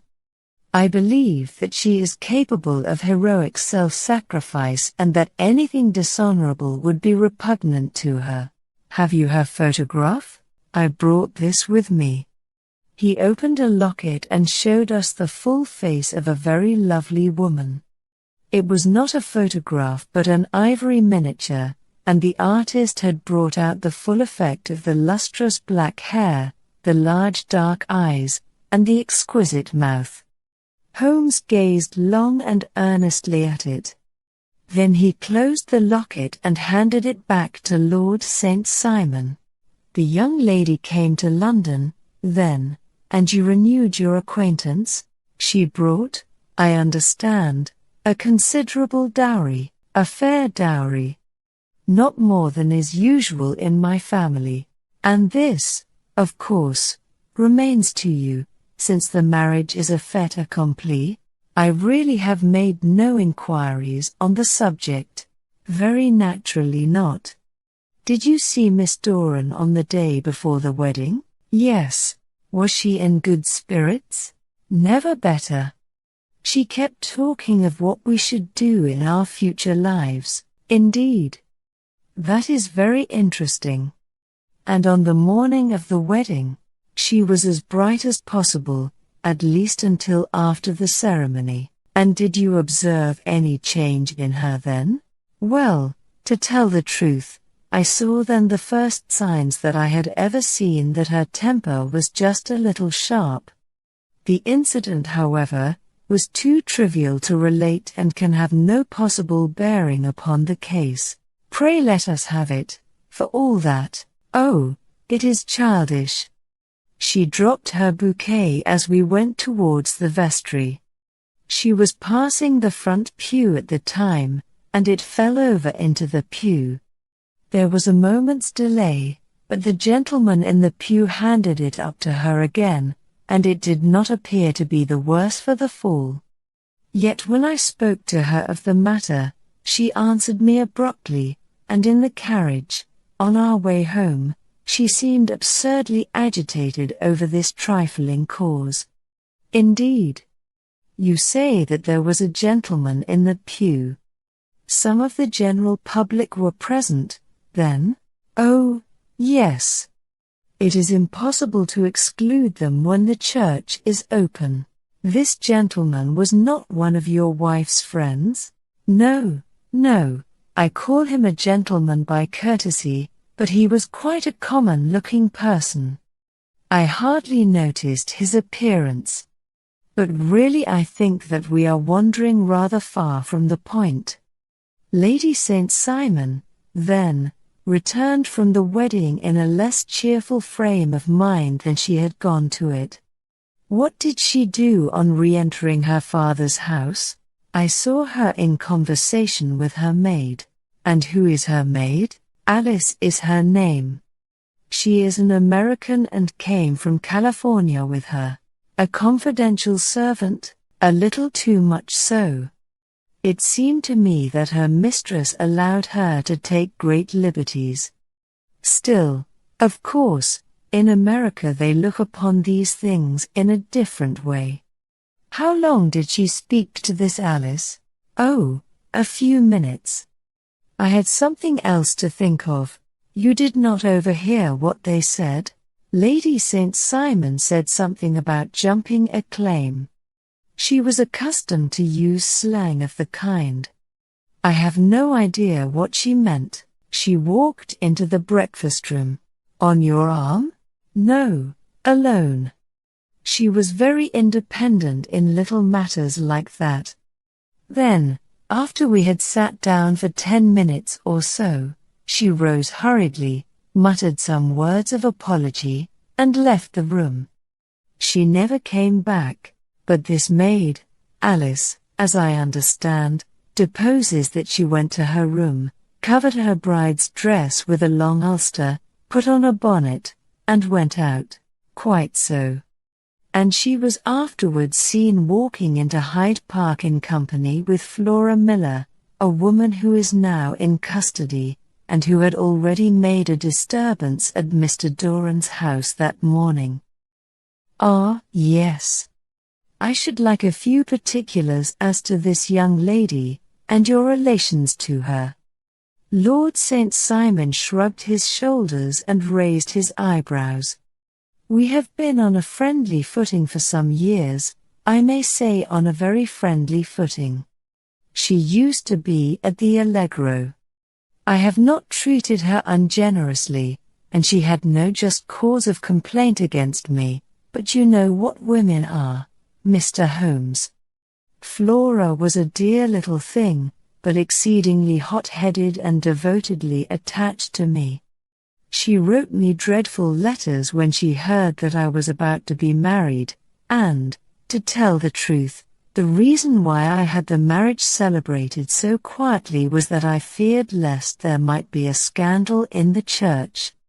She came to Mr. Doran's door just after we returned, and she endeavored to push her way in, uttering very abusive expressions towards my wife, and even threatening her, but I had foreseen the possibility of something of the sort, and I had 2 police fellows there in private clothes, who soon pushed her out again.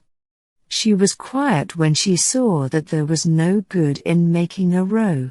Did your wife hear all this?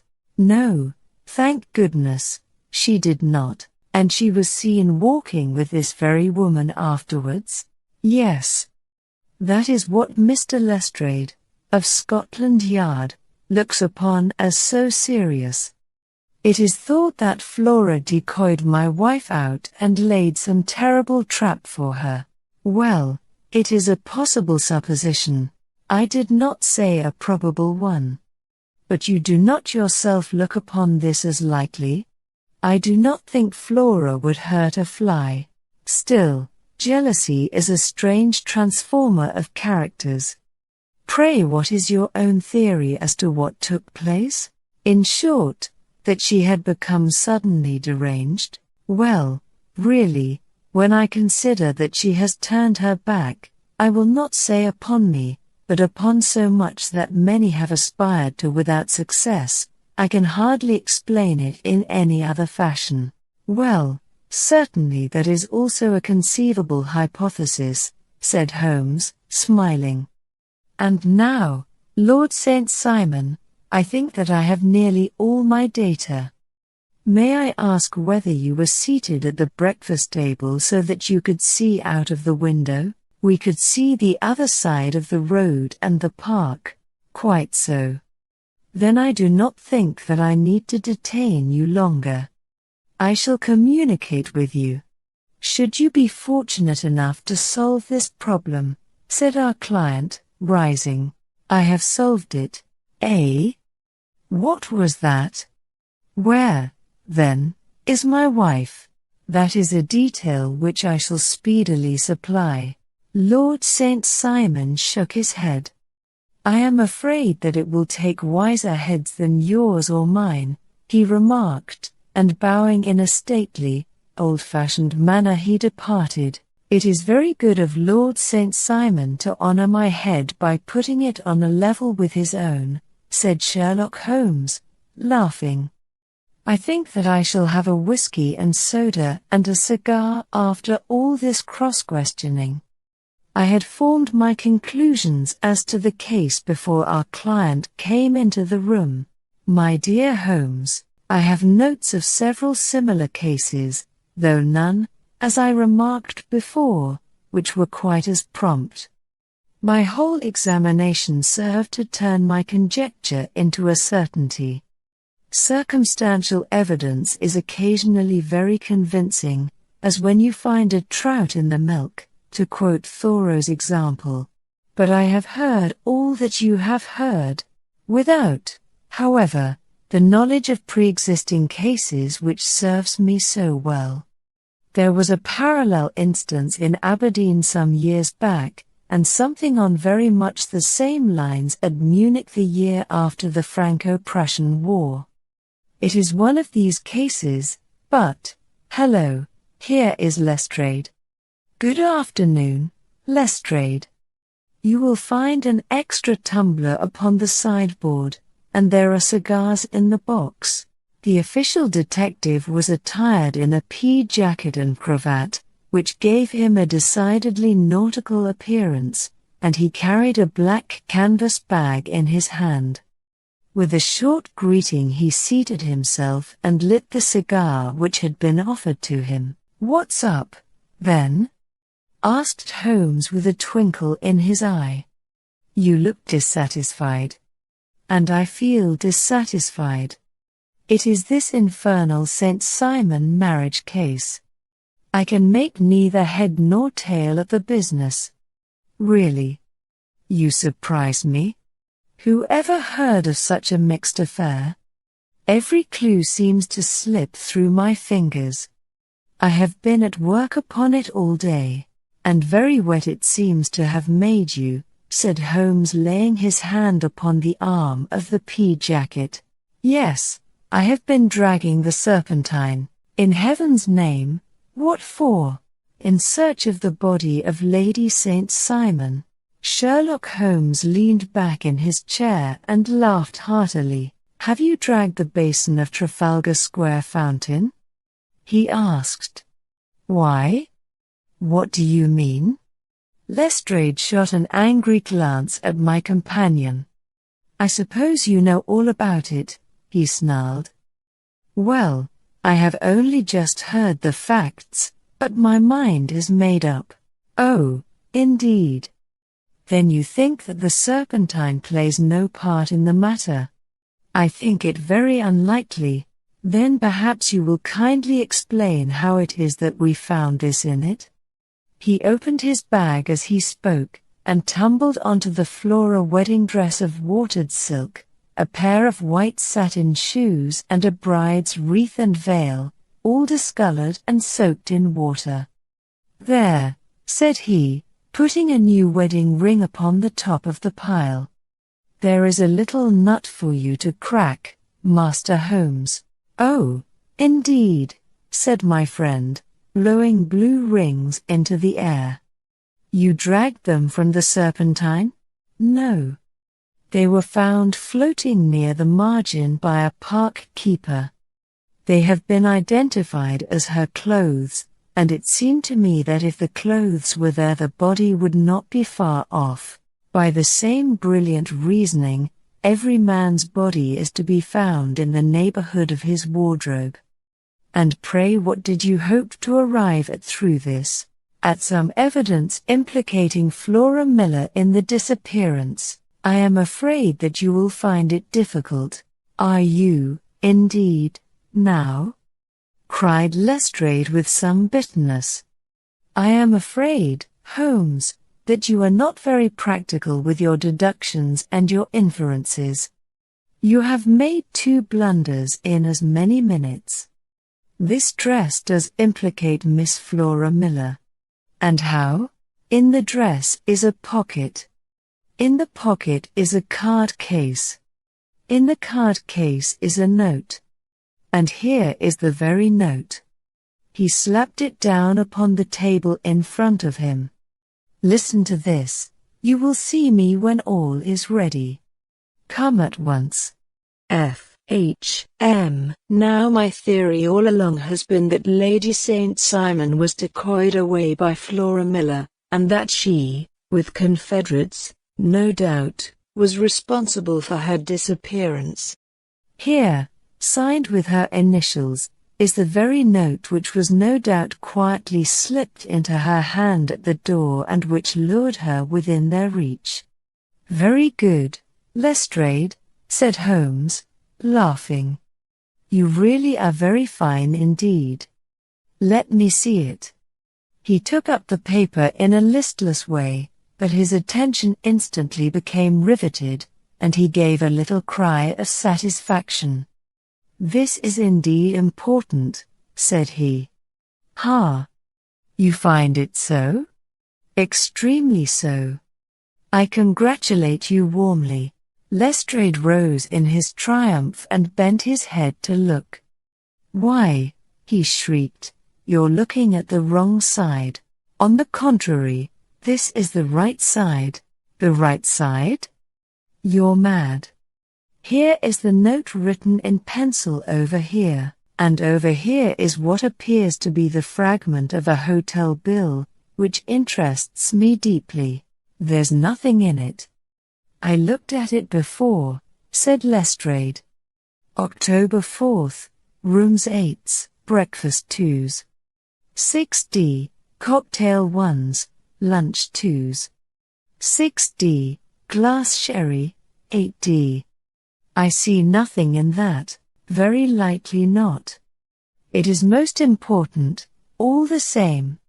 As to the note, it is important also, or at least the initials are, so I congratulate you again. I've wasted time enough, said Lestrade, rising. I believe in hard work and not in sitting by the fire spinning fine theories. Good day, Mr. Holmes, and we shall see which gets to the bottom of the matter first. He gathered up the garments, thrust them into the bag, and made for the door. Just one hint to you, Lestrade, drawled Holmes before his rival vanished, I will tell you the true solution of the matter. Lady St. Simon is a myth. There is not, and there never has been, any such person. Lestrade looked sadly at my companion. Then he turned to me, tapped his forehead 3 times, shook his head solemnly, and hurried away. He had hardly shut the door behind him when Holmes rose to put on his overcoat. There is something in what the fellow says about outdoor work, he remarked, so I think, Watson, that I must leave you to your papers for a little. It was after 5 o'clock when Sherlock Holmes left me, but I had no time to be lonely, for within an hour there arrived a confectioner's man with a very large flat box. This he unpacked with the help of a youth whom he had brought with him, and presently, to my very great astonishment, a quite Epicurean little cold supper began to be laid out upon our humble lodging-house mahogany. There were a couple of brace of cold woodcock, a pheasant, a pâté de foie gras pie with a group of ancient and cobwebby bottles. Having laid out all these luxuries, my 2 visitors vanished away, like the genii of the Arabian Nights, with no explanation save that the things had been paid for and were ordered to this address. Just before 9 o'clock Sherlock Holmes stepped briskly into the room.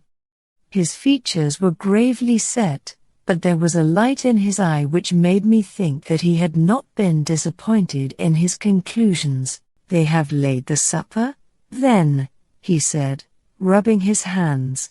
You seem to expect company. They have laid for 5. Yes, I fancy we may have some company dropping in, said he. I am surprised that Lord St. Simon has not already arrived. Ha!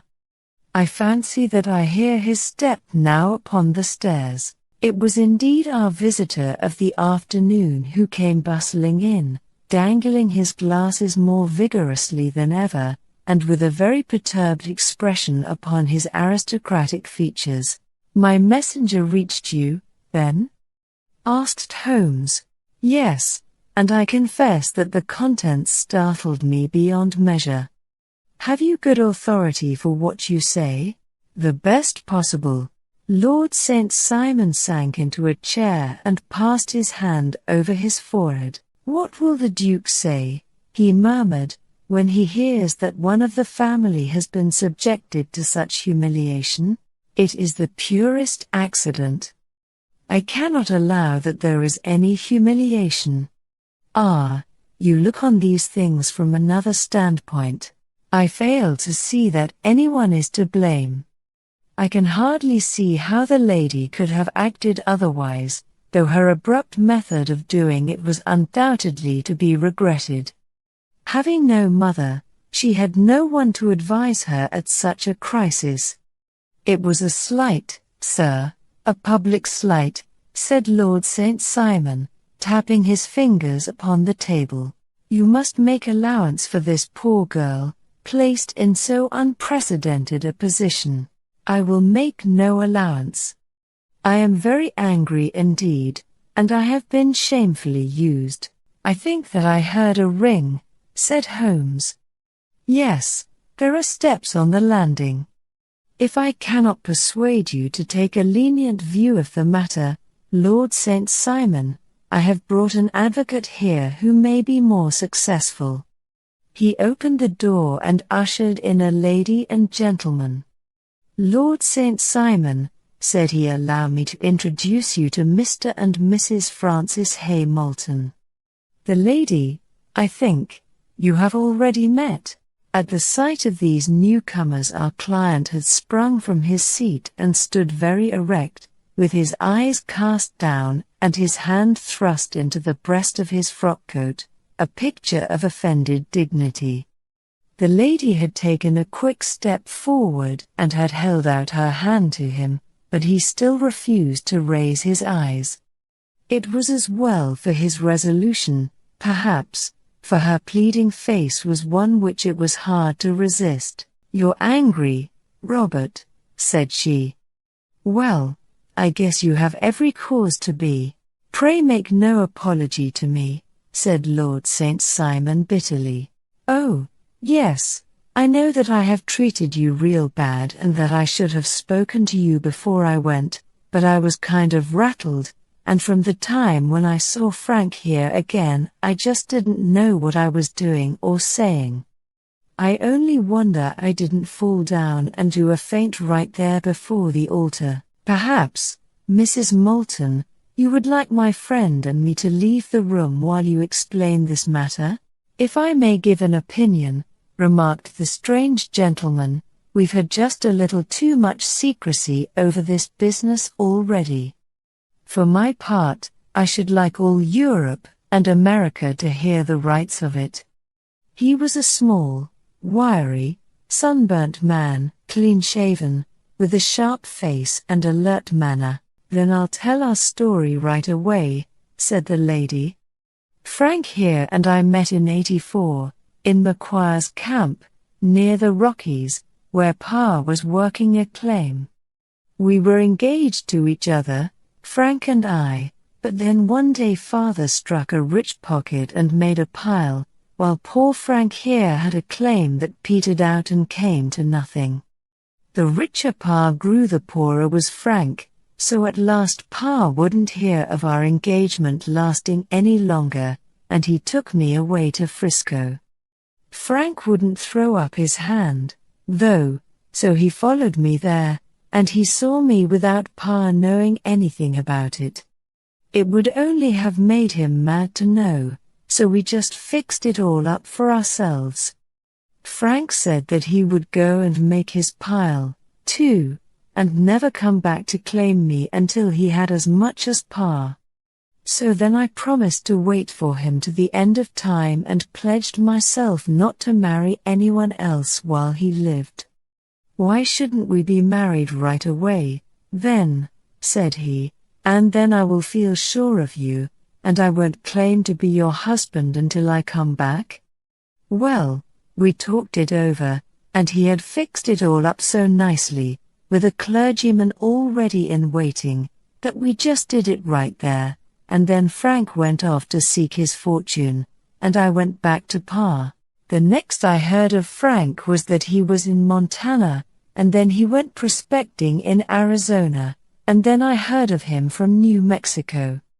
After that came a long newspaper story about how a miners' camp had been attacked by Apache Indians, and there was my Frank's name among the killed.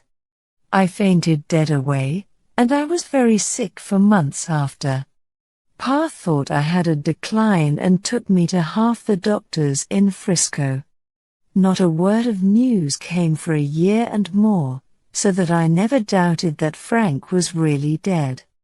Then Lord St. Simon came to Frisco, and we came to London, and a marriage was arranged, and Pa was very pleased, but I felt all the time that no man on this earth would ever take the place in my heart that had been given to my poor Frank.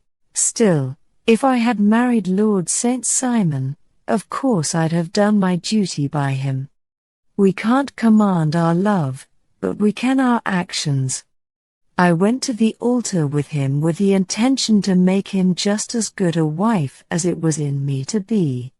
But you may imagine what I felt when, just as I came to the altar rails, I glanced back and saw Frank standing and looking at me out of the first pew. I thought it was his ghost at first, but when I looked again there he was still, with a kind of question in his eyes, as if to ask me whether I were glad or sorry to see him. I wonder I didn't drop.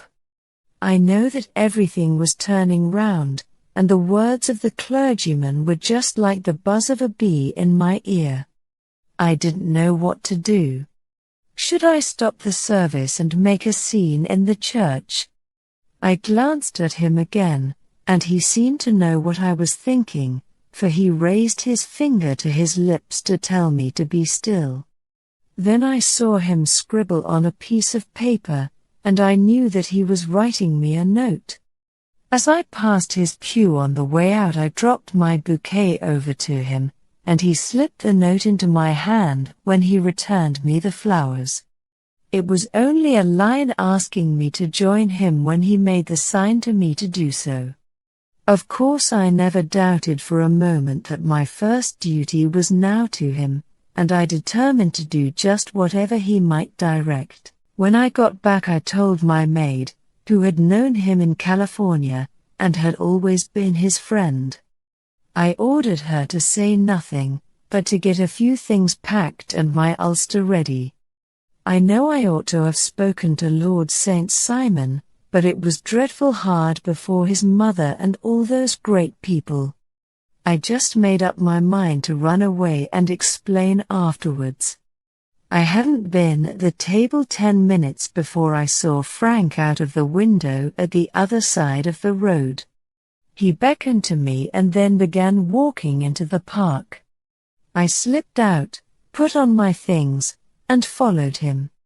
Some woman came talking something or other about Lord St. Simon to me, seemed to me from the little I heard as if he had a little secret of his own before marriage also, but I managed to get away from her and soon overtook Frank. We got into a cab together, and away we drove to some lodgings he had taken in Gordon Square, and that was my true wedding after all those years of waiting. Frank had been a prisoner among the Apaches, had escaped, came on to Frisco, found that I had given him up for dead and had gone to England, followed me there, and had come upon me at last on the very morning of my second wedding. I saw it in a paper, explained the American. It gave the name and the church but not where the lady lived. Then we had a talk as to what we should do, and Frank was all for openness, but I was so ashamed of it all that I felt as if I should like to vanish away and never see any of them again, just sending a line to Pa, perhaps, to show him that I was alive. It was awful to me to think of all those lords and ladies sitting round that breakfast table and waiting for me to come back. So Frank took my wedding clothes and things and made a bundle of them, so that I should not be traced, and dropped them away somewhere where no one could find them.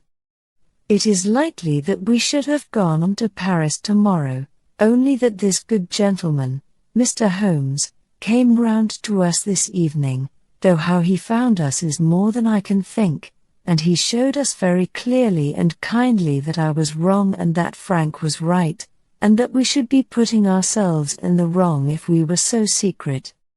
Then he offered to give us a chance of talking to Lord St. Simon alone, and so we came right away round to his rooms at once. Now, Robert, you have heard it all, and I am very sorry if I have given you pain, and I hope that you do not think very meanly of me. Lord St. Simon had by no means relaxed his rigid attitude, but had listened with a frowning brow and a compressed lip to this long narrative.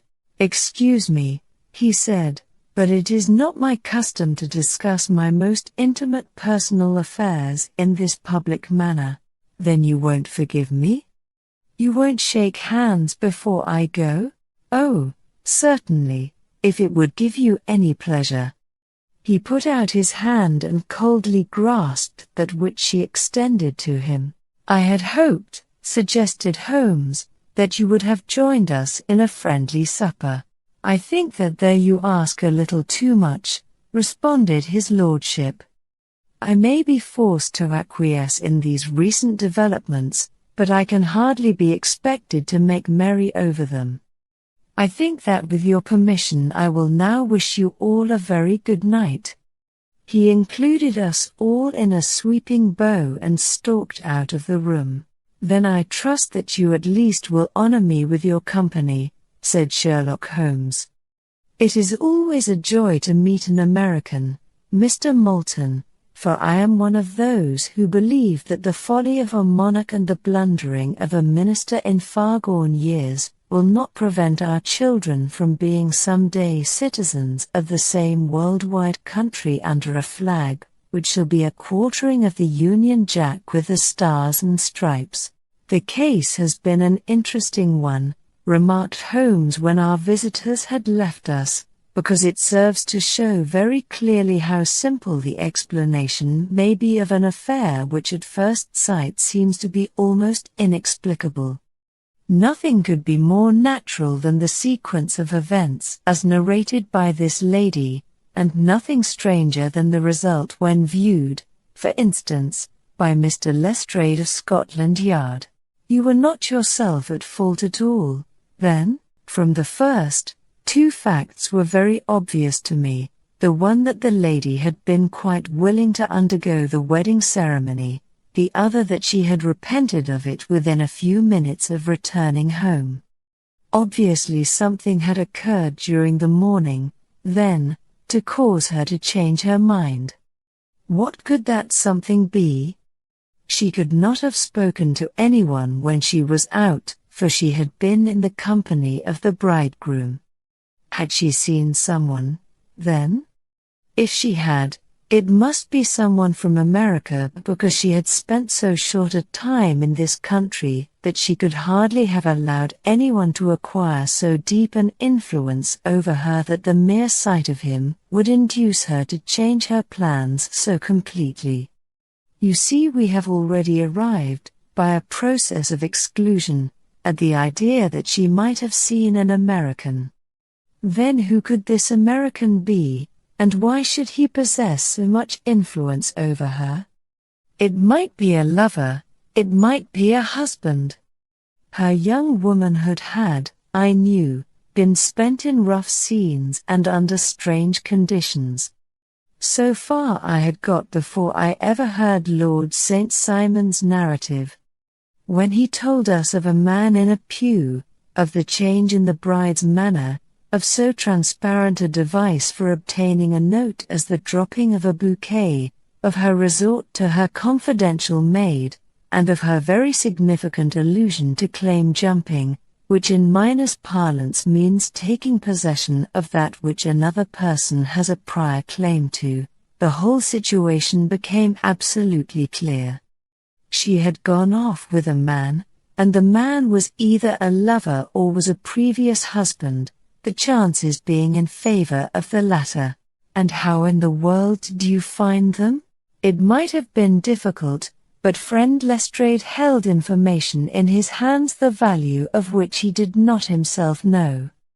The initials were, of course, of the highest importance, but more valuable still was it to know that within a week he had settled his bill at one of the most select London hotels. How did you deduce the select? Why, the select prices. 8 shillings for a bed and 8pence for a glass of sherry pointed to one of the most expensive hotels. There are not many in London which charge at that rate.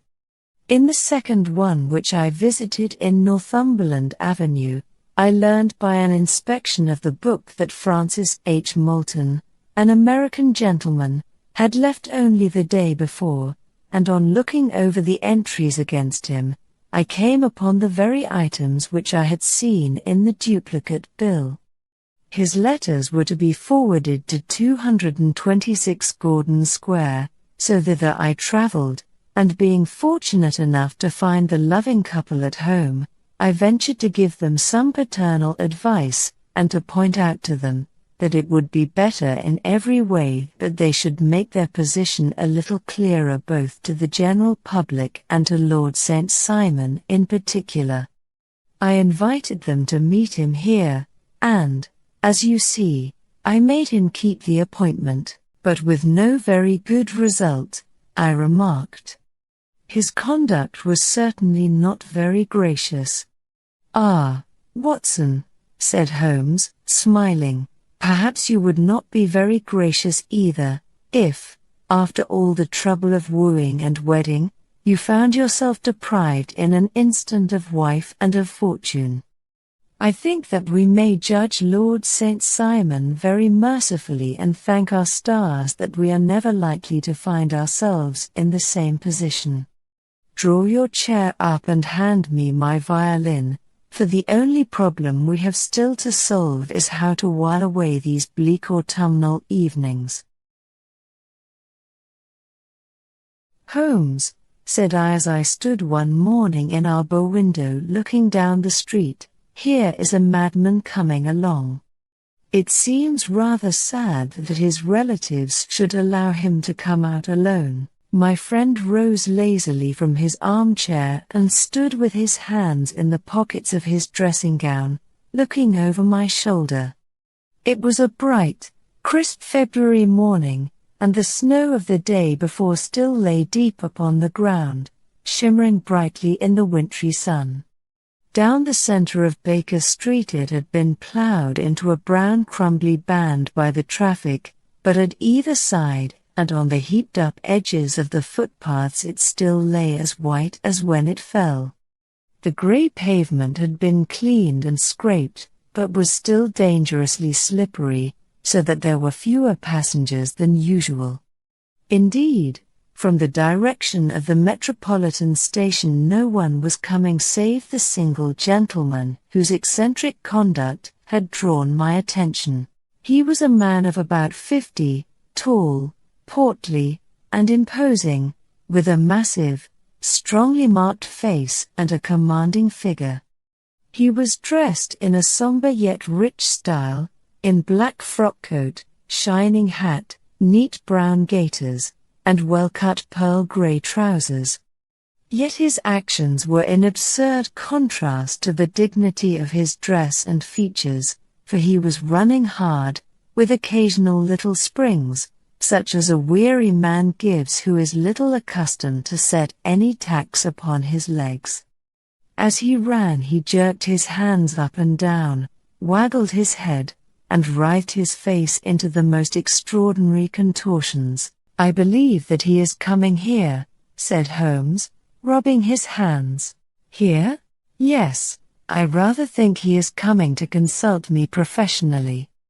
I think that I recognize the symptoms. Ha! Did I not tell you?" As he spoke, the man, puffing and blowing, rushed at our door and pulled at our bell until the whole house resounded with the clanging. A few moments later he was in our room, still puffing, still gesticulating, but with so fixed a look of grief and despair in his eyes that our smiles were turned in an instant to horror and pity. For a while he could not get his words out, but swayed his body and plucked at his hair like one who has been driven to the extreme limits of his reason. Then, suddenly springing to his feet, he beat his head against the wall with such force that we both rushed upon him and tore him away to the center of the room. Sherlock Holmes pushed him down into the easy-chair and, sitting beside him, patted his hand and chatted with him in the easy, soothing tones which he knew so well how to employ. "You have come to me to tell your story, have you not?" said he. "You are fatigued with your haste. Pray wait until you have recovered yourself, and then I shall be most happy to look into any little problem which you may submit to me. No doubt you think me mad," said he. "I see that you have had some great trouble," responded Holmes.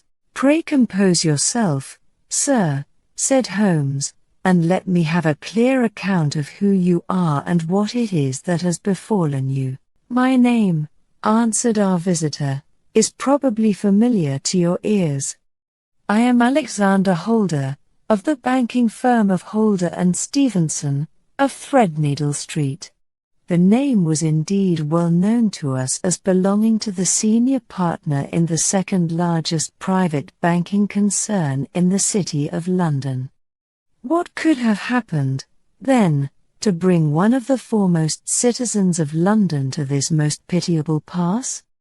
We waited, all curiosity, until with another effort he braced himself to tell his story. "I feel that time is of value," said he.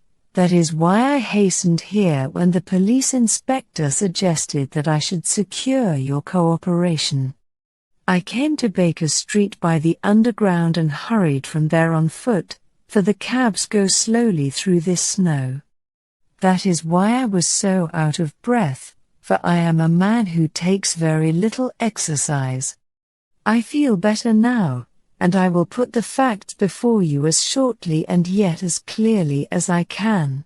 It is, of course, well known to you that in a successful banking business as much depends upon our being able to find remunerative investments for our funds as upon our increasing our connection and the number of our depositors. One of our most lucrative means of laying out money is in the shape of loans, where the security is unimpeachable. We have done a good deal in this direction during the last few years, and there are many noble families to whom we have advanced large sums upon the security of their pictures, libraries, or plate. Yesterday morning I was seated in my office at the bank when a card was brought in to me by one of the clerks. I started when I saw the name, for it was that of none other than, well, perhaps even to you I had better say no more than that it was a name which is a household word all over the earth, one of the highest, noblest, most exalted names in England. I was overwhelmed by the honor and attempted, when he entered, to say so, but he plunged at once into business with the air of a man who wishes to hurry quickly through a disagreeable task. "Mr. Holder," said he, "I have been informed that you are in the habit of advancing money. The firm does so when the security is good." I answered. "It is absolutely essential to me," said he, "that I should have £50,000 at once. I could, of course, borrow so trifling a sum 10 times over from my friends, but I much prefer to make it a matter of business and to carry out that business myself.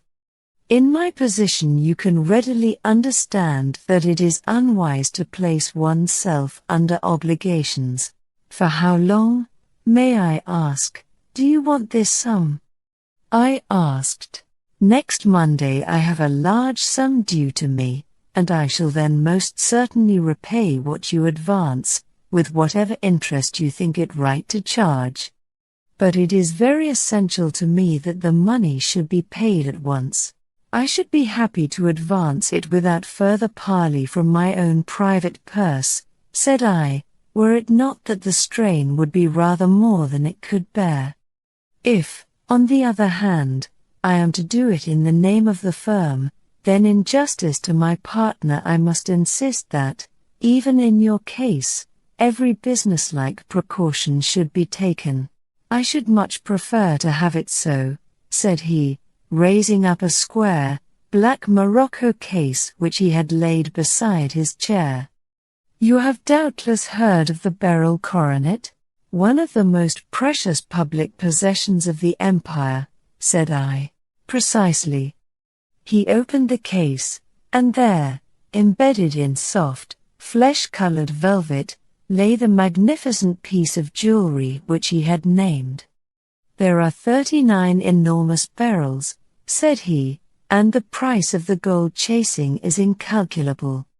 The lowest estimate would put the worth of the coronet at double the sum which I have asked. I am prepared to leave it with you as my security. I took the precious case into my hands and looked in some perplexity from it to my illustrious client. You doubt its value? He asked. Not at all. I only doubt the propriety of my leaving it. You may set your mind at rest about that. I should not dream of doing so were it not absolutely certain that I should be able in 4 days to reclaim it. It is a pure matter of form. Is the security sufficient? Ample. You understand, Mr. Holder, that I am giving you a strong proof of the confidence which I have in you, founded upon all that I have heard of you. I rely upon you not only to be discreet and to refrain from all gossip upon the matter but, above all, to preserve this coronet with every possible precaution, because I need not say that a great public scandal would be caused if any harm were to befall it. Any injury to it would be almost as serious as its complete loss, for there are no beryls in the world to match these, and it would be impossible to replace them. I leave it with you, however, with every confidence, and I shall call for it in person on Monday morning. Seeing that my client was anxious to leave, I said no more but, calling for my cashier, I ordered him to pay over £51,000 notes. When I was alone once more, however, with the precious case lying upon the table in front of me, I could not but think with some misgivings of the immense responsibility which it entailed upon me. There could be no doubt that, as it was a national possession, a horrible scandal would ensue if any misfortune should occur to it. I already regretted having ever consented to take charge of it. However, it was too late to alter the matter now, so I locked it up in my private safe and turned once more to my work. When evening came I felt that it would be an imprudence to leave so precious a thing in the office behind me. Bankers' safes had been forced before now, and why should not mine be? If so, how terrible would be the position in which I should find myself.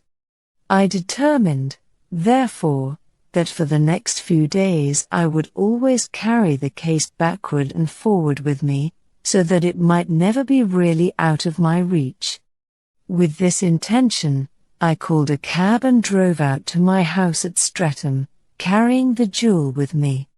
I did not breathe freely until I had taken it upstairs and locked it in the bureau of my dressing-room. And now a word as to my household, Mr. Holmes, for I wish you to thoroughly understand the situation. My groom and my page sleep out of the house, and may be set aside altogether. I have 3 maidservants who have been with me a number of years and whose absolute reliability is quite above suspicion. Another, Lucy Parr, the second waiting maid, has only been in my service a few months. She came with an excellent character, however, and has always given me satisfaction. She is a very pretty girl and has attracted admirers who have occasionally hung about the place. That is the only drawback which we have found to her, but we believe her to be a thoroughly good girl in every way. So much for the servants. My family itself is so small that it will not take me long to describe it. I am a widower and have an only son, Arthur. He has been a disappointment to me, Mr. Holmes, a grievous disappointment. I have no doubt that I am myself to blame. People tell me that I have spoiled him. Very likely I have. When my dear wife died, I felt that he was all I had to love. I could not bear to see the smile fade even for a moment from his face. I have never denied him a wish. Perhaps it would have been better for both of us had I been sterner, but I meant it for the best. It was naturally my intention that he should succeed me in my business, but he was not of a business turn. He was wild, wayward, and, to speak the truth, I could not trust him in the handling of large sums of money.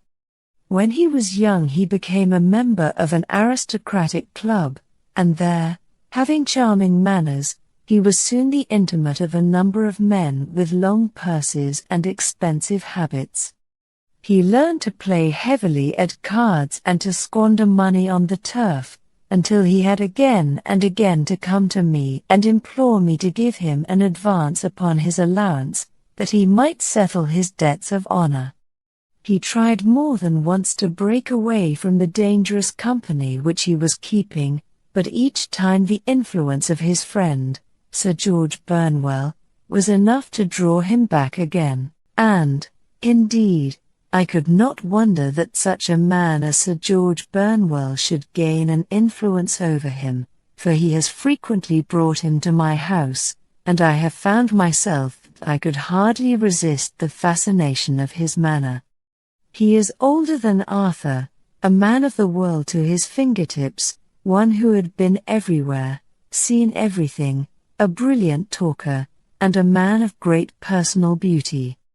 Yet when I think of him in cold blood, far away from the glamour of his presence, I am convinced from his cynical speech and the look which I have caught in his eyes that he is one who should be deeply distrusted. So I think, and so, too, thinks my little Mary, who has a woman's quick insight into character, and now there is only she to be described. She is my niece, but when my brother died 5 years ago and left her alone in the world, I adopted her, and have looked upon her ever since as my daughter. She is a sunbeam in my house, sweet, loving, beautiful, a wonderful manager and housekeeper, yet as tender and quiet and gentle as a woman could be. She is my right hand. I do not know what I could do without her. In only one matter has she ever gone against my wishes. Twice my boy has asked her to marry him, for he loves her devotedly, but each time she has refused him. I think that if anyone could have drawn him into the right path it would have been she, and that his marriage might have changed his whole life, but now, alas! It is too late, forever too late. Now, Mr. Holmes, you know the people who live under my roof, and I shall continue with my miserable story. When we were taking coffee in the drawing-room that night after dinner, I told Arthur and Mary my experience, and of the precious treasure which we had under our roof, suppressing only the name of my client. Lucy Parr, who had brought in the coffee, had, I am sure, left the room, but I cannot swear that the door was closed. Mary and Arthur were much interested and wished to see the famous coronet, but I thought it better not to disturb it. "Where have you put it?" asked Arthur. "In my own bureau." "Well, I hope to goodness the house won't be burgled during the night," said he. "It is locked up," I answered. "Oh, any old key will fit that bureau." When I was a youngster I have opened it myself with the key of the box room cupboard. He often had a wild way of talking, so that I thought little of what he said. He followed me to my room, however, that night with a very grave face. "Look here, Dad," said he with his eyes cast down, "can you let me have £200? "No, I cannot," I answered sharply. "I have been far too generous with you in money matters." "You have been very kind," said he, "but I must have this money, or else I can never show my face inside the club again." "Yes, but you would not have me leave it a dishonored man," said he. "I could not bear the disgrace. I must raise the money in some way, and if you will not let me have it, then I must try other means." I was very angry, for this was the third demand during the month. "You shall not have a farthing from me," I cried, on which he bowed and left the room without another word. When he was gone I unlocked my bureau, made sure that my treasure was safe, and locked it again. Then I started to go round the house to see that all was secure, a duty which I usually leave to Mary, but which I thought it well to perform myself that night. As I came down the stairs I saw Mary herself at the side window of the hall, which she closed and fastened as I approached. "Tell me, Dad," said she, looking, I thought, a little disturbed, "did you give Lucy, the maid, leave to go out tonight?" "Certainly not.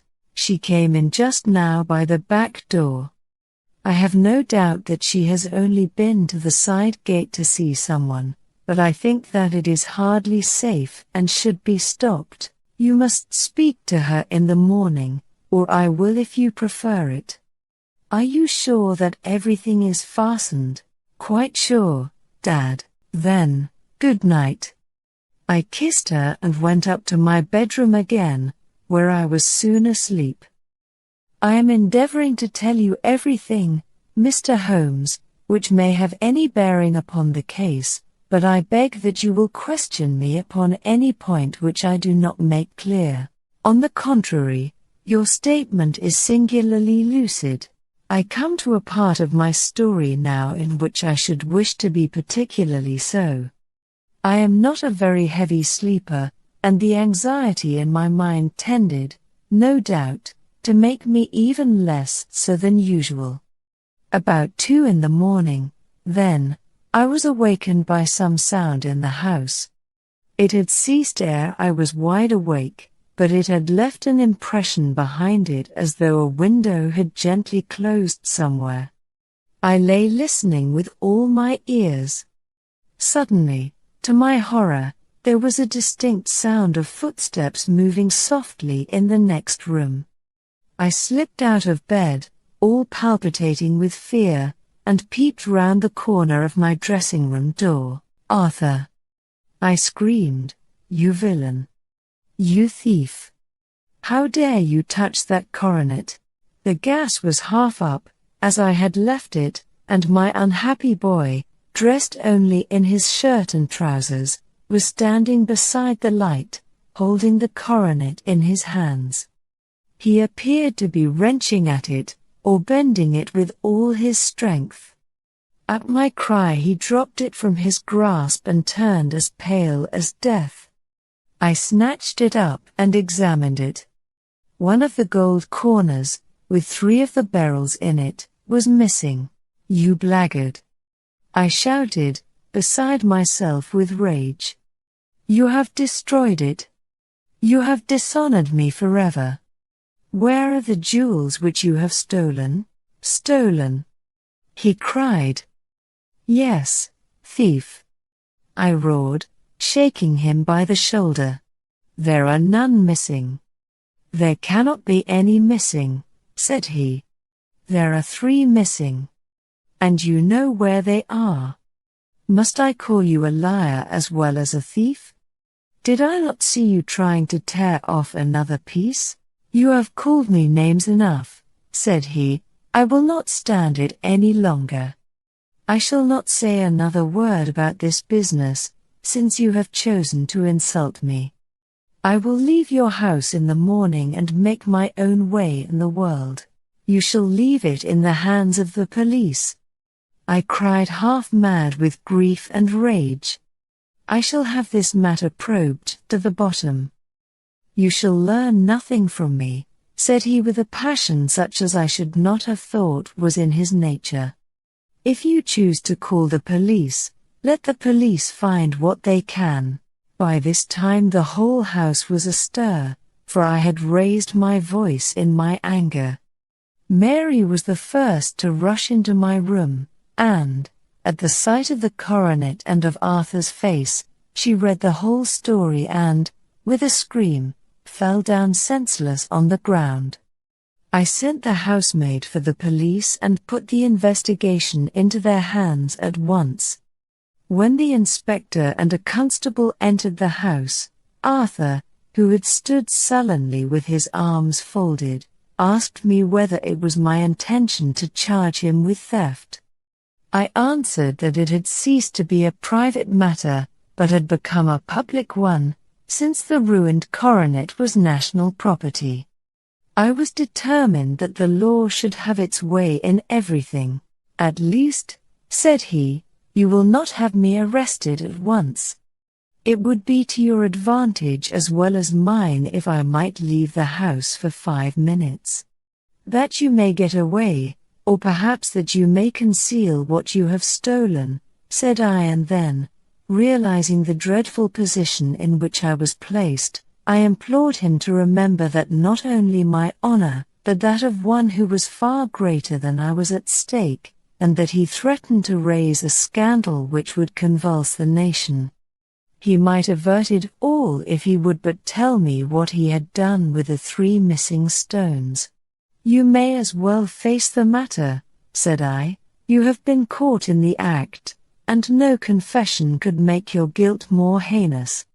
If you but make such reparation as is in your power, by telling us where the beryls are, all shall be forgiven and forgotten." "Keep your forgiveness for those who ask for it," he answered, turning away from me with a sneer. I saw that he was too hardened for any words of mine to influence him. There was but one way for it. I called in the inspector and gave him into custody. A search was made at once not only of his person, but of his room and of every portion of the house where he could possibly have concealed the gems, but no trace of them could be found, nor would the wretched boy open his mouth for all our persuasions and our threats. This morning he was removed to a cell, and I, after going through all the police formalities, have hurried round to you to implore you to use your skill in unraveling the matter. The police have openly confessed that they can at present make nothing of it. You may go to any expense which you think necessary. I have already offered a reward of £1,000. My God, what shall I do? I have lost my honor, my gems, and my son in one night. Oh, what shall I do? He put a hand on either side of his head and rocked himself to and fro, droning to himself like a child whose grief has got beyond words. Sherlock Holmes sat silent for some few minutes, with his brows knitted and his eyes fixed upon the fire. "Do you receive much company?" he asked. "None save my partner with his family and an occasional friend of Arthur's. Sir George Burnwell has been several times lately. No one else, I think. Do you go out much in society?" "Arthur does. Mary and I stay at home. We neither of us care for it. That is unusual in a young girl. She is of a quiet nature. Besides, she is not so very young. She is 24. This matter, from what you say, seems to have been a shock to her also. Terrible. She is even more affected than I. You have neither of you any doubt as to your son's guilt. How can we have when I saw him with my own eyes with the coronet in his hands? I hardly consider that a conclusive proof. Was the remainder of the coronet at all injured? Yes, it was twisted. Do you not think, then, that he might have been trying to straighten it? God bless you. You are doing what you can for him and for me. But it is too heavy a task. What was he doing there at all?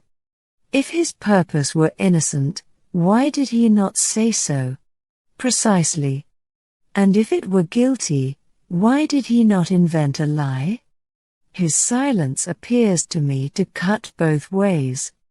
There are several singular points about the case. What did the police think of the noise which awoke you from your sleep? They considered that it might be caused by Arthur's closing his bedroom door. A likely story.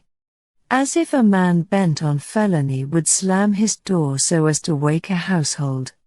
What did they say, then, of the disappearance of these gems? They are still sounding the planking and probing the furniture in the hope of finding them. Have they thought of looking outside the house? Yes, they have shown extraordinary energy.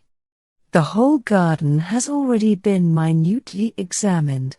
Now, my dear sir, said Holmes, is it not obvious to you now that this matter really strikes very much deeper than either you or the police were at first inclined to think? It appeared to you to be a simple case, to me it seems exceedingly complex. Consider what is involved by your theory.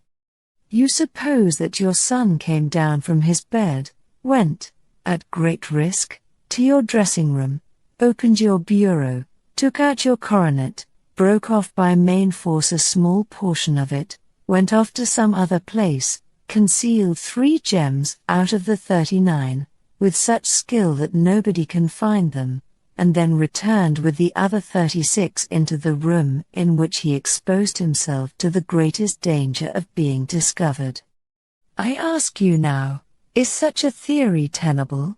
But what other is there? Cried the banker with a gesture of despair. If his motives were innocent, why does he not explain them? It is our task to find that out, replied Holmes.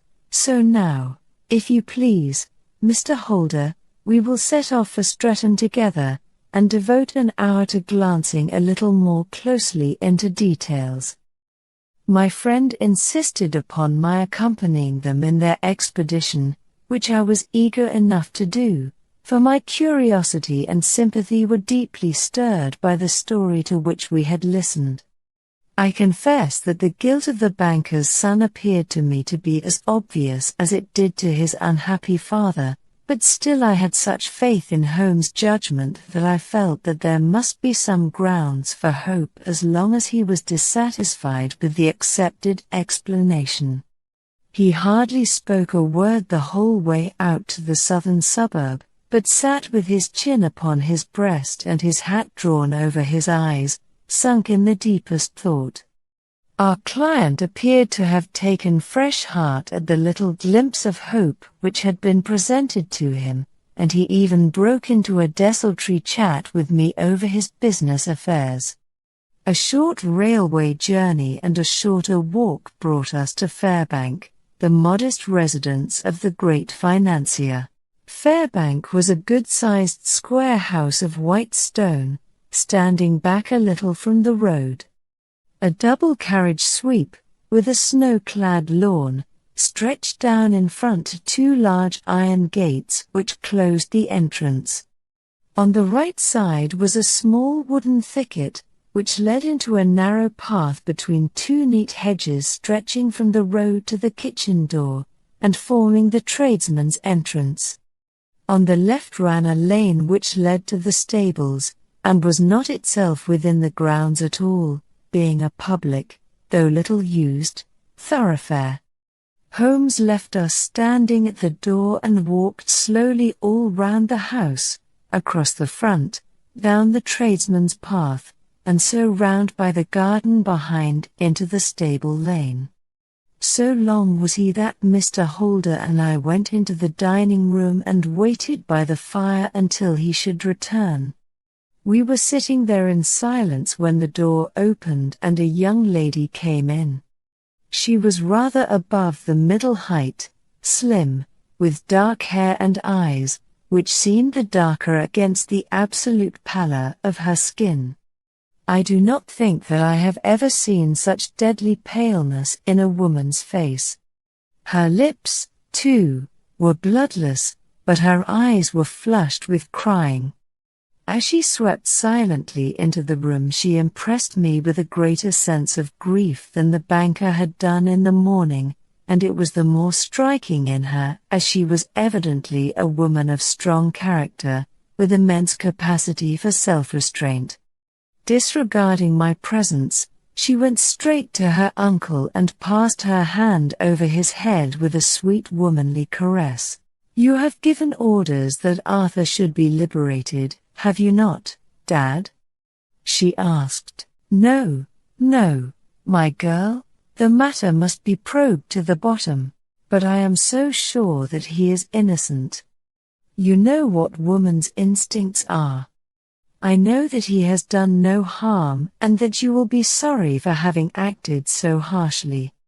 Why is he silent, then, if he is innocent? Who knows? Perhaps because he was so angry that you should suspect him. How could I help suspecting him, when I actually saw him with the coronet in his hand? Oh, but he had only picked it up to look at it. Oh, do take my word for it that he is innocent. Let the matter drop and say no more. It is so dreadful to think of our dear Arthur in prison. I shall never let it drop until the gems are found, never, Mary. Your affection for Arthur blinds you as to the awful consequences to me. Far from hushing the thing up, I have brought a gentleman down from London to inquire more deeply into it." "This gentleman?" she asked, facing round to me. "No, his friend. He wished us to leave him alone. He is round in the stable lane now." "The stable lane?" She raised her dark eyebrows. "What can he hope to find there?" "Ah. This, I suppose, is he. I trust, sir, that you will succeed in proving, what I feel sure is the truth, that my cousin Arthur is innocent of this crime. I fully share your opinion, and I trust, with you, that we may prove it," returned Holmes, going back to the mat to knock the snow from his shoes. "I believe I have the honor of addressing Miss Mary Holder. Might I ask you a question or two?" "Pray do, sir, if it may help to clear this horrible affair up. You heard nothing yourself last night?" "Nothing, until my uncle here began to speak loudly. I heard that, and I came down." "You shut up the windows and doors the night before. Did you fasten all the windows?" "Yes." "Were they all fastened this morning?" "Yes." "You have a maid who has a sweetheart?" "I think that you remarked to your uncle last night that she had been out to see him?" "Yes, and she was the girl who waited in the drawing room, and who may have heard uncle's remarks about the coronet." "I see. You infer that she may have gone out to tell her sweetheart, and that the two may have planned the robbery. But what is the good of all these vague theories?" cried the banker impatiently, "when I have told you that I saw Arthur with the coronet in his hands?" "Wait a little, Mr. Holder. We must come back to that. About this girl, Miss Holder. You saw her return by the kitchen door, I presume?" "Yes, when I went to see if the door was fastened for the night I met her slipping in. I saw the man, too, in the gloom. Do you know him?" "Oh, yes. He is the greengrocer who brings our vegetables round. His name is Francis Prosper." "He stood," said Holmes, "to the left of the door, That is to say, farther up the path than is necessary to reach the door? Yes, he did, and he is a man with a wooden leg? Something like fear sprang up in the young lady's expressive black eyes. Why, you are like a magician, said she. How do you know that? She smiled, but there was no answering smile in Holmes' thin, eager face. I should be very glad now to go upstairs, said he. I shall probably wish to go over the outside of the house again. Perhaps I had better take a look at the lower windows before I go up. He walked swiftly round from one to the other, pausing only at the large one which looked from the hall onto the stable lane. This he opened and made a very careful examination of the sill with his powerful magnifying lens. Now we shall go upstairs, said he at last. The banker's dressing room was a plainly furnished little chamber, with a grey carpet, a large bureau, and a long mirror. Holmes went to the bureau first and looked hard at the lock, which key was used to open it. He asked, that which my son himself indicated, that of the cupboard of the lumber room. Have you it here? That is it on the dressing table. Sherlock Holmes took it up and opened the bureau. It is a noiseless lock, said he. It is no wonder that it did not wake you. This case, I presume, contains the coronet. We must have a look at it. He opened the case, and taking out the diadem he laid it upon the table. It was a magnificent specimen of the jeweller's art, and the 36 stones were the finest that I have ever seen. At one side of the coronet was a cracked edge, where a corner holding 3 gems had been torn away. Now, Mr. Holder, said Holmes, here is the corner which corresponds to that which has been so unfortunately lost. Might I beg that you will break it off? The banker recoiled in horror. I should not dream of trying, said he. Then I will. Holmes suddenly bent his strength upon it, but without result. I feel it give a little, said he, but, though I am exceptionally strong in the fingers, it would take me all my time to break it. An ordinary man could not do it. Now, what do you think would happen if I did break it, Mr. Holder? There would be a noise like a pistol shot. Do you tell me that all this happened within a few yards of your bed, and that you heard nothing of it? I do not know what to think. It is all dark to me, but perhaps it may grow lighter as we go. What do you think, Miss Holder? I confess that I still share my uncle's perplexity. Your son had no shoes or slippers on when you saw him. He had nothing on save only his trousers and shirt. Thank you. We have certainly been favored with extraordinary luck during this inquiry, and it will be entirely our own fault if we do not succeed in clearing the matter up. With your permission, Mr. Holder, I shall now continue my investigations outside. He went alone, at his own request, for he explained that any unnecessary footmarks might make his task more difficult. For an hour or more he was at work, returning at last with his feet heavy with snow and his features as inscrutable as ever. I think that I have seen now all that there is to see, Mr. Holder, said he. I can serve you best by returning to my rooms. But the gems, Mr. Holmes, where are they? I cannot tell. The banker wrung his hands. I shall never see them again, he cried. And my son? You give me hopes? My opinion is in no way altered.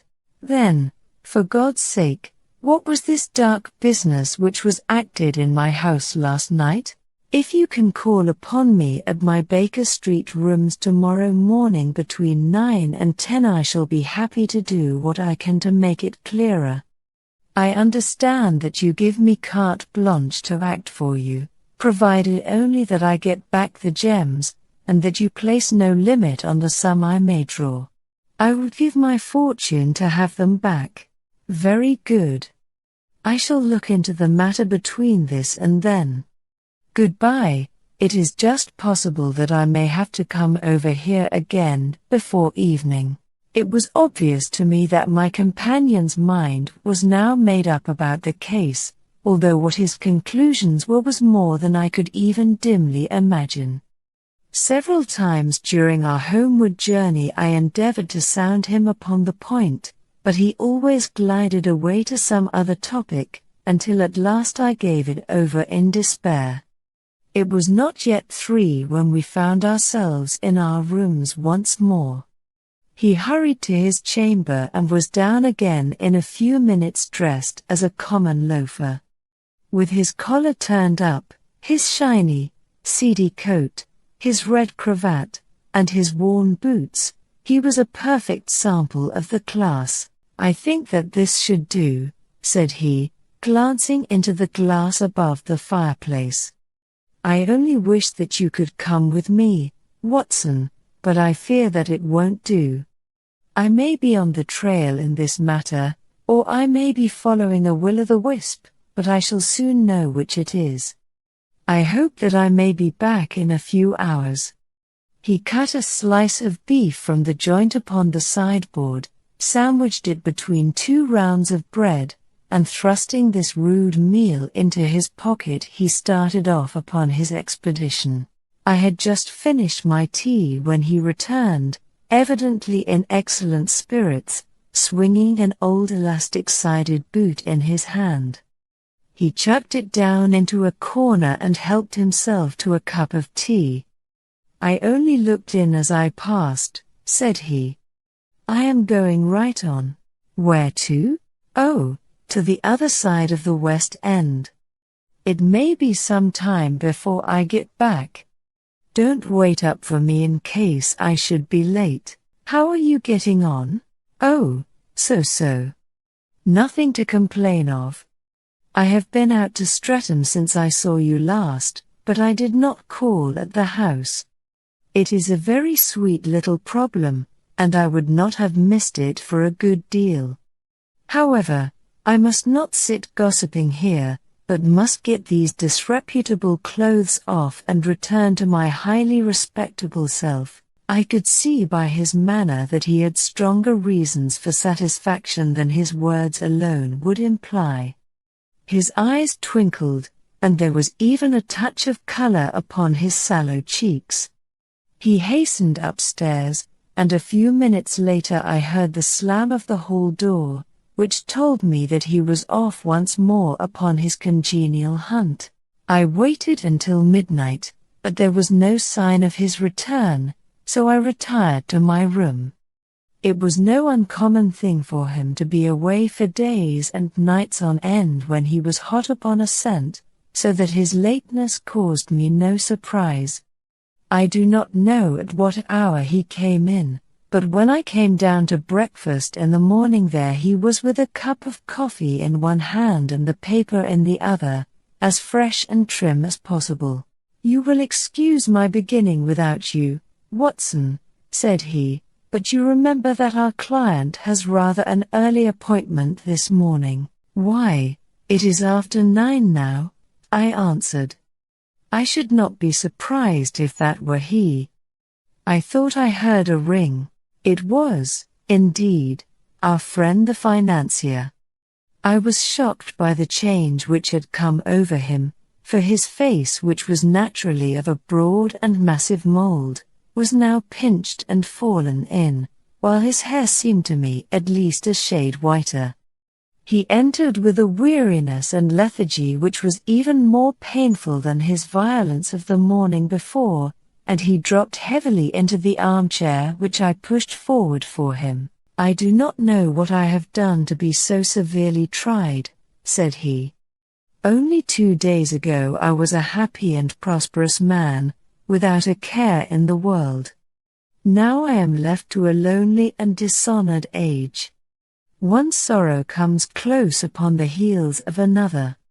My niece, Mary, has deserted me. Deserted you? Yes. Her bed this morning had not been slept in, her room was empty, and a note for me lay upon the hall table. I had said to her last night, in sorrow and not in anger, that if she had married my boy all might have been well with him. Perhaps it was thoughtless of me to say so. It is to that remark that she refers in this note. My dearest uncle, I feel that I have brought trouble upon you, and that if I had acted differently this terrible misfortune might never have occurred.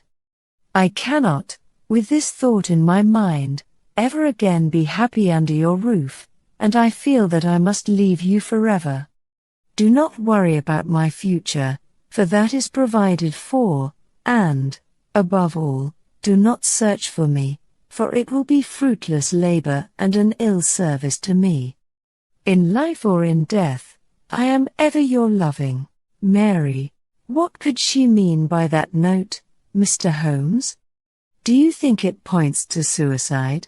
No, nothing of the kind.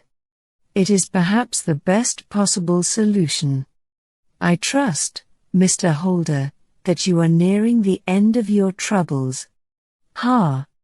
You say so. You have heard something, Mr. Holmes, you have learned something. Where are the gems? You would not think £1,000 apiece an excessive sum for them? I would pay 10. That would be unnecessary. 3,000 will cover the matter. And there is a little reward, I fancy.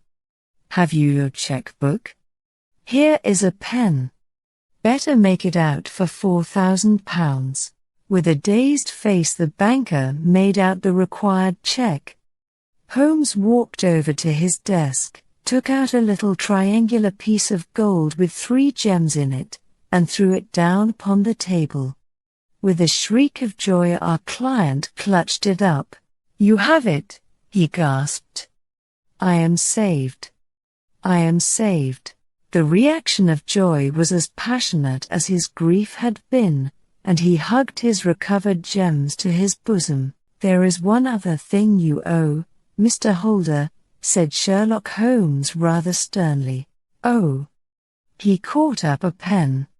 Name the sum, and I will pay it. No, the debt is not to me.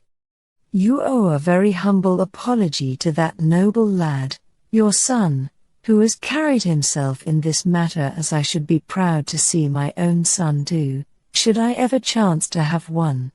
Then it was not Arthur who took them. I told you yesterday, and I repeat today, that it was not. You are sure of it? Then let us hurry to him at once to let him know that the truth is known. He knows it already. When I had cleared it all up I had an interview with him, and finding that he would not tell me the story, I told it to him, on which he had to confess that I was right and to add the very few details which were not yet quite clear to me. Your news of this morning, however, may open his lips. For heaven's sake, tell me, then, what is this extraordinary mystery? My Mary? Impossible. It is unfortunately more than possible, it is certain. Neither you nor your son knew the true character of this man when you admitted him into your family circle. He is one of the most dangerous men in England, a ruined gambler, an absolutely desperate villain, a man without heart or conscience. Your niece knew nothing of such men. When he breathed his vows to her, as he had done to 100 before her, she flattered herself that she alone had touched his heart. The devil knows best what he said, but at least she became his tool and was in the habit of seeing him nearly every evening. I cannot, and I will not, believe it, cried the banker with an ashen face. I will tell you, then, what occurred in your house last night.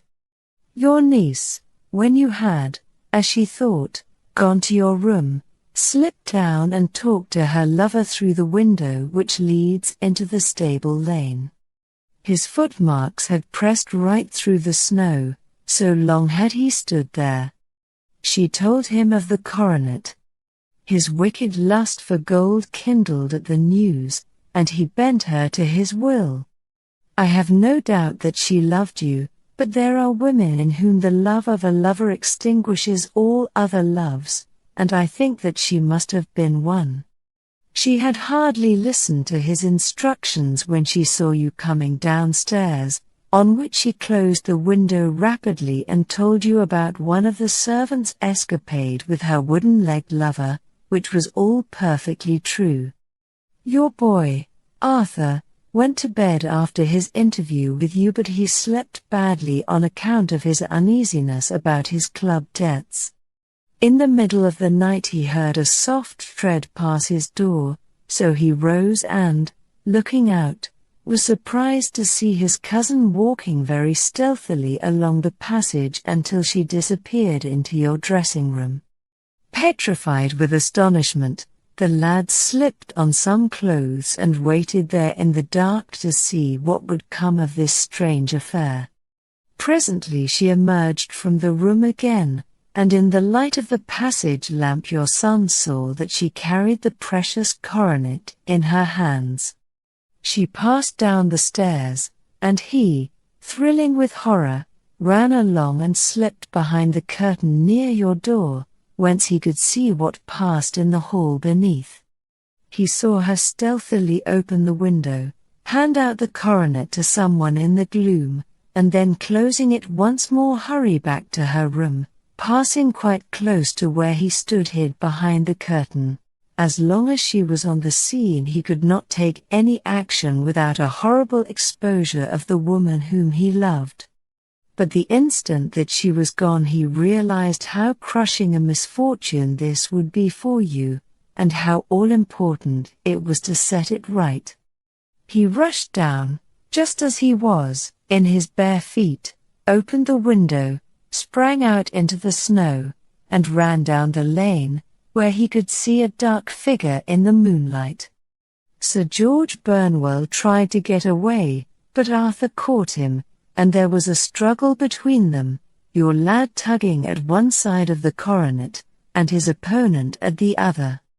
In the scuffle, your son struck Sir George and cut him over the eye. Then something suddenly snapped, and your son, finding that he had the coronet in his hands, rushed back, closed the window, ascended to your room, and had just observed that the coronet had been twisted in the struggle and was endeavoring to straighten it when you appeared upon the scene. "Is it possible?" gasped the banker. You then roused his anger by calling him names at a moment when he felt that he had deserved your warmest thanks. He could not explain the true state of affairs without betraying one who certainly deserved little enough consideration at his hands. He took the more chivalrous view, however, and preserved her secret. And that was why she shrieked and fainted when she saw the coronet, cried Mr. Holder. "Oh, my God! What a blind fool I have been!" And his asking to be allowed to go out for 5 minutes. The dear fellow wanted to see if the missing piece were at the scene of the struggle. How cruelly I have misjudged him. When I arrived at the house, continued Holmes, I at once went very carefully round it to observe if there were any traces in the snow which might help me. I knew that none had fallen since the evening before, and also that there had been a strong frost to preserve impressions. I passed along the tradesman's path, but found it all trampled down and indistinguishable. Just beyond it, however, at the far side of the kitchen door, a woman had stood and talked with a man, whose round impressions on one side showed that he had a wooden leg. I could even tell that they had been disturbed, for the woman had run back swiftly to the door, as was shown by the deep toe and light heel marks, while wooden leg had waited a little, and then had gone away. I thought at the time that this might be the maid and her sweetheart, of whom you had already spoken to me, and inquiry showed it was so. I passed round the garden without seeing anything more than random tracks, which I took to be the police, but when I got into the stable lane a very long and complex story was written in the snow in front of me. There was a double line of tracks of a booted man, and a second double line which I saw with delight belonged to a man with naked feet. I was at once convinced from what you had told me that the latter was your son. The first had walked both ways, but the other had run swiftly, and as his tread was marked in places over the depression of the boot, it was obvious that he had passed after the other. I followed them up and found they led to the hall window, where Boots had worn all the snow away while waiting. Then I walked to the other end, which was 100 yards or more down the lane. I saw where Boots had faced round, where the snow was cut up as though there had been a struggle, and, finally, where a few drops of blood had fallen, to show me that I was not mistaken. Boots had then run down the lane, and another little smudge of blood showed that it was he who had been hurt. When he came to the high road at the other end, I found that the pavement had been cleared, so there was an end to that clue. On entering the house, however, I examined, as you remember, the sill and framework of the hall window with my lens, and I could at once see that someone had passed out.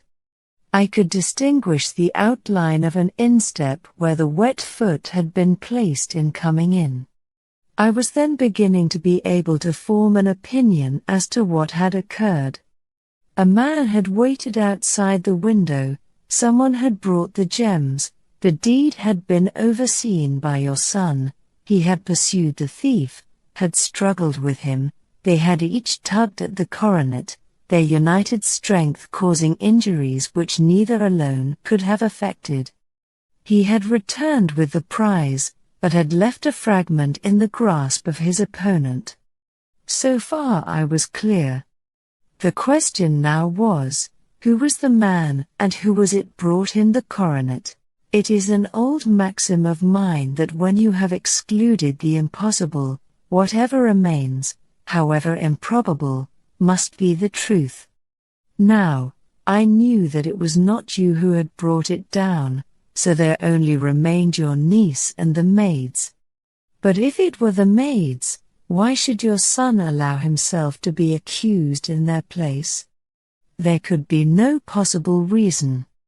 As he loved his cousin, however, there was an excellent explanation why he should retain her secret, the more so as the secret was a disgraceful one. When I remembered that you had seen her at that window, and how she had fainted on seeing the coronet again, my conjecture became a certainty. And who could it be who was her confederate? A lover evidently, for who else could outweigh the love and gratitude which she must feel to you? I knew that you went out little, and that your circle of friends was a very limited one. But among them was Sir George Burnwell. I had heard of him before as being a man of evil reputation among women. It must have been he who wore those boots and retained the missing gems. Even though he knew that Arthur had discovered him, he might still flatter himself that he was safe, for the lad could not say a word without compromising his own family. Well, your own good sense will suggest what measures I took next. I went in the shape of a loafer to Sir George's house, managed to pick up an acquaintance with his valet, learned that his master had cut his head the night before, and, finally, at the expense of 6 shillings, made all sure by buying a pair of his cast-off shoes. With these I journeyed down to Streatham and saw that they exactly fitted the tracks. I saw an ill-dressed vagabond in the lane yesterday evening, said Mr. Holder. Precisely. It was I. I found that I had my man, so I came home and changed my clothes. It was a delicate part which I had to play then, for I saw that a prosecution must be avoided to avert scandal, and I knew that so astute a villain would see that our hands were tied in the matter. I went and saw him. At first, of course, he denied everything. But when I gave him every particular that had occurred, he tried to bluster and took down a life-preserver from the wall. I knew my man, however, and I clapped a pistol to his head before he could strike. Then he became a little more reasonable. I told him that we would give him a price for the stones he held, £1,000 apiece. That brought out the first signs of grief that he had shown. "Why, dash it all," said he, "I've let them go at 600 for the 3. I soon managed to get the address of the receiver who had them, on promising him that there would be no prosecution. Off I set to him, and after much chaffering I got our stones at £1,000 apiece.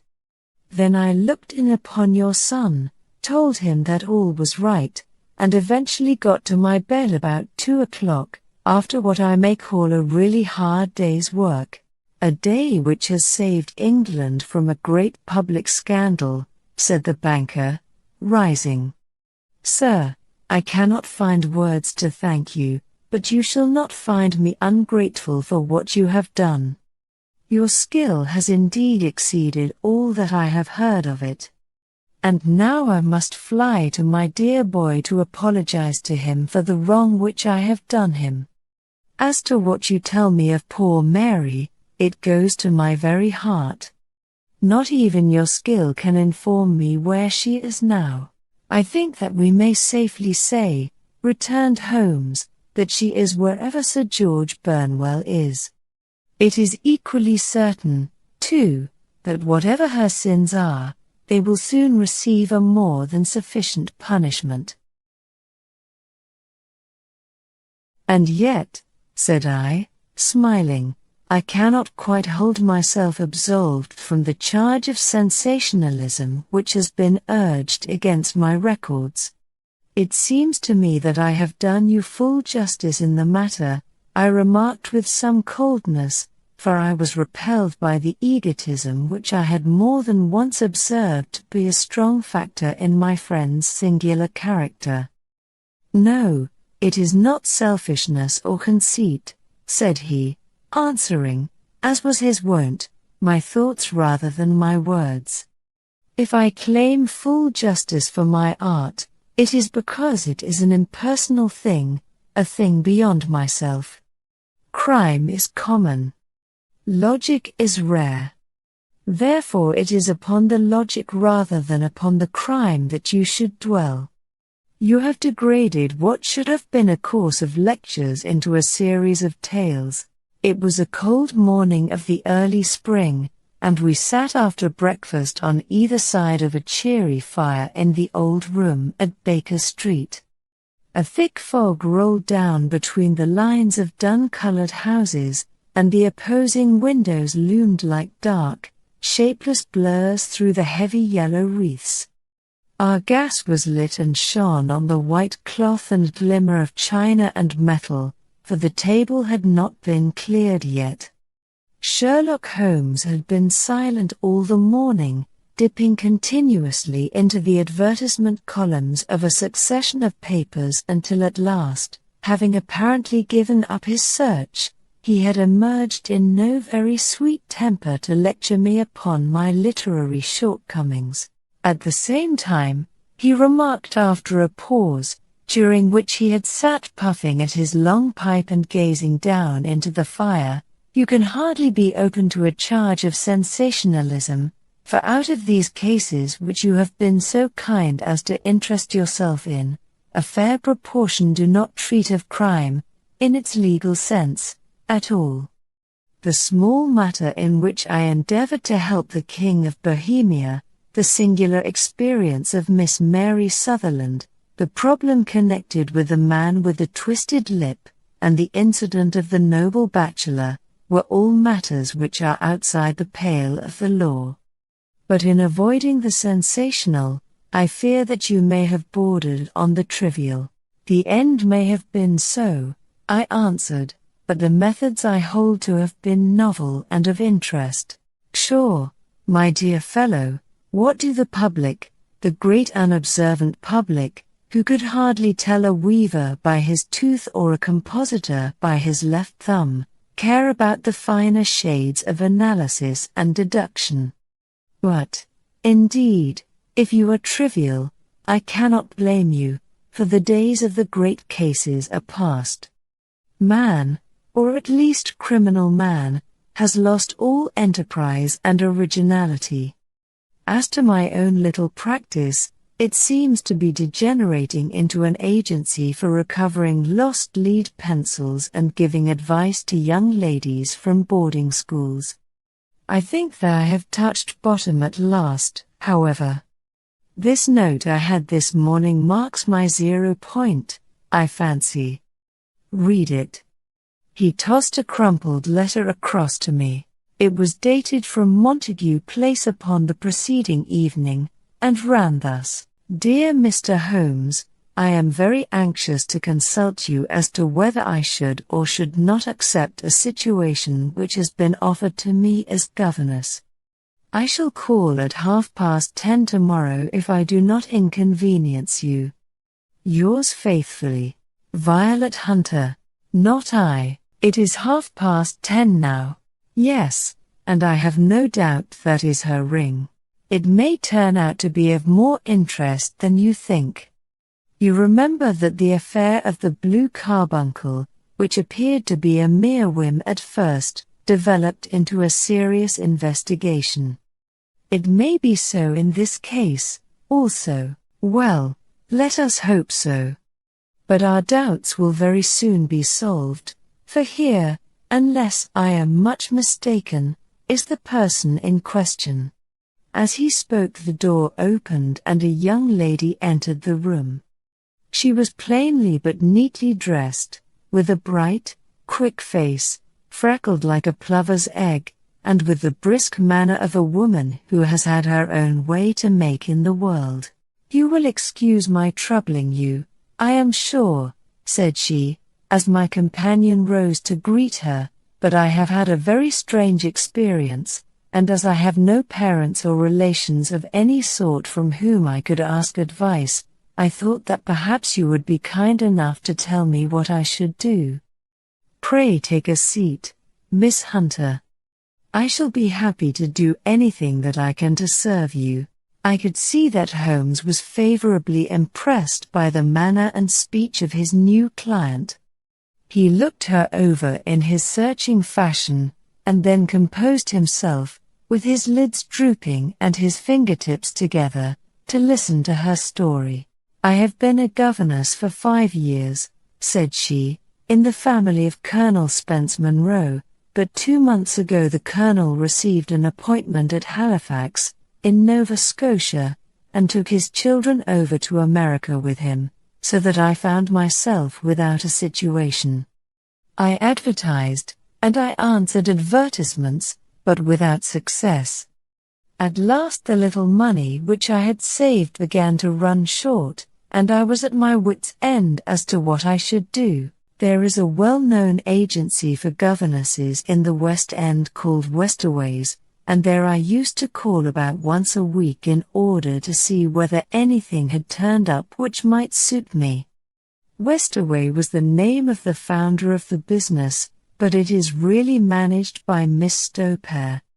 She sits in her own little office, and the ladies who are seeking employment wait in an anteroom, and are then shown in one by one, when she consults her ledgers and sees whether she has anything which would suit them. Well, when I called last week I was shown into the little office as usual, but I found that Miss Stopare was not alone. A prodigiously stout man with a very smiling face and a great heavy chin which rolled down in fold upon fold over his throat sat at her elbow with a pair of glasses on his nose, looking very earnestly at the ladies who entered. As I came in, he gave quite a jump in his chair and turned quickly to Miss Stopare. "That will do," said he. "I could not ask for anything better." "Capital. Capital." He seemed quite enthusiastic and rubbed his hands together in the most genial fashion. He was such a comfortable-looking man that it was quite a pleasure to look at him. "You are looking for a situation, miss?" he asked. "Yes, sir." "As governess?" "Yes, sir." "And what salary do you ask?" "I had £4 a month in my last place with Colonel Spence Munro." "Oh, tut, tut." "Sweating, rank sweating," he cried, throwing his fat hands out into the air like a man who is in a boiling passion. "How could anyone offer so pitiful a sum to a lady with such attractions and accomplishments?" "My accomplishments, sir, may be less than you imagine," said I. "A little French, a little German, music, and drawing." "Tut, tut," he cried. "This is all quite beside the question. The point is, have you or have you not the bearing and deportment of a lady? There it is in a nutshell. If you have not, you are not fitted for the rearing of a child who may some day play a considerable part in the history of the country. But if you have, why, then, how could any gentleman ask you to condescend to accept anything under the 3 figures? Your salary with me, madam, would commence at £100 a year. You may imagine, Mr. Holmes, that to me, destitute as I was, such an offer seemed almost too good to be true. The gentleman, however, seeing perhaps the look of incredulity upon my face, opened a pocket-book and took out a note. "It is also my custom," said he, smiling in the most pleasant fashion until his eyes were just 2 little shining slits amid the white creases of his face, "to advance to my young ladies half their salary beforehand, so that they may meet any little expenses of their journey and their wardrobe." It seemed to me that I had never met so fascinating and so thoughtful a man. As I was already in debt to my tradesman, the advance was a great convenience, and yet there was something unnatural about the whole transaction which made me wish to know a little more before I quite committed myself. "May I ask where you live, sir?" said I. "Hampshire. Charming rural place. The Copper Beeches, 5 miles on the far side of Winchester. It is the most lovely country, my dear young lady, and the dearest old country house. And my duties, sir? I should be glad to know what they would be. 1 child, 1 dear little romper just 6 years old. Oh, if you could see him killing cockroaches with a slipper. Smack. Smack. Smack. 3 gone before you could wink." He leaned back in his chair and laughed his eyes into his head again. I was a little startled at the nature of the child's amusement, but the father's laughter made me think that perhaps he was joking. "My sole duties, then," I asked, "are to take charge of a single child?" "No, no, not the sole, not the sole, my dear young lady," he cried. "Your duty would be, as I am sure your good sense would suggest, to obey any little commands my wife might give, provided always that they were such commands as a lady might with propriety obey. You see no difficulty, Herr? I should be happy to make myself useful." "Quite so. In dress now, for example. We are faddy people, you know, faddy but kind-hearted. If you were asked to wear any dress which we might give you, you would not object to our little whim." "Herr?" "No," said I, considerably astonished at his words. "Or to sit here, or sit there, That would not be offensive to you? Oh, no. Or to cut your hair quite short before you come to us? I could hardly believe my ears. As you may observe, Mr. Holmes, my hair is somewhat luxuriant, and of a rather peculiar tint of chestnut. It has been considered artistic. I could not dream of sacrificing it in this offhand fashion. I am afraid that that is quite impossible, said I. He had been watching me eagerly out of his small eyes, and I could see a shadow pass over his face as I spoke. I am afraid that it is quite essential, said he. It is a little fancy of my wife's, and ladies' fancies, you know, madam, ladies' fancies must be consulted. And so you won't cut your hair? No, sir, I really could not, I answered firmly. Ah, very well, then that quite settles the matter. It is a pity, because in other respects you would really have done very nicely. In that case, Miss Stopare, I had best inspect a few more of your young ladies. The manageress had sat all this while busy with her papers without a word to either of us, but she glanced at me now with so much annoyance upon her face that I could not help suspecting that she had lost a handsome commission through my refusal. Do you desire your name to be kept upon the books? She asked. If you please, Miss Stopare. Well, really, it seems rather useless, since you refuse the most excellent offers in this fashion, said she sharply. You can hardly expect us to exert ourselves to find another such opening for you. Good day to you, Miss Hunter. She struck a gong upon the table, and I was shown out by the page. Well, Mr. Holmes, when I got back to my lodgings and found little enough in the cupboard, and 2 or 3 bills upon the table, I began to ask myself whether I had not done a very foolish thing. After all, if these people had strange fads and expected obedience on the most extraordinary matters, they were at least ready to pay for their eccentricity. Very few governesses in England are getting £100 a year. Besides, what use was my hair to me? Many people are improved by wearing it short, and perhaps I should be among the number. Next day I was inclined to think that I had made a mistake, and by the day after I was sure of it. I had almost overcome my pride so far as to go back to the agency and inquire whether the place was still open when I received this letter from the gentleman himself. I have it here and I will read it to you. The Copper Beeches, near Winchester. Dear Miss Hunter, Miss Stopare has very kindly given me your address, and I write from here to ask you whether you have reconsidered your decision. My wife is very anxious that you should come, for she has been much attracted by my description of you. We are willing to give £30 a quarter, or £120 a year, so as to recompense you for any little inconvenience which our fads may cause you. They are not very exacting, after all. My wife is fond of a particular shade of electric blue and would like you to wear such a dress indoors in the morning.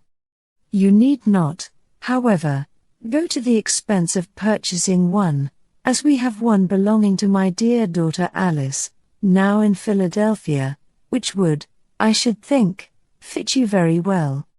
Then, as to sitting here or there, or amusing yourself in any manner indicated, that need cause you no inconvenience. As regards your hair, it is no doubt a pity, especially as I could not help remarking its beauty during our short interview, but I am afraid that I must remain firm upon this point, and I only hope that the increased salary may recompense you for the loss.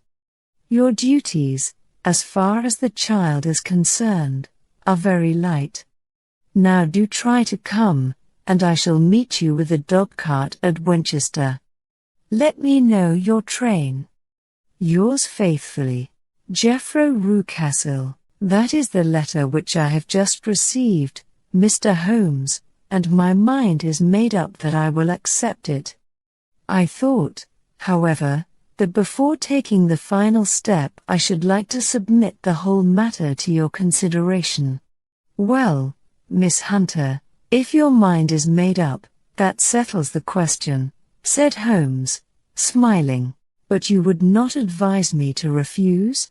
I confess that it is not the situation which I should like to see a sister of mine apply for. What is the meaning of it all, Mr. Holmes? I have no data.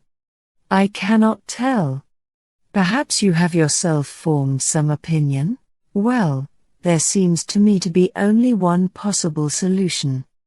Mr. Rucastle seemed to be a very kind, good-natured man. Is it not possible that his wife is a lunatic, that he desires to keep the matter quiet for fear she should be taken to an asylum, and that he humors her fancies in every way in order to prevent an outbreak? That is a possible solution. In fact, as matters stand, it is the most probable one. But in any case it does not seem to be a nice household for a young lady. But the money, Mr. Holmes, the money. Well, yes, of course the pay is good, too good. That is what makes me uneasy. Why should they give you £120 a year, when they could have their pick for £40? There must be some strong reason behind. I thought that if I told you the circumstances you would understand afterwards if I wanted your help. I should feel so much stronger if I felt that you were at the back of me. Oh, you may carry that feeling away with you.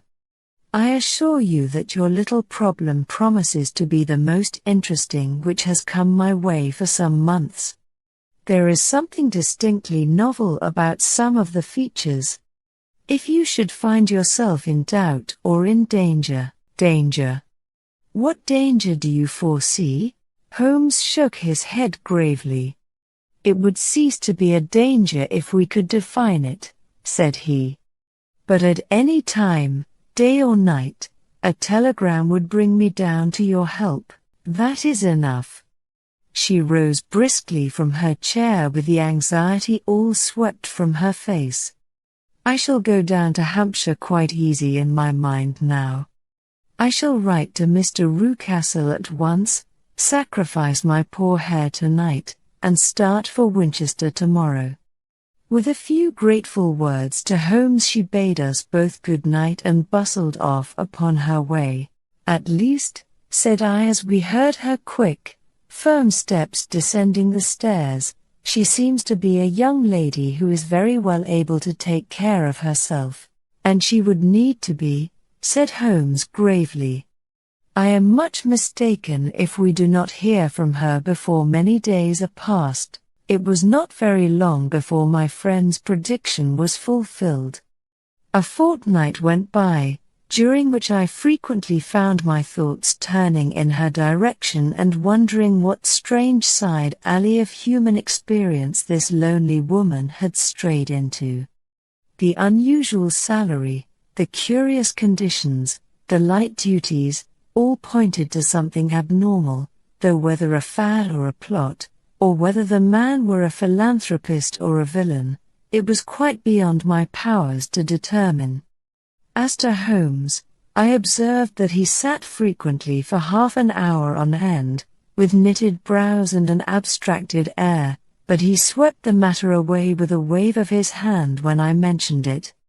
Data, he cried impatiently. I can't make bricks without clay. And yet he would always wind up by muttering that no sister of his should ever have accepted such a situation. The telegram which we eventually received came late one night just as I was thinking of turning in and Holmes was settling down to one of those all-night chemical researches which he frequently indulged in, when I would leave him stooping over a retort and a test tube at night and find him in the same position when I came down to breakfast in the morning. He opened the yellow envelope, and then, glancing at the message, threw it across to me. "Just look up the trains in Bradshaw," said he, and turned back to his chemical studies. The summons was a brief and urgent one. "Please be at the Black Swan Hotel at Winchester at midday tomorrow," it said. "Do come. I am at my wit's end." "Hunter, will you come with me?" asked Holmes, glancing up. "I should wish to. Just look it up, then." "There is a train at 9:30, said I, glancing over my Bradshaw. "It is due at Winchester at 11:30, that will do very nicely." Then perhaps I had better postpone my analysis of the acetones, as we may need to be at our best in the morning. By 11 o'clock the next day we were well upon our way to the old English capital. Holmes had been buried in the morning papers all the way down, but after we had passed the Hampshire border he threw them down and began to admire the scenery. It was an ideal spring day, a light blue sky, flecked with little fleecy white clouds drifting across from west to east. The sun was shining very brightly, and yet there was an exhilarating nip in the air, which set an edge to a man's energy.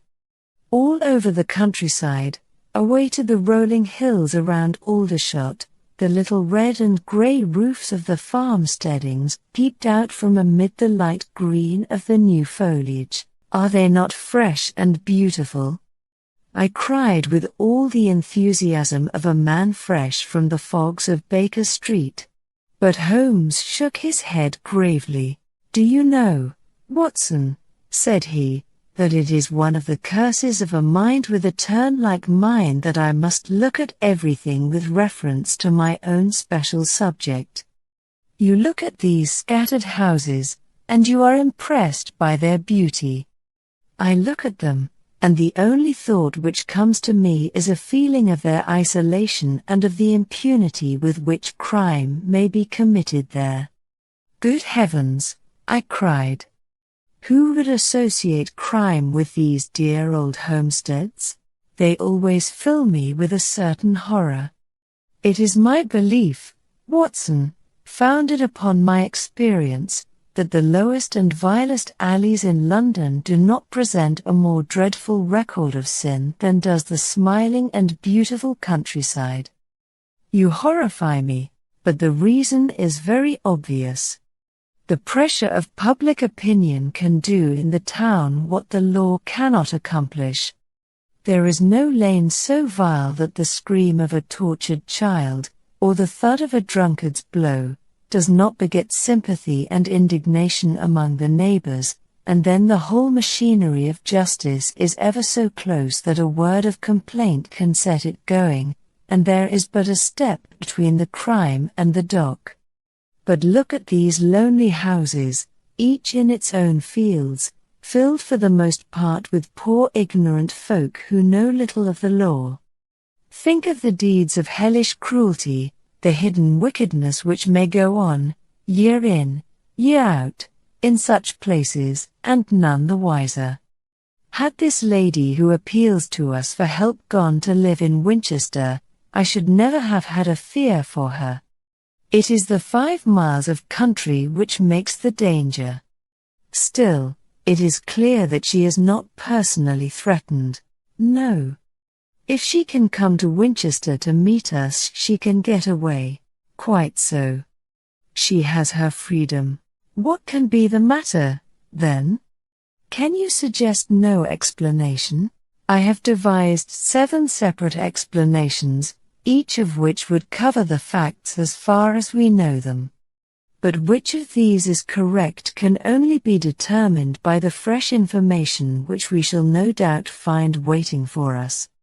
Well, there is the tower of the cathedral, and we shall soon learn all that Miss Hunter has to tell. The Black Swan is an inn of repute in the High Street, at no distance from the station, and there we found the young lady waiting for us. She had engaged a sitting room, and our lunch awaited us upon the table. "I am so delighted that you have come," she said earnestly. "It is so very kind of you both, but indeed I do not know what I should do. Your advice will be altogether invaluable to me. Pray tell us what has happened to you." "I will do so, and I must be quick, for I have promised Mr. Rucastle to be back before 3. I got his leave to come into town this morning, though he little knew for what purpose. Let us have everything in its due order." Holmes thrust his long thin legs out towards the fire and composed himself to listen. "In the first place, I may say that I have met, on the whole, with no actual ill-treatment from Mr. and Mrs. Rucastle. It is only fair to them to say that.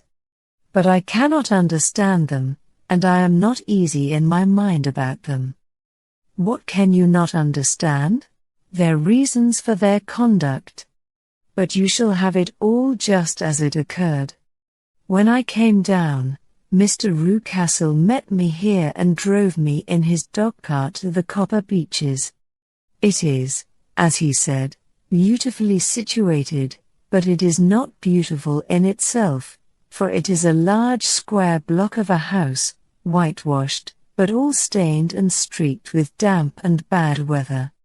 There are grounds round it, woods on 3 sides, and on the 4th a field which slopes down to the Southampton high road, which curves past about 100 yards from the front door. This ground in front belongs to the house, but the woods all round are part of Lord Southerton's preserves. A clump of copper beeches immediately in front of the hall door has given its name to the place.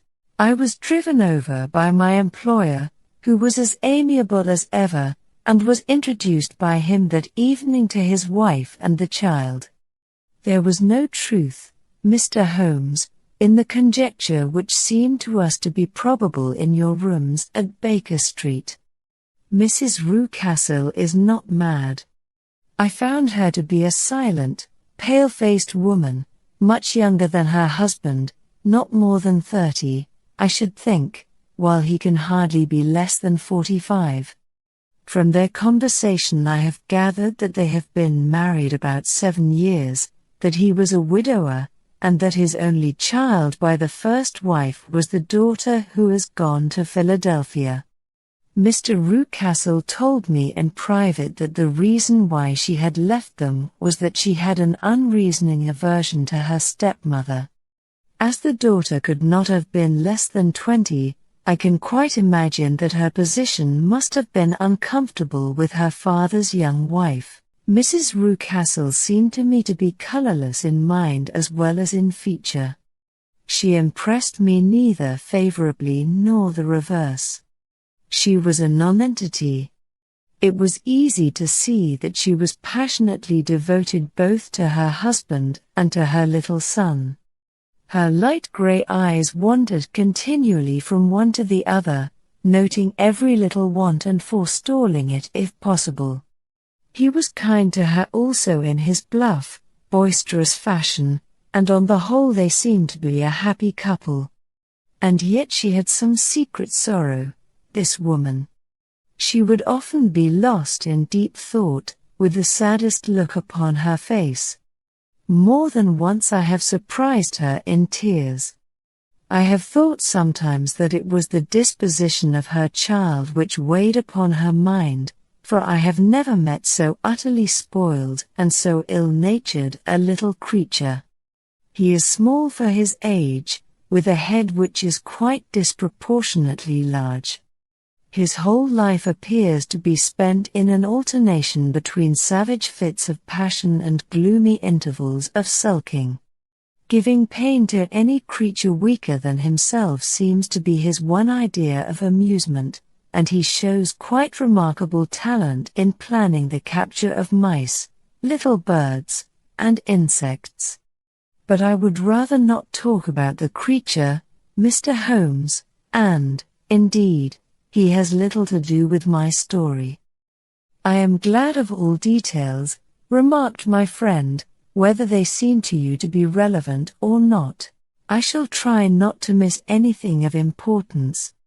The one unpleasant thing about the house, which struck me at once, was the appearance and conduct of the servants.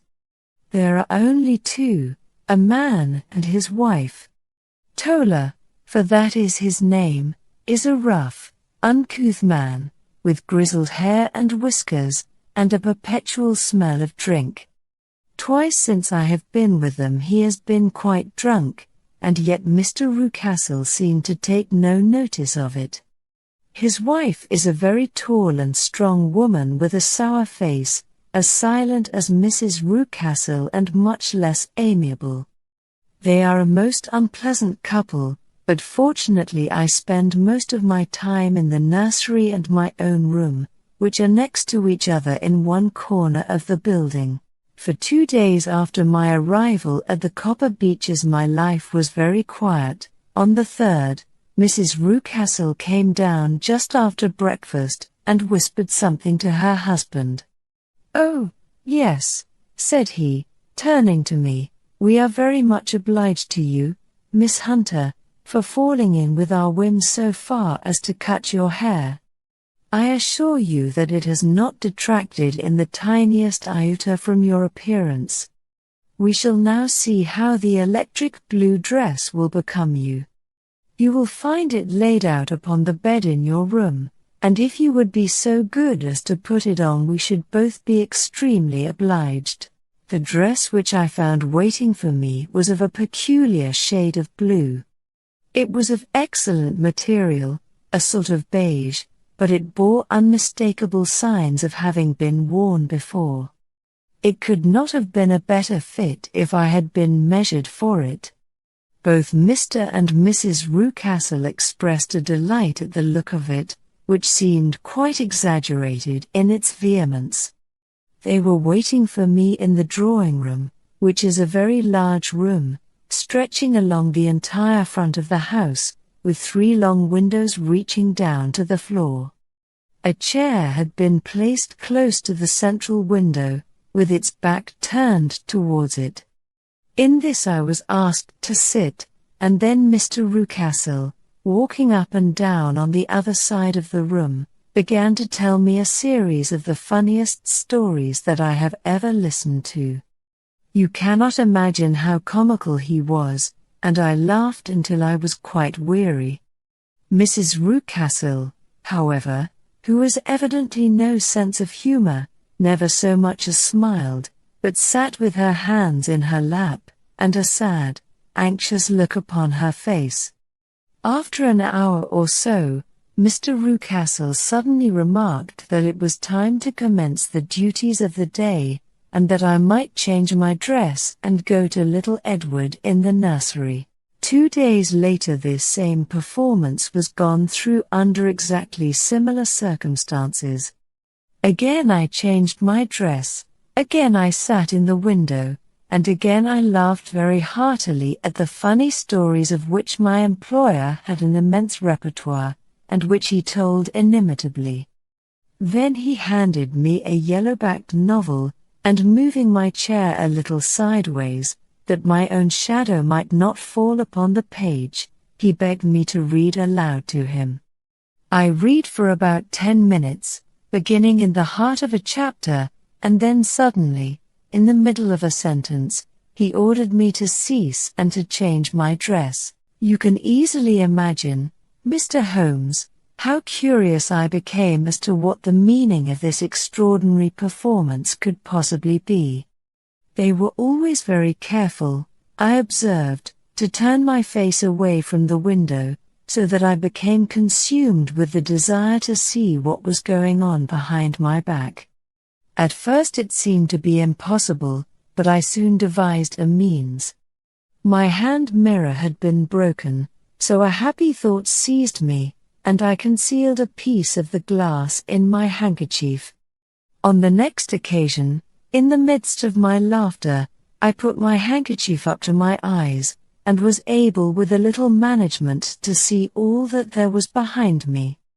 I confess that I was disappointed. There was nothing. At least that was my first impression. At the second glance, however, I perceived that there was a man standing in the Southampton Road, a small bearded man in a grey suit, who seemed to be looking in my direction. The road is an important highway, and there are usually people there. This man, however, was leaning against the railings which bordered our field, and was looking earnestly up. I lowered my handkerchief and glanced at Mrs. Rucastle to find her eyes fixed upon me with a most searching gaze. She said nothing, but I am convinced that she had divined that I had a mirror in my hand and had seen what was behind me. She rose at once. "Jeffro," said she, "there is an impertinent fellow upon the road there who stares up at Miss Hunter. No friend of yours, Miss Hunter?" He asked. "No, I know no one in these parts, dear me." "How very impertinent. Kindly turn round and motion to him to go away." "Surely it would be better to take no notice." "No, no, we should have him loitering here always." "Kindly turn round and wave him away like that." I did as I was told, and at the same instant Mrs. Rucastle drew down the blind. That was a week ago, and from that time I have not sat again in the window, nor have I worn the blue dress, nor seen the man in the road. "Pray continue," said Holmes. "Your narrative promises to be a most interesting one. You will find it rather disconnected, I fear, and there may prove to be little relation between the different incidents of which I speak. On the very first day that I was at the Copper Beeches, Mr. Rucastle took me to a small outhouse which stands near the kitchen door. As we approached it I heard the sharp rattling of a chain, and the sound as of a large animal moving about. "Look in here," said Mr. Rucastle, showing me a slit between two planks. "Is he not a beauty?" I looked through and was conscious of two glowing eyes, and of a vague figure huddled up in the darkness. "Don't be frightened," said my employer, laughing at the start which I had given. "It's only Carlo, my mastiff. I call him mine, but really old Tola, my groom, is the only man who can do anything with him. We feed him once a day, and not too much then, so that he is always as keen as mustard. Tola lets him loose every night, and God help the trespasser whom he lays his fangs upon. For goodness sake don't you ever on any pretext set your foot over the threshold at night, for it's as much as your life is worth." The warning was no idle one, for 2 nights later I happened to look out of my bedroom window about 2 o'clock in the morning. It was a beautiful moonlight night, and the lawn in front of the house was silvered over and almost as bright as day.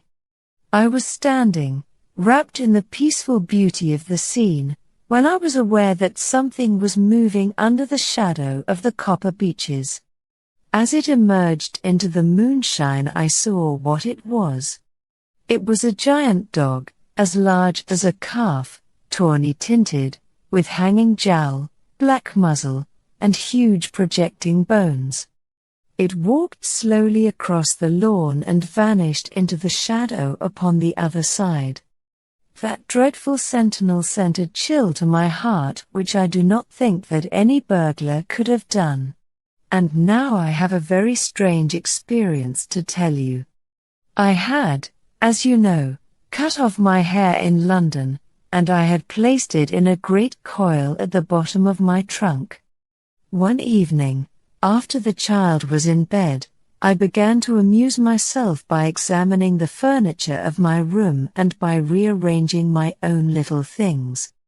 There was an old chest of drawers in the room, the 2 upper ones empty and open, the lower one locked. I had filled the first two with my linen, and as I had still much to pack away, I was naturally annoyed at not having the use of the third drawer. It struck me that it might have been fastened by a mere oversight, so I took out my bunch of keys and tried to open it. The very first key fitted to perfection, and I drew the drawer open. There was only one thing in it, but I am sure that you would never guess what it was. It was my coil of hair. I took it up and examined it. It was of the same peculiar tint, and the same thickness. But then the impossibility of the thing obtruded itself upon me. How could my hair have been locked in the drawer? With trembling hands I undid my trunk, turned out the contents, and drew from the bottom my own hair. I laid the two tresses together, and I assure you that they were identical. Was it not extraordinary? Puzzle as I would, I could make nothing at all of what it meant. I returned the strange hair to the drawer, and I said nothing of the matter to the Rucastles, as I felt that I had put myself in the wrong by opening a drawer which they had locked. I am naturally observant, as you may have remarked, Mr. Holmes, and I soon had a pretty good plan of the whole house in my head. There was one wing, however, which appeared not to be inhabited at all. A door which faced that which led into the quarters of the Tollers opened into this suite, but it was invariably locked. One day, however, as I ascended the stair, I met Mr. Rucastle coming out through this door, his keys in his hand, and a look on his face which made him a very different person to the round, jovial man to whom I was accustomed. His cheeks were red, his brow was all crinkled with anger, and the veins stood out at his temples with passion. He locked the door and hurried past me without a word or a look. This aroused my curiosity, so when I went out for a walk in the grounds with my charge, I strolled round to the side from which I could see the windows of this part of the house. There were 4 of them in a row, 3 of which were simply dirty, while the 4th was shuttered up. They were evidently all deserted. As I strolled up and down, glancing at them occasionally, Mr. Rucastle came out to me, looking as merry and jovial as ever. "Ah," said he, "you must not think me rude if I passed you without a word, my dear young lady." I was preoccupied with business matters. I assured him that I was not offended. "By the way," said I, "you seem to have quite a suite of spare rooms up there, and one of them has the shutters up." He looked surprised and, as it seemed to me, a little startled at my remark. "Photography is one of my hobbies," said he. "I have made my dark room up there. But, dear me, what an observant young lady we have come upon! Who would have believed it? Who would have ever believed it?" He spoke in a jesting tone, but there was no jest in his eyes as he looked at me. I read suspicion there and annoyance, but no jest. Well, Mr. Holmes, from the moment that I understood that there was something about that suite of rooms which I was not to know, I was all on fire to go over them. It was not mere curiosity, though I have my share of that. It was more a feeling of duty, a feeling that some good might come from my penetrating to this place. They talk of woman's instinct, perhaps it was woman's instinct which gave me that feeling. At any rate, it was there, and I was keenly on the lookout for any chance to pass the forbidden door. It was only yesterday that the chance came. I may tell you that, besides Mr. Rucastle, both Toller and his wife find something to do in these deserted rooms, and I once saw him carrying a large black linen bag with him through the door. Recently he has been drinking hard, and yesterday evening he was very drunk, and when I came upstairs there was the key in the door. I have no doubt at all that he had left it there. Mr. and Mrs. Rucastle were both downstairs, and the child was with them, so that I had an admirable opportunity. I turned the key gently in the lock, opened the door, and slipped through. There was a little passage in front of me, unpapered and uncarpeted, which turned at a right angle at the farther end. Round this corner were 3 doors in a line, the first and third of which were open. They each led into an empty room, dusty and cheerless, with 2 windows in the one and one in the other, so thick with dirt that the evening light glimmered dimly through them. The center door was closed, and across the outside of it had been fastened one of the broad bars of an iron bed, padlocked at one end to a ring in the wall, and fastened at the other with stout cord. The door itself was locked as well, and the key was not there. This barricaded door corresponded clearly with the shuttered window outside, and yet I could see by the glimmer from beneath it that the room was not in darkness. Evidently there was a skylight which let in light from above. As I stood in the passage gazing at the sinister door and wondering what secret it might veil, I suddenly heard the sound of steps within the room and saw a shadow pass backward and forward against the little slit of dim light which shone out from under the door. A mad, unreasoning terror rose up in me at the sight, Mr. Holmes. My overstrung nerves failed me suddenly, and I turned and ran as though some dreadful hand were behind me clutching at the skirt of my dress. I rushed down the passage, through the door, and straight into the arms of Mr. Rucastle, who was waiting outside. "So," said he, smiling, "it was you, then." I thought that it must be when I saw the door open. "Oh, I am so frightened," I panted. "My dear young lady." "My dear young lady!" ! You cannot think how caressing and soothing his manner was, and what has frightened you, my dear young lady? But his voice was just a little too coaxing. He overdid it. I was keenly on my guard against him. "I was foolish enough to go into the empty wing," I answered. "But it is so lonely and eerie in this dim light that I was frightened and ran out again." "Oh, it is so dreadfully still in there." "Only that?" said he, looking at me keenly. "Why, what did you think?" I asked. "Why do you think that I lock this door?" "I am sure that I do not know. It is to keep people out who have no business there. Do you see?" He was still smiling in the most amiable manner. "I am sure if I had known." "Well, then, you know now. And if you ever put your foot over that threshold again," here in an instant the smile hardened into a grin of rage, and he glared down at me with the face of a demon, "I'll throw you to the mastiff." I was so terrified that I do not know what I did. I suppose that I must have rushed past him into my room. I remember nothing until I found myself lying on my bed trembling all over. Then I thought of you, Mr. Holmes. I could not live there longer without some advice. I was frightened of the house, of the man, of the woman, of the servants, even of the child. They were all horrible to me. If I could only bring you down, all would be well. Of course I might have fled from the house, but my curiosity was almost as strong as my fears. My mind was soon made up. I would send you a wire.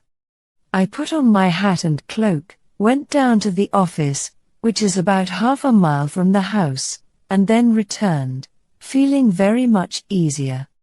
A horrible doubt came into my mind as I approached the door lest the dog might be loose, but I remembered that Tola had drunk himself into a state of insensibility that evening, and I knew that he was the only one in the household who had any influence with the savage creature, or who would venture to set him free.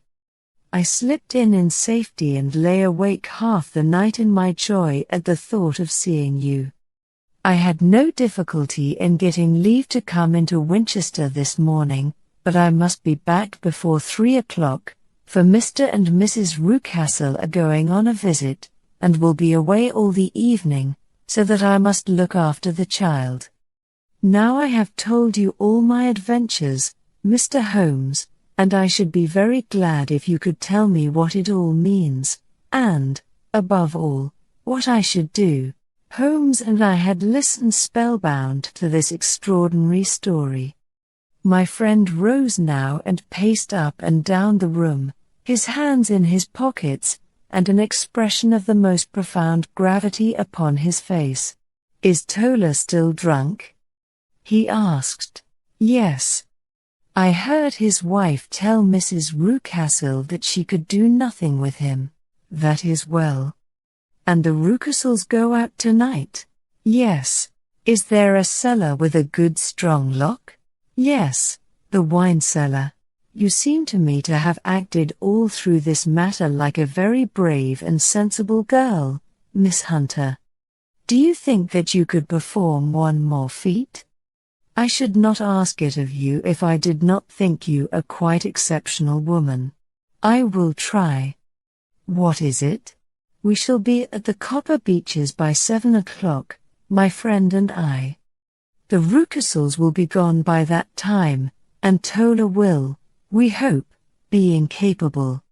There only remains Mrs. Tola, who might give the alarm.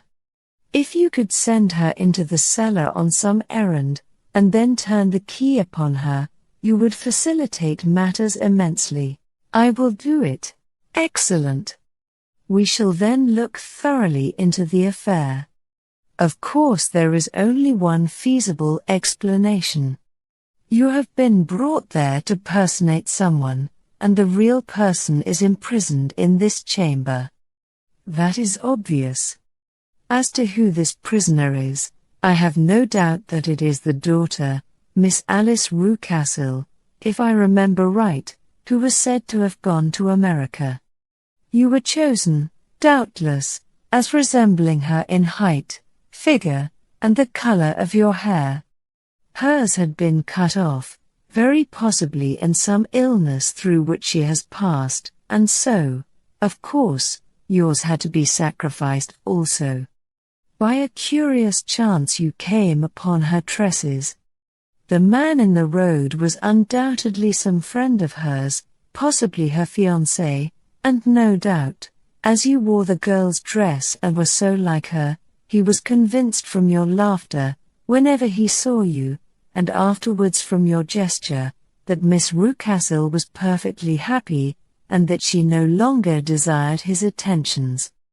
The dog is let loose at night to prevent him from endeavoring to communicate with her. So much is fairly clear. The most serious point in the case is the disposition of the child. What on earth has that to do with it?" I ejaculated. "My dear Watson, you as a medical man are continually gaining light as to the tendencies of a child by the study of the parents. Don't you see that the converse is equally valid? I have frequently gained my first real insight into the character of parents by studying their children. This child's disposition is abnormally cruel, merely for cruelty's sake, and whether he derives this from his smiling father, as I should suspect, or from his mother, it bodes evil for the poor girl who is in their power." "I am sure that you are right, Mr. Holmes," cried our client. "1,000 things come back to me which make me certain that you have hit it. Oh, let us lose not an instant in bringing help to this poor creature. We must be circumspect, for we are dealing with a very cunning man. We can do nothing until 7 o'clock. At that hour we shall be with you, and it will not be long before we solve the mystery. We were as good as our word, for it was just 7 when we reached the Copper Beeches, having put up our trap at a wayside public house. The group of trees, with their dark leaves shining like burnished metal in the light of the setting sun, were sufficient to mark the house even had Miss Hunter not been standing smiling on the doorstep. "Have you managed it?" asked Holmes. A loud thudding noise came from somewhere downstairs. "That is Mrs. Toller in the cellar," said she. "Her husband lies snoring on the kitchen rug. Here are his keys, which are the duplicates of Mr. Rucastle's." "You have done well indeed," cried Holmes with enthusiasm. "Now lead the way, and we shall soon see the end of this black business." "I trust that we are not too late," said he. "I think, Miss Hunter, that we had better go in without you. Now, Watson, put your shoulder to it, and we shall see whether we cannot make our way in." It was an old rickety door and gave at once before our united strength. Together we rushed into the room. It was empty.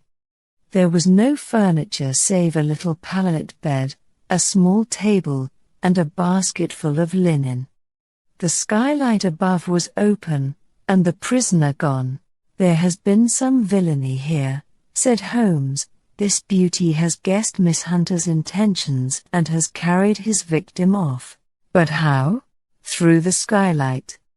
We shall soon see how he managed it." He swung himself up onto the roof. "Ah, yes," he cried, "here's the end of a long light ladder against the eaves. That is how he did it." "But it is impossible," said Miss Hunter.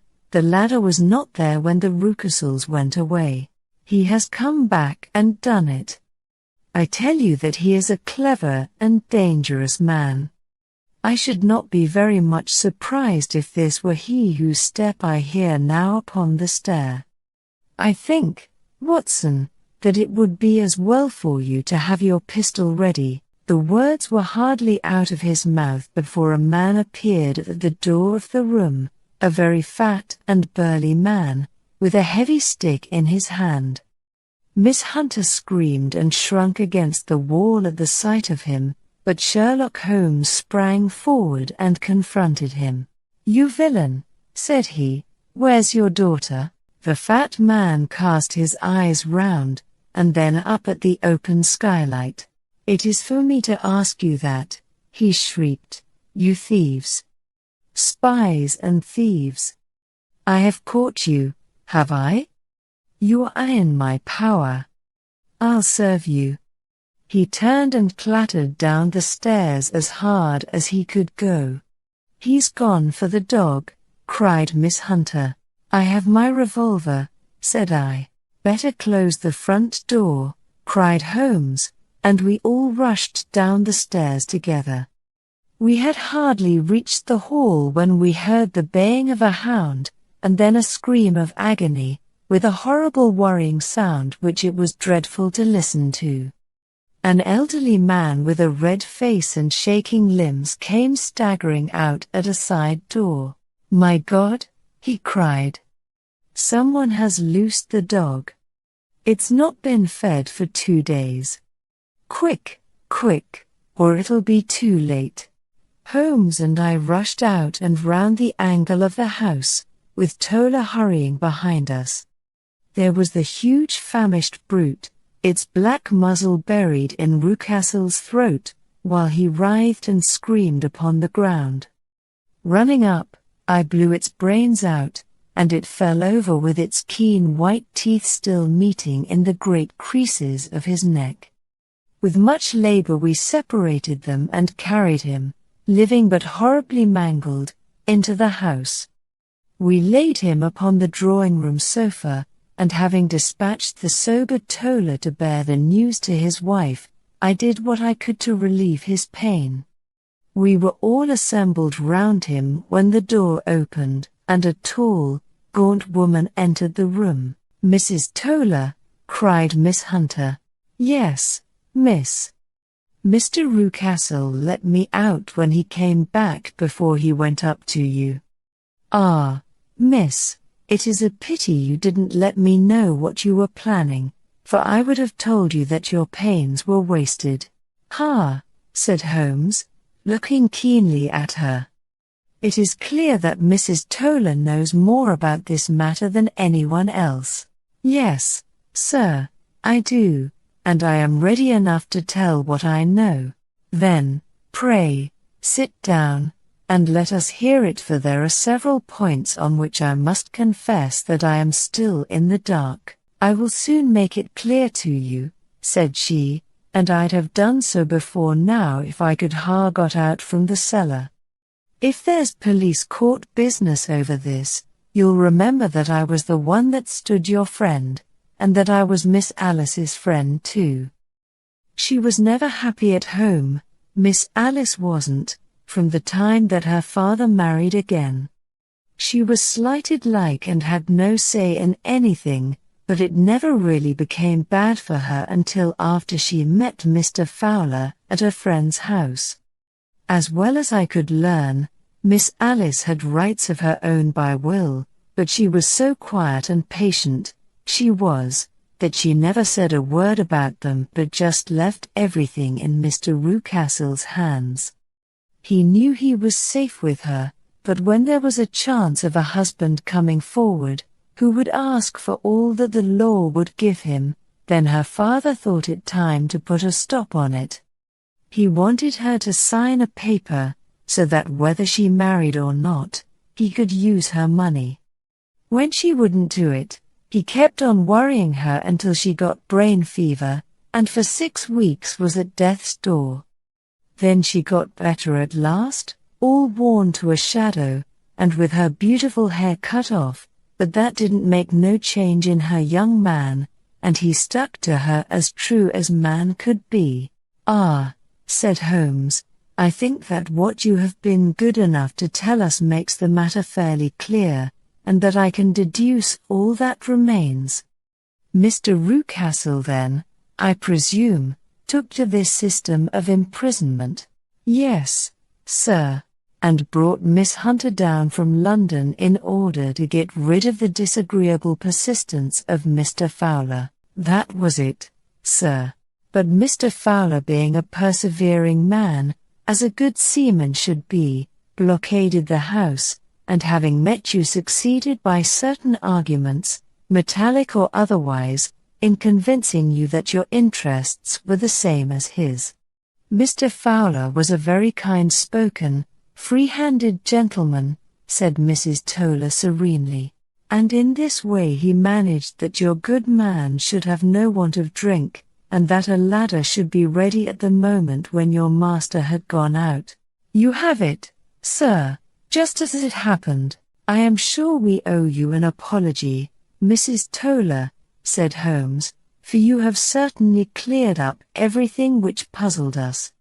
And here comes the country surgeon and Mrs. Rucastle, so I think, Watson, that we had best escort Miss Hunter back to Winchester, as it seems to me that our locus standi now is rather a questionable one.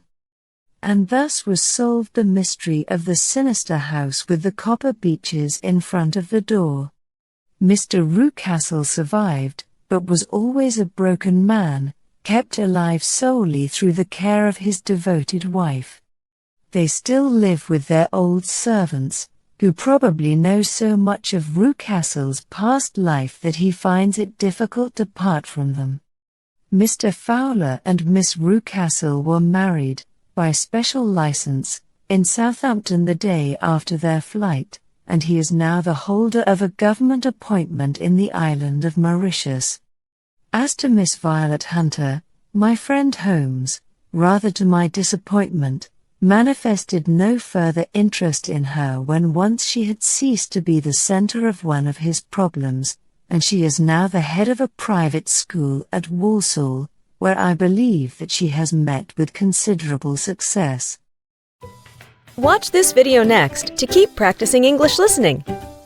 Subscribe and click on the bell icon to get notified of new lessons. Let's go fluent today!